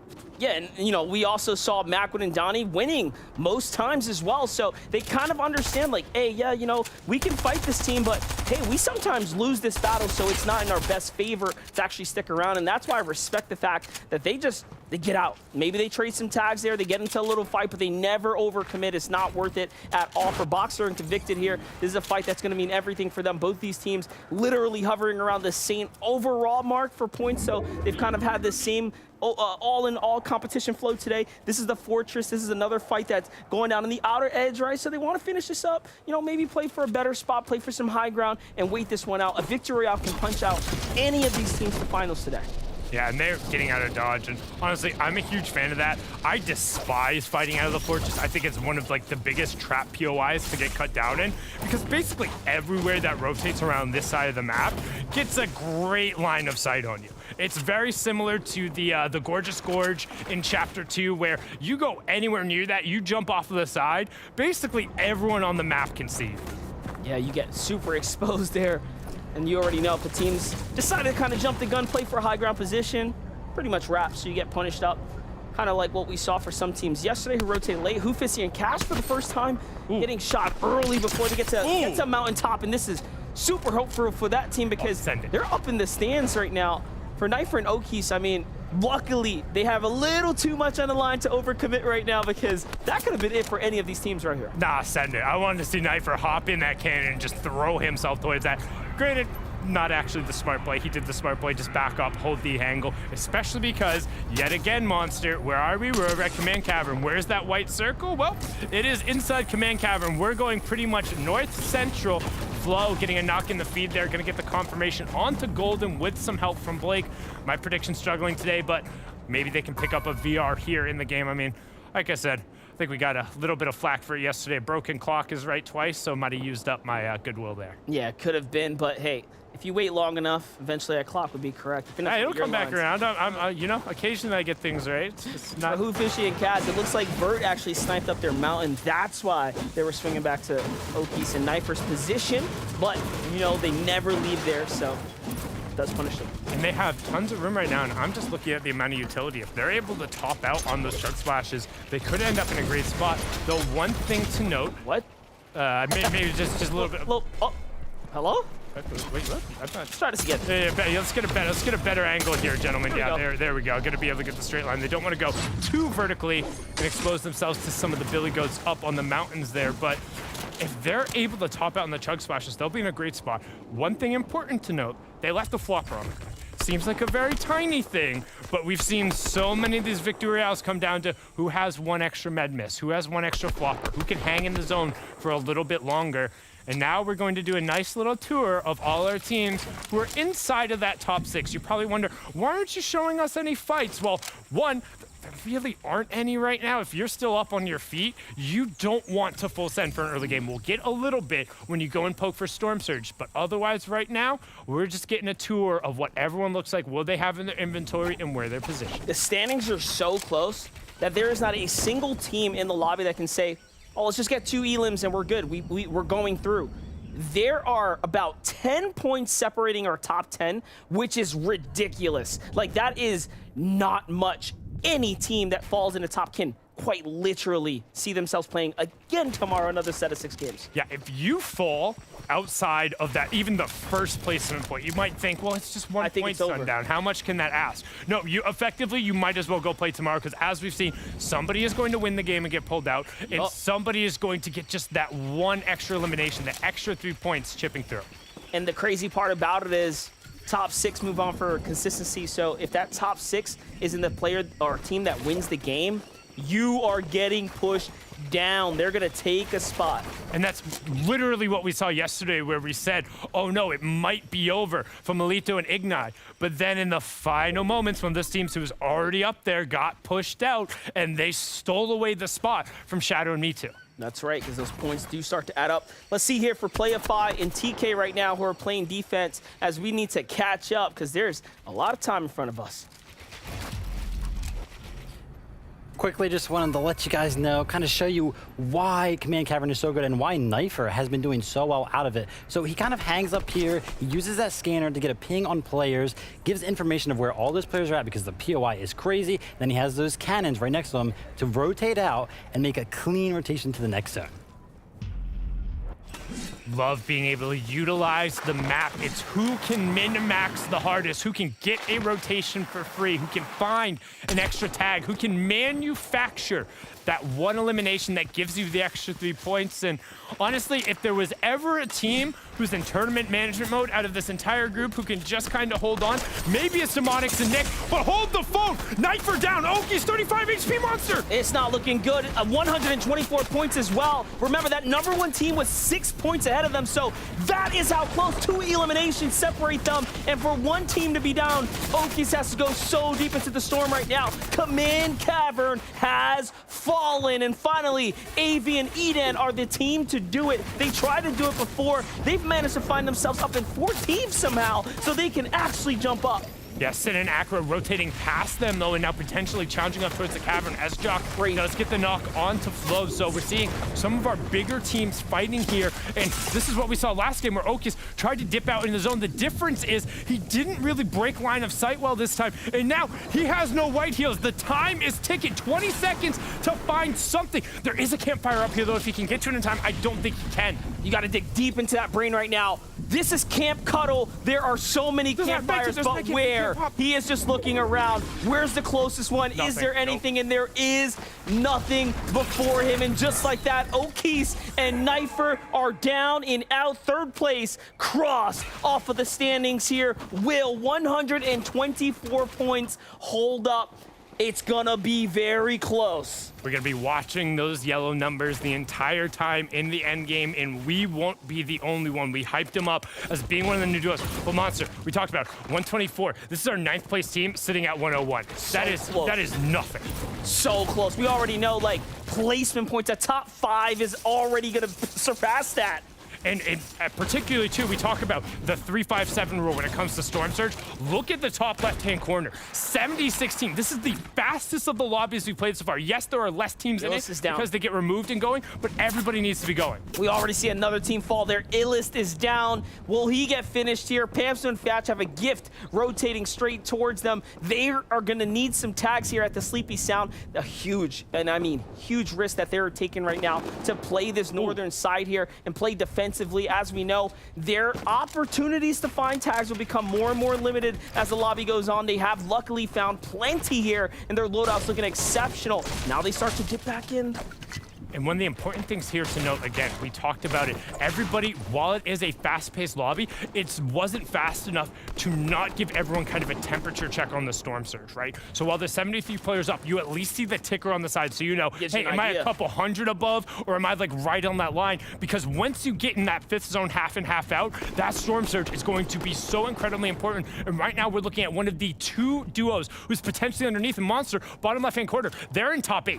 That's right, it gets to reactivate here. So a top 8 team eyeballing up a team above them. It's Tieko and NQs. They start to go all in. This is it, this is everything. Pamsu and Fat shooting from behind. They're not making it easy. Nets has to full commit here. He finds one tag, but that's not enough. NQs now gets shot from the distance as well. So there are 2 teams effectively looking in here. You have the Pam and Fat squad potentially on the outskirts. Another team at the base of the mountain looking up. Tieko and NQs have to play defense here as Nets and Hide and Seek need to fully commit here. If they find these, that's 6 points. That will put them up at 115, and there will be a little bit of placement as well. Luckily, things start to even out here, and the surge turns off, so that pressure is going to be alleviated for now.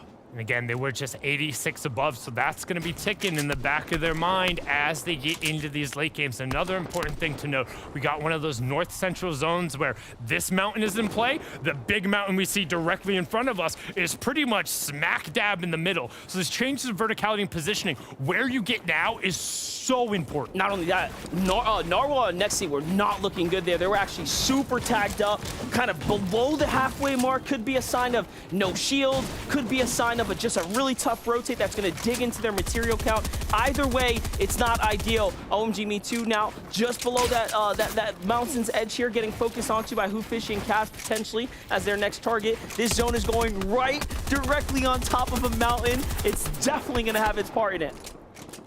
See, everyone's just trying to position around it, picking which side they're going to be on. We've got to check in with 5th right there, who Fishing Cast. Now we'll scoop back on over to 7th, and man, they're separated. It's barely even a stone's throw. Might as well be even, given how Fortnite points work. And now you can see here, it's 3 points per elim. We have our first placement point given out. Now, if you are in the top 6, every time a placement threshold ticks over, that's so valuable to you because the players who are trying to play catch up, they don't gain that point. It means they have to put a little bit more pressure on it and keeping an eye. Demonics finds the confirmation on the Kyoto. So huge because Demonic and Nyx went down in that last game and they were in first place in game 5. They fall in the mid game, really opening up the standings. So although they're still up inside the conversation, they are playing catch up here. And a very interesting loadout from Cam.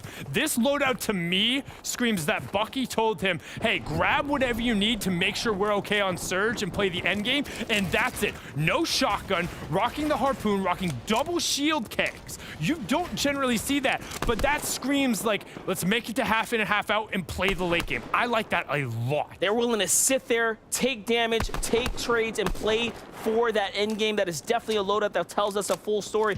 Voyo and X up there in 10th place with a couple of elims. Demonics, of course, though, we need to continue to keep up with them. #1 team in the lobby currently, even after being #1 in game 5, they're still showing us why they're up at the top.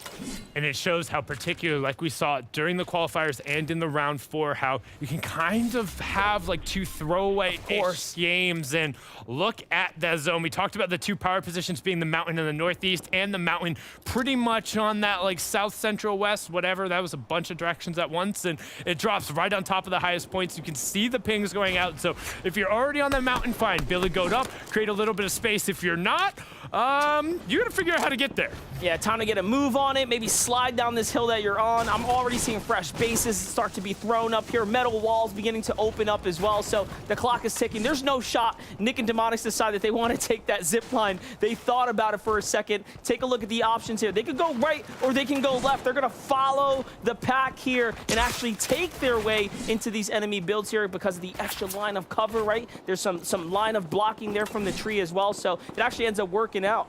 Yeah, a little bit of a line of a sight blocker there, and the fact that there are still a couple trees and a player broken off the right-hand side. I was looking to maybe loop back through shifty shafts. However, you get that kind of scarecrow attitude that we talked about earlier where you're passing builds and you have no clue if somebody's just kind of ratting around a corner just waiting for you, like I would be to manufacture one of those eliminations because I can't win a fair fight. But somebody who's won plenty of fair fights, Nick and Demonics, there again, we talked about it. They just want to hold on. You can see that in their strategy as well, investing very heavily into shields. Just a couple eliminations away from punching their way to the finals there. They are so close to doing it. Carrie and Coop Bear are the team holding on to 6 currently, so that is the number and threshold to crossover. Playify and TK edge their way on up to 127 points after picking up eliminations so far, and the surge finally turns on here. 4 duos who will be under pressure, and there is only 2 solos who are running around, so it could be upwards of 5 if both the solos are on it. And one of those is our current 4th place team, Kaz and Who Fishy. This is not looking good here. They have to really open up these boxes here. Other teams are shooting in as well, though. This is perfect. They can get a lobby focus and crush Voyo and XF's dreams here. An opportunity at the finals. This could be sending them back to tomorrow. Huge white tag there. They're still below, though. Surge is going to be active any second now. 15 seconds until things get crazy. And there it is. They throw down that Chud's barrel because they have to. They have to get these heals going, and still, they're below. They need a couple more tags. Shield K going up. I almost panicked for a second. I was like, wait, was that their cone? Is somebody by them? But Voynix got pinned to the side. And the 10th place team. And the tags on the down is huge. Even if it isn't their Elam coming through, it will put them 59 above. Kaz ends up getting one coming through. OMG Me Too gets the knock on Boyle on the side. And they will end up finding the other one as well. So good job for them. Kaz getting the confirmation on it. But we're swinging on over. Bucky and Cam, they're under Storm Surge, 7th place team. They got to go. 2 huge tags. Can he find more? These tags mean everything there. They find a couple. Pamsa finds Tieko with a knock there as well. All these teams are fighting right now. Everyone needs to continue to push through. 2 players are underneath, and it's Bucky and Cam, the only players in the lobby who are underneath the surge here. Our 7th place team is underneath the surge. 1 single tag is all they need, but they have the half in and half out, so they do not want to move too far. The clock is ticking. Now, a few more builds left over. 30 below here, Sundown. 30 below. They do still have the chug splashes, but in the bottom right-hand corner, the team they were shooting at was the only team in zone, but they've shifted it over. They're trying to see everyone rotating past it, but because they were able to get in, they took too long. And as you said, the only team, they'll flip it over to somebody else, but they're not safe yet. They finally find some tags here. At least it alleviates some pressure. There's just 4 above. That means the other team that's below is also trading back and forth. 1 player goes down, another now as well, and things finally settle for TNA's Cam and Bucky here. And just like that, it was almost all over, but they managed to hold on. And we're into the top 25, so each throw that drops is an additional placement point, and this is where we're going to be paying attention to which one of those teams, because basically, if you got a 15 or lower in your name, you're in contention even without the win. A 2nd place could push you up. Next, he picks up Plur, and we have a team drop. That's another +1 going through. And TK, who's currently in 4th, is all by his lonesome. Can he have one of those NAE signature individual efforts that we saw? My boy Trapkilled is going to have to do it because Flo gets confirmed from Tahi. And Monster, look where we're pulling. We're going back over to the east, back over towards that first round of high ground. And a couple players did have some bases over there, so we're going to see some recycling going on, but it's not going to be easy for players like TK here, who only have a launch pad. Oh, armored wall. They lose the wall to, oh my gosh, OMG Me Too and Shadow, one of the scariest younger duos on the scene. We saw them punch their way through last year, or last season, straight to the finals off the win. So they have been here before. They know how to take a victory out of semis, and that's the scariest part about it. And now, look at this. Surge is turned on again here for Pam and Thatch. And they love the late game dramatics, whether it's going through in that final qualifier, whether it was in the round 4 trying to push the way through. Can they do it in the final games? 46 below for Pam and Thatch. This is not looking good. They're going to have to touch down and get active ASAP. 15 players have to fall here. There's players in between them as well. Do they double back? Do they get center point? We're going to find out here. It's all or nothing right here and now. Play hip to hip and make this end game. It's so important. Polarize and Nico are up on the high ground here. Donnie's still in this game. Kaz and Fishy alive and also not looking too well as they are below, but the textbook plays start to come in. Kaz protecting his 6 here. Play it smart. Play it steady. You still have 8 seconds before you need some pressure to be alleviated here and get those tags to come through. Pam's coming fast, find another one. Nico and Polarize up on the high ground, but there's so much surge. Oh no, Coop's down. Carries honestly back against the wall right now. They're looking healthy. If they can bounce back here and hold on just a little bit more, 122, that's actually edge right there. Bucky could overpass him. And now Shadow and Me Too who took them down, but Macwood and Donnie still on the low ground, and they're tearing through everyone as the zone pulls out and away. But look at the right-hand side, 15 below. Cam and Bucky, and Cam finds the tags, he finds the spray. The player's lost. He said, let me give you a map. Polo takes him down there, but Bucky goes down, and it's all on the back of the young Lord. PSG, TNA, Cam. Can he take his team to the finals? 122 points. They are the 6th place mark, and it was Fat who rips Bucky away. And they have to be careful because he's still in that layer with them as well. This is going up and over the mountain. It's only going to get more and more difficult now. For Polarize and Nico, I mean, it's easy street for them. They're in 29th. They need the win. There's no other way around her. For Kaz and Fishy, they're trying to just rack up these points because we've seen how close it can be. Players like Bucky are edging their way and catching up to the heels of these players right now. Pamstel and Fat are now in the #1 seed. Spot a huge shot there, and that cuts down onto Kaz, the 2nd place team. They got a little too close to the sudden a burn for Cam now on the other side. Another Elim off the Hoofisty. He jumps on up. Bucky and Cam are in the conversation. 133 now. They have pushed someone out of their spot. It is going to come down to the standings now. Bucky and Cam have definitely done something exceptional, but it's not over yet. Narwhal's still alive. Nexi is still here, and Elim comes through. They are 5 points away from the third place team, and all of a sudden now they are inside the top 6. There's still other players here that can definitely toss some upsets. 1, 4, 5, 6, all still on the board, but it doesn't matter where you are. If you get the W, Nick and Demonic, they put a stamp on it, and he did it emphatically. Mason gets taken down. We'll be seeing them in the finals. They continue to run through, and a great effort from them. The question is who joins them as Narwhal and Nexi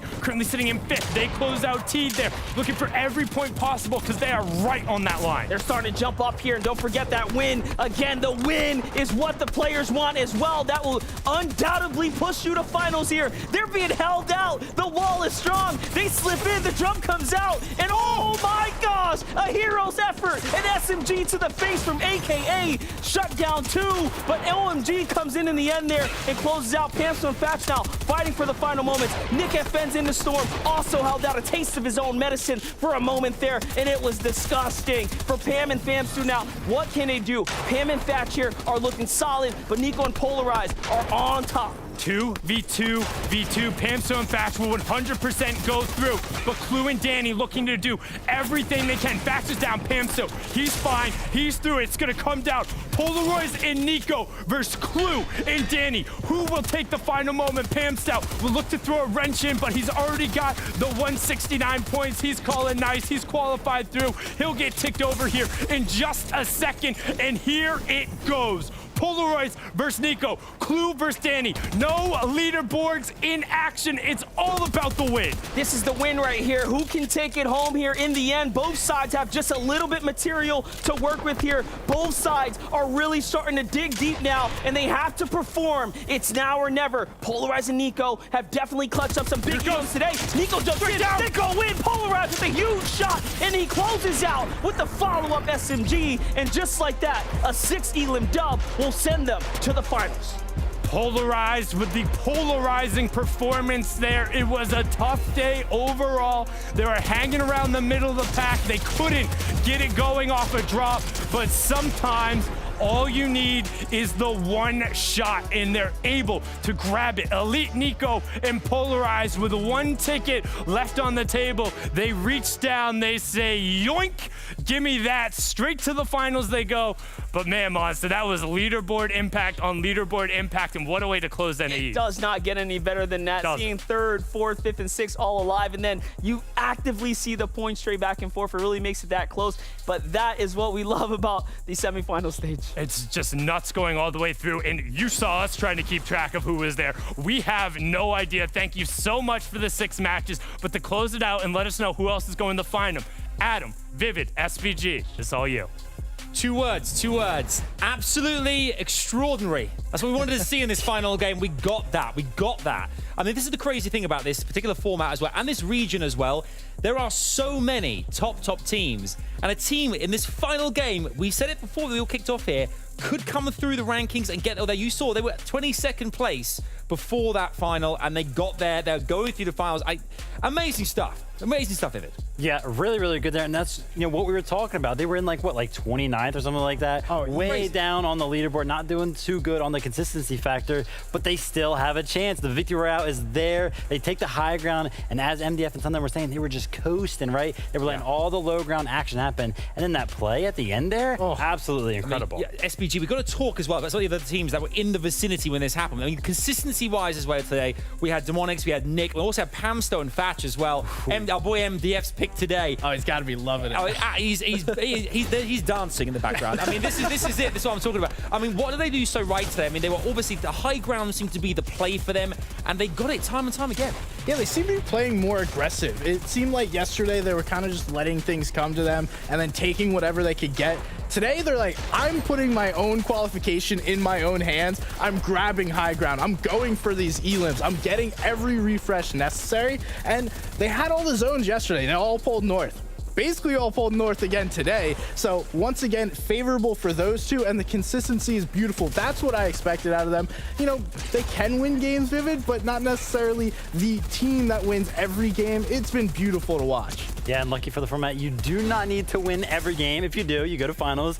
But the consistency leaderboard is there for a reason, and that just proves Thatch and Pamstu, one of the teams that deserve to be in the finals. Yeah, doing the maths, I think there could be a potential second place for them, but third place could be Kaz and Fishy as well. Another team consistent today as well. We've seen some great highlights from earlier on, but again, they've come into the competition, they've done superbly well, and it looks like they could be going all the way as well to finals via the points as well. SBG. Oh, amazing yeah. stuff. Yeah, you see it right here.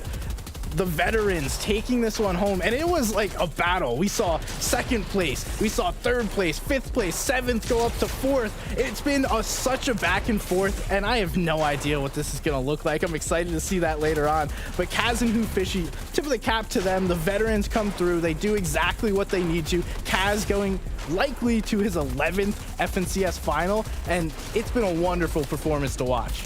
I mean, 11. This is it. I mean, should we take a look now as well before we kind of go through the actual final boards with the guys and say, let's take a look at the final moments of that victory royale in Game 6. So let's see it again. It was incredible to see. I mean, you always hope when there's two teams who won't necessarily go through on point, one of them has to take it to get to finals, and Nico and Polarized did exactly that, David. Yeah, listen, guess what this is? This is another Command Cavern team. We saw Muzz and Avery go through earlier today. Obviously, my prediction, they went through. Command Cavern team. Command Cavern, it just pumps out Victory Royales. Stats don't lie. Another one coming through, and beautifully done by these guys. This has to be so stressful in the moment, knowing you have to win this game in order to qualify, and we do see them go and grab that Victory Royale, leaving nothing up to a heel off. They're like, I'm taking all the elims. We're going to finals. You see that again? Like, Vivid had to bring it up one more time. That he picked Muzz and Avery. This is the beginning. It's going to go on for years to come. Trust us. But very, very exciting stuff indeed. Obviously, we've seen some of the teams here. We're going to head over to Sundown and MDF to bring us all the final leaderboards as well and confirm exactly who went through via Victory Royale today as well. Thank you so much, Adam, Vivid, and SVG. And let's be honest, if I'm Vivid, I'm probably doing a little peacocking out there. You know, I called my shot. I got it in there. You want to know? I mean, you can look here. He said, hey, Game 4, top of show. Muzz and Avery are going to win it. And they took it home in a fantastic fashion. Huge games, man. It all kicked off in game number 1. Nazin and Bryce with that big win, followed by Qual and Tazji, the vets that come through in the end. Super clutch. Pamstu and Fatch had me at the edge of their seats when they lost to the Quentin and Sphinx, and it was just back-to-back. And then, of course, that ridiculous head-to-head. TNA's Muzz versus C9 Avery in game 4. I mean, Sundown, we all almost lost it here when Vivid's team ended up besting me right there. Well, you definitely lost it. That was for sure. Vivid was celebrating. Then we saw it just recently. Game 5, you had Aviv and Gold take down Av and his duo, and then Nico and Polarized closed it out in a must-win situation. Just like that, guys. And that was, of course, the winners of the semifinals. Those games, they will go straight to finals. But, of course, we have consistency as well. In the end, that last game, there was a reason why we were hyping it all up, because there were still many, many teams who were on the line there. It was, I mean, this was a great semi-final day too. Like, I think we all kind of so much fun. But I think for all of us as well, like for us behind the scenes watching you guys all cast the action, because we can all feel it in the air that anything is actually possible. In this region in particular, there are so many duos who just seem capable of going all the way. It's not that it's never a done deal. We never know what's going to happen. Let's go through the leaderboards here as well and see exactly who is on the final standings and see who has gone through to finals. We can see here on the boards, topping it is Demonics and Nick FN here. SBG, I mean, consistency has indeed paid off today. That is no surprise. Those top 3, they were so consistent. What is somewhat of a surprise is Bucky and Cam shooting up the leaderboard towards the back half of this tournament. Last season was a coming out party for Cam. This season is him confirming he belongs here. He's going back to another FNCS final. Yeah, love to see it. And listen, we saw actually Bucky go down when Bucky and Cam were in 7th position right there. Oh, so scary. Cam did that all by himself. He got up there in top 6, solo clutch. Yeah, that was actually so scary. We were commentating over like, wait a second, we might actually not see them do it. And then all of a sudden they spring right back into the action. And that's the thing about these players, you never really know. And this is one of the cooler graphics here, of course. You get to see that overarching story there. Yeah, we do. Sundown is what we can see on screen right now. These are the official qualified players going through the finals already confirmed with 1 day left to play. Some massive teams, some big ones we cannot wait to see in finals next weekend. Yeah, we've seen the players end up going through in just the final moments. There were so many just late dramatics, whether it was during the qualifying rounds or now here in the semifinals. But like we talked about, we still have one more day. And if you were playing through yesterday and getting all the way, the pressure tomorrow to either win a game or push in the top 6 is going to be immense. Yeah, you can see here as well, there are the remaining places there yet to be filled. Those will come your way tomorrow. 12 more teams to be confirmed for finals here. I mean, Monster as well. Some big teams on the board again here. We saw these are the ones that kind of went through today. But I'm looking forward to seeing what happens tomorrow because 12 new teams will come through as well. And what today has shown is that new teams will come in and they'll pop off. Like, no one, just because you have more chances to go, and play because you played yesterday, that doesn't mean anything. Okus and I have proved that today. I mean, Muzz and Avery definitely show up and proves that. And we just continue to see the story develop. So tomorrow's roster, I mean, we all have to think long and hard. We might have to pull a Vivid here, spend a couple hours. I think one of the biggest things, we don't even have to look at the whole map tomorrow to be confused. Command Cavern is going to be a massive question mark because we saw 2 teams qualify out of there today. There's a big space in one of the strongest POIs on the map. Yeah, we saw, I mean, I called them yesterday, Season Tragedy didn't go through, but I said last season, day 3 they came in, they clutched up, they got through. It is definitely possible. This is a bit I know that Vivid's going to relish now as well. We go through our predictions and see exactly how we got on here. All right, Vivid, let's have a look. Here we go. Here we can see I did not have a good day. My team did not have a good day today. OMG, Me Too, and Shadow did not quite go. I mean, obviously the zone pulled very north today again, but commiserations those two. But maybe tomorrow it might happen for them. Vivid, let's talk about it. Muzz and Avery, game 4, you called it. It happened. You're officially the king. You must be feeling like a ray of sunshine right now. Listen, all the props to go to the boys. They are convincing enough for me to predict them. Game 4 just sounding right, kind of threw it together. Nothing special, but very, very proud of them. Super cool clutch, too, in a 2v2v2 situation, nonetheless, when they have the low ground. Like, come on, you don't see that every day. You don't see that until, I mean, we loved it. So watching your 2 duos go head-to-head in the last That was so cool. We get a buzz out. We love that. We love that happening. And you guys, I'm sure, love it too. SBG, let's talk about your pick as well today. Jacques and Illist as well. Had a couple of good games at the start there, but didn't quite work out. Yeah, it's similar to what we saw yesterday. They started off hot and then unfortunately not able to continue that. I wish they could, and I'm sure they do. They have the ability. We all know this team is deserving to be in finals. I'll probably have to stick with my boys tomorrow, but nonetheless, I got a lot of homework to do. Do we? I mean, Sana, do you stick with your pick tomorrow as well? We're not going to talk about that. We'll go next. They were all in the feed. Yeah, okay? they got in there a couple times, but we'll go next. We'll take a look at the list. It's okay. We got one more. Is it my turn to gloat? Yeah, okay. Let's celebrate. MDF, have I got one on the board. I needed it, and you know what? I played the save yesterday. It was super close. Shout out to Pimp. Oh, sorry. All right. This is why you don't do high fives on live. Things like that happen. But listen, I'm happy Pam so fast gets to pull through. And shout out to Pam, man. He hit me up on Twitter. He was like, dude, I'm so sorry. I was like, nah, you got this. Tomorrow's your day. And today was explosive. It was exciting. It was great. Apology last season. Sheesh. Yeah, it was an amazing day, and tomorrow is going to be equally so, if not more so, because it's the final day tomorrow of semifinals. The last 12 teams to be confirmed for finals next weekend. So do make sure to come back, tune in for that. Do not miss it. It is going to be electric in here. Fireworks. Trust us. You have NA West coming your way very soon. Make sure to stick around for that. For us, though, NAE, we will see you tomorrow for day 3 of semifinals on FNCS NAE. Do not miss it. We'll see you then. Take care. Bye-bye for now.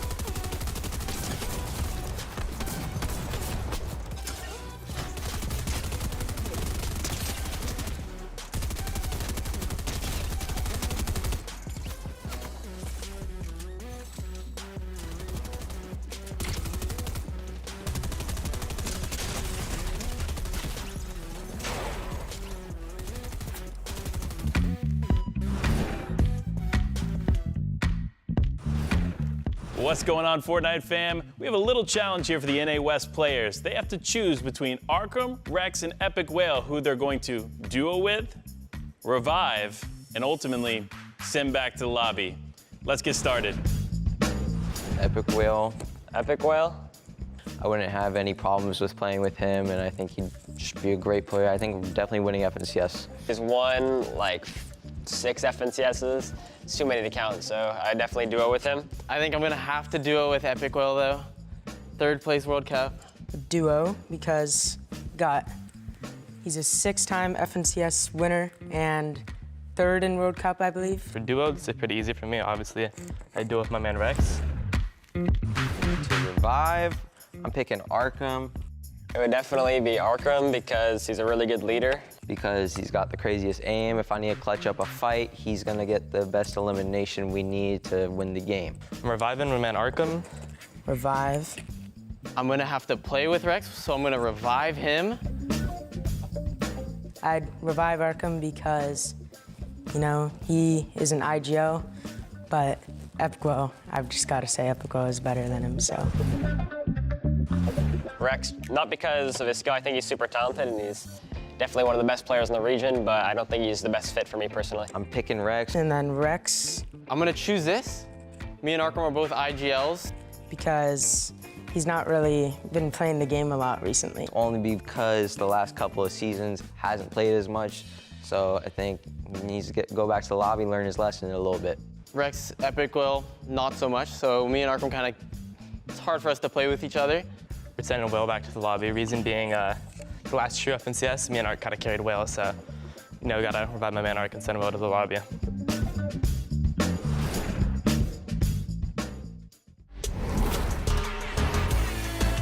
What's up, Fortnite fam? The new season means new loadouts for FNCS.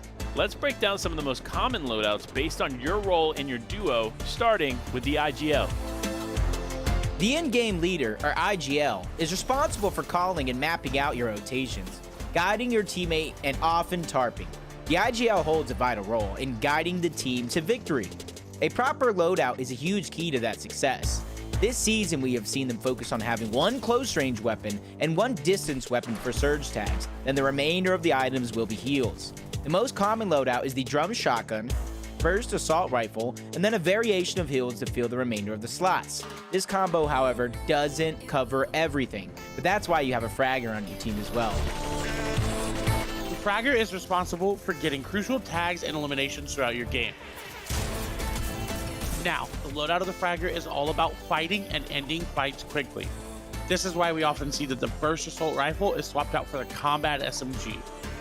Meaning that in this role, you'll hold 2 weapons designed exclusively for close-range engagements, while the rest of the slots are dedicated to heals. The fragger loadout often includes the striker pump shotgun, the combat SMG, and then a variation of heals. The ability to clean up fights quickly and effectively leads to this loadout being a top pick among the more aggressive players. After hearing the different loadouts and roles, which ones are you choosing in your next game? Until next time, we'll see you on the battle bus. Beep, beep.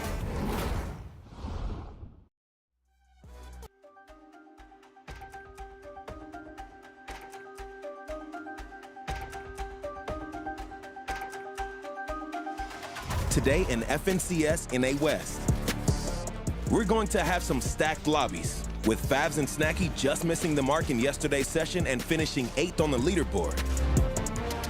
Can the reigning champions bag a victory royale today? Right above them yesterday were Keto and Russo, ending 1 spot shy of qualifying through consistency. With a clean slate and an extra game today, will this be their shot? And not to forget, 11 new duos will join the lobby today, hungry to prove their worth amongst the best of NA West. Will we see names like Tavern and Nico advancing? FNCS NA West starts now.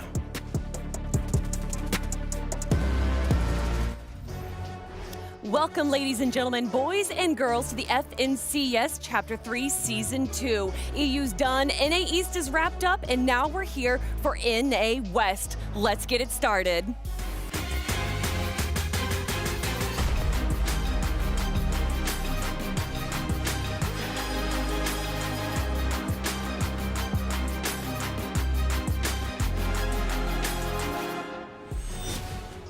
Welcome back, everyone. I know it feels like it's been so long since I've seen you, but we have 6 amazing games from the best NA West teams that we have to offer. Guys, we have 11 new teams that are going to be joining us today and 12 teams that are going to punch their ticket to the finals next week. Of course, I'm your host, Hello Kelly Link, and I cannot be doing this alone, so why don't I bring out 2 of my favorite people in the world? It's Clay Staling and Life with Panda.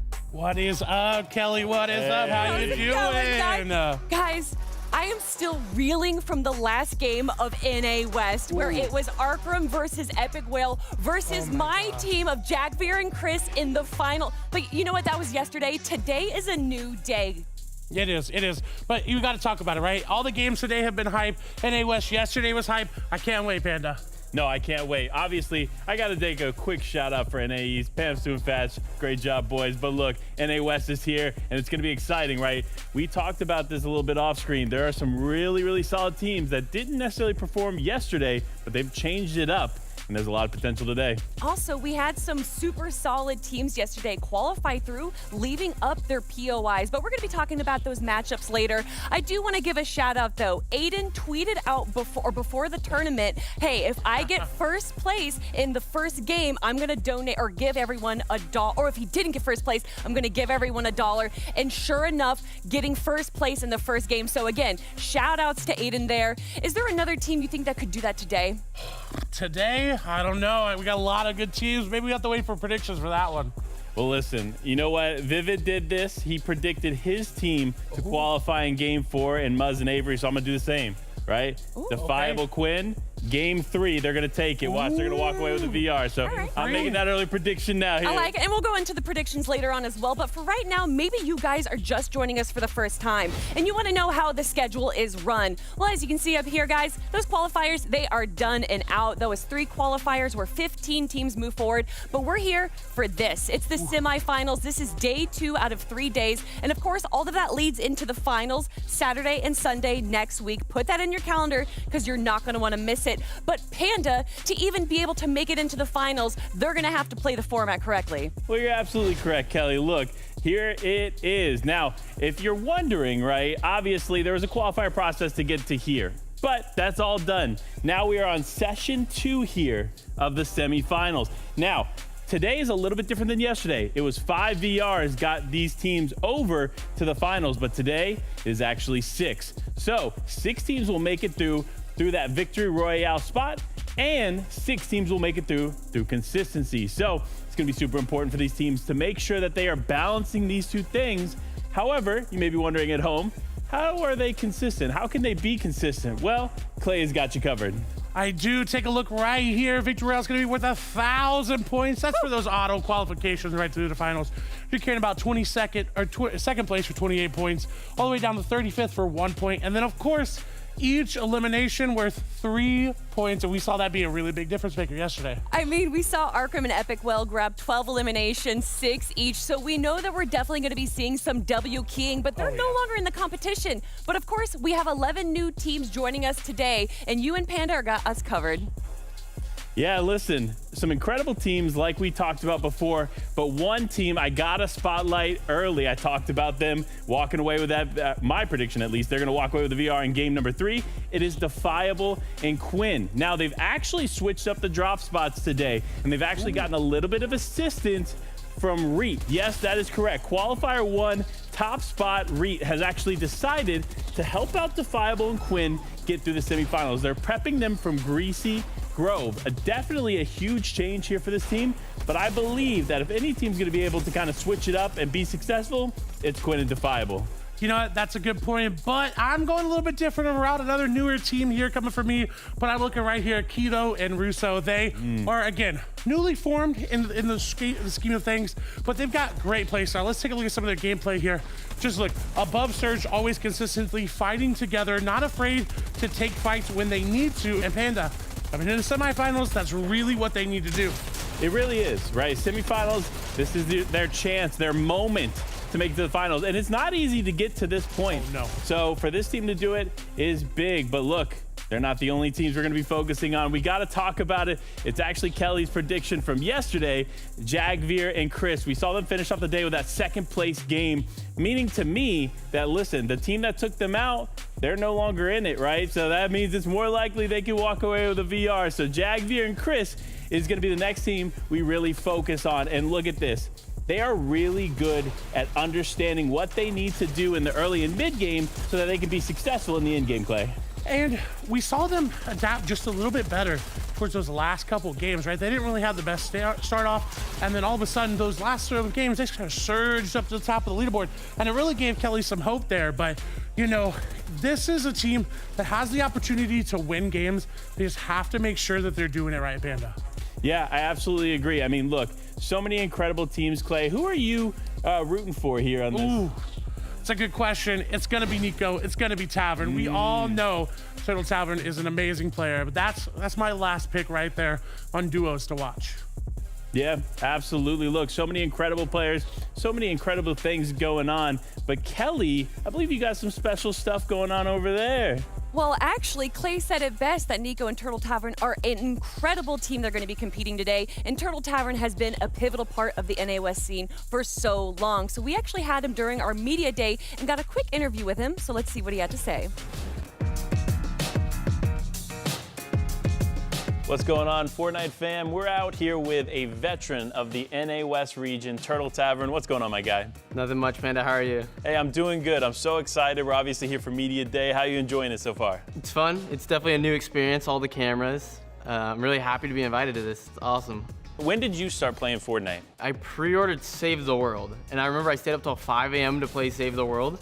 And then when the Battle Royale came out, I've been playing since, honestly, the release. You've been, again, in the scene for a while. You've been competing for a while. You're at that top tier level when it comes to the West region. How did you get there? I started just playing a lot of like normal games, just going for high kill games, like back in the old squad days. I met Sened, and me and Sened became really good friends back then, and we had no like intent with anything. We just ended up like getting good, and we started getting into like the pro discords. And then after like a few months, that's when like the open tourneys started happening. Winter Royale, all the Lux Cups. Of all the tournaments that are going on in Chapter 3 Season 2, which one's your favorite? Cash Cup, Lightning Round, Zero Build? I think I'm a Cash Cup guy. I like the plain default competitive game mode. That's my favorite one. What are you doing this season to prepare for this FNCS? Lots of scrimmages, a lot of scrims, Cash Cups, using them as practice, especially now that they're 2-round Cash Cups. You treat those more, those second rounds, they're a lot more stacked, a lot more players, a lot more similar to FNCS, unlike previous seasons, previous chapters where the Cash Cups were just 1 round. Obviously, we're playing duos this season, and in that, there's a few different roles you could play. IGL, Fragger, whatever the case may be. What role are you and why? I'm in IGL. I've been in IGL almost ever since I started competing. Honestly, I'm not sure what got me into it. I think I just play the game a lot. I have some of the most hours on the game than all my friends. I might have the most. We know that Chapter 3 Season 2 has changed a few things. What's your favorite item this season and why? Ooh, favorite item? Splashes. Okay. Splashes are, it's a healing item, but like there's some like brain to it. It's not just like, oh, you have a mini, you pop by yourself. Like Splash, you kind of have to think about it. Oh, should I save him for white health? Should I wait for my teammate to go lower until I pop a splash and not waste it and be effective with it? We have mantling, you have tactical sprinting, and then obviously last season we had the addition of sliding. Out of those 3 mechanics, which one's your favorite? I think the mantling is really cool. I think nobody's really like explored its potential yet. It's definitely like set a new like skill gap in the game, and not many people are like, it's gonna take a long time for people to get good at. Appreciate you. Tell the people at home where they can find you. You guys can find me on Twitter, which is Turtle Tavern TV. You can find me on Twitch, which is just Turtle Tavern, and YouTube. It's also Turtle Tavern. And until next time, we'll see you on the Battle Bus. I love hearing from these NA West players, especially one as veteran as Turtle Tavern there. And you heard him, guys, scrimmaging and playing in all the tournaments you can is a pivotal part of being a pro. Speaking of pros, let's take a focus on some of the duos that we're going to be watching. And how about we start off with Angel and Nigel? Yeah, Angel and Nigel are a great duo. I almost picked them yesterday, but I was feeling confident in my pick. But let's take a look at their overall. They have 700 series points. They've been to round 4 a couple times. Again, we see them a lot in the Duo Cash Cup, but they're gonna land a little bit above Shifty right here. It's one of my favorite spots to land this season. It's because you got access to that mountain and so much loot, Panda. Yeah, it's amazing, right? We got to see the addition of this POI in Chapter 3, Season 1. And actually, the original edition was obviously Chapter 1. It was my favorite POI on the map at that time. So it's really exciting to see the new additions to Shifty Shaft. And there's a lot that can be utilized there. And honestly, one thing I really want to point out, they made 2 out of the 3 round 4s. This is very significant because it shows that they know how to make it to those set lobbies, which is what the finals is. So I'm excited to see how they're going to be able to do. But Nigel, Angel, this is your moment. Semifinals are here. They got to perform. They got to perform. But not the only duo we're taking a look at. We got Leo and Creep right here. One of your almost predictions there. Yeah. You're pointing out a little bit on the social medias like, hey, maybe I'll pick them. But they're going a little bit different. They only had 1 round 4 trip. But yesterday they impressed us. They really did. So obviously, Leo and Creep, they are one of those teams that they're newly formed here in Chapter 3, Season 2, and they're actually going to be utilizing the Butter Barn. This is not necessarily the normal POI we've seen a ton of success from. However, this is probably the first time we've seen actually utilize this space really effectively. And that stat there where it says 1 round 4 trip is a bit misleading because they really have what it takes to walk away on top today. They do, but last duo we're gonna take a look at here, it's gonna be, of course, Wavy Jacob and Vanillas. Now, Wavy Jacob may have a different name in game. Keep your eye on him, but a veteran nonetheless. 4 round 2 trips, or 2 round 4 trips, my apologies there, and coming out of Sleepy Sound, Panda. Yeah, look, Sleepy Sound, I talk about this time and time again. This is an interesting POI. It is quite large. It can be split amongst 2 duos. However, we've seen a lot of duos struggle when it comes to fighting in this area because there's very, very open in the center. So you have to be careful if you do end up in an engagement, how you take that fight, because if you don't take it really well, you could easily go down there. We actually have 4 duos landing there this time around, so it'll be very interesting to see how these players react. But I think we got to take a look at some other drop spots, Kelly. What do you think? Oh, that's right. When you look at the competition and the success factor, you have to look to drop spots because that's where it all begins. And the first one we're going to be looking at is Greasy Grove with Reform and Trolling and Quinn and Defiable. And the most interesting thing about this is that this is actually where Evil and Oni, or I'm sorry, Ark and Whale landed there? No, it's actually going to be where Reet and Rex landed in the qualifiers. But now, hey, Quinn Reshaw said, hey, I need some tips. They got him. Greasy Grove is a great POI. If you don't know how to fight it, though, it is going to be hard. You know, it's funny. I checked in with this team here going into today because they didn't necessarily have the best day 1 in semifinals, but they assured me that this change to Greasy Grove with the addition of having that assistance from Reet is going to be what it takes for them to qualify onto the finals. And you know what? Listen, Quinn is probably one of the best players when it comes to adapting to situations. His mindset is so strong on NA West, and that's why I have confidence that they're going to be doing well today. He is. He's very, very adaptable, very smart. But, I mean, let's just take a look at the points. He's got double the round 4 trips, double the Cash Cup finals, almost double the series points. So, hey, maybe they get it, Kelly. We saw both of these teams compete yesterday, and although their performance wasn't exactly what they wanted, clearly they were able to learn from their mistakes yesterday. And in a new POI going up against each other, I'm interested to see, is this going to be kind of an issue where they're going to run into the same problems, or are they going to have a new story to tell? I think they're gonna have a new story to tell, Panda. I'm on board with it. You know, Quinn is a very smart player. He's very good at adapting, like we just said moments ago. But it's Greasy Grove, right? It's been there since season or chapter 1. I'm excited to see how they do. Yeah, and one thing I will want to add, we don't want to count out Reform's team quite yet. They do know that it's like an interesting setup, right? They know that Quinn and Defiable have changed, right? They know that they're going to be joining them at this POI. If they feel comfortable enough with Greasy Grove, they could end up edging Quinn and Defiable out, but it really depends on the Quinn and Defiable that show up for these games today. And you guys heard me mention it before, the team that had Arkham and Epic Whales drop there, we got to look to Coney Crossroads, everyone. Now that this team has moved on, we have 2 new teams joining this POI. It's Cheaters and Lizard. Yeah, I mean, take a look at that. Cheetahs has got some great stats coming out of it, essentially double everything there. But it's Coney. Lizard's coming in with, I believe, Squid there, and they look pretty good coming out. Again, it's one of those POIs where if you can grab a little bit of loot, get out, you're fine.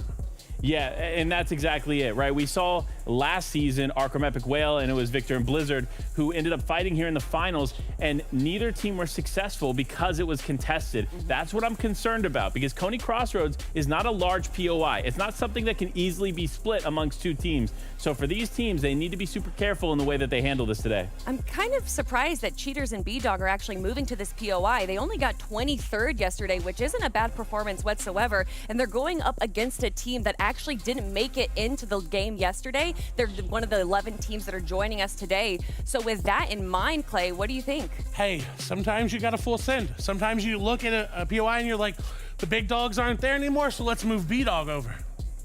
Yeah, you know what? I couldn't agree more. I think it's really interesting take. Obviously, we talked about yesterday switching POIs after a team wins and qualifies on, but it's not certain, right? You really don't know what's going to happen, especially for two teams that are joining this POI for the first time today. They really don't know how each other fights. They don't know how each other rotates. So it's definitely going to be a struggle, at least in the beginning. But if they are going to win a game today, it's going to happen in the second half for sure. I mean, you guys are just giving me so much information now, and I'm sure there's so many people watching that are learning from this. But you know what the best way to learn about being a pro is from hearing from the pros. So let's see what they had to say.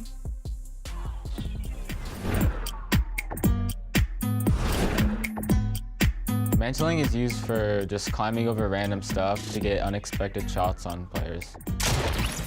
Like if there's a wall and I don't want to place a stair, or like going for height, for example, it's super useful. Useful to use endgame when you have like very low mats, and also being able to sneak up on your opponent. And also in-game, if you run out of mats, you can still move around different layers really easily, and it's actually really nice to have. You're in a stacked lobby and you're solo and you don't have materials and you need to mantle up, then you can do that.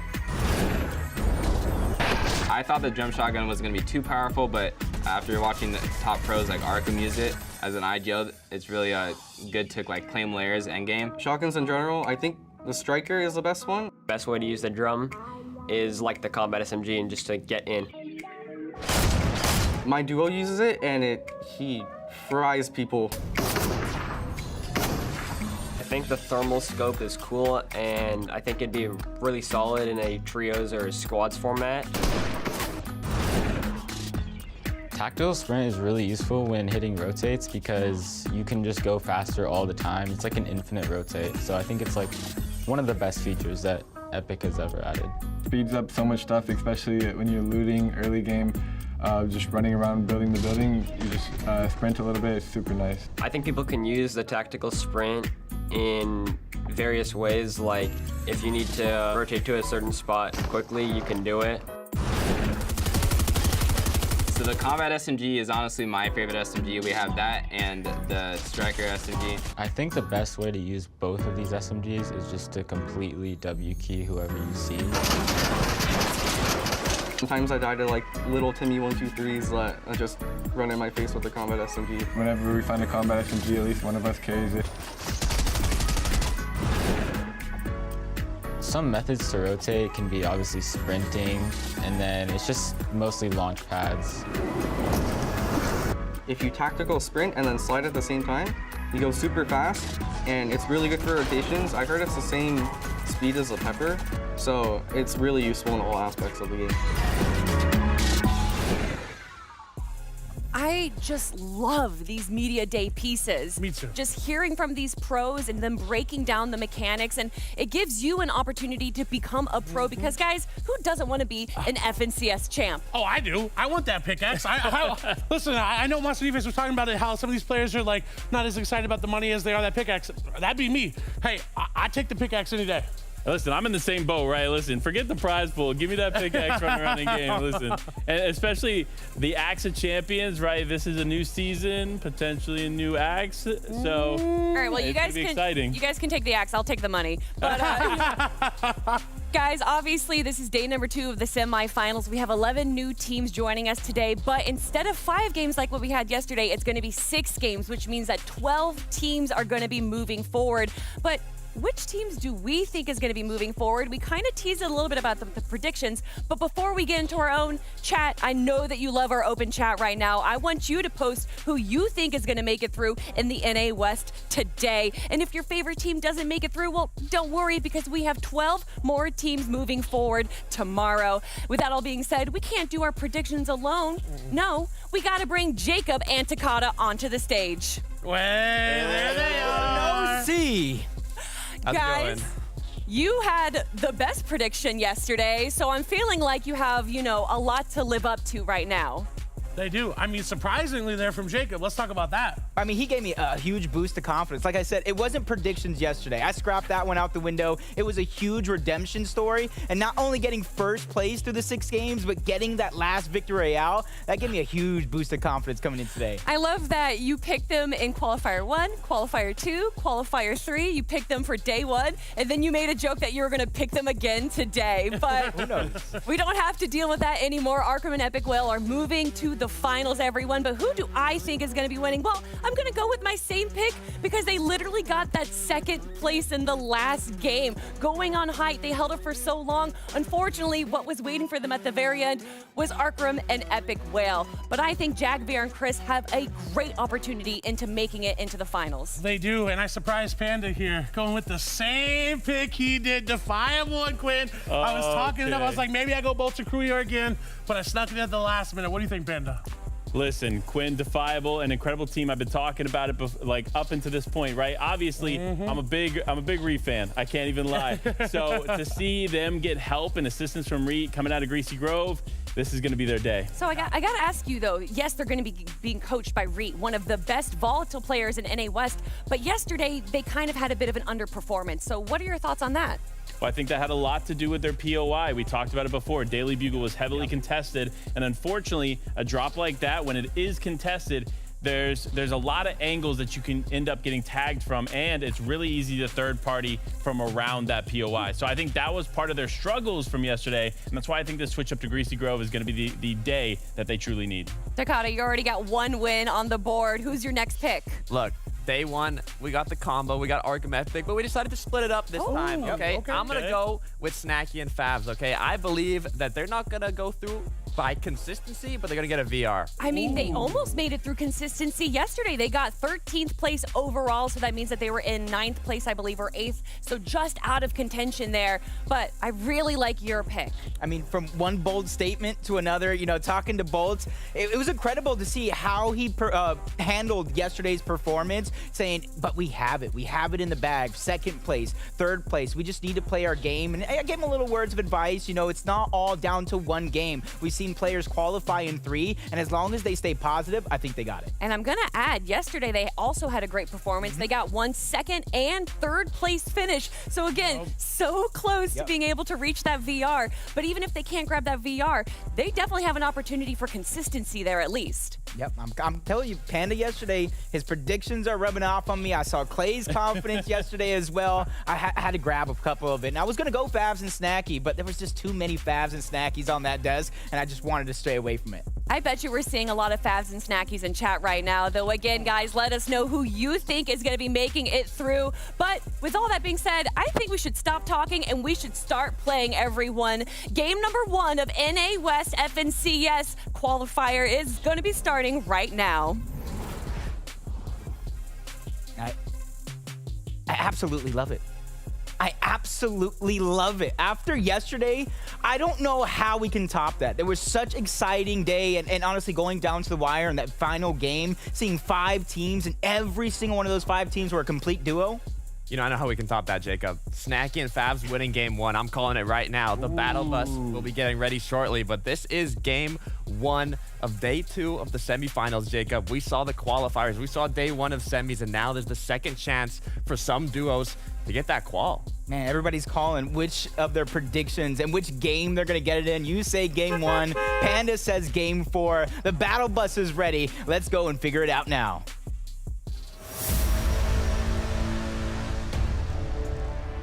Game 1 of the day. The battle bus is still getting warmed up. The engine is just getting started, and the players are getting ready here. Jacob, how are you feeling? I'm feeling good. I'm feeling fantastic, but I'm not playing. I don't have that pressure of having to qualify for the finals underneath me. But Defiable and Quinn, you heard the analysts talk about it. A huge switch up of spots going towards Greasy Grove, and I like it because it forces them to get aggressive right out of the gate. Something they weren't banking on over towards Daily Bugle, and you see Defiable immediately grabbing those combat SMGs and trying to put them to use.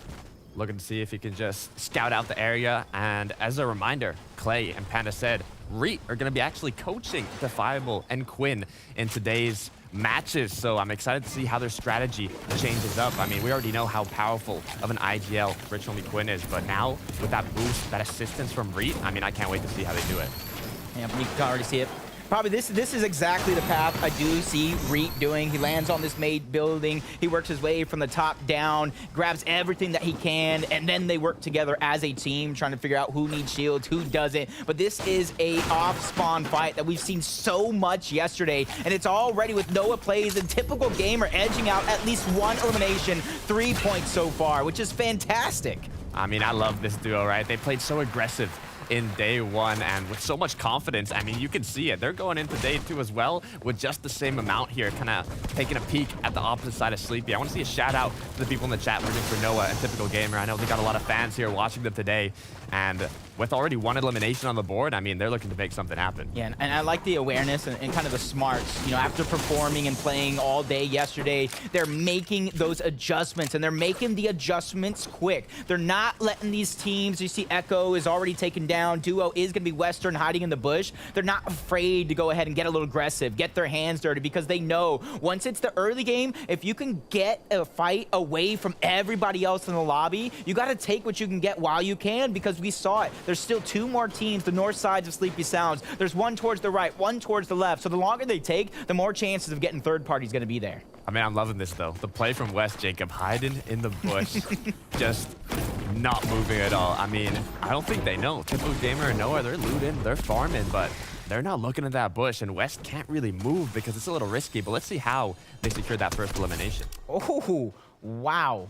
Now, that looked a little too good to be true. Hopefully Noah Plays is ready for a little bit more difficult times in that one, because you cannot expect that to happen again. But Western is going to go ahead and stay alive thanks to a little bush camping. Honestly, I can't say I would do any different. I'll be a little scared after I saw that one right out of the gates. My teammate going down. You see Lizard and Squid. We talked about him taking over that Coney Crossroads spot against B-Dog and Cheaters with the high ground. They're shooting from above, dropping these players down, and there goes a full-on team elimination. A little dance too. Just a reminder, I mean, this is where Arkham and Epic were landing yesterday, and now seeing that they already qualified, Coney was open, and then we saw these two duos say, okay, Coney Crossroads open. Let's see how it's, let's see how it is. We'll take it over. Two duos now contested at this drop spot, and it looks like Lizard and Squid are going to be the duo that comes out on top here in the first match. Yep. See Blizzard and his duo going against Clone and Yisu. Blizzard taking over his former duo spot, Victor V, who qualified with 9 eliminations or something like that. That kid is absolutely insane. He definitely ate yesterday night, but Blizzard, he's going to have to do it as a solo, losing Winter early on. That's not something you want to have happen, but you can see what that's doing. They're hunting him down. They're not wanting to let 3 more points escape them. Seeing if they can make that player advantage good use here as Clone goes down. Looking to see if he can secure this elimination. Gets cracked, though. Has to be careful as a duo partner with that assistance. Going to secure that elimination. Great job from the duo. Playing it safe, not getting too aggressive. Yeah, and I like that bait and switch. You know, as soon as Blizzard did take the damage or put the damage on, they just kind of peeked out the window. Clone went in, and they trusted each other to kind of finish that one off, which is a great way to really start the game. Once you get your teamwork flowing and things like that, that's just as important as hitting the shots. As we jump on board Landjock and Punisher, I got to think they're one of our longest standing duo teams, you know, competing as far back as the World Cup. And this is one of the things I was talking to you about, you know, the Greasy Grove drop with Quinn and Defiable slowing things down. This side of the map, there's, I think, the least amount of players on. So you got to think they have to be going for those surge tags very, very early on, because you're not going to get the fight that you want. I mean, I feel like Landjock, Punisher, they've been landing at that side of the map for so long. I feel like it's theirs almost, right? I mean, you got Greasy where Reet lands, you got Coney Crossroads where Arc Epic lands, and I think that south part of the map, I mean, that's Landjock and Punisher. Real estate over there, probably got a nice house. It's by the beach, so it probably cost a ton. You see Snacky and Favs quickly trying to rotate out of the glider. Favs was there miles ago by himself, but Snacky just in the nick of time, able to get the saving play, but Complomp is there next to his duo just a bit quicker. That's going to force Snacky to get aggressive, not allow the revive to get off, and as soon as he's in there to disrupt it, the fire's going back and forth, but he's getting chipped down low. This is not the game number one he was looking to have, but he found enough time to separate from him and Seer to get the shields and HP back up, but this is the same amount of time he's given for him to possibly get a revive on Complomp. Now Seer has to make that decision, right? Does he go for the pickup on his duo partner, or does he just battle Snacky here? Other question is Snacky actually going to want to go for this engagement, or does he have the reboot card of Favs? Because if he does have that reboot card, which I believe he does now, he can just disengage here, but we know Snacky's confidence. We know how mechanically powerful he is, and I mean, I think he's going to go for the Elim. Wayne, I do believe he didn't get the reboot up. You saw that third party coming in, forcing him to build and kind of watch his own back, but a great peek at the right time. He's going to put a lot of damage onto Snacky, once again forcing him back, but because he found Favs' loot, he has so many shields, so many chug splashes, he's able to once again take that moment. I like the way he's articulating and thinking about the fight as it's going on and adapting on the fly, but that third party has finally come in. They want what's theirs, that down player.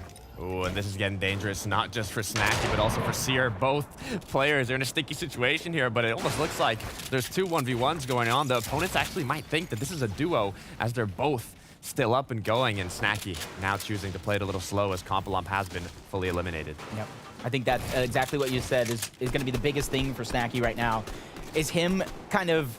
His teammate went down to somebody else, essentially. So they don't know he's a duo, but they did take out Complomp, so they know Seer is by himself. But they are going to go ahead and take some time here. They've taken it one step at a time at that, and it was actually somebody else who probably third-party that one in, as Miles and Gord are still trying to chase down that lone player. And that's where Snacky, I think he performs the best, is he's waiting in the wings, waiting to strike towards the outside. But it looks like Gord and Miles, they're just going to continue on. They got the damage they wanted, they got the surge, and still very early game. And we've seen that happen a lot, right? Especially in the semifinals where Storm Surge is so strong, right? You see these duos that get the damage they need, but they don't want to play it too risky. They don't want to go all in for those eliminations. Once they have their damage, the next important thing to do is positioning. Get your rotate on, get a good position in zone, and prepare yourself for the upcoming ones. Yep, and with Favs' early elimination before he went down, Snacky's won there. They got 6 total points off eliminations, as Defiable and Quinn seem to be in a rough spot here, but not too rough, as Quinn does look like he's going to be able to get the revive off, get his teammate back into the fray, but you see them still on the left of Greasy Grove. Not much traveling and rotating done up until this point. I'm just hoping that that sacrifice for not going ahead and rotating to a better spot is they were able to get the surge tags that they want.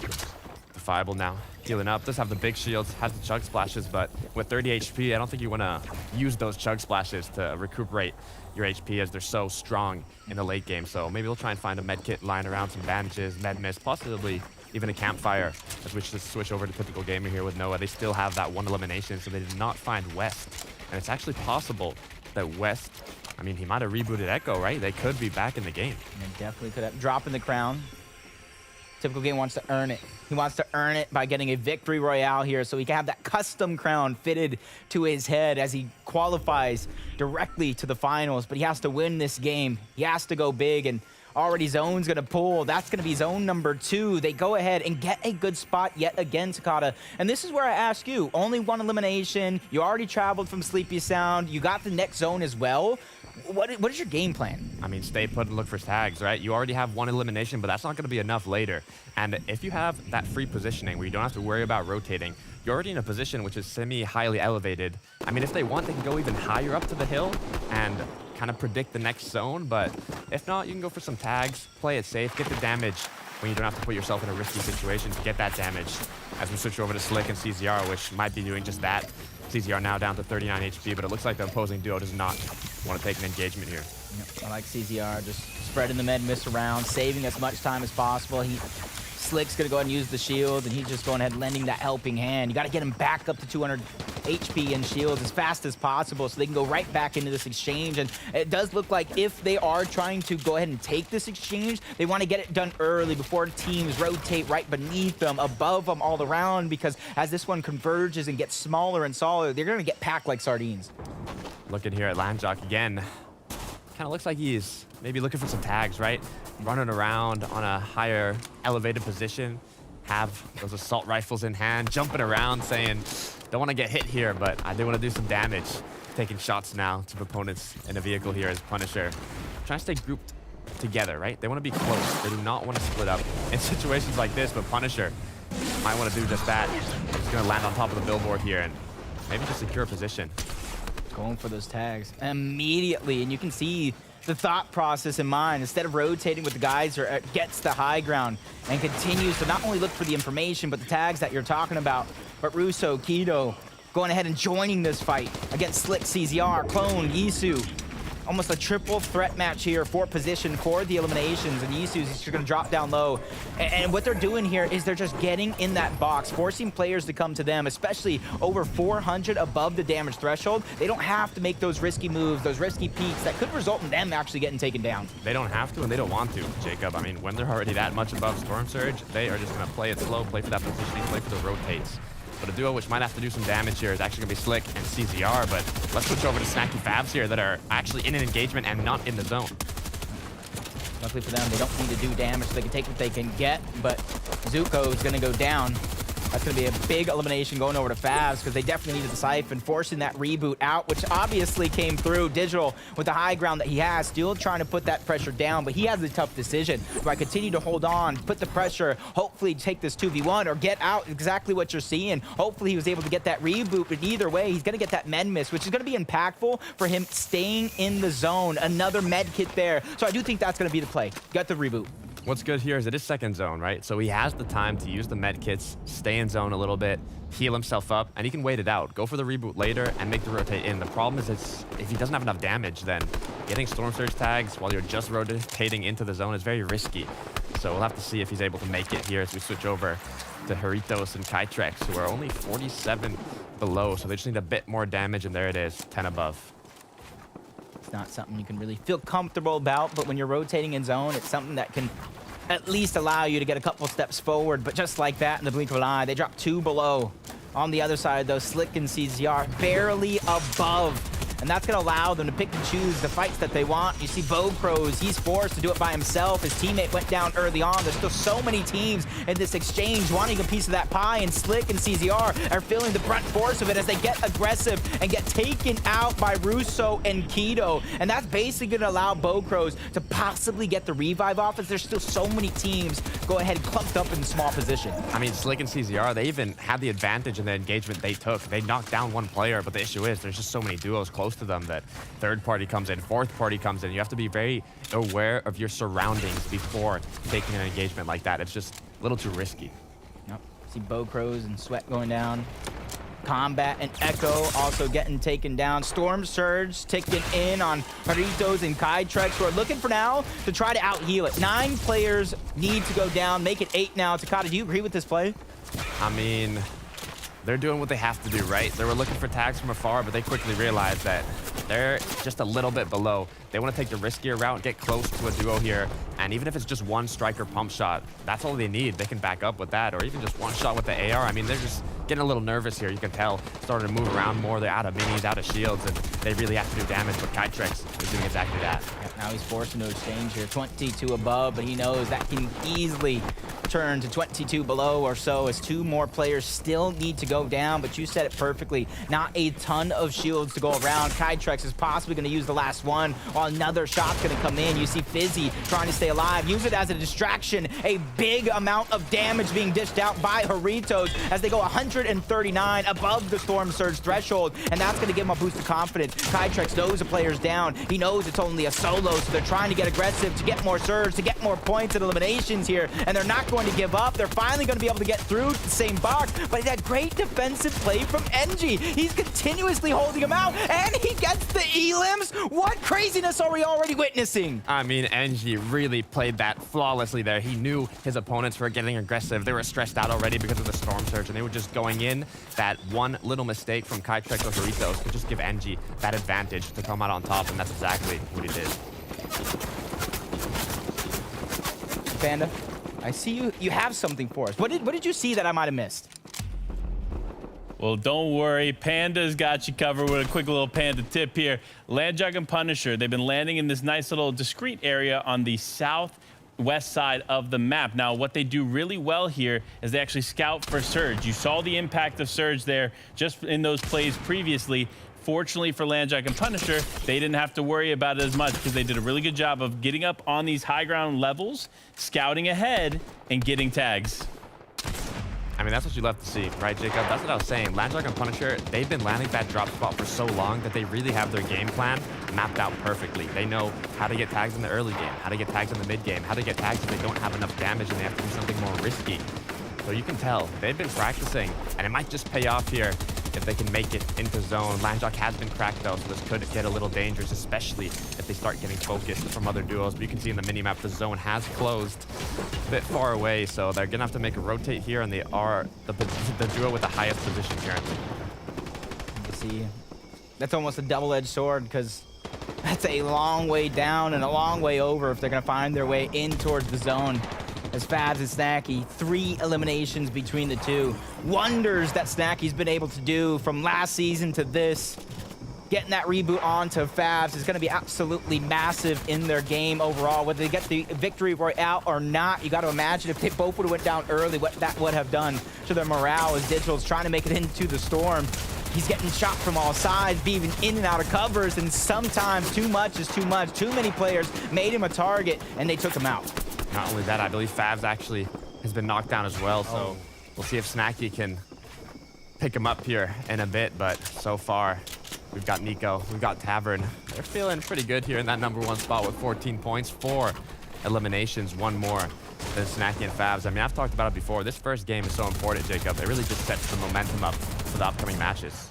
As you can see, you called it out in the elimination feed. Players going down, and that goes a full fan favorite back to the lobby. And the woes continue, but you know, I have faith in them. They were kind of my pick, even though I did switch it up. I have faith in them to kind of play the long game.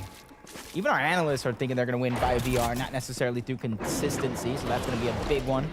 There's Tavern and Nico rotating in, trying to find that sweet spot in the zone, but it's going to cost them a launch pad to do so, but it's going to gain them some height. Those are the trade-offs that these players are forced with throughout the course of the game. 263 above. Those 2 eliminations from Fabs, well, onto Fabs and Snacky are really coming in handy now. They don't have to risk anything for damage in this 4th zone, but on the contrary, we have Punisher and Landjack here rotating in with a launch pad, almost getting taken out in the sky. As you can see, Landjack does not have any shield anymore. Punisher might even be split up from Landjack, so they really have to group up here, but the question is when are they going to be able to do it? And I like Landjack, sporting a new name, switching it up a little bit. It's like a new number on your jersey of sorts. Is hoping that's a little bit of a mental thing. It's not something that's really going to make or break you in an event, but sometimes that little bit of a switch up, it's just enough. You know, you don't have that same mindset. You're able to change it up, and they're able to get in the zone for a moment, but now it's pulling. They're forced to travel yet again. Not a lot of ticks left on the med mist. In fact, it's only 5 HP, and that's why you see Landjack trying to take these pieces, get themselves a safe spot, because 237 above, especially at this zone, only 6 players needed to go down. I think they feel like they're safe. Here we're just over to Ghosty and Flameback, who aren't as safe with 19 below the Storm Surge threshold. Do have the shields. Tank it for a little bit, but for how long? As still 4 players need to be eliminated here. And tick by tick, they're using mini after mini here. There is a duo close by, and it looks like they're gonna get aggressive. Only one duo was granted zone with this pull. A couple of them close by. But everybody's really going to be forced to travel as Flameback does go down. Ghosty still getting ticked by Storm Surge, and other teams wanting to get that elimination as Trolling still moving in. Sees the Storm Surge ticking, wants to get it while the iron's hot, but you can see 3 more players do need to go down. Ghosty out of shields, out of minis, but he still has the floppers. Once it ticks again, his HP is going to start going down, but he goes 24 above just in the nick of time. Being able to save those floppers is huge. Just the perfect timing going above, but is he going to be able to make use of it here as he looks for an elimination, trying to just connect that one striker pump shot to make it happen. Misses the first one, but has a little bit of time to pop the flopper. He's going to tank zone here, Jacob. Saving those floppers, like I said, is going to be one of the biggest things for Ghosty right now, but 21 HP. Finally, he's going to go down. Floppers up for grabs. Everybody wants to grab them. Bolt's looking good there with Krior sitting in 10th place. Trey right behind him. He qualified through consistency last season. Looking to do it again here as the zone forces everybody once again closer together. This is where it's going to get chaotic in 5 seconds when we get that pool. that first moving zone pull. And if it pulls east, Jacob, let's see. Okay, they got saved a little bit. You can see all of the duos here on the west side of that zone. So if it ended up pulling east, that would have been a crazy rotate. But now, I mean, on the contrary, we have a little bit of a beneficial zone, right, for a majority of these players. It pulls towards their side, so they should be able to get a pretty relaxed start to the rotate here as Flown, though, and his duo partner. They have 5 eliminations, so they're feeling good. But it looks like they might get into a risky situation here as they keep looking for more. I did see Dom take down Trior. Yagvir's going down as well. Yisu trying to get aggressive on Abuzo. Was unable to get the edits in time. I do believe he actually went down there underneath that cover. They're unable to get the refresh just yet, and it'll actually be risky for them to do so. So they're going to go ahead and move on with their travels here. Go on to the next position. You see players jump padding, recycling those launch pads, using the builds, just trying to get ahead of these troubles that is the zone. Because if this pulls up the hill just a little bit, a lot of these duos will find themselves concerned. Typical gamer and Nowhere. They had some troubles in the early game in day 1 of semis, but now we see them game 1 in the late game with 2 eliminations already. I'm excited to see what they can pull off as Landjunk here is getting taken down to 12 HP. He's going to have to separate himself from his duo partner Punisher, and now they're both going to have to play it out as a solo as no Landjunk gets knocked down. Now it's all the Punisher, no materials though, and he's going to get taken out as well. Yep, and the elimination does go over to Defiable and Rich Homie Quinn. 6 more points for them. The coaching of Reet, allowing them to get aggressive right out of the gates, could be the difference maker. It gets you pumped up, gets you warmed up even faster. You see Exy and Ben, a little bit of the high ground going over. The only thing that worries me just a little bit is how much ammunition throughout the variations do they have to continue to put the pressure down from above. Quinn here trying to do what he can. Does not have shield, but he's got that confidence. Got a nice shot onto Poppy Blast, but he has to continue his rotate here with 0 builds. Jacob, he really has to get a Siphon refresh here, but no, he goes down. It's all to Defiable now, playing it as a solo. Being forced to go back in the zone, taking some of that storm.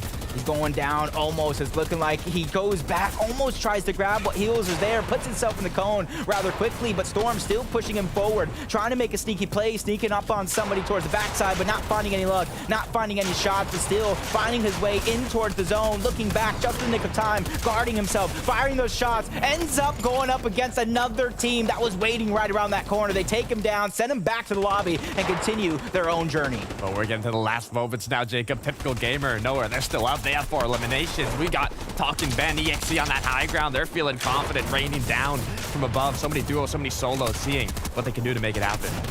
Typical gamer loses Noah, but still trying to use the large blades of grass, has some cover, bouncing around. The drum shot's not going to be able to connect. He goes down. Typical gamer as well. Nico's going to fall. So many players getting cleaned up in the elimination feed as Jeffers trying to stagger himself back, but he has 2 extra med miss plus the one he's using. We might just see a heal up like we did yesterday. We switch over to Dom and Trey. Dom with the med miss, trying to save it for those last moments. But the problem with the materials, these players do not have that much build to work with. But Exel is going to take out Decoy, and now that pushes him up to 6 eliminations here. He has the materials. He has the opportunity to clutch this up. Yeah, 41 points so far. Dom, Trey towards the low ground. Not a lot of builds onto Dom. That's why Trey's leading the way, trying to find him that spot that is the sweet spot in towards zone. But they're still putting that pressure on from below, which is huge. And you can see the bandages, the med miss, just in case they need to sit back, stagger themselves. But the high ground pressure is too much as they fall down. Ben might have made a mistake going in towards the zone. He doesn't get the siphon. He goes down. Trey and Dom, this is your time to take over as they get the high ground and they get the victory royale. 4 eliminations for Trey and Dom, but they're not looking at the elims. They're looking at the victory royale and that golden ticket, which is going to send them straight to the final. What big games. I said it throughout the course of that one. Trey, during last season, qualified during consistency, and he qualified in the top half of that top 6. And the strange thing is we didn't see a ton of them. I think we at FNCS, we learned our lesson. We gave Trey the spotlight he deserves. And he took it. You can even see the reaction here, how hyped up he was getting that victory royale. Even his duo partner was feeling it, Jacob. Better watch out. You slam that desk too hard, you might need to get a new one. But luckily for them, they got time, because now they can watch the rest of the games today, watch the rest of the semifinals tomorrow, and then really plan out what they're going to do for the finals. I mean, it's all about planning, right? Planning ahead, seeing what your opponents are going to do, and stay one step ahead of them. But speaking about staying one step ahead, I want to see what our analysts have to say, Jacob. Let's throw. Thank you so much, Dakota and Jacob. And I'm sure if he did ruin that desk right there, that by making it into the finals, they're going to earn some cash. So maybe they'll use that for a new desk. But obviously, we have to give shout outs to the VR winner there. An incredible performance to Dom and Trey. I always love it when kind of these newer teams are able to showcase themselves and earn that spot into the finals. Oh, you love to see it. Let's take a look at how they did it, right? On low ground, 2 elims, not a lot of builds. So they have to be hyper aware. They saw it go on to Etzo there, but the immediate denial there with the armored wall.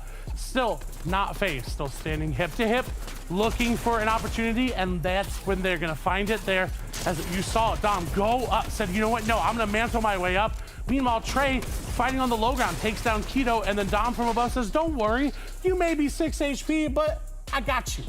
Hey, and they had him indeed. Look, Trey was confident going into this, right? Yesterday, they tweeted out that they were sure that they were going to qualify, and sure enough, in game number 1 on the day, they do it. So it'll be interesting. How much of their success, though, was because of the misplay from Ben dropping down a little too early? They held height pretty long, and then he dropped down just a second, putting himself into a 1v2 situation, Panda. Well, I mean, we saw it actually happen a couple times on NA East with Pam Sue and Fatch over the last 2 days. They literally, they had a great position. It looked like they were going to take the game, and then they fell to second place because they just kind of misplayed in those final moments. You can't be too confident in a situation like this, or unfortunately, you're going to go down, and that just happened to happen to the other team. But for Dom and Trey, they're heading to the finals. They are, and it's all about just that experience. Like sometimes you have it, and sometimes you just try to be a little bit more aggressive, Kelly. Yeah.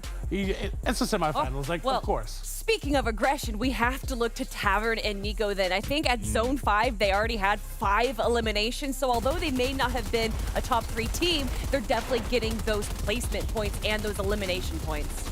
Yeah.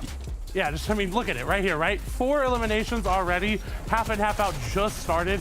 They're fighting together, and it didn't matter that there's someone on the other side. Look at that. They wanted more eliminations. That's elim number 6, I believe, coming on over there for them. So great play all around, and even into the final zones, they're still looking, Panda. Absolutely, and it's really good to obviously highlight the players that do get that VR, but we have to highlight teams like Tavern, like Nico, who are playing very well and getting a lot of points through consistency, because again, it's not only the VR that grants you that spot in the finals, and for Tavern and Nico, it looks like they're going to be focusing on this, because look at that, elimination after elimination coming through. 10 eliminations, 11 eliminations. I mean, look, Tavern right there in that moment looked unstoppable. I mean, look at them right now. Of course, they're going to be taking that first place spot with 53 points after just 1 game. But King Keto and Russo are going to be right behind them with 44 points. We got Etzo and Monk going to be at 42 points. 2 points behind that, it's going to be Ben and EXE, the team that was holding height right there. Got that second place. Sedna and Physics are going to be in 5th. And then Zayras and Fikoi, finally seeing them in our top 10. Panda, I mean, this is our top 6. That's what they are fighting for right now. They are, but I want to talk about another special team here in the top 10. It's Noah Plays and Typical Gamer. They had a really solid day yesterday, but it didn't quite work out for them. But today, it's a different story. Change of pace here, already starting off with a really solid game. And obviously, we have to look to Clone and Monkey there, because being in 7th place, that's a pretty good spot, but you want to be in 6th place, of course. You do. But look, see, look, 5 elims again before half in, half out started moving. They end up almost taking down Saul there for elimination number 6. They find Buzzo. They're going to get another one right after. Like we talk about high elim aggressive play, this is a team to also take a look at. It definitely is. And I think as far as consistency goes, this is good. But I also want to see a bit more balance. You saw them drop there because they were a little too focused on the elimination. That was what Tavern and Nico actually did very well. Despite them getting a ton of eliminations, they were never too aggressive until those final moments. And they already knew at that point they had 11 elims. If they go down here, it's all right. So how much of it is, though, being aggressive and just going with that W key play style, and more so kind of having that situational awareness, knowing where all of the opponents are so that you can get those easy elims? It's got to be a 70-30, right? 70, you got to know exactly where everybody is. 30%, just go. Just get aggressive. Get in boxes. Hop in players' area. Because, I mean, it's semifinals. You only got one more shot after today. Yeah, I couldn't agree more. So if you're in this position right now where you're not in the top 10, you're below them right now, clearly you need to be in the top 6 to be even able to make it into the placements. Panda, what are you doing right now to change up your play style to confirm that spot? Look, I talked about it there when we got to jump in here in game number 1, and it's about positioning, right? Positioning is super important, and Landjock Punisher, what they did in game number 1 was solid for positioning. They got great tags for Surge, and that's what we need to see from more of these teams, because a lot of teams were struggling with Surge. When Surge presented itself and that threshold appeared on the screen, it was 89 players remaining in the game. Ooh, that's not unlike NA West, though.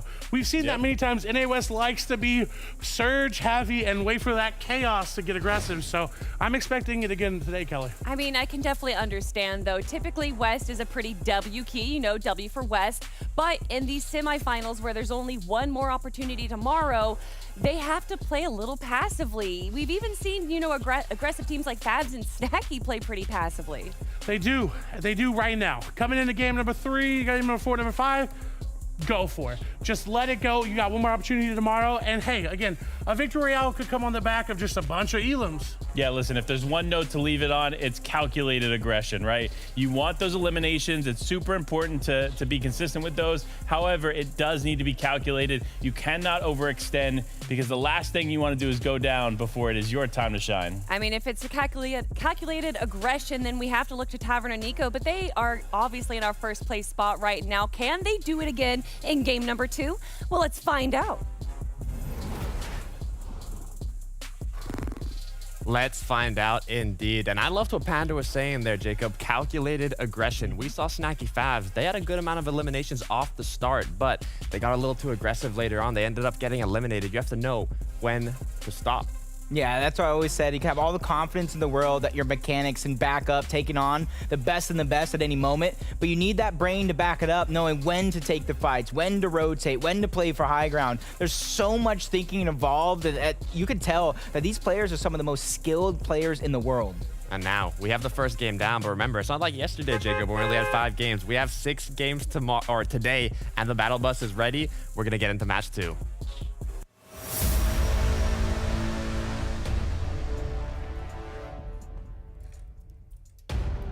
Match number 2, like you said, out of 6 this time around.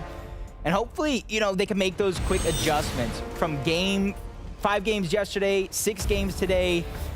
An extra chance to qualify, extra team getting in. Favs and Snacky, though, not necessarily having the best, most calculated game, but yeah, I'm not worried either. I'm not worried either. Don't worry about it, Jacob. They have everything under control. They're playing for that victory royale. We saw what Arkham and Epic did yesterday, securing that VR in the last match of the day. And I mean, Snacky and Fabs, you can do it in match 2, match 3, match 4, even match 6, which is the last one of the day. So, I mean, you always have that opportunity to qualify. Especially, like you said, Qualifier 1, they started off with a big victory royale.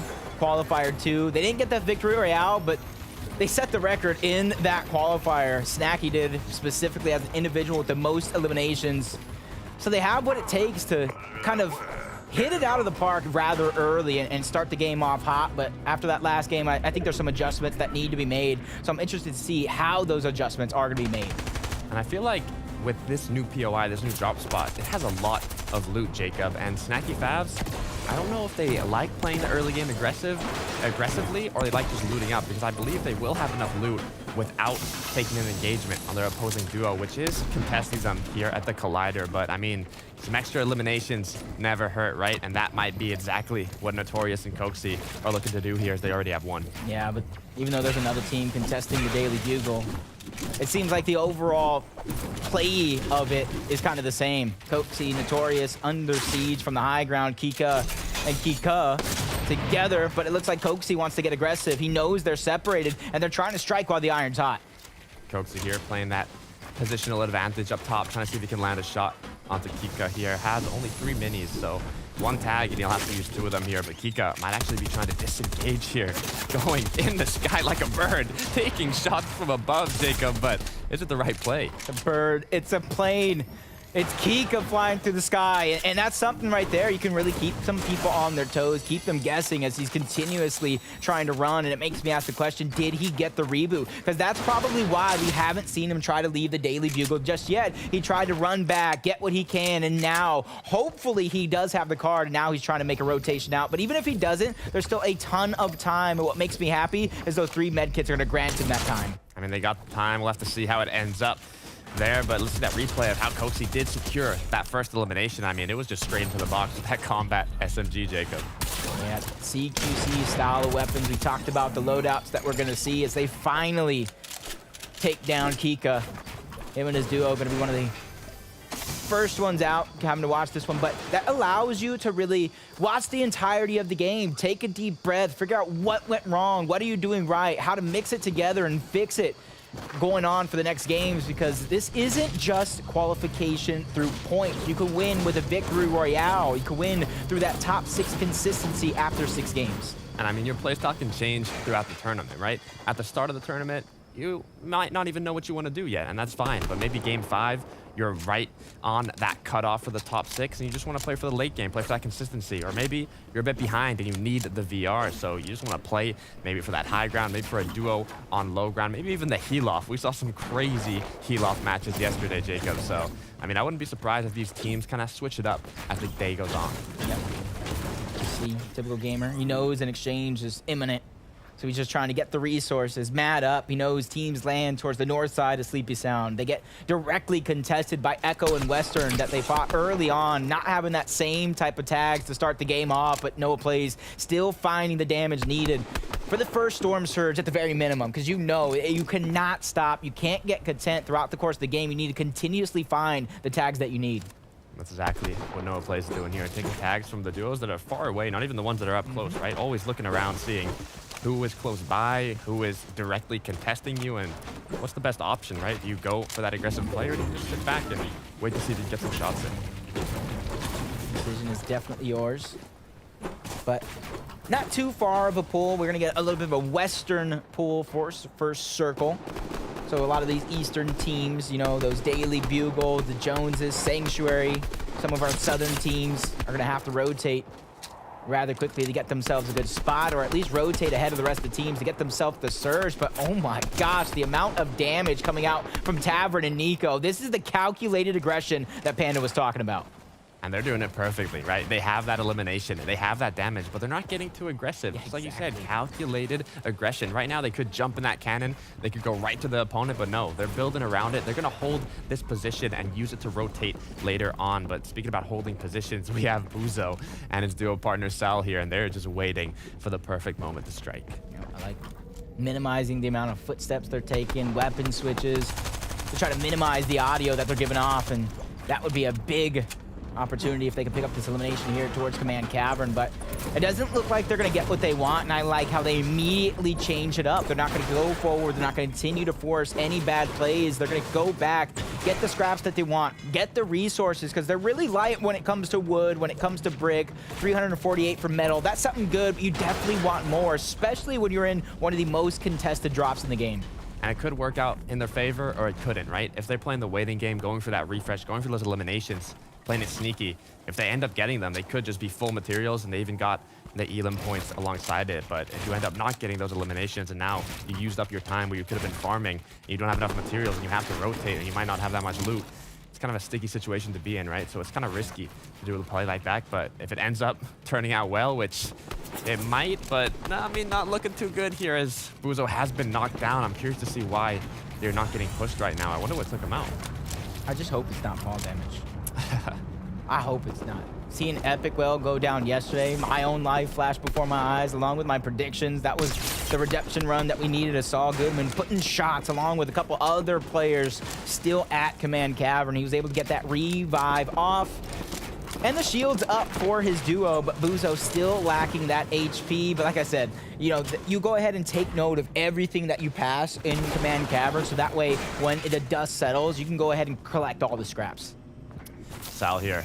Looks like they're still kind of lurking around at the Command Cavern. Seems like they really want these eliminations. Buzo sitting close by as well, just really waiting for that opportunity to strike. But Buzo is actually going to choose to break some builds. Now Reeks knows that he has opponents close by. Engie even building up a wall, and now they're both sort of playing the waiting game here. Yep. Saul Goodman with the legendary striker pump, just waiting, really just waiting with a cheesy smile, I bet, to catch somebody off guard, especially through this window. Definitely be a cheeky play if he can get it off. NG looking like he might take the bait. That's going to be a big giveaway, putting the ramp there, especially back-to-back along with the walls. You know, they're flirting with the idea of going ahead and entering that vault. Just staying put, right, Jacob? I mean, it's what you got to do sometimes. Stay put, wait it out. Let the game speak for itself as Reeks and NG gone to some complications here. NG actually being fully cracked here now. Has a duo pushing him. It's Sal. It's Buzo. They're going for that aggression. And they either got the tag themselves or heard it from afar. Saul's gonna get the one onto NG. Gets aggressed on, but his teammate's there to save the day. You know as well as I do, teamwork really makes the dream work. For Buzzo and Saul Goodman, they're trying to make their dreams come true, whether if it's consistency, a victory royale in this game. They want nothing more than to reach the finals and a chance, and not only the acts of champions, but all that sweet prize money. I mean, and look, it paid off, right? They did a risky play. They waited it out even until the second zone appeared, but they ended up getting both eliminations, refreshing their materials, finishing off with a bunch of loot from their opponents there. Now they can rotate pretty freely, but team that doesn't have to do too much rotating here is Snacky and Favs, as the zone has closed in their favor. Yep. See a couple of other players, Nigel, Angel towards the outskirts, Typical Gamer Noah barely getting in to the zone. Almost guaranteed they have some sort of heals left, but you see the shots ringing in, trying to take advantage. Med kits all around. You get one, I get one. We all get 100 HP. But still, 4 teams there towards Shifty Shafts. This one could turn in a blink of an eye if somebody missteps. As we see Wavy Jacob in his new name. You know which one it is. Vanilla's and Wavy Jacob. He's trying to give love to Foxity there. And honestly, I know Foxy's doing the viewing party. He got to feel the love. You know, he's got to be feeling good, right? And, you know, these players, they be changing names all the time, right, Jacob? Sometimes you see Nico here, and the next day you don't even know what his name is, right? But you do have the veterans of Fortnite competitive. They've been here for a while, you know. They've been through a fair share of their names. And now looking at Tavern here, which is actually Tavern Desu, with 1 elimination, and they're in the same position, Jacob. We talked about knowing when to play aggressively and when to stay back. They have done a bunch of damage, but they're safe here. They have a good position. They have materials. They really have everything they need to make it into the late game. So they're going to play calm. They're going to play collected, and they're just going to really wait it out until they have to rotate and do what they have to do. Yeah, Tavern this season is looking like a much better version of himself. We know he's a very, very talented individual. Last season, he was over-contested through both days of finals. In order to get to finals, it took the very last game, just like Fabs and Snacky at one point. This time around, though, he's looking good. He's setting himself up with early surge. He's able to progress through the game and then kind of control his own destiny. And a quick reminder for those of you who don't really know what Storm Surge is. It's that minimal damage threshold, the minimum damage threshold needed to not start losing HP consistently. And you can even see it pop up on the screen now on the right side. This player, Squid, is 73 above, so he does not have to do more damage. But what he does have to do here is stay up, stay alive, as he is an opponent here, playing aggressive and looking to take him out. Yeah, I'm a little worried because of how separated they are, but he's going in towards the Storm to try to go and hunt that player down along with his duo.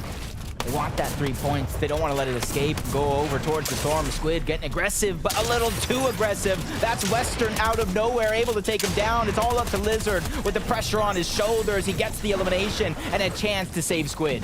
Squid, Lizard. I'm loving the names, right? Pulling the animals here. They finish this off on top with 2 eliminations now, putting them in the 15th spot. Remember, it's top 6 to qualify through consistency, so they got a ways to go, but this is just the start of the game. They've got Storm Surge now, 121 damage above the threshold here. Gonna pick up Squid, and I didn't see their loot exactly, but I'm sure after those 2 eliminations, they're probably feeling pretty good. Yep, definitely theirs for the picking. As Rich, Homie, Quinn, and Defiable, 11th place, 31 below the damage threshold.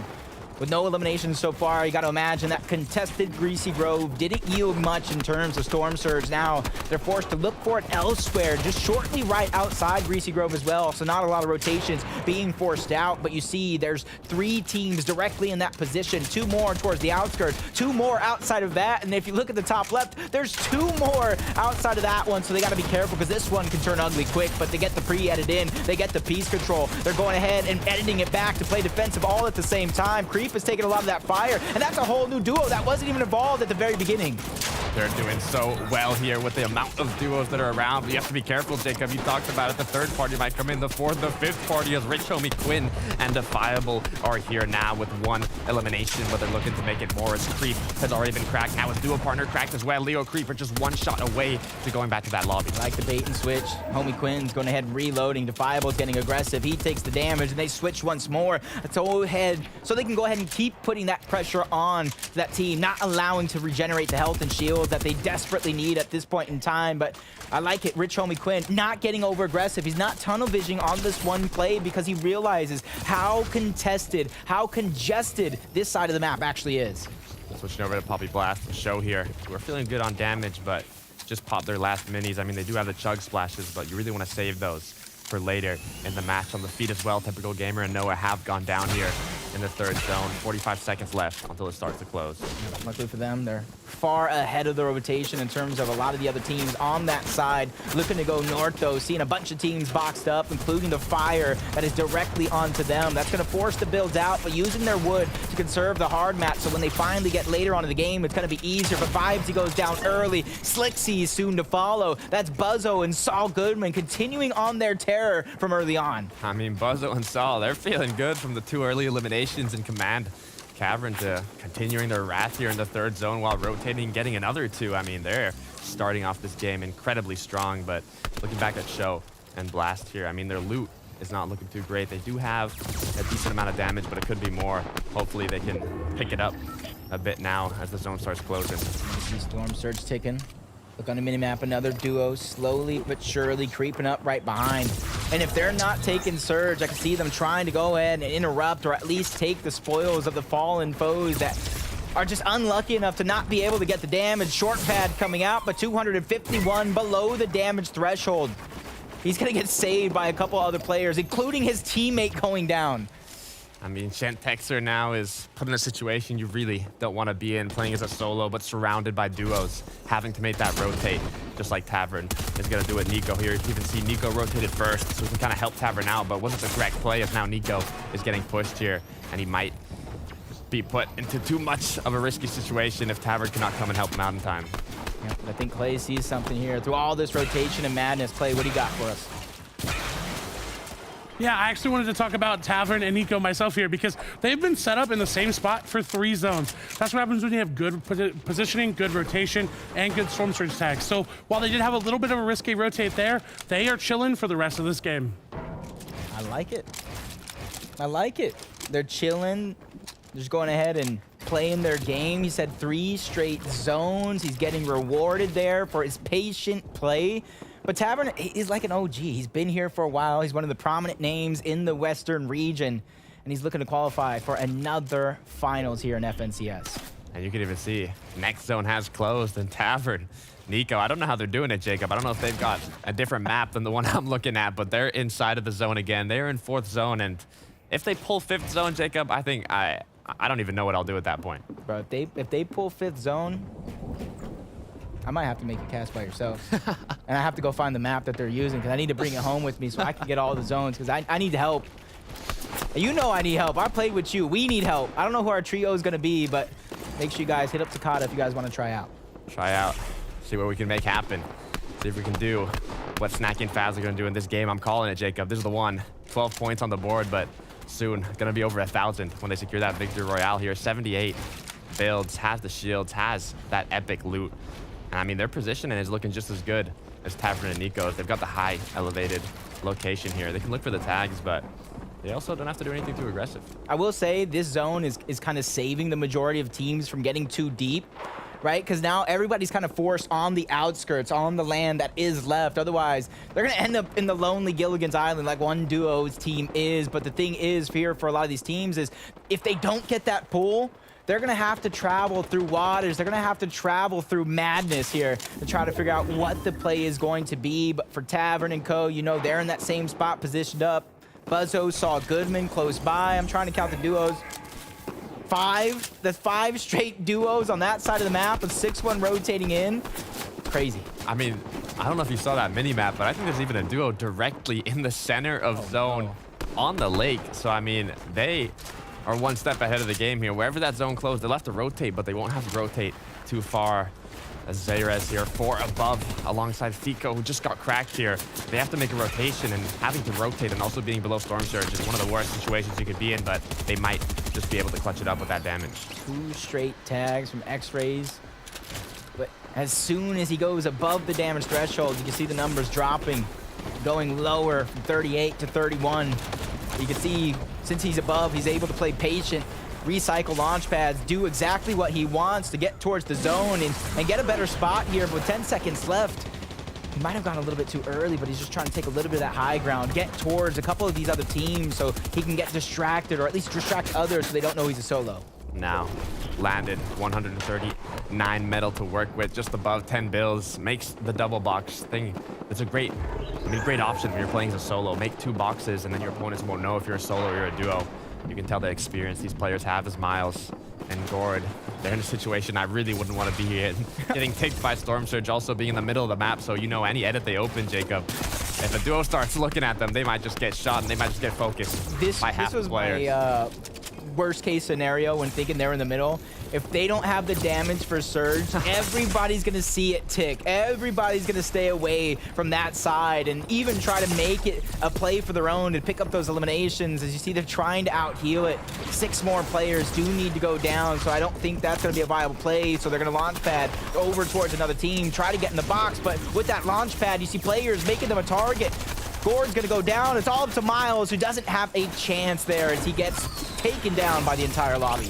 And not just him, Quinn and the Fireball also getting taken out. I mean, Storm Surge is just going through duos after duo as Delta on the bottom rotating through the water. Meanwhile, a majority of these duos do use a launch pad. I mean, it is a hard zone to rotate through, but Sweat and his duo partner might be looking for the high ground here. Building above Snacky and Fab. In the meantime, Snacky, Fab, they getting the edits they need to get that damage done, maybe even secure a knockdown here, which would be a great time to get a refresh. I like what they're doing though. They're not forcing these plays. That's something I think they do pretty well when it does end up in 5th zone, 6th zone. They don't try to force too many plays. They get damaged, they keep it moving. Unless it's something they know they have no choice, they have to do. And looking at their materials, they probably be looking for some sort of a refresh here. Waiting for a team to kind of get lost behind, straggle too far behind, or get separated. As you see them peeking through, they know somebody is on that side. And as soon as they make a target, you see the pre-edits coming out from Snacky. They know exactly what they want to do. They're just waiting for the opportunity to strike. Actually, I believe they were looking for that aggressive play, but unfortunately enough, right as they were looking for it, the pre-edits didn't come in handy as they started getting sprayed and had to cover themselves. But now their opposing duo that did crack Fabs here are playing fully aggressive, but luckily enough, Snacky hits the shots that he needs to hit to stop that aggression from his opposing duo. Now they will have the time to heal up, pop that big pot, and make this rotate happen. First, I think it's 6th zone moving. Low Crow, Sweat gonna try to hold on to it for now. Some may say that's a little too early, but if you play your cards right, you can hold on to it if you have enough mats, especially if you're able to put the pressure down. As Tavern, all that time spent in the boxes. Look at his ammo, look at a little thing when it comes to that medium, that range, so it's going to be all up to the drum shotgun, that CQC, which shouldn't be too much of a problem as everybody's getting congested closer and closer together. The piece control is going over. He's still going in once after another. He's not slowing down, not stopping until he forces that player low. That close quarter combat that we love to see from these players. But look at the high ground, Jacob. We have Kytrex, we have Horitos, but be careful. There is a duo up front that might be taking peeks at them. You can even hear the launch pads. Players now might want to take that. They know how important it is to have high ground if you're going for that victory royale, but Kytrex and Horitos right now are the ones holding it down. Yeah, they did a good job holding on to it. For a couple of times, I do believe it was yesterday at a couple of moments, unable to really execute and get the victory royale at the end. You see Vanilla's 40-hour storm. 2 more players going down as Saul Goodman and Buzzo going to use that launch pad and try to make a play for the Hyder as high layer as possible. Maybe looking to sneak it later, but they're not going to go ahead and take it as they get shot down. They're going to go ahead and take the next half, and that's Yasir going down. Kevin forced to go ahead and abandon the play. He's stuck as a solo here, but the aggression is still going to continue until the armored wall comes down. I like that play because they're not tunneling. They're not forcing any plays. They're playing for the victory royale. I mean, they're playing flawlessly right now, Jacob. Buzzo and Saul already have 6 eliminations. They're just getting elim after elim without losing like anything. They don't lose materials. They don't lose HP. They're doing it so perfectly as Snacky is looking to do the same here. Gets a shot onto his opponent and has 2 eliminations, but once they keep it going, he only has 14 builds left. Needs a refresh, needs those materials, and it looks like they're going to do so from the low ground. Good job for Kytrex and Rito, still holding on to it, but the resources looking thin, especially on the Kytrex. 2 builds to his name, forced to drop down low.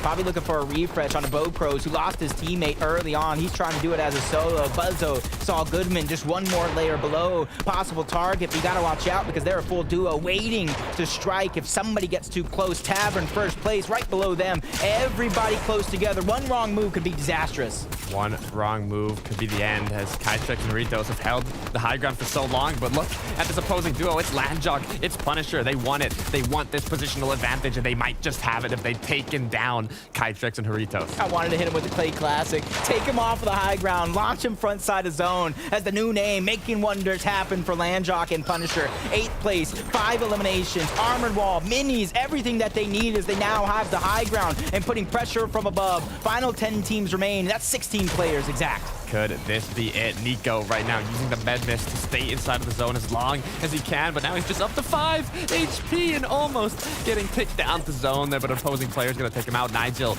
Angel, almost double-digit elims here, currently with 9.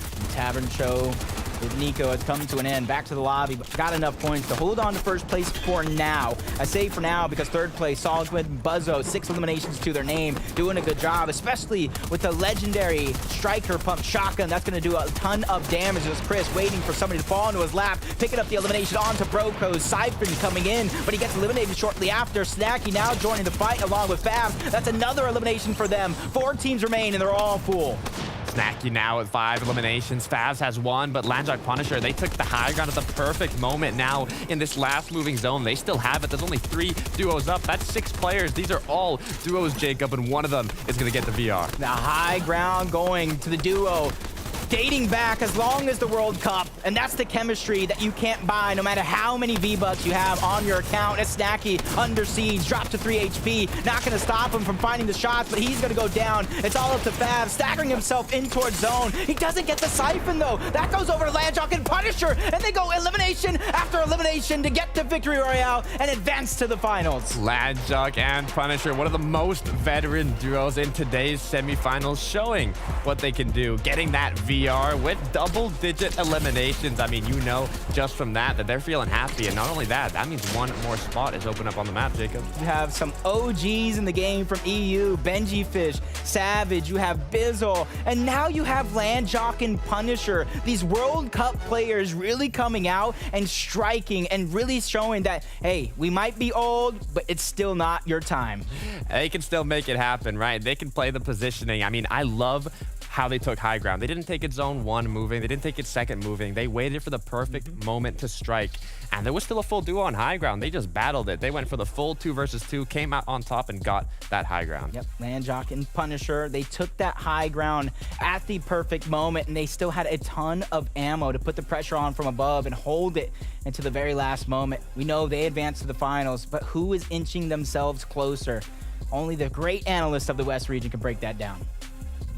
Well, thank you, Jacob and Takata. You guys are pretty great yourselves. And you know what? It looked like Kytrex and Jartrex had an opportunity there from height, doing pretty well themselves. But when you have Landjog and Punisher knocking on your door, there's very little that you can do. So congratulations to Punisher and Landjog there, grabbing game number 2's Victory Royale. But Panda stealing height from Zone 8 seems to be like the perfect play. Well, absolutely. You're correct, right? We watched in game number 1 how they were setting themselves up in rotation, how they were getting their surge tags, and now we get to watch them in the end game. And boy, was it an end game. They were able to secure high ground here pretty effectively in the final zone. And all you see from this point on is control.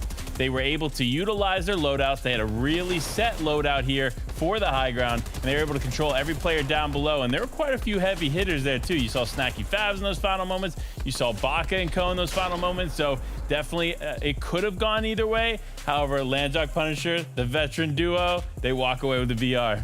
Yeah, and honestly, we saw a lot of their materials not being used on that zone, right? They recycled, they used that harpoon, they got elims that were close, so they could keep those materials up. And we've talked about this before. When you're on high ground, you really need to make sure you have a lot of materials.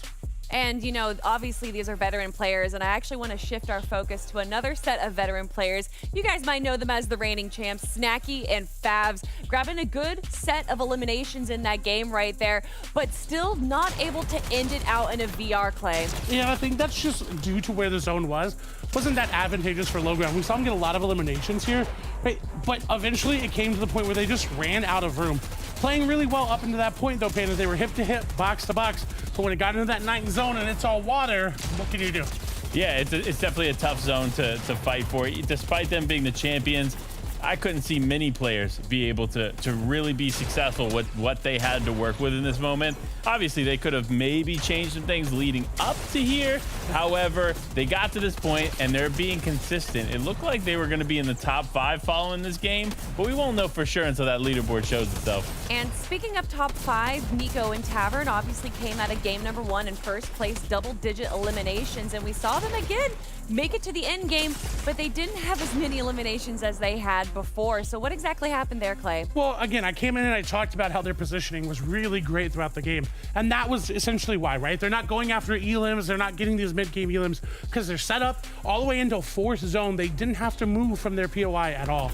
So they were chilling, right? Even into half in, half out. This is where they sat the entire game.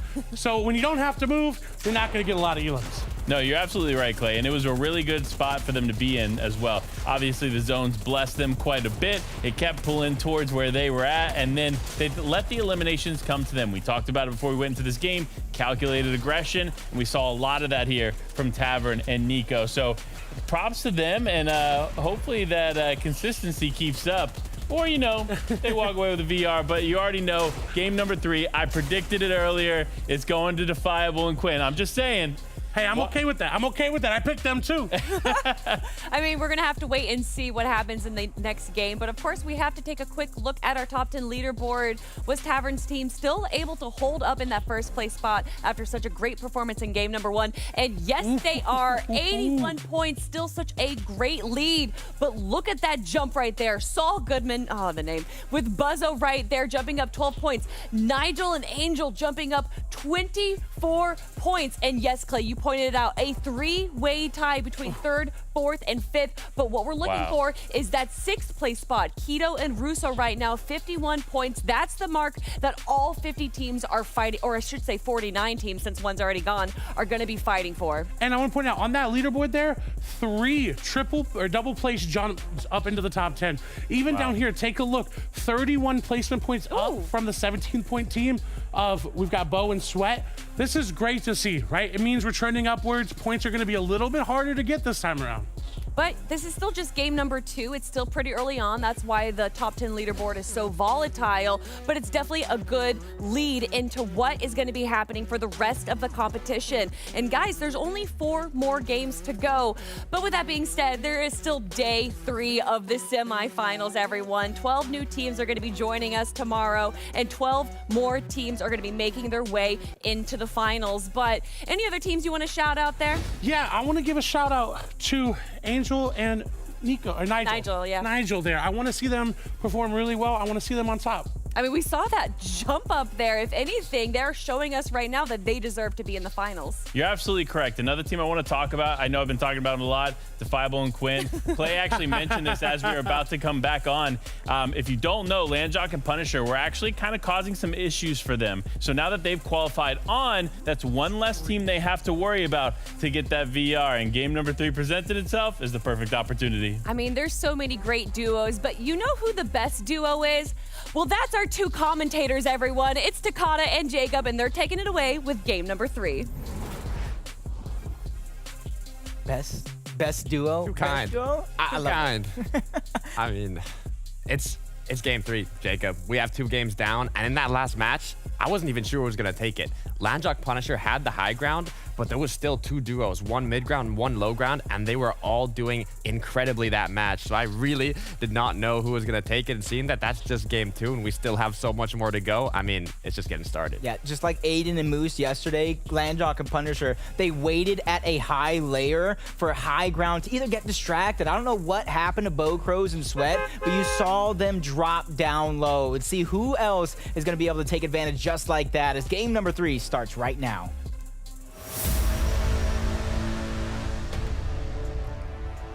Game number 3, almost at that halfway point of today's tournament. We have some duos coming in from yesterday, the first session of semifinals, playing again today, seeing if they can take home a spot in the finals. And one of the duos which is looking to do just that.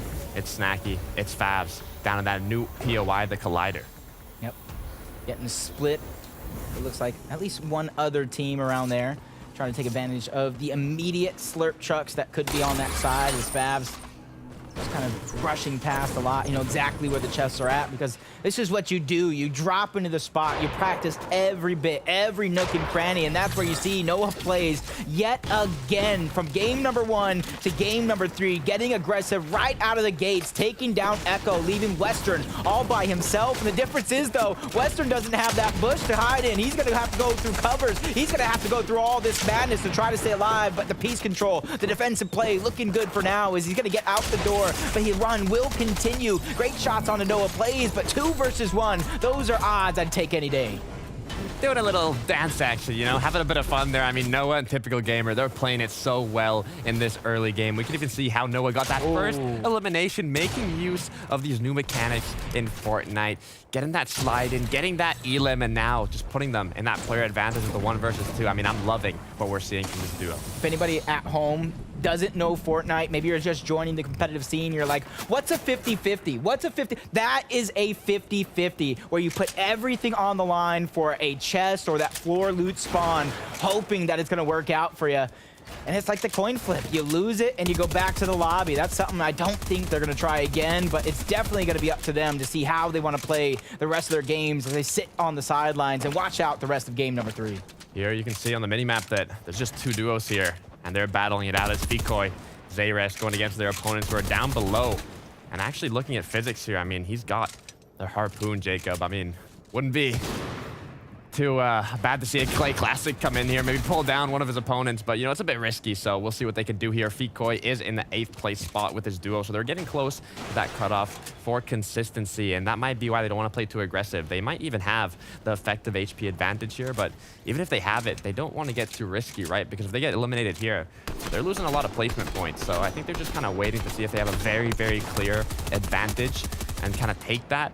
Because if not, they might just want to play for that late game. Yeah, I was thinking they had the advantageous position towards low ground because of the armored walls. But as soon as that thought popped in my head, you see X-Rays trying to put the shots from above, taking out the top armored wall, but Fikoi trying to move down low, and immediately that third party from Condo Canyon beginning to take those shots for the surge of their own, but they're going to be forced to make a decision as a couple players going down. 1v1 for the game. Whoever goes down is going to go back to the lobby trying to figure out what went wrong as Blizzard trying to get the splashes onto his teammate, give him some extra time for the revive to come through. Clone here now with 18 effective HP, gonna use the floppers to quickly get that back up, and now instead of going for his partner, looked like he was gonna get right back into the action, but he realized there's another duo close by. The third party is coming in, so they have to play this slow and maybe even disengage here. Immediately popping the big pot along with the splashes. Looked like he never went down in the first place with some low ground. Imagine if the resources and the piece control is there as Russo. I like it. He didn't like what he saw, so he's just going to go ahead and back out, realize there's still a few teams left around. And this is one thing they can do. Now they can rotate ahead of the Joneses. They can rotate ahead of both of these teams and still look back and take shots. And if they land the shots, they can begin to get aggressive yet again. Once again, thanks to Panda for letting me know what calculated aggression is. I mean, that's a great way to do it, right? They're already in the 4th place spot. They don't want to risk it all in this early game engagement. So you're going to go for the Storm Surge tags in the safer route, right? Going for the shots from afar as Blizzard, though, once they get that Storm Surge up close and personal here as he's going for that CQC close quarter combat here. They already have 20 points, but they want to make it more with these couple eliminations. Yeah, like I said, that team rotating out Keto and Russo still putting damage while on rotation. That's something you need to really watch out for here as you take these prolonged initial fights, but you can see everybody really forced to rotate outside of the Joneses because these teams did get a little bit of a far pull. It's going to be a little bit of a northern but western circle here for this one, so it's going to be interesting to see how they play this rotation out, if anybody stops and tries to storm hold them out. Taking a look, though, at Tilted Towers, we got 4DR, we got Caden. Speaking about veterans from Landjock Punisher getting the victory royale last game, we got some more veterans here. Taking some time, playing it slow, right? Farming up the builds, waiting for that angle, because it kind of looks like they almost want to get aggressive here. They know they have a duo close by, and they know that it's very beneficial to get those early game eliminations, but it's also risky. So taking the disengagement here could just be the exact play that they're looking for as the opponents start taking shots, and not just from one angle. You got another duo on the hill taking more shots, and now they're going to have to slow it down and back it up. Forcing out a lot of those resources, which they already don't have a lot of, just to stay alive here. But they know their rotation is not done just yet. Sooner or later, the Storm's going to force everybody in. But you see that stat. Game 2 winners, Landjock and Punisher, have now advanced through semis in consecutive seasons.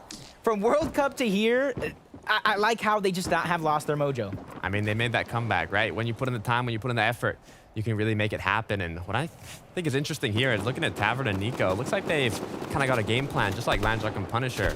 I mean, this is the second time they've been positioned up here in this location, looking for tags from afar, and I mean, it worked out incredibly well last game. They're in first place still with that consistency, so if they even end up pulling second or possibly third zone, this could be kind of the key to their success.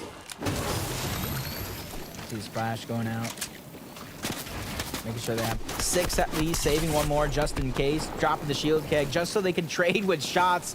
And trade indeed. Yagveer is going to get knocked, and this is going to be the play. They see it as a green light. Nico's going to go. He's going to be the first one there, just like last time, leading the charge along with Tavern. And they're going to go directly into the box. Perfect cannon, as now he's putting shots from above. The revive is going to come out. Nico not wanting to let the aggressive play stop. So he's going to hold on to the high ground, continue putting pressure from above. Tavern is there, so the duo will be complete. But it's looking like they're going to slow it down for now as they change positions now. They're going to gather the information around before they realize, do we continue to play aggressive? Do we stay on the high ground and go for surge? But it looks like they're just going to go back to their other position. And I want to take a note of this. Even though Tavern and Nico originally went for the push and went for that aggression, they after realized that Chris, they had the shield keg. They already picked up his duo partner, Jagveer, and that engagement wasn't worth it anymore. So they even wanted to go for that, giving up their original position, but later on realized, no, this is not going to be worth it. Let's go back to our positioning. You always have a chance to back out of your engagement. And these players that have so much experience know exactly when you have to do that. And talk about a planned strategy coming out from Tavern and Nico. They immediately turn back and go to that same position, not only for the box that they already have there, but the main reason is to go back to the cannon. That's a huge rotational tool for these guys, and they're just making sure they get the surge, they can rotate if the zone even pulls far away, because last game, they stayed in the same spot for 3 straight zones, just like Clay brought down. I mean, and they could do just that again, depending on where these zones pulls. Second zone will appear in just 30 seconds now, so we'll see where it ends up closing. But looking at Typical Gamer and Noah, I mean, they are playing incredibly off spawn in that early game, in those first engagements you get through. But in the 11th place spot, it wouldn't come in too bad.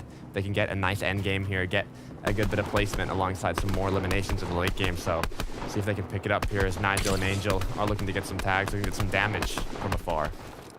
Couple players over peeking there.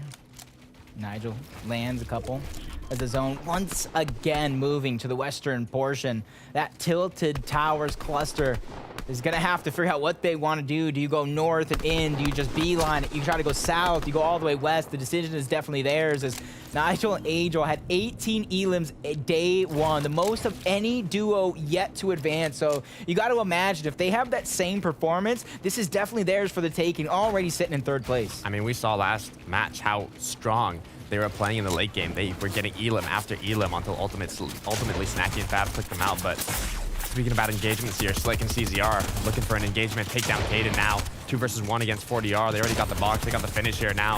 With that player advantage, they're gonna decide, do we take this engagement or do we leave it at that? We already took down 1. Do we wanna keep getting aggressive or do we wanna just take this loot and keep the rotate going? Yeah, it does look like they're gonna go for the latter. Take the loot, keep it going, because they realize they still have a rotation yet to do.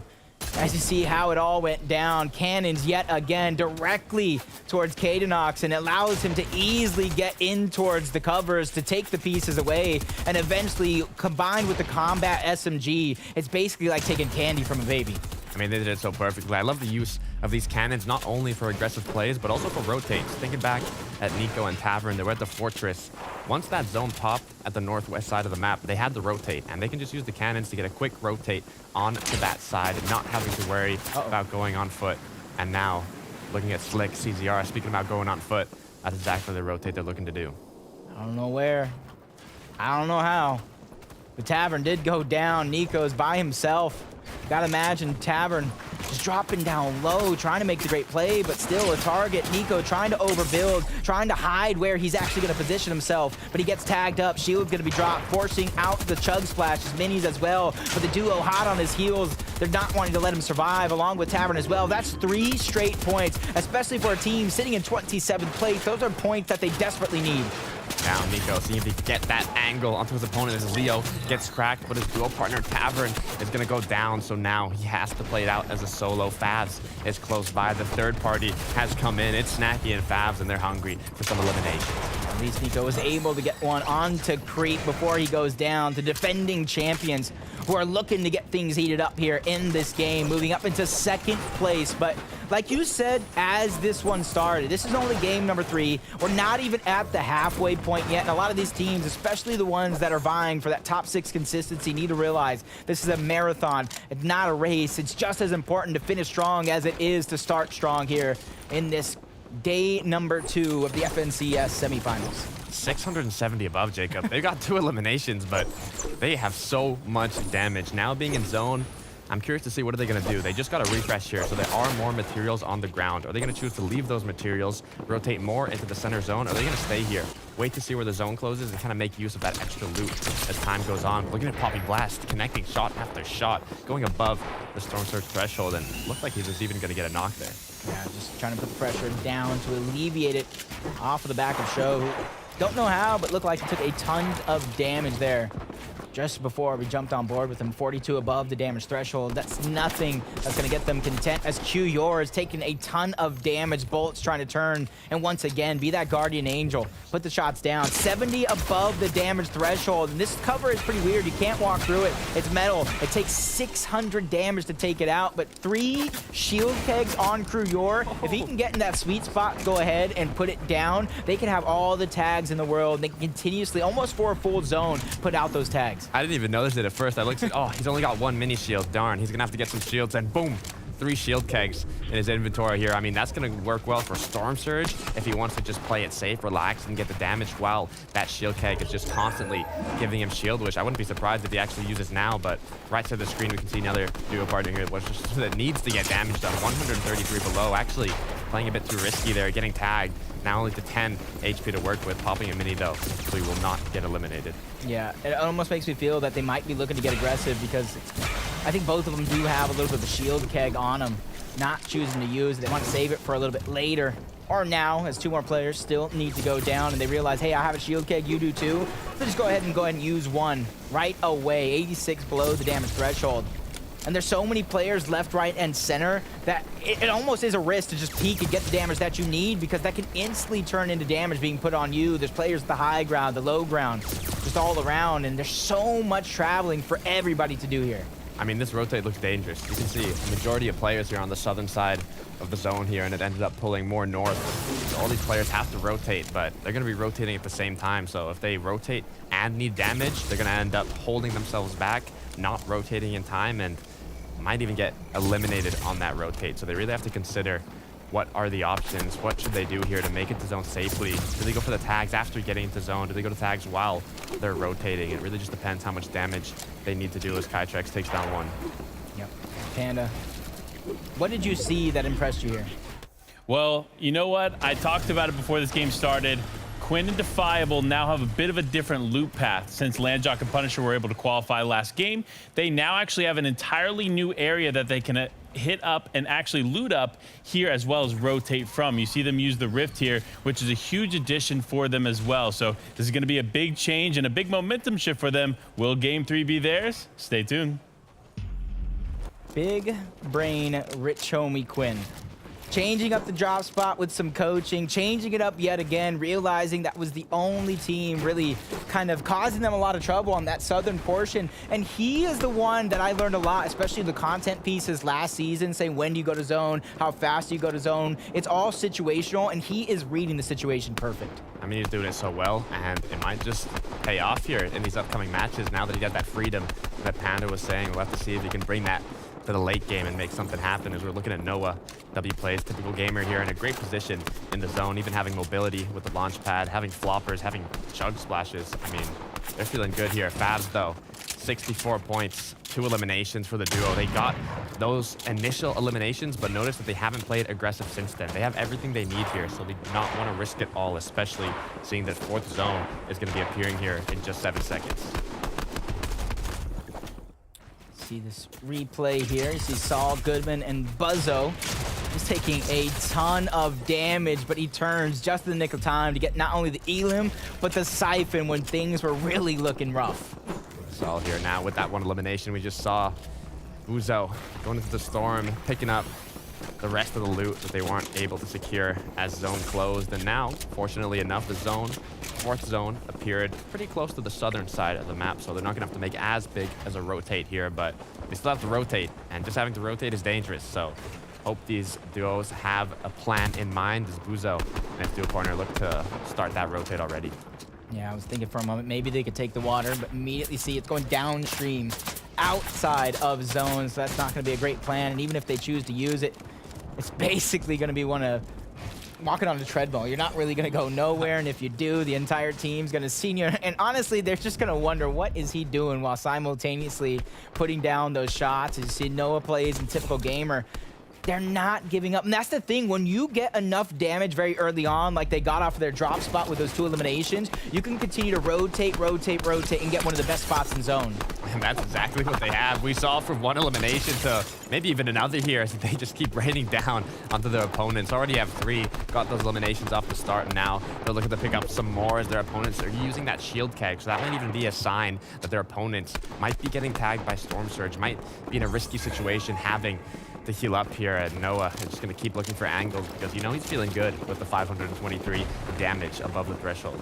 Yeah, especially with only needing 3 players to go down as they're just getting dwindled. And if I look at the map right now, I feel bad for everybody on the southern portion of that circle that is just so congested together. One wrong move could cost you your game, especially if you're just like them with not a lot of builds to your name, not a lot of resources. Using that harpoon, but I did see some wood there that he probably could have grabbed. Maybe he just didn't see it as he's forced to rotate in, but the shot's going to rain down onto Vaz, using the harpoon to get into cover and force that player back, because that easily could have been both of them jammed into the box with a couple spray weapons. Vaz here. Diaglita looking to see what they can do. Their positioning is a little scary as they don't have a lot of options. These builds aren't theirs. They can't edit it. Only 2 builds to work with here. They're out of materials. They really have to make something happen as Diaglito might just have the play. And there it is, 149 pump onto Victim, taking him down, getting the materials that they needed. You ask and you shall receive. You said he needed to make a play, and he said, God, I got you. And you see Buzzo. He might not got you in this one as he does go down to 2 HP. His teammates already out. It's definitely going to be a hard one for him to live, but maybe it's a replay because he's making magic happen. Nope. No magic. No magic, Takata. No magic's happening. No magic at all, but a duo that might be able to make some magic happen here is Snacky Favs as they are looking around, waiting. I mean, they've got the damage we saw, even though they only have 2 eliminations. The amount of damage they've done throughout this match has been an incredible amount as Favs keeps racking up that number, getting more, and he's looking to get more than just a bit of damage here. Maybe an elimination, maybe a knockdown. It's typical gamer Noah on the receiving end. Yeah, I know they're looking for the elimination and the damage, but honestly, as long as that team does go down, if everybody else in the lobby makes it a play, and I see my pick towards the backside, 21st place, not exactly where they want to be, but they make sure to kind of let them know that it's got a positive mindset. You can really make anything happen in a couple of games. All it takes is one big victory royale. Noah plays typical gamer, 3 eliminations, 44 points. They're trying to take away the high ground as the zone is moving up the hill, forcing a lot of players to either recycle the launch pads or use a ton of materials to get there. And they're doing it perfectly. Still looking for tags, still looking for damage. They have the ammunition to do it. 427 small shots and 163 medium ammo. So they've got what they need. They just got to connect those shots, and that's exactly what they're doing bit by bit. Securing more and more as first moving Jacob is going to appear shortly. Vibesy and Slixies, that passive style of game. Not really the strong suit here in the lobby as a total, not just them as a duo. They need to figure out a way to get the Storm Surge damage very, very early. Doesn't have to necessarily be eliminations. That'll allow them a little bit of comfort to move around a little bit more freely instead of sitting back in zone, waiting for everybody else to go first, then recycling the launch pad. Because even though he did go down to somebody else, most of that damage came from him recycling launch pad in the storm. We got Keto, we got Typical, we got Prism Flame, we got Vanillas, and I mean, Faxfity, which is Wavy Jacob. Feeling good here on the high ground, but who knows, right? Can you imagine actually doing a viewing party, but instead of the traditional one, he's just pretending to play? I did qualify. Vanillas is my teammate. You guys see me here. Faz and Snacky, 673 above Jacob. They're going to get into this rotate, and I'm feeling good about this match. I'm feeling good indeed. A lot of people calling it for Panda. It's Quinn and Defiable to take it. I know you're rooting for Faz and Snacky. Everybody having their favorites here, including everybody in chat. Which let us know, who is your guys' favorite that is still left in the game? Who do you think is going to be the victors here after 3? Typical Gamer, though, gonna have to clutch it up as a solo as Noah has been taken out by Ghosty now, popping that big pot. Still has enough damage to tank the Storm Surge, but taking a look at that high ground, it's Faz, it's Snacky. They're up top and they're feeling good. Yeah, they gotta be able to feel real good here in this one. They have a ton of resources, a ton of different ammo variations to continue to put the pressure down from above. The choice is definitely theirs, and the first target they see is Rasir and Kevin forcing out the armored wall.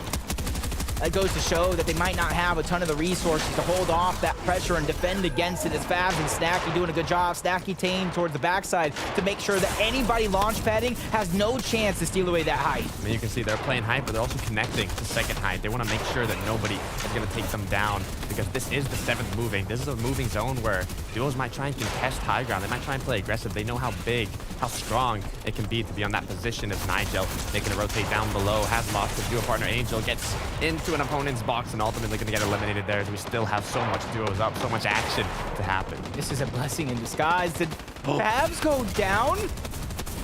No. Was he able to save himself? No, he was not. The mistake. It almost makes me wonder, did he run out of ammo or builds of the sort to go ahead and extend that far? And they were just there as the zone is moving up the hill. That would have been a great play if he could make it happen, but Witch Homie Quinn going down. Kika, CZR, so many players getting lost in the transition. Now, Snacky. It's all up to Snacky on the high ground here, playing it out as a solo. 22 players alive. That's 13 duos up now as this zone is pulling up this little ridge, little hill. If it keeps pulling far, it could be a problem for a lot of these players. The Typical Gamer has gone down now. Feetcoy might not be able to make it into zone here, just about getting eliminated, but zone does pull back. He's gonna go down as well. B-Dog, Defiable, stuck in the mix. Chris Yagvir as well. Looking the backside of zone, or at least the front side, I should say, is that's gonna be a good spot for them, but they don't have the resources to build and lead that charge to hold on for it as Yashir and Kevin surviving from Fabs and Snacky early on, making it count, making it happen as they're still looking for more points as Wavy Jacob has to do it by himself as Vanillas went down. Does not have any shields to recuperate his missing HP now, just has to make something happen as Snacky still has the high ground, has 79 builds, has 4 chug splashes. This is incredibly doable for Snacky. The only issue is he has to make sure he lays confidence down on the duos that are below him. He does not want the duos to know that he's a solo on high ground. He has to constantly apply pressure, constantly look for shots, and Wukong here with 3 eliminations has to do the same here, looking to see what he can find as Kevin and Yazir are looking to make something happen. 5 eliminations. They're a very, very aggressive team. I've seen it last season. I've learned it firsthand. 5 eliminations to Wukong as well, though. This is a loadout. If he could just get into a box from the striker to the 2 different SMGs, that is definitely screaming that he could put out a lot of damage in the blink of an eye. He just needs the opportunity as Snacky. Still looking good at the high ground. Still about 150 ammo between the light and the medium, so he's going to run down a little bit too soon. I mean, you get BMD, you got B-Dog, you got his duo partner here getting Elim after Elim. 6 total eliminations for cheaters here. We got Combat with 2. and his duo partner as well with 2 looking good. Wukong still up as well. Jacob is a solo. He's making things happen here as he drops down, gets 1, looking to make another elimination happen here. Play it slow though. Be careful as that zone ticks quickly. He just went back in. He knew the Siphon was going to come through, but he gets taken down. But look at Snacky, still at the high ground. If you guys can call this, I'm going to go ahead and just be a big fan of your guys for the rest of my days. 4 teams remaining here. Snacky is going to be a solo, but it's not going to stop him from acting like he has the world on his shoulders. Kevin, Yassir from the low ground, they find another elimination onto Cheaters, and they're going to be the last duo team remain here. So it's definitely going to have their work cut out from a Snacky. Finally gets dropped down low. He lands a big shot onto Kevin. Can Snacky do it from the high ground? Snacky makes it happen. Snacky gets the 2v1 and makes history. Snacky clutching it up, losing Favs on a previous moving zone to handling it all the way through to those last moments and securing a 1 versus 2, getting the victory royale and qualifying himself into the finals. The only other player that has ever made me like scream like that was Jerky in the same situation. No builds. He makes it happen. Snacky proves why he's the defending FNCS duo champion. I'm speechless, Jacob. I am absolutely speechless right now. Snacky just made history with that clutch, and now he's going to be feeling good going into the finals. I mean, I want to see the reaction of that duo because they had a rough end to that match. But I mean, you still have so much more games, so much more opportunity to make something happen. Yep, making me regret switching my pick at the very last second. Oh, this is going to be a doozy for me if I don't make it in at the end of the day, but I got to see that leaderboard. Kelly, Panda, Clay, show me what you got. Thank you so much, Jacob and Taka. I think we're all catching our breath here because what an incredible play. Favs going down in Zone 7. Snacky deciding to not drop down and stay as a solo on height, which we've seen before being so risky. Typically, if one of the top players goes down, the other one will drop down to the low ground to play it safe. But Snacky said, no, I'm staying up here and I'm going to show you why, Clay. Yeah, I mean, he had 127 builds. Like, look at it right here when they look to go for the high ground and they realize, hey, you know what? This is an opportunity for us. This is where we can make our mark. They do pick up elims. This is when you see Favs, unfortunately, takes a lot of fall damage and does fall down, but he's sitting on 100+ builds throughout the entirety of the match. That's what you want as a solo. Takata said it well. He's trying to make sure that everybody realizes it's a duo up on high ground, and then just perfect execution there on the play, right? Drops down, gets an elimination onto Kevin, and then follows up onto Yassir. What more could you want, Panda?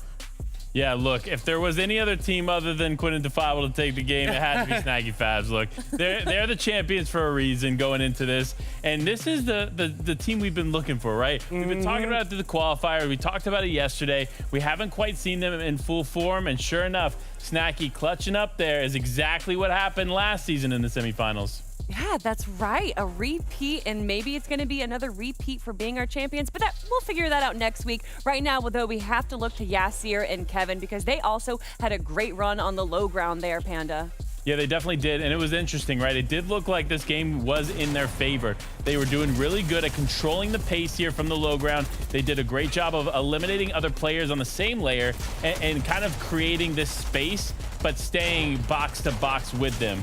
So really interesting to see how this is going to continue to unfold here for them, because this was definitely a consistent game, but the final moments, right? We talked about it from Snacky and Fav's perspective. It looked like Snacky was going to go down, but Kevin opens himself up quite a bit here to take that big shot from Snacky, and that's what ultimately results in him going down. If Kevin was able to avoid that shot from Snacky, it definitely would have been a different story. And I mean, those eliminations and also that placement in second is going to be pushing them up the leaderboard right now, which we're going to be taking a look at in just a moment. Because remember, everyone, it's not just the 6 VR winners that are going to move forward into the finals next week. It's also going to be the top 6 teams. And there we have it, everyone. Kevin and Yassir actually knocking down Tabitha and Nico from that first place spot. But tied for second, it's going to be Etso and Monk. Ignite, Jagveer and Chris, my team right there, moving up 4 points into 4th place. Cheaters and B-Dog, of course, we saw them have a great performance, moving up 8 15 placements. And then in that 6th place spot, it's Zeras and Fikoi. But there is only a 1-point difference between 6th and 7th, and then a 1-point difference below that, Clay. Yeah, and take a look at how close it is. 63 points from that top 6. That's only 8 points away. We know that as 3 eliminations coming through for these duos. So by no means is this leaderboard set, and will it ever be set throughout the night? Because we know A, victory royales change a bunch, and B, it's West. The shooting, we haven't talked about it all this season. This is true. But it happens. You know, I'm actually kind of surprised that we don't see Wavy and Vanilla's up here. They actually had a pretty good performance in that last game. So let's take a quick look at some of the highlights that we saw from them. Panda, I mean, starting off 7 zone, only 1 elimination, but still, placements are important.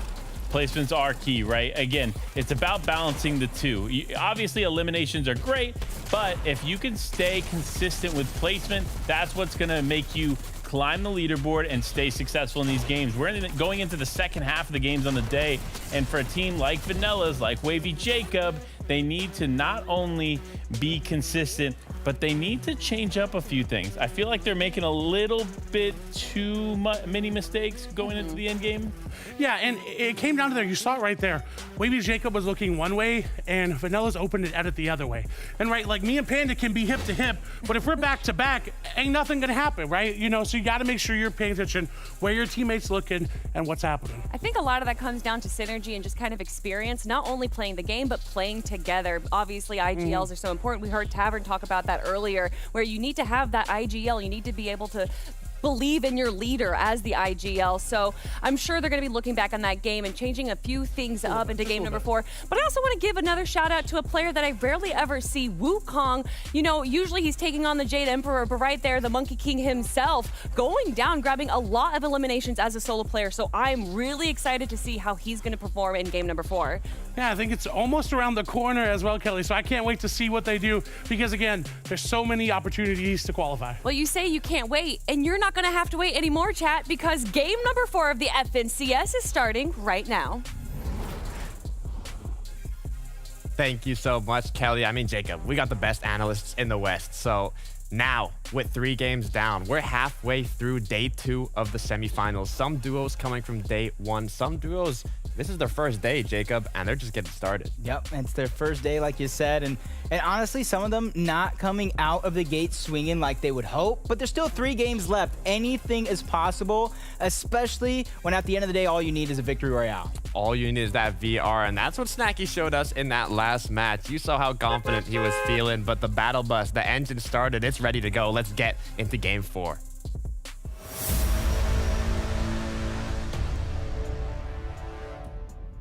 You want more? Well, here's game 4.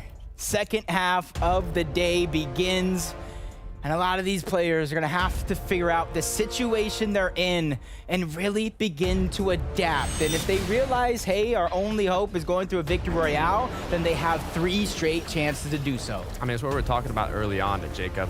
When you start the tournament, you already need to have a game plan, but now going halfway through game 3, game 4, kind of want to figure out what you're playing for, right? Are you playing for that consistency? Are you already in the cutoff of top 6 to qualify to the finals, or you need one of the victory royales? And we're starting off strong here in Sleepy Sound with Noah plays a typical gamer that have been doing an amazing job in these early game engagements, and let's see if they can keep it up. Yeah, you see Echo this time around, staying away from that 50-50. Not faring the best for him, and rightfully so. Typical gamer and Noah plays, saying, hey, you don't want to contest him this time around. We're just going to loot up, get what we can. But as soon as they get the loadout, the desired loadout that they want, I could see them beginning to get aggressive, keeping things going, just like Kevin, keeping things going from Yasir, taking first place, and taking NG out for the first elimination for the duo. I mean, you know, Yasir and Kevin, they might not be feeling great, but they're feeling good right now. First place spot, they just missed out on that victory royale last game, but that just fuels you up even more, Jacob. That just gets you even more ready for this next match, and you can tell they already got 1 elimination. They got 90 points. They're getting close to 100 here, and they're just getting started. Yeah, that 1 elimination, I like it simply because it's easy to get down on yourself after that last game, especially considering what happened. But these guys have a confidence that's at an all-time high, sitting in first place, knowing the players around towards Command Cavern, they've been here before for 3 straight games, so they know exactly what to do. And that's why Yasir is taking that ground loot, holding on to the high ground, and disrupting everybody's rotation and loot path towards the low. farming up, making sure that if they get into one of these engagements, they're ready for it, right? Because they do have the weapons, they have the shield, but the materials, it's so important in the early game engagements that you have to make sure you're always farming it. Yazir just was able to pick up a nice little elimination there. Just 2 shots, bop, bop. I mean, that's 3 more points. You like that? Bop, bop. I might have to use that one day. Bop, bop. I'm going to go ahead and coin. Let me write that one down for later on in the day. Might have to surprise it, throw it back at you. As Yazir and Kevin just slowing down from looking for the tags just to get the resources on up. And as they mat up, we're going to show you some of the action all around that you might have missed. And this is that bop bop we were talking about. The quick 2 shots, and he only needed 1 of them. The second one went on the vehicle. Second one was just a little flex, you know, said, you know, just in case. Better safe than sorry. As they're still in this position, farming up, looting up. Kind of showing what they're made of here at 93 points, getting close to that 100-point cutoff. But, I mean, Sal and Buzo, they're close by, and we saw how well they've been playing previously. They're all about that aggression, but they play it right. They don't want to get too aggressive. They don't want to play too slow either. They're doing it so well, and a duo that's doing just that is Noah Plays and Typical Gamer that seem to be looking for an angle on Echo here. It looks like West is also up, so it is a 2 versus 2 if they decide to take this engagement. Yep, and this time around, I like how they're keeping their opponents on their toes. For the past couple of games, they have been getting a little bit more aggressive. They got the loadout they wanted sooner rather than later, and that allowed them to do so, but they're going for the angles. But Typical Gamer getting shot from the side. You kind of have to readjust and reassess the situation and figure out how he's going to play it out, just like these players over towards Daily Bugle. Notorious, he separated a little bit too far from his teammate, but that's no worry because he immediately knows that. Probably hearing the comms in his ears, make the rotate, because this time around, the Storm, it is kind of close, but I think they want to go to the slower side, which means they're going to have to travel a little bit more south than most teams would. Getting that dead side rotate, right? But the danger about taking the dead side rotate is if you don't have enough damage, I mean, there's not going to be too many players around, so it's a lot more difficult to find those tags, to find that damage. So you can see that right now, that's what they want to do. They want to get as much damage as they can if their plan is to take a more calm rotate later on. So if they already have enough damage, they're feeling good, they can do it. But if not, could get a little risky. Yeah. It did look like that, what they were looking for that moment, but they realized that far pull, they realized how much rotating they're gonna have to do, so they see nothing and immediately go in the blink of an eye as Defiable and Quinn looting their side of Greasy Grove and immediately trying to move on over to Landjock and Punisher's old spot and seeing what's there, but Sedna and Physics also making drop shot changes from Chonker Speedway on over to this side, but that's what happens when players are no longer able to drop into the map because they qualified already. That frees up a lot of position. But Quinn, Defiable may not have seen this one coming. They're going to be stuck down low with Physics and Sedna having the high ground for now. Trying to take a look at the zone here. I believe that they are inside of it, so they can take this engagement if they want. I mean, they have the time. They can play it slow. They can wait it out. You're not playing for your positioning here. What you're doing is you're playing for time that you could be taking, farming your materials, getting more shield, looting up a bit more ammunition. So if they have enough mats, ammunition, and shields, they can really wait this out as long as they want to get those eliminations. Peeking through, Defiable. Just waiting for somebody to get a little aggressive, maybe even jump the gun. Rotating on out along with Quinn. They want to get right out of that position as quick as possible, but the vehicle under siege. That one's going to go down. It's going to combust, dealing damage to both of these players, but I think they created themselves enough distance to go ahead and pause here, reassess the situation, because I know that team has the high ground. They're not going to give it up just to chase them down. It's too risky, right? I mean, you can only do so much for some eliminations, and at a point, it just... You can take it too far, and it's just not worth it in the end. And Nico and Tavern, they know exactly how to avoid reaching that point. We've seen how they play this fortress spot. They've rotated here almost every single game, and they use it to get tags, but also if they have the opportunity to play a bit aggressive, because they do have those cannons that they can use to rotate. So if zone does not pull in their favor, maybe the second zone pulls far, they can always rotate with those cannons. But crew your bolts. I know you're liking this action here today, Jacob. Let's see what they can do. Currently with 25 points, have mobility, have shield, but they might be wanting to get a bit of damage. Trying to go for these early game exchanges here, but a couple more teams rotating into the fray, probably hearing the shots fire off into the distance. And what they thought was a slow side rotate definitely was not that, as Notorious and Coxie find themselves in a little bit of trouble. Kika quickly rotating in as well, or at least rotating right by from the Daily Bugle. So a lot of these teams trying to go for what they think is the slower side of zones, but it's no longer going to be a slow side if everybody goes there. That's the thing, right? Especially in these lobbies where all these duos have so much experience. If all of them take the best rotate, then will it really be the best rotate? As we have some duos here kind of jumping around, looking to see what's happening in their surroundings. It's something I always want to focus on. You want to be doing something in every moment, whether it be farming while rotating, looting, or even if you're just waiting in your box, figuring out what's happening in your surroundings and planning your next step ahead of time so you can make that decision just a little bit quicker.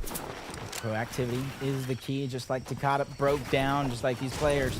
They're not just running away. They see so many of those teams that we were just talking about going to the southern portion of the map, the slow side, and they take that as a signal. It's no longer the slow side, so they immediately adjust their rotation to try to hope to go where those players just left. Maybe it's going to be a little slower there as Kevin and Yasir are still over towards Command Cavern. I think they're finally going to start to make the rotation, but they're making sure they have every bit of loot necessary. That includes every ammo box as well.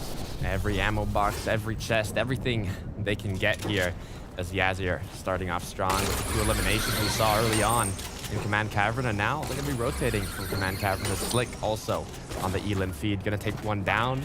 I'm curious to see how they decide to do this rotate with the cannon, because if you go up too high, I mean, you can get tagged out of the sky. It's a little bit risky, but if you rotate it perfectly, it can be one of the most effective rotates in the game. Not going to take them long to get into the zone. Just like Nigel and Angel here. It's not going to take them long as well. Peek into the cone, looking for information. And you can see that lonely team still towards Command Cavern, a couple teams towards Crony Crossroads. But this time around, this map's going to be a pretty center map. Everybody having an equal opportunity to try to get in towards the zone, get their piece of the pie, which honestly almost makes it to where is there a slow side anymore if it's super center? That's the question, right? It really just depends on the game, right? Like Rachel Quinn told you, it's all situational, right? It just depends on what is happening. As we have Nigel here, using that harpoon to fish up a bit of loot there, but is it worth it? As some of his opponents saw him do that and just took a bit of his shield away, just like Noah plays as he got cracked here and he's not in the zone yet. Got more travel to do. There's one of many teams towards Coney Crossroads. Jules trying to find their way in, including the one directly outside of the storm that can try to hold them there. A typical gamer goes down too many shots without a teammate to hold the wall. Noah plays taking damage as well, but it's less concerning for him. 4 floppers, 2 splashes, the minis to get his shields up. So he's just going to go ahead and stagger. And I like this play because it's still very, very early on. He has a chance for the reboot as long as he can survive this exchange.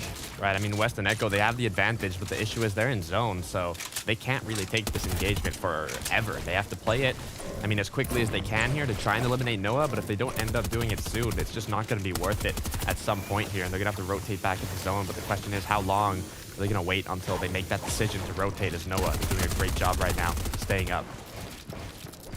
Doing a great job indeed, still using a couple of splashes early on. Still 3 floppers to his name, more than enough to get his HP right back on up as he's bobbing and weaving, going in and out of the covers, making sure they don't know exactly where he's positioned, but they're still hot on his tail. That's Echo taking a portion of that high ground, trying to move in. Western slowly by, trying to cut off the angle as well. They're going to go down towards his lair, attempt to get into the box. They're going to get denied entry for now, but Noah plays still under siege. His floppers are definitely getting cut down, so it's only a matter of time before he runs out of the necessary heals to keep this one going. I mean, he's doing so well, though, Jacob. The zone's already started to close. I mean, I don't even know if it's worth it for Echo and West, but they're going to get that elimination. Finally, I mean, they're going to get a bit of damage too, so they're above Storm Surge, but now they've got to rotate as the zone's closing in. So if they don't have initial boost to get ahead of that zone, they're going to be taking a lot of damage, and I'm not sure if they have the heals to kind of make it up.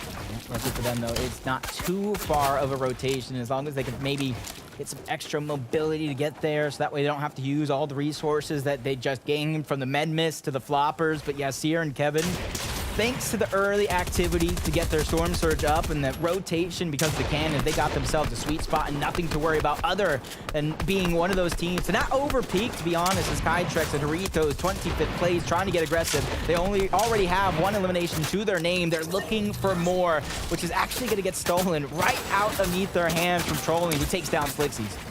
Now, still with that 1 elimination, they just got 86 above. Look at that loot, though, Jacob. 12 Chug Splashes, 2 Shield Kegs. I mean, on heals, they're feeling more than good right now, but Jeffers might not be feeling too great as his duo partner has gone down. He's going to have to find a way to get the reboot or maybe just play it out as a solo, right? You can always do that. It's difficult, but we've seen it happen. Tries to go for the big pad, but he doesn't know there's another ramp above him, so it's going to be a short pad. More traveling to do for him as Rich Homie Quinn and Defiable still staying around Greasy Grove, getting the most out of it. And that's the important part. They realize there's so much loot. There's vending machines that even if they leave Greasy, they could easily try to go right back in like you see them doing, but there's still 3 teams right on the outskirts of that zone that could possibly hold them, but it could possibly be another way for Homie Quinn and Defiable to get aggressive, to get more Storm Surge, because right now they're sitting 105 below that threshold. And I wonder if this is because they started taking Landjock and Punisher's drop as soon as the spot got opened up. They're not as confident. They don't have as much practice with that drop, so they don't really know where the best location is to get those Storm Surge tags. So right now they have to get 104 damage. I mean, zone is already active. The Surge is going to be taken here, so they've got to make something happen quite shortly here as they're already getting focused, and now there's a position you just really do not want to be in. Almost looks like they have more than enough heals to try to out-heal it, especially with shots from below. They try to get them above the damage threshold, and they're going to barely inch themselves above 4 damage. I think you could tickle somebody to get more damage than that.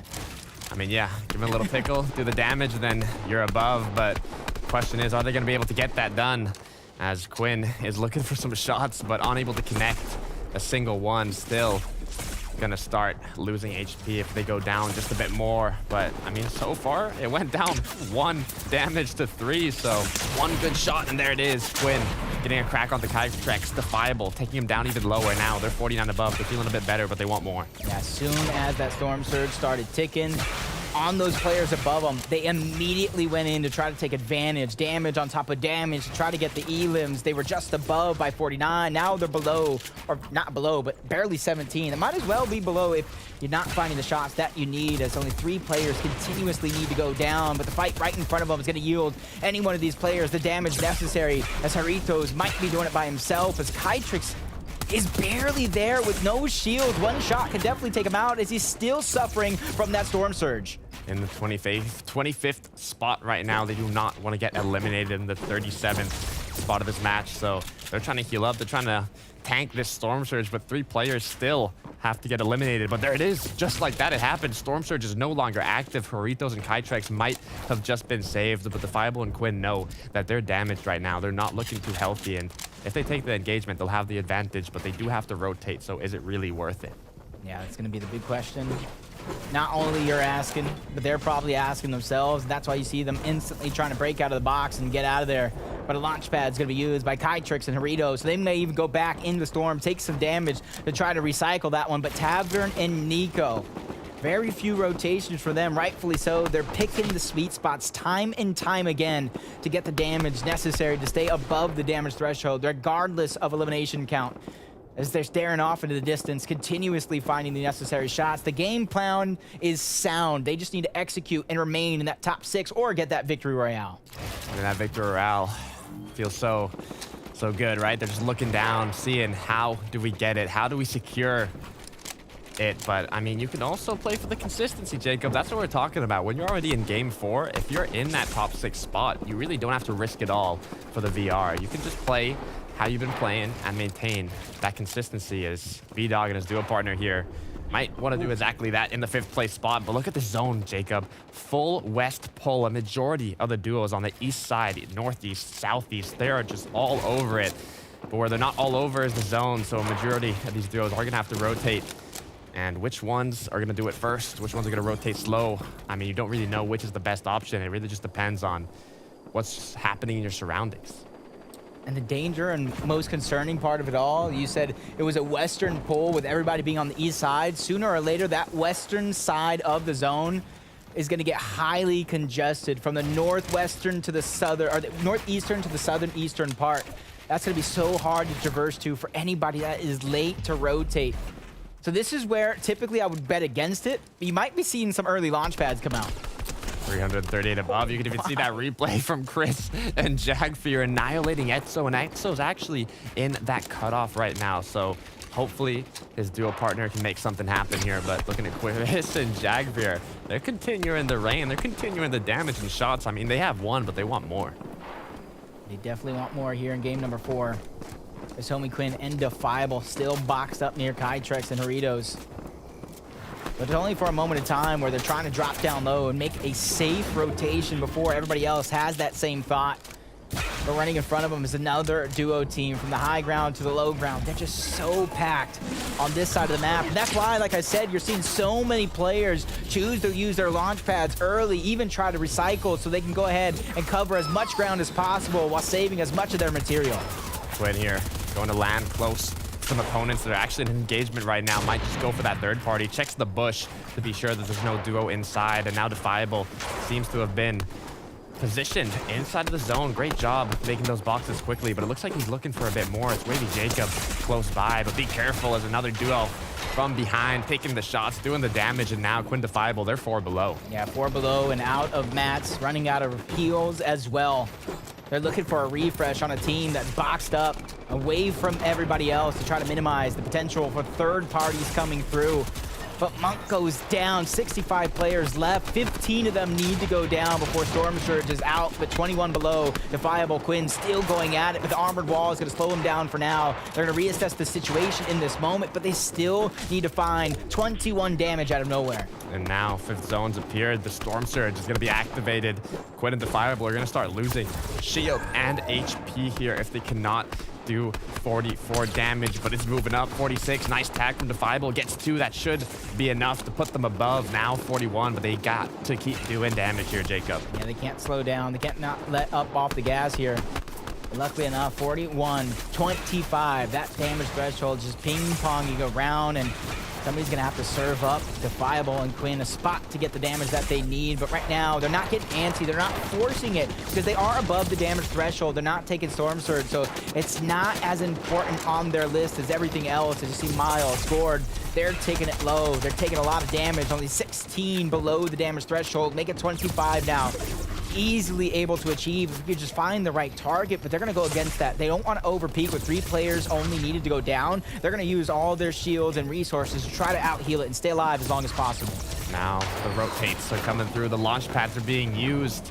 The players are doing what they can to make it into zone as Gord is going to recycle a launch pad here. Does a good job of doing it, but now he's going to have to regroup with his duo partner that also seems to have hit a launch pad, but great job landing in zone to avoid that risk of landing onto an opponent, and now they've successfully gotten a good rotate in. 2 minis, big pots being spread around, make sure everybody can get as much shield and HP as possible. And since he recycled the last launch pad, he's able to pocket the other one and make for another rotation if his team does not get the pull that they want, especially if they get the max pull. Because that's not a chaotic one that I want to travel through myself without some sort of plan B underneath my sleeve. Just 2 more seconds till first moving appears. This could be an opportunity for some duos that want to get that high ground early, but we know how risky it is, especially in the semifinals. High ground is more beneficial to be taken later on. So we're looking at Tavern, looking at Nico. They're deciding what to do here. They have 2 eliminations. They have a good amount of resources, and now they just have to figure out what's going to be the rotate here. Are they going to keep going on the low ground as first moving zone? The majority of duos will end up using launch pads, so they might just be able to sneak through the low ground and make something happen. But looking at Yazir and Kevin, you know they want to win this game, Jacob. Yeah, first place or not, they just want to punch their ticket to the finals and not have to sweat about it anymore, to be honest. As you see launch pads being used, they're going to go and stagger themselves out, hopefully force it out from opponents. That way they don't have to use their own. As you see, it's finally getting dropped. They have no other choice. 9 below the damage threshold with 2 eliminations as they jump 32 above. This damage threshold ever changing here in this lobby. That's how active everybody's trying to be. And that's the key, though, that we talked about early on. Proactivity. You must be doing something at all times. And taking a look at that high ground, it's EXE, it's Talkin' Ben. They have it currently, but Yazir and Kevin playing second high, doing a great job of using that new mechanic to run towards the zone, not use as many materials until you're already ahead. And now with 57 builds on Kevin, Yazir continuing the top though, but look at the high ground. It's Kika. They want to contest it. They want to take out Talking Ben and EXE, but will they be able to do it successfully? So Ben probably got the call. Drop me. But it's too connected. He's unable to do so. So Exy's trying to drop down low, reunite, knows the damage is there, and he's simultaneously getting aggressive holding onto the high ground because him and Ben reunite. 7th moving zone. The only thing that worries me is the mats. They're looking a little thin, but luckily they're going to be able to recycle them as the zone moves over previous build. But Yasir and Kevin not afraid to continue to get their hands dirty towards the mid ground. They've passed the 100-point threshold now at 7 damage above Storm Surge. Tavern, though, and Nico 65 above. They're feeling a bit better as Storm Surge has stopped 30 players up. Decoys getting some nice eliminations as Chris is keeping the rotate going. And look at this, Jacob, 6 eliminations for Decoy, and he's just getting started.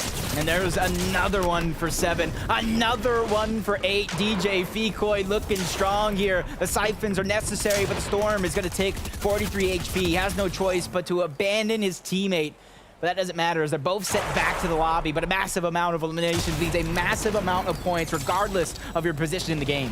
Here we got Combat and his fan going for that high ground. 1 elimination for the fan, 2 for a duo partner. Combat here looking like they're at 80 points, but they want to get this victory royale. They have that positional advantage on the high ground, and now they need to take shots. They need to make sure that nobody contests them.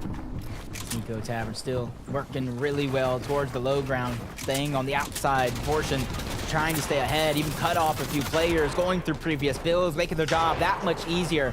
8 teams remain, 14 total players, as this one is really coming down to the very last moment as Chris and Yagvi are looking for shots, editing open, knowing this one is going to have a little bit of a southern pull as they continue to kind of stay on their layer, looking down at every moment, trying to find the shots necessary to take out another player and inch themselves closer to the top of the leaderboard. 7 duos up, 13 players, drops down to 6 duos. Little by little, it's getting to those last moments, those last duos trying to make something happen. As look at Jagveer, look at Chris. They went inside the zone. They might just try and make a high ground play, and that's exactly what they do, taking down Combat.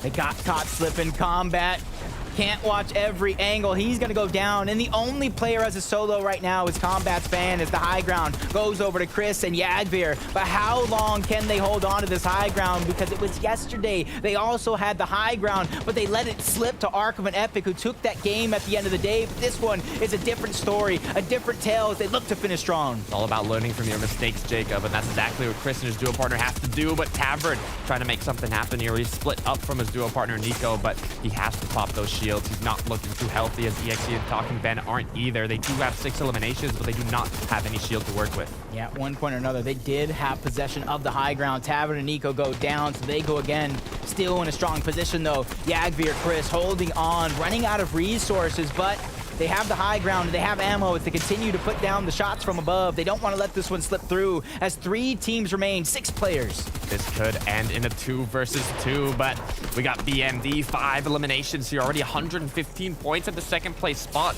He's the solo, and he's secured the low ground. There's a duo on the mid ground, duo on a high ground, and also a solo down below. Now it's Chris, it's Jagveer. Who's going to take it home? Yep, dropping down early here, trying to get the eliminations. Like you said, 6 to their name. Cheater's the last one left for his duo. B-Dog already went down, but he has some splashes. He can stagger himself in the zone, but Chris Yagveer read that play from a mile away as they're looking to take him down, chop him down to their level. 2v1 for the game. It's theirs for the taking, and they're going to snatch it up. Applause for Chris and Yagveer. What an amazing high ground retake, using that zone, tanking it a little bit, going for the flank on the opponents that already had the high ground, knocking down one, eliminating the other, getting that advantageous positioning and closing the game out for the VR. I mean, that's one of the best plays we've seen today. Yep, we saw it yesterday from Aiden and Moose in game number 1. They told me that was their game plan. Stagger back, steal height, and that's exactly what you saw Chris and Yagveer do. And we talked about adjustments, and that was a great adjustment because yesterday they held on to it, and they forcefully held on to it, and it cost them the game at the end of the day. This time they made the adjustments, and now they're moving on to the finals. I mean, that's what Fortnite's all about, adapting, right? Adapting to your playstyle, learning from your mistakes, and having that opportunity to play yesterday and now take the time to learn, improve, see what you did wrong, and correct it for day 2. Exactly what Chris and Yagveer did to secure that victory royale, and I mean, I can't wait to see them in the finals. Yeah, you said to see what you did wrong and to fix it. We need our analysts to break down what everybody who didn't win that game did wrong. Well, Jagbeer and Chris definitely won, and I won myself because that was my prediction. I had them yesterday as well. There was a moment in game number 5 where it looked like they were going to hold it. Just as our casters were saying, they held height for just a little too long. And when the team on below is Arkham and Epic Whale, you have to be aware of all of your surroundings. But who needs to be aware when you have your ticket into the finals? Congratulations to Chris and Jagbeer. Can't wait to see how you perform next week. But lots of great plays, lots of great teams in that game, Clay. Yeah, we've got a bunch of different players to look at because that was just all around a great game for so many different teams in the NA West region. But yeah, you got to give, again, shout out to Jagbeer and Chris. That was a great game. I thought for a moment, hey, maybe, but no, they hit it home. And it wasn't just them stealing height there. EXE and Ben once again held height and had it stolen from them by Combat's team. But then right below Jagbeer and Chris, Panda, how did they know when the right time was to steal height? I'm going to be honest, in duos, it's been hard to tell when the right time is because a lot of times we've seen players go super late. They get the high ground in the 8th zone, 9th zone. But there are teams that are being successful getting it earlier. However, here, it was the last final moment. Chris and Jagbeer climbing up here, cleaning up Combat and Duo. Now holding the high ground was just a piece of cake for them. They didn't have too many material here. You can actually see it from Chris. 0 builds, but Jagbeer cleaning it up down low, says, you know what? Don't worry about it, Chris. We're going home. We're taking the VR, and we're going to the finals. And although he did knock Cheaters out in that moment, we do have to give props to Cheaters because what an incredible low ground solo run he had. I believe he had 5 eliminations, maybe a little bit more, Clay? Yeah, let's take a look, right? Already starting off getting that Elam onto Nico is very good. You see him drop in and get Tavern as well. Taking out first place overall, so 3. Mind you, by himself, right? B-Dog is there, but he's getting this all in the back of the tarp, so B-Dog doesn't have to worry about that. You take a look, just finds both of those players, chunks them down to both 1 HP. That's just great gameplay right there. We always talk about angles, and Cheaters might have the best angles that I have seen so far this weekend. Yeah, you're absolutely right. Does a good job of not overextending, right? Kind of holds his walls, holds his cones, holds those different little areas to effectively damage the other player. However, it's not everything, right? Your fighting abilities can only carry you so much in a game like Fortnite, and that's why we haven't seen them quite walk away with a VR just yet, but that could change here. Ooh. But it doesn't matter. Look at that. Cheaters, B-Dog on top by only 1 point.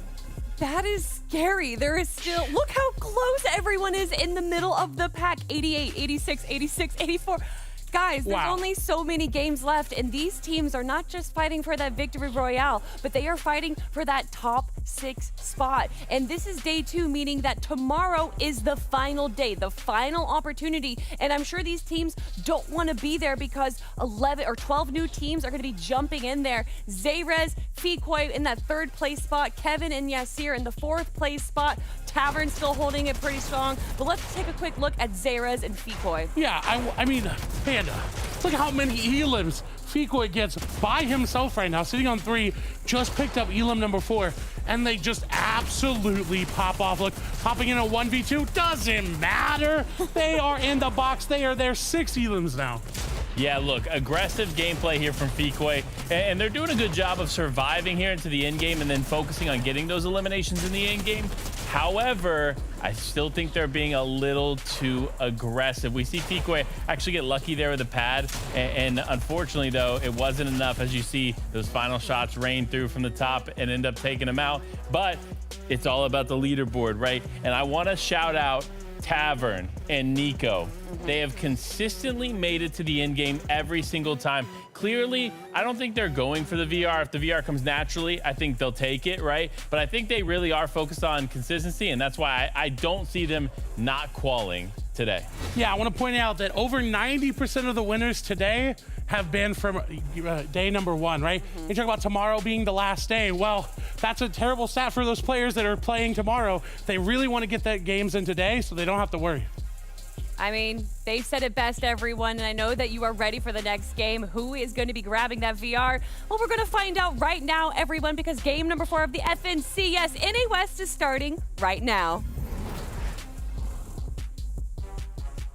Who is going to win game number 5? That's a great question, and I'm hoping for my own sake It's Bolts and Kruyar. I need my predictions to come through. And honestly, where they're at in the leaderboard, they might have no other choice. I mean, that's what it's about, right? Are you going to play for that Victory Royale, or are you going to play for that consistency? If you're Tavern and his duo partner, I think you're going for the consistency. But if you're Bolts and Kruyar, it might be more beneficial to play for that Victory Royale. Do a play like we saw from Jagveer and Chris in that last game. Get high ground at the perfect time and, I mean, secure the VR. Yeah, and how they're doing is absolutely insane. They're staggering out with some chug splashes, med miss, tanking that storm, and just waiting for that team towards the high ground to forget they even exist, and then they just strike and surprise a couple of those players. That's definitely something that we've seen throughout many different regions, and I can almost expect we're going to see it here as game number 5 is ready. Let's get into it.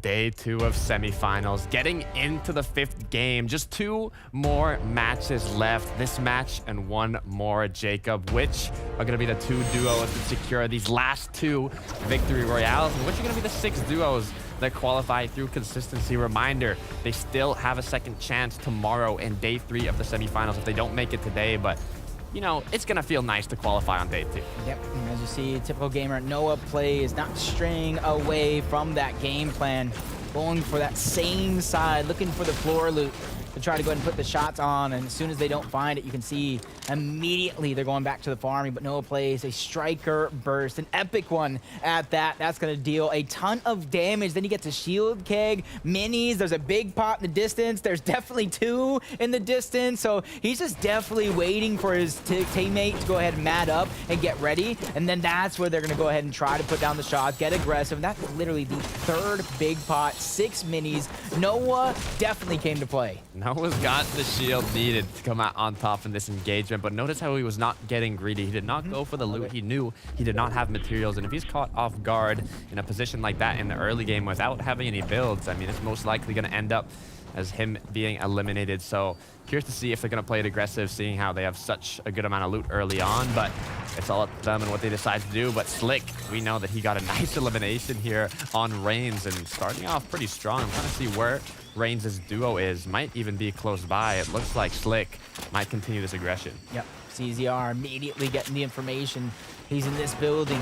As Slick slowly but surely moving up, spots the build, and this is where they're going to be a little bit more careful.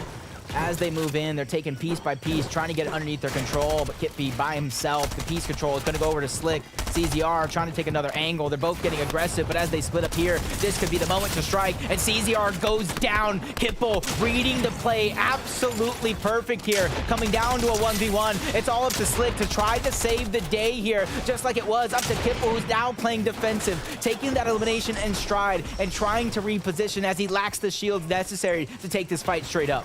Will Kipple be able to secure this 1 versus 2? He doesn't have the effective HP advantage anymore, but he is in a 1 versus 1. Coming from a 1 versus 2, you know he's feeling good, but is he feeling good enough to come out on top as Slicks takes out 14 of his HP, but he's going to have to do more if he wants to get that elimination. I like where he's not slowing down, though. He realizes this player has not been able to get the shields necessary.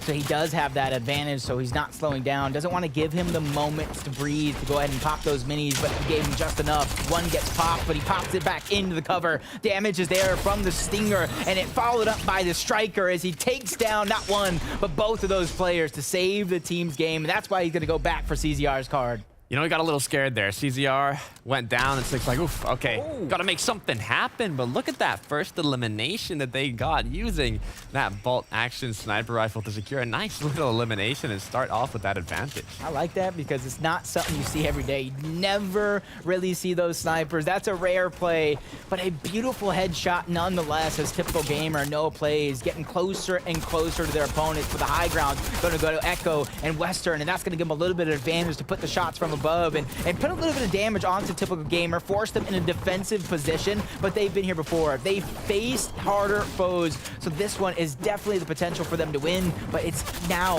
with Western and Echo falling down on the leaderboard, they realize how important this fight is.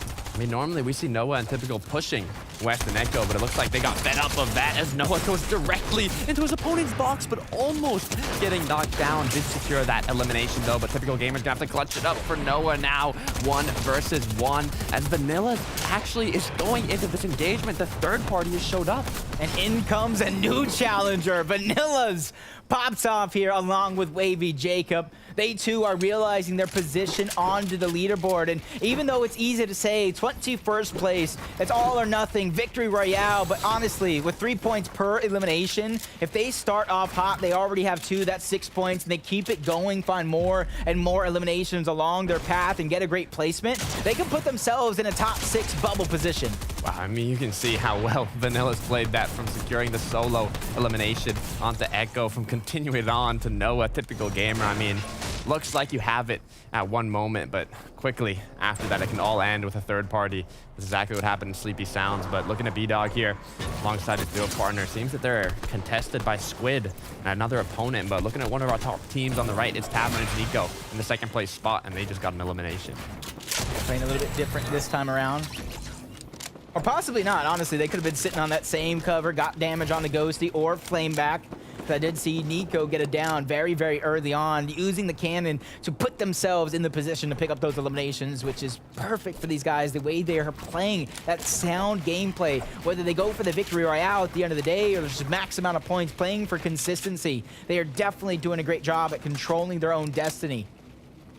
1 elimination for Nico here. Slixy, though, going in Logjam, Lumberjam, trying to see if he can secure an elimination as well. Has the loot, has the shields, has the materials, but does he have that confidence to get an elimination? And that he does, taking out Reeks. And now they've secured Logjam, Lumberjam, having a little bit of a victorious dance there, feeling happy, feeling hyped.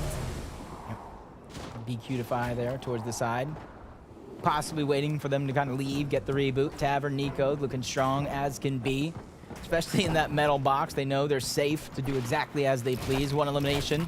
So very, very early on, Storm Surge is not going to be a worry. And even if it is, with the amount of heals they possess at this moment, 78 total players, they could potentially out-heal it as well, as this is looking like it's going to be more of a wild game. Players are dropping like flies.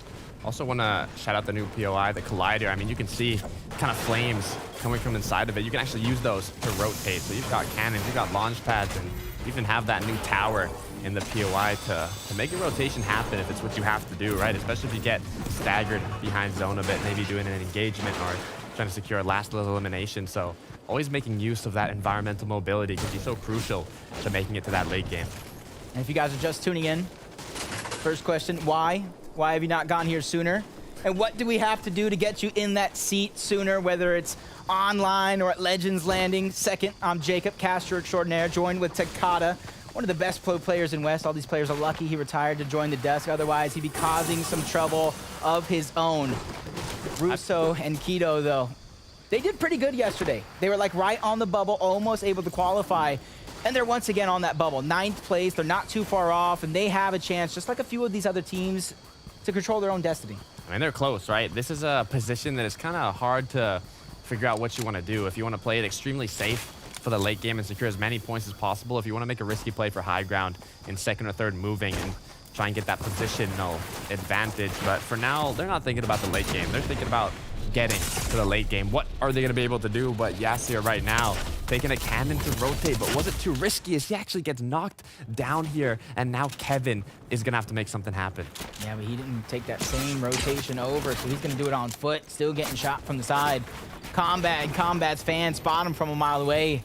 But it looks like they're going to continue on, try to rotate out. I don't think they know that he is exactly a solo here in this situation. So instead of going and taking the 2v2 early on, they're going to continue rotation for later on in the game. As Slixy takes some shots, 28 shields, and it drops even further below. No shields, 48 HP. Has to find a moment to breathe here. Pop the splashes, the minis, possibly the big pot as well, to get up to 200. And because of Slixy taking damage on his own, he's going to have a moment to do so, as the high ground is still going to be held for now. But Vibesy, one layer below, they're trying to build up, taking it in stride, and that's what you got to do. You cannot force these plays at any moment.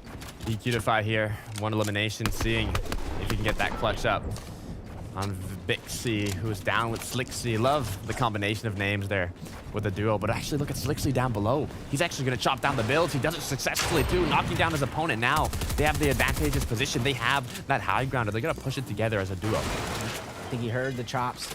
He heard what was going on, so he was able to kind of dodge and get out of there before a lot of fall damage was a thing, but the armor wall is gonna be placed. Tries to go for the revive. Honestly, if he has one more armored wall, he could get it out, but they're finally going to go in. He had no choice but to go ahead and get out, and that's going to force him to the backside of zone, and they know exactly where he's going to go. With the high ground right back, they're going to chase him and try to take him out. Looking to see if they can find him here. He's inside the porta party. I mean, sometimes when you got to go, Jacob, you got to go. And that's exactly what's happening here, but when you got good friends to wait on you, you know? Not going to leave him alone here on the hill, right? They got the time. Zone's pretty close by. Even if it closes, they're not too far away, but a duo that we've seen having some amazing rotates, right? It's Tavern, it's Nico. Not in the Fortress, which is interesting. Seems like they're rotating on foot this time. Maybe wanted to play a little more aggressive for that elimination we saw in the early game. Caused them to move up their position a little bit, but I mean, it's not a negative rotate at all. They already have that elim. They're inside zone. 40 seconds till zone even starts closing. I mean, they have so much time to pick and choose where they want to position themselves. Judging by the elimination feed, he's done. He's done going. He got taken down. Porta potty's now theirs. If they want to use it, is Ben Exy. Good spot. A little bit of high ground here. Top of Shifty's shafts next to Logjam Lumberyard. As you see the replay here. It's finally how it ended. They really waited. That's a patient game. As soon as he pops out, he deals a ton of damage onto Slicksy, but 2v1 is just too much for one person to overcome, especially when they're shooting from so many different angles. Too difficult, right? I mean, when you have a lot of materials, a lot of shields, you might be able to make it happen. I mean, we saw Snacky made it happen there to secure the victory royale, but it's one of the most difficult things to do. As we look at Talking Ben here, EXE, they've been very close to securing a victory royale, currently in the 7th place spot, but now 0 eliminations and 442 above the Storm Surge. They are getting damaged correctly. Yep. With a little bit of that high ground. Players rotating in right next to him with the taxi, and honestly, I would love to have seen them try to save the taxi for as long as possible towards the end game, not just let it slide down the mountain, but sometimes when you have a good spot in zone, you have a good spot in zone. You just gotta box up, take it, and figure that out later. As you see the shots from B-Dog and Cheater still firing off from the distance. 109 above the damage threshold, with 6 players needing to go down. That's not too much because that can easily sway to either side. 71 below. Nigel Angel, we saw how confidently they play in the late game, how much eliminations they can secure, how dangerous of a duo they are on that low ground. Trying to see what they can see, right? Great way to get some vision here safely. Editing the wall, editing the cone, get a bit of vision, see what's happening in your surroundings. I can't emphasize that enough. It's so important to know what rotations are available, which ones are blocked off, and what might be the best way to go depending on how the zone closes. But what they know is they need to get damage right now, and that's why they're getting close to this opposing duo partner. They have the pre-edit. They want to go for it. Instant armor wall. They don't play no games here. You see the piece control going over. The pre-edits are talking about playing an impact, but Nigel taking too much damage. He's going to have to slow down for this moment. Popping the last of his shields. 42 below the damage threshold still. As you see, sharing is Karen, popping that mini over, making sure if they're going to take this exchange and go for that damage, they want to get in tip-top shape. 200 shield and HP. 42 below still. The trade turned out well, but it wasn't enough. They still need more damage. They just don't want to get fully in here because if they play it too risky, they might end up getting eliminated. But all they really need is just one big shot, and that's what Nigel just secured right as Storm Surge is going to start getting activated.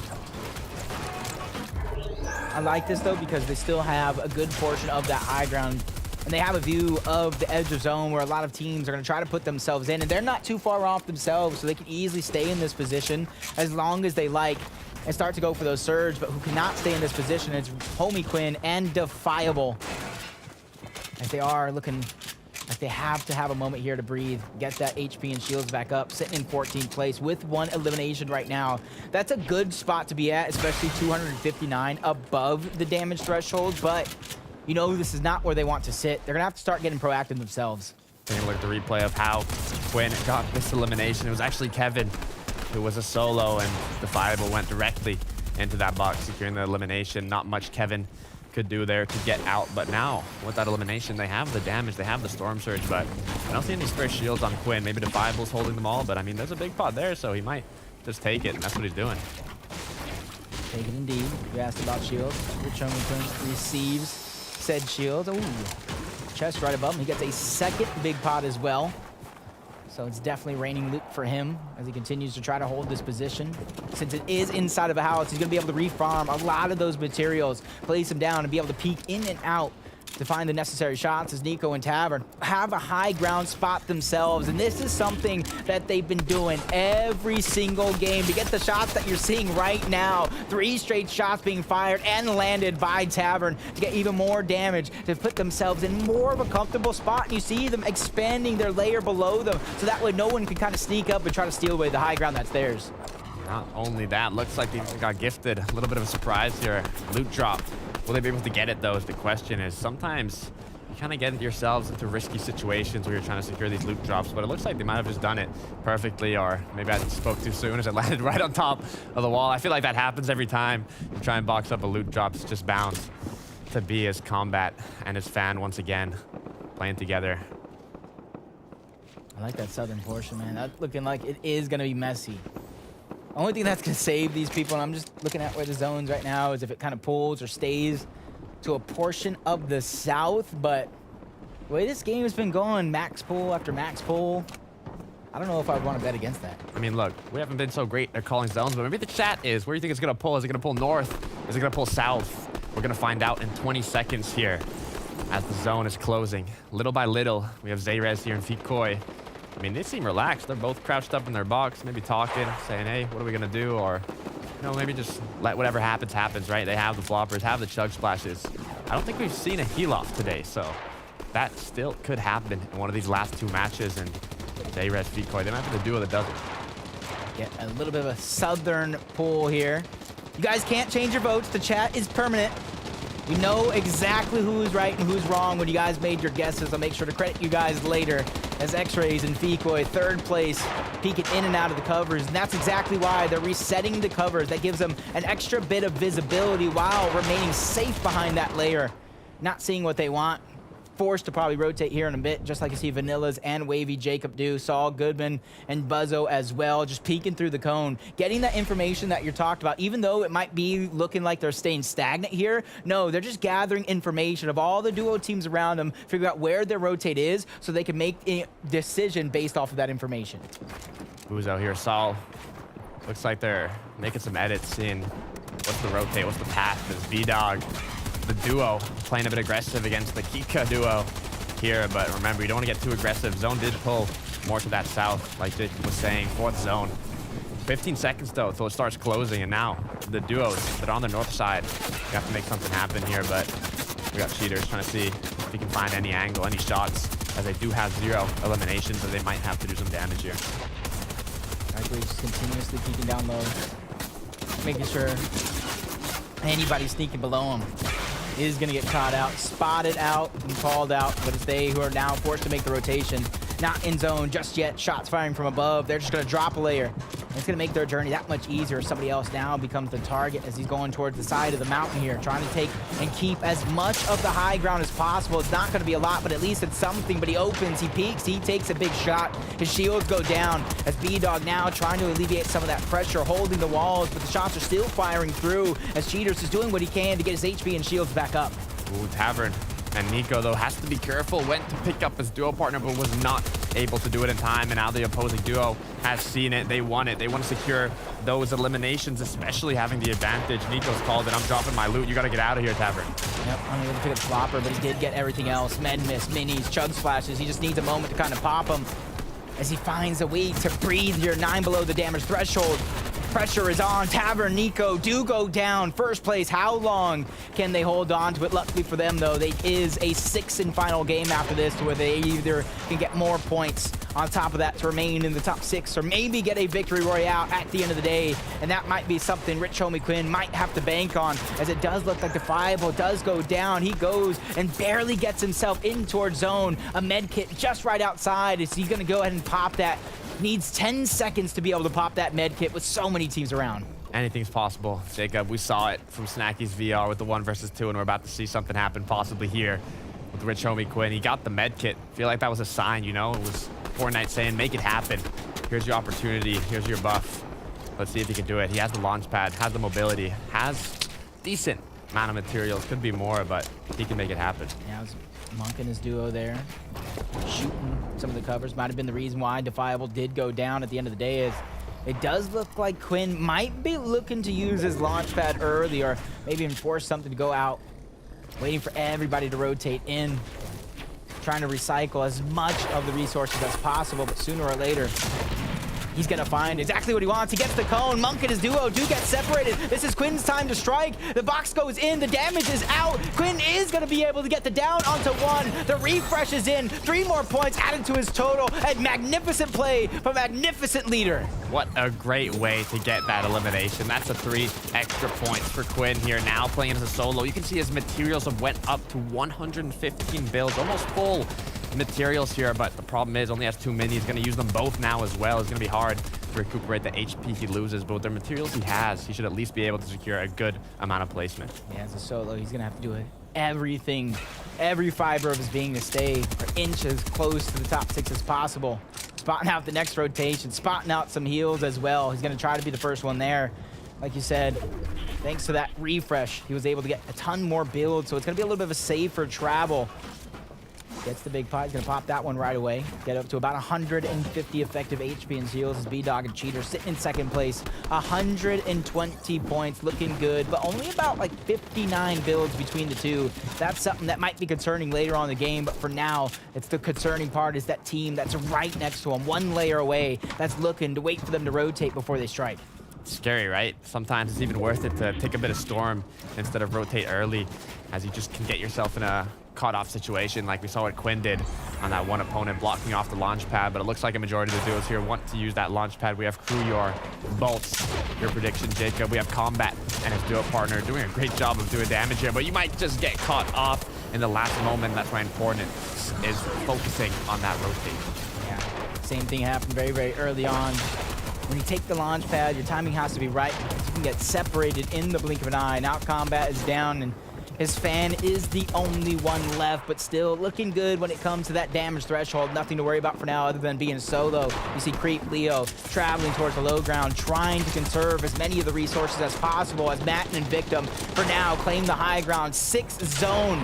Depending on their resources, might be too early, but might not be, especially if they're able to put down the damage and not let anybody look up. Quinn now only 9 below, just has to do a little bit of damage. He's doing a great job of not losing shield. Remember, he had none since this first moving zone after getting that refresh, and he still has a good amount of materials to work with, but it's only wood. Will Rich Homie Quinn be able to clutch this out as a solo as he gets a nice tag? Is it enough, though, to go above and stop taking? It is 55 above, and Maiden Victim, they still have the high ground, but they're holding it since zone 1. Will it be too risky as Vanilla might be looking for it? Might drop down on top of him. Is he going to make the play? He is not, but height does get dropped down. It's 40R. It's Caden. They're ahead of zone. Holding on to the high ground. Perfect way to hold on to the high ground as well as Truyor. Might be trying to do this one as a solo. Half HP as well. This one's looking dangerous with a couple of duos still floating towards the side. Rich Homie Quinn, all that shield just getting taken down. 34 HP. No builds as well. Looking for something here. A refresh, a siphon. As he spots Crimson towards the backside. Going to be able to put down the shots, but not enough to get the elimination or the siphon. So he has to continue to look for more. Quinn is doing such an amazing job clutching. He's used all his materials. He's used all his shields. He's just going through everything, staying up, staying put. Now already in top 14 here, looking to get a bit more placement, but ultimately gonna go down. Let's look at that high ground. Jacob Victim getting knocked down, falling down back to the lobby, but now Caden, he's still up. Madden trying to make something happen, gets a nice tag, but it's not enough. Yep. He's fine moment. He has so many heals, but he's not going to be able to use them. Those go over to 40R Storm and Cadenox. Not only do they have the high ground, they have the loot of a llama is what it seems as they're using the chug splashes, launching down, trying to stray away from the high ground as multiple players are now looking up to take them down. But with that launch pad, they just claimed the high ground just on another layer below them. Now it's Keto, it's Russo. They decided to give it up here, but they might just get into another engagement on second height. But be careful, 40R. They're still up top. They're still on that high ground, applying pressure from above. And look at this zone, Jacob. It's pulling up a hill. You have to be ahead here. Yep. Only 5 builds onto 1. do they have enough to stretch it across? Otherwise, they risk falling, crumbling down below, and the high ground goes over. Jeffers sitting in first place. Elimination falling left and right as Prism picks up one. Splashes, only a little bit of the men miss, so he can't stagger for too long before he finds his way in towards the zone, and simultaneously going up to the high ground. Elimination is not going to be picked up. He will not get the siphon. Back to lobby he goes. Back to Talking Ben here with one elimination, trying to clutch it up for his duo partners, 40 Arcade, and they still have the high ground, but they're looking to secure some eliminations, looking to do some damage. Caden is actually trapped below, gets himself into an engagement, is going to get knocked down, leaving 40R up as a solo. Ran out of builds too early. That's because of the build fight that we saw very, very early on as Jeffers has first place. Vanilla is here. 4 teams remain, and they're all solos, looking like a real battle royale here as Vanilla's 2 big pots, but does he have the time to pop them? Kompalop, only a med miss, already at 100 HP, trying to recycle the resources towards the low ground. 40R Storm still at the high ground, but with no resources still. Jacob, it's turned into solo FNCS. There's 4 duos, and there's 4 players alive. Now take that down to 3 as 40R gets knocked out back to the lobby. Now Kompalop trying to make something happen, has med miss. Jeffers also with a med miss, and 5 eliminations, 6 for Crimson. They're already in the double digits. And everybody outside of the bubble right now is a huge Jeffers fan because that gives them life. It gives them another chance here at the leaderboard. But Vanilla drops down low. He gets taken down by Kompalop. 1v1 for a chance at the finals here. And for Jeffers, it's only bonus because he's already sitting in first place. It's Kompalop that needs it now more than ever. 21st place, the low ground, the builds. Jeffers just biding his time. He has the ammo. He has everything he needs. He just doesn't have the shot until he drops down low. But Kompalop is going to fire up first, force him into the storm. He's getting staggered out. The med miss is coming off, but he doesn't have enough. The med miss is no more. This is his chance here. Kompalop has no build. The shot will be fired off, but he fires one back, and he takes the game. Kompalop is through the finals. Kompalop does it for him and his duo. Jeffers sitting in that #1 spot through consistency, but Kompalop needed it more than ever. You said it yourself, Jacob, securing that victory royale and that ticket to the finals. You know, when I said Scissor's name wrong, I was calling him Psy Razor. He said, hey, at least they don't call you Merc. Well, Kompalop, you definitely earned your name rightfully along with Seer, advancing to the finals. Congratulations, boys. I mean, what an amazing way to go to the finals, right? Being kind of a bit below that cutoff, right? But clutching it up on the last moment, the second to last match from 21st place to the victory royale, 1,000 points up in the leaderboard straight to the finals. You know they're feeling good. Yeah, depending on how many points exactly, that was their only way to the finals, and they've definitely deserved it there by just holding on to the very end. You saw it as basically a triple threat match. But I want to know what else happened in that late game, and there's only 3 people that can let us know. Kelly, Panda, and Clay, take it away. Thank you so much, Takata and Jacob. And I swear, we were watching a solo tournament there at the very end, a 1v1v1v1 there. Yep. Although it going down to Jeffers and Kompalop, and it looked like Jeffers was going to take it for the longest time. But let me just say, if anyone out of those 2 is going to go down, it's probably better that it was Jeffers because he was currently sitting in that first place spot with all the points. So he's still within contention, Clay. Yeah, he's still got the chance, right? He's got one more game after this if they don't want to go for that victory royale. They're sitting pretty comfortably, depending on what we see on that leaderboard there. But yeah, it's still a saving grace there for them. But Kompalop, where did he come from? I don't know. It was an interesting play, to say the least. Obviously, they stayed up, which was kind of the key factor here. You see him struggling quite a bit here.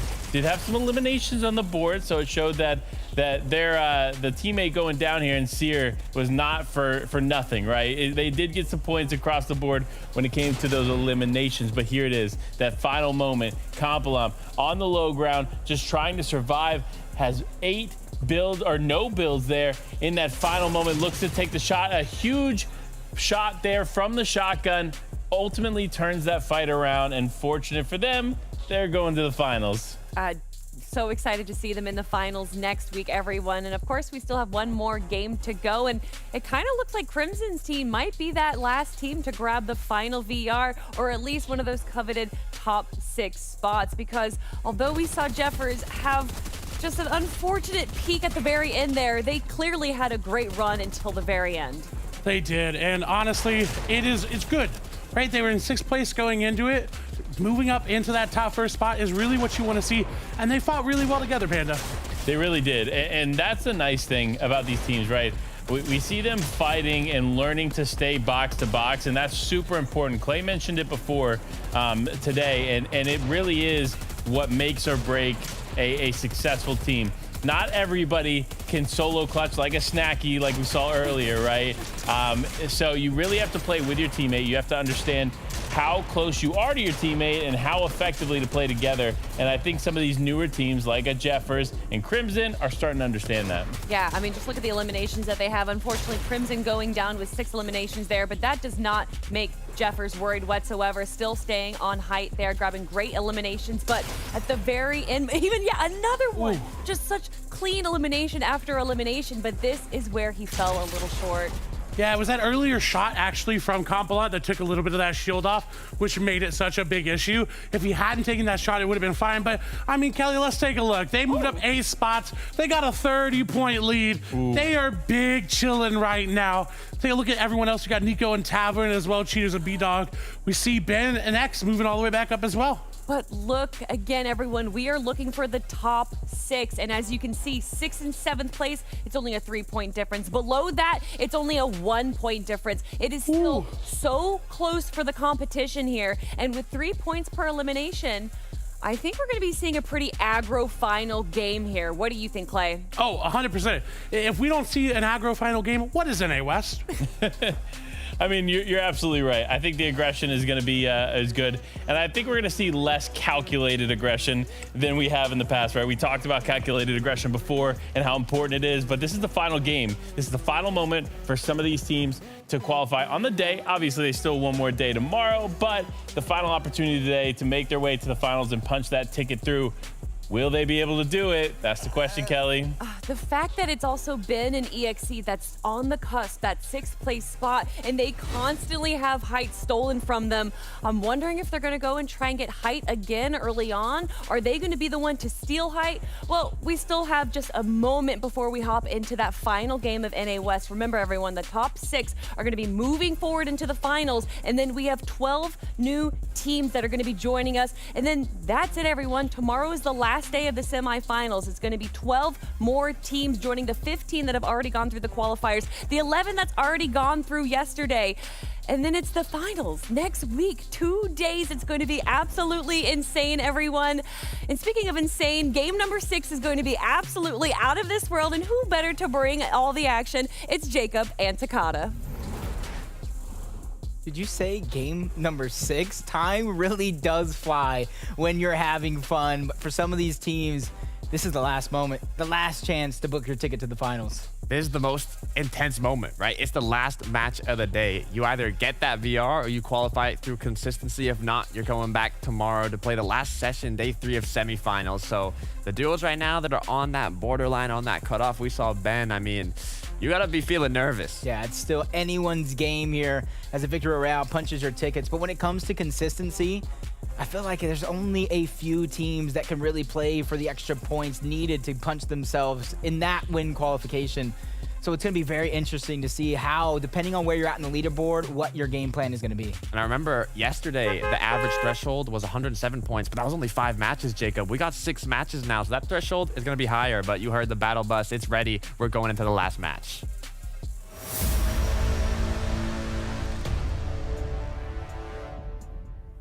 Last match of the day. All the marbles, everything you got comes down to this final moment. And if you don't find a way to qualify, you can be confident tomorrow. You have 6 more games, a couple more chances, but that can also be a doozy. Going to bed, realizing those are your last and final moments.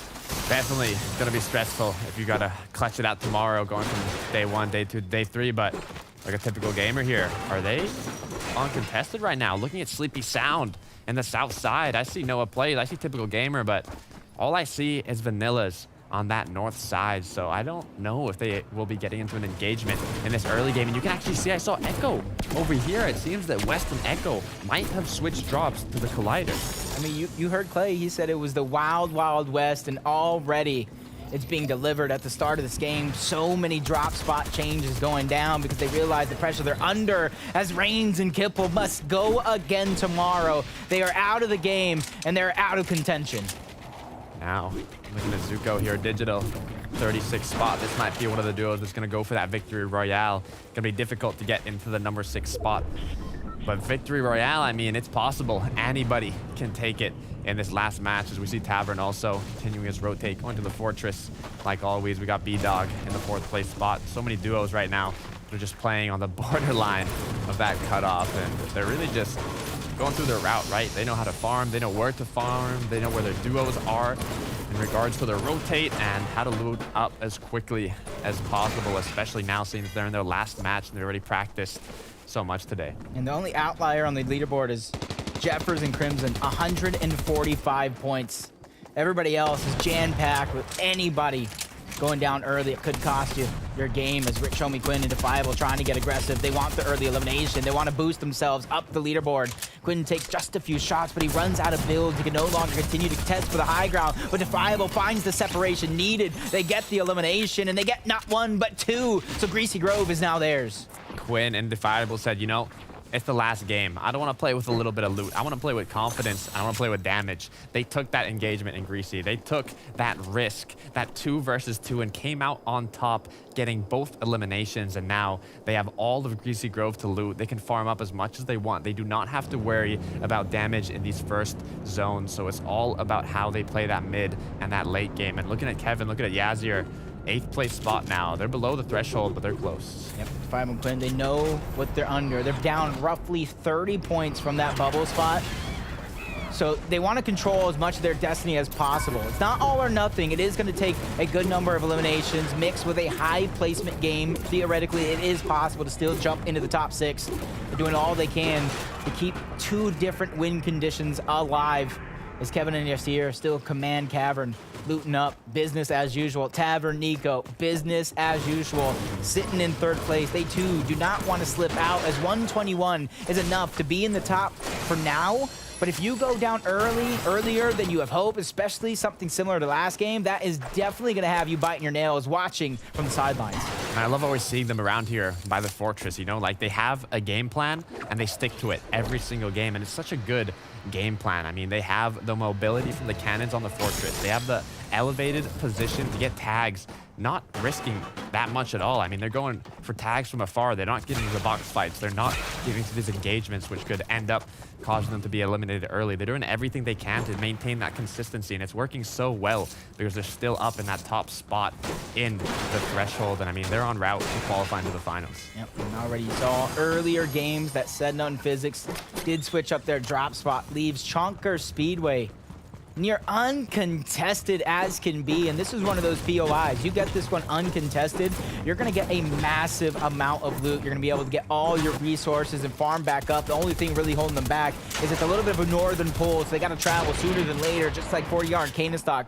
They gotta travel together to try to find this elimination, as Miles is gonna go down, and their job got that much easier as they take down Gord as well. They get the wipe, they get the elims, and they get the damage necessary for Storm Surge. There's a second duo we've seen now play extra aggressive in the early game to finish it off strong, right? Rich Homie Quinn and his duo partner Defiable in Greasy got the 2 eliminations, and now 40R and Caden just got their 2 eliminations here in Tilted. So you know these 2 duos, they really want to make something happen in this last match. Yeah, starting this one off with 74 points. They too want to get a good number of eliminations, so that way they don't have to do all or nothing on that victory royale. But sooner or later, the zone's going to push everybody in. Getting those eliminations is going to be so much more difficult here. As Prism, Backety sitting in 4th place, doing it with not a lot of camera time either, waiting for their moment to strike here. And that's something that we see at least 1 or 2 teams do every single season. We may not know them, but we're definitely getting to know them as the games progress. We got Russo here, 6th place spot, 115 points alongside Kido. They're close, they're getting there. You know they're feeling a little nervous, but at the same time feeling that excitement. Thinking about what happens if we just make it to the finals here. Do we qualify through that consistency, or they can finish it off strong as well? That victory royale, 81 players up, 41 duos. You can tell that this lobby, it's getting a bit more aggressive. Clay was saying it wouldn't be West without a bit of aggression here, especially in the last game. So let's see which duos can really just step up their game and make something happen. Nobody really wanted to share the loot anymore. No one's caring.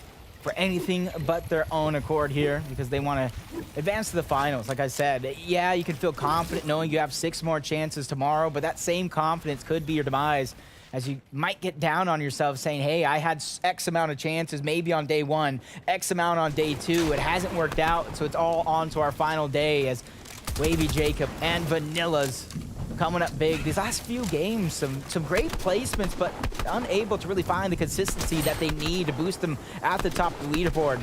So it's going to come down to this final moment here, trying to set up good for Storm Surge, so that way they don't have to worry about it through the mid game. Prism back to the 120 points here. Might be going up against Faxfity. Vanilla's here, 71 points. Launchpad, Chug Splashes, Bigs, Minis, they've got it all. And even his zone position here, you can see it's closed quite north here. If the second zone also closes north, that means the teams on the south side of the map, for example, Wisher Quinn, they're going to have a tough job getting into zone, but it really depends on how quickly they rotate and if they try and predict that double far zone pull, as Vanilla's is going to end up getting cracked here by Bat Kitty. Gonna get much and much harder to rotate this side around because even though there is less players on this side of the map as now, but you're gonna see Sleepy Sound contested. Another team going towards the lighthouse, that's Kika, and Kika from Daily Bugle already making their own adjustments to try to get themselves a better spot. As you see the adjustments being made once more, trying to reunite back together along with Prism.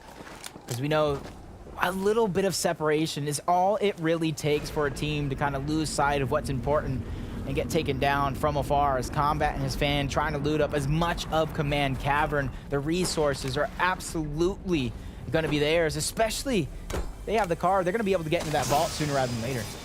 Now, seeing what they can pick up. They've got the points, they've got the loot, and if they can get into that vault, Jacob, just like you were saying, I mean, they will have more than enough to finish out this game. But you can see Command Cavern, it's a popular drop spot. You got to do it on the west side, east side, north side, inside. You've got Remy here and Riek going for some aggression here, actually taking down one now, having that player advantage of the 1 versus 2 and Riek. He's going to finish that up quickly, but you got to be careful as Jeffers is from afar right now, just applying pressure with that assault rifle, with that AR, doing as much damage as you can.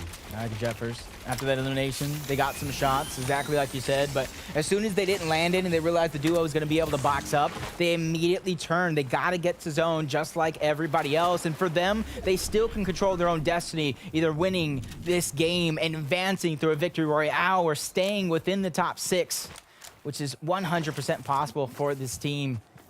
As Riak and Remy moving up the leaderboard, trying to make that their own viability here as 2 different ways to qualify. 9th place, 92 points.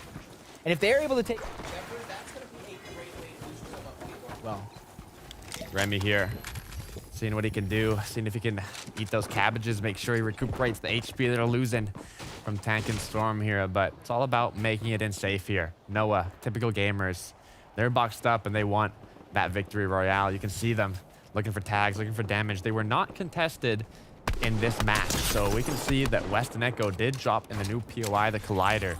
So they did get that rotate done, but the question is, will they be able to get the damage? Because normally they get it from that early game engagement, and now that they didn't have it, they've got to find new ways to get tags, but it does not seem to be a problem for Noah.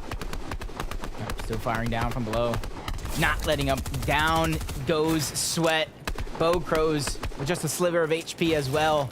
Gonna have his work cut out for him if he wants to get this revive. And you can see in the minimap so many other teams hearing the shots fire off, and they're trying to clean it up for themselves, whether they get the elimination points or not. The loot is gonna be a huge bonus. But Clay, you see something, break it down for us. Thank you so much. Yeah, I just want to take a look here. At this fight. We talked about aggression, right, in NA West. And so you see Fikoi got a good shot on the Baka and Delta, but they decided not to take it. And that's because it's game number 6. They cannot afford to go down right now. They realize, hey, it's better for us to disengage. And so they both come to terms, decide it's better for us if we just both go. Yep. Even though they're in 23rd place, they realize the only way to qualify for the finals today in our last game is through a victory royale. And they're going to have to curve a lot of the risks that they're going to take very, very early on in the game, as if they want an elimination, that'll naturally present itself as the game goes on. I mean, it's all about waiting for that perfect moment to strike, right? If you don't have a very big advantage, you're taking a risk in the engagement. You've got to wait to see if you get into that advantageous position, and then you might not. So you will have to do something a little bit risky, but you don't want to do it too early in the match if you don't have to. As you can see Tavern here, with Nico, making their rotate, not from the fortress, but once again through Shifty. I mean, it's almost like they have multiple scenarios, multiple rotates, multiple plans on how they can move along through the zone depending on their positioning and also their opponent's positioning. You can tell that they really prepared for these semifinals, and it's showing because they're in top 3 right now. Yep. This time around, though, they're not able to just sit at the top spot. They're forced to rotate this time around and traveling through Shifty shafts. They're just looking for a way to kind of sneak that high ground away. What you see in your mini-map, kind of like a little bit of an overhead view of Shifty shaft. There's so many teams vying for a spot into the zone. So many indeed that they're even battling out for the high ground, chopping each other down, trying to take fall damage mixed with actual spray damage. But you see Talking Ben's loadout. He's kind of banking on that drum shotgun, getting into a box, ending the fight quick. Ben here gets the drop down, but is it enough to get that elimination? He did not knock down an opponent here now alongside EXE, taking some angles, looking around, seeing what they can do here as Bat Kitty and Prism are back up here, 120 points, 4th place spot, but they got to do damage, 33 below. The thing is, they do not want to risk it. They only need to get a few tags, and what a nice double shot from Bat Kitty there, hopefully bringing him above, and there it is, 25 above. They got to do more, but they're definitely doing their damage. What was that you said earlier? Hits him with a bop, bop. Bop, bop. Back-to-back shots, 82 damage in the blink of an eye. But I like how he's continuing to stay proactive. 55 above. You see that dropping down to only 25 above. He realized this is not a place I want to stay at, so he's trying to find the information. Spots a couple players freshly building outside of zone, quickly turning, trying to put the shots down, but nobody is giving him the peek that he wants.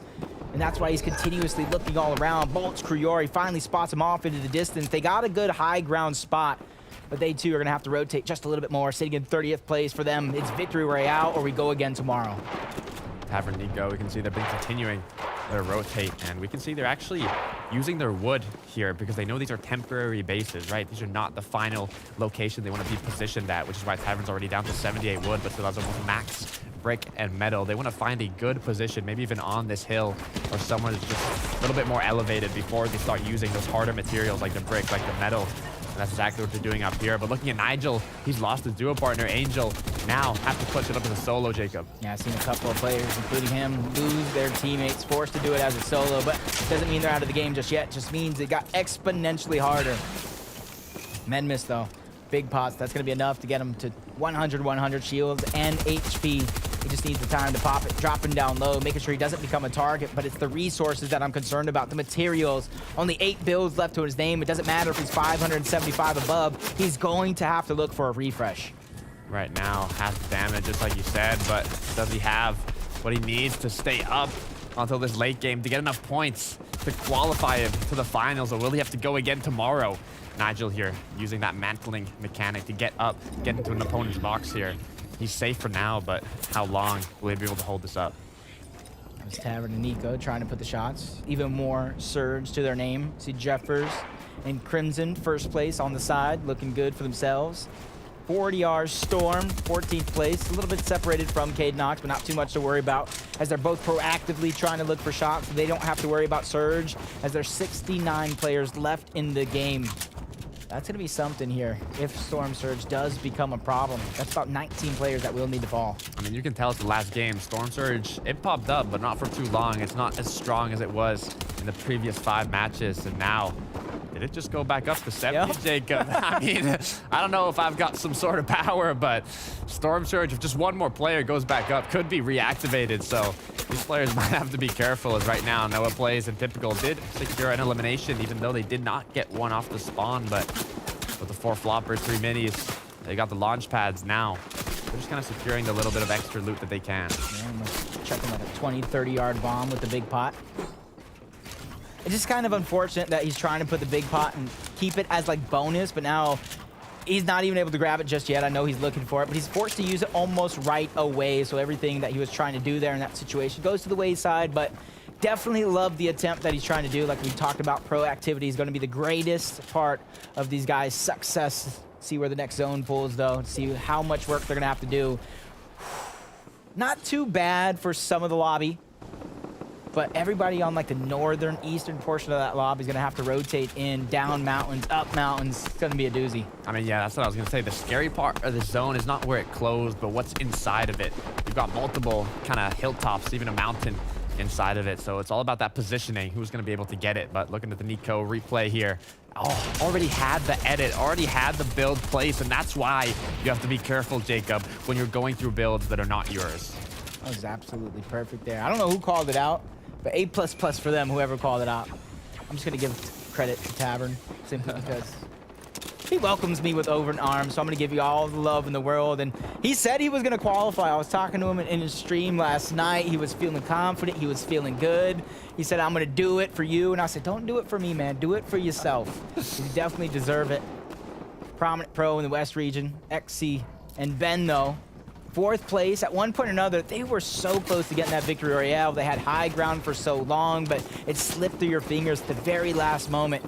4th place in the top 6. That's something they need to go ahead and control their destiny here, because you imagine if they slip out of the top 6, that's not something you want to have to end your day. I mean, they got into this match just on the cutoff, so they do not need the victory royale, but they just need to play consistent here, make it to those moving zones, maybe even secure a bit of eliminations, but they have to make something happen here. They are below on Storm Surge. They're going to have to do some damage, and that could get very, very risky. Talk about risk, though. 225 below the damage threshold. They're going to have to take some risks, take some peeks here, because they don't have a ton of heals to try to make that a strategy to try to out-heal it. 10 players do need to go down. Slick's going to be one of them, taken down by Bolts. Just trying to make last game heroics happen. B-Dog spotting some action in the distance, though, in the storm, trying to get a piece of it on his own. There goes a shot, but it's not going to be enough to get them above the damage threshold. They must continue to look for more here. And those players that went down, Vanilla, Squid, Baka, that's not how you want to end it here, but they do have their teammates as solos that still have a hope in this game. 107 above. B-Dog. Cheaters, will they be able to clutch it up? Will they be able to maintain that 5th place spot or even go up, as Sweat and Bocros down below are taking some shots from the duos which are already in zone? But right now, the BMG or BMD duo, they are playing kind of safe here, playing kind of slow, even splitting up materials, making sure they're ready for this rotate as they have to switch it up for this 5th zone. It did float on the opposite side of the map, as a majority of these duos are going to have to rotate, but some of them are going to be rotating a little bit more happily, as Tavern just picked up an elimination. And now you can even see, Jacob, there's only 2 duos inside of this half and half zone, the 5th zone. So literally almost all the lobby has to rotate here. Yeah, it goes down the hill from a little bit of those north teams that are there. Everybody's going to have to travel in.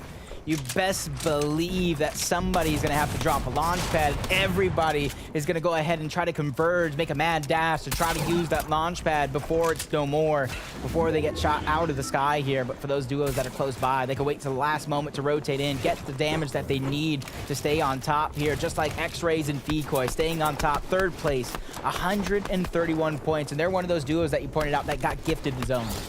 Gifted the zone, but will they be able to take that gift and put it to good use, as Decoy getting a great tag. I might be even knocking down 1, knocking down 2. Those could be some nice little eliminations, but it looks like they weren't able to pick up Annie. But will he be able to pick up 1 more? There's so many duos rotating through here, and it seems like that launch pad was a dangerous one. My prediction might have went down, but come on, boys. You guys are listening to this. Please stay positive. You have 6 more chances tomorrow. Don't want to let it crumble before that day begins, as Decoy, X-Rays continuing to put the pressure all around the lobby. They don't care who it is. They said, you can take shots, you can take shots. They're just dishing it up as everybody trying to find that sweet spot in towards zone. Decoy, X-Rays, Combat, and Combat's fan are right below them, above them. Noah, typical gamer.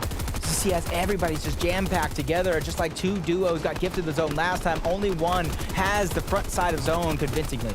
South side rotate, make sure you don't want to slip here, as it is a snowy rotate. Going down in the first moving. Typical gamer Noah, they've got their plan. Bat Kitty, though, up as a solo in the 4th place spot. Any point here could be crucial to qualifying. And imagine going down this late. That's something that we have seen before, so it wouldn't be crazy to kind of think that would happen. But that also leads for these big storylines to clutch up as a solo, trying to recycle as much as he can, but he gets shot down. And as he goes down, you see him drop into 5th place.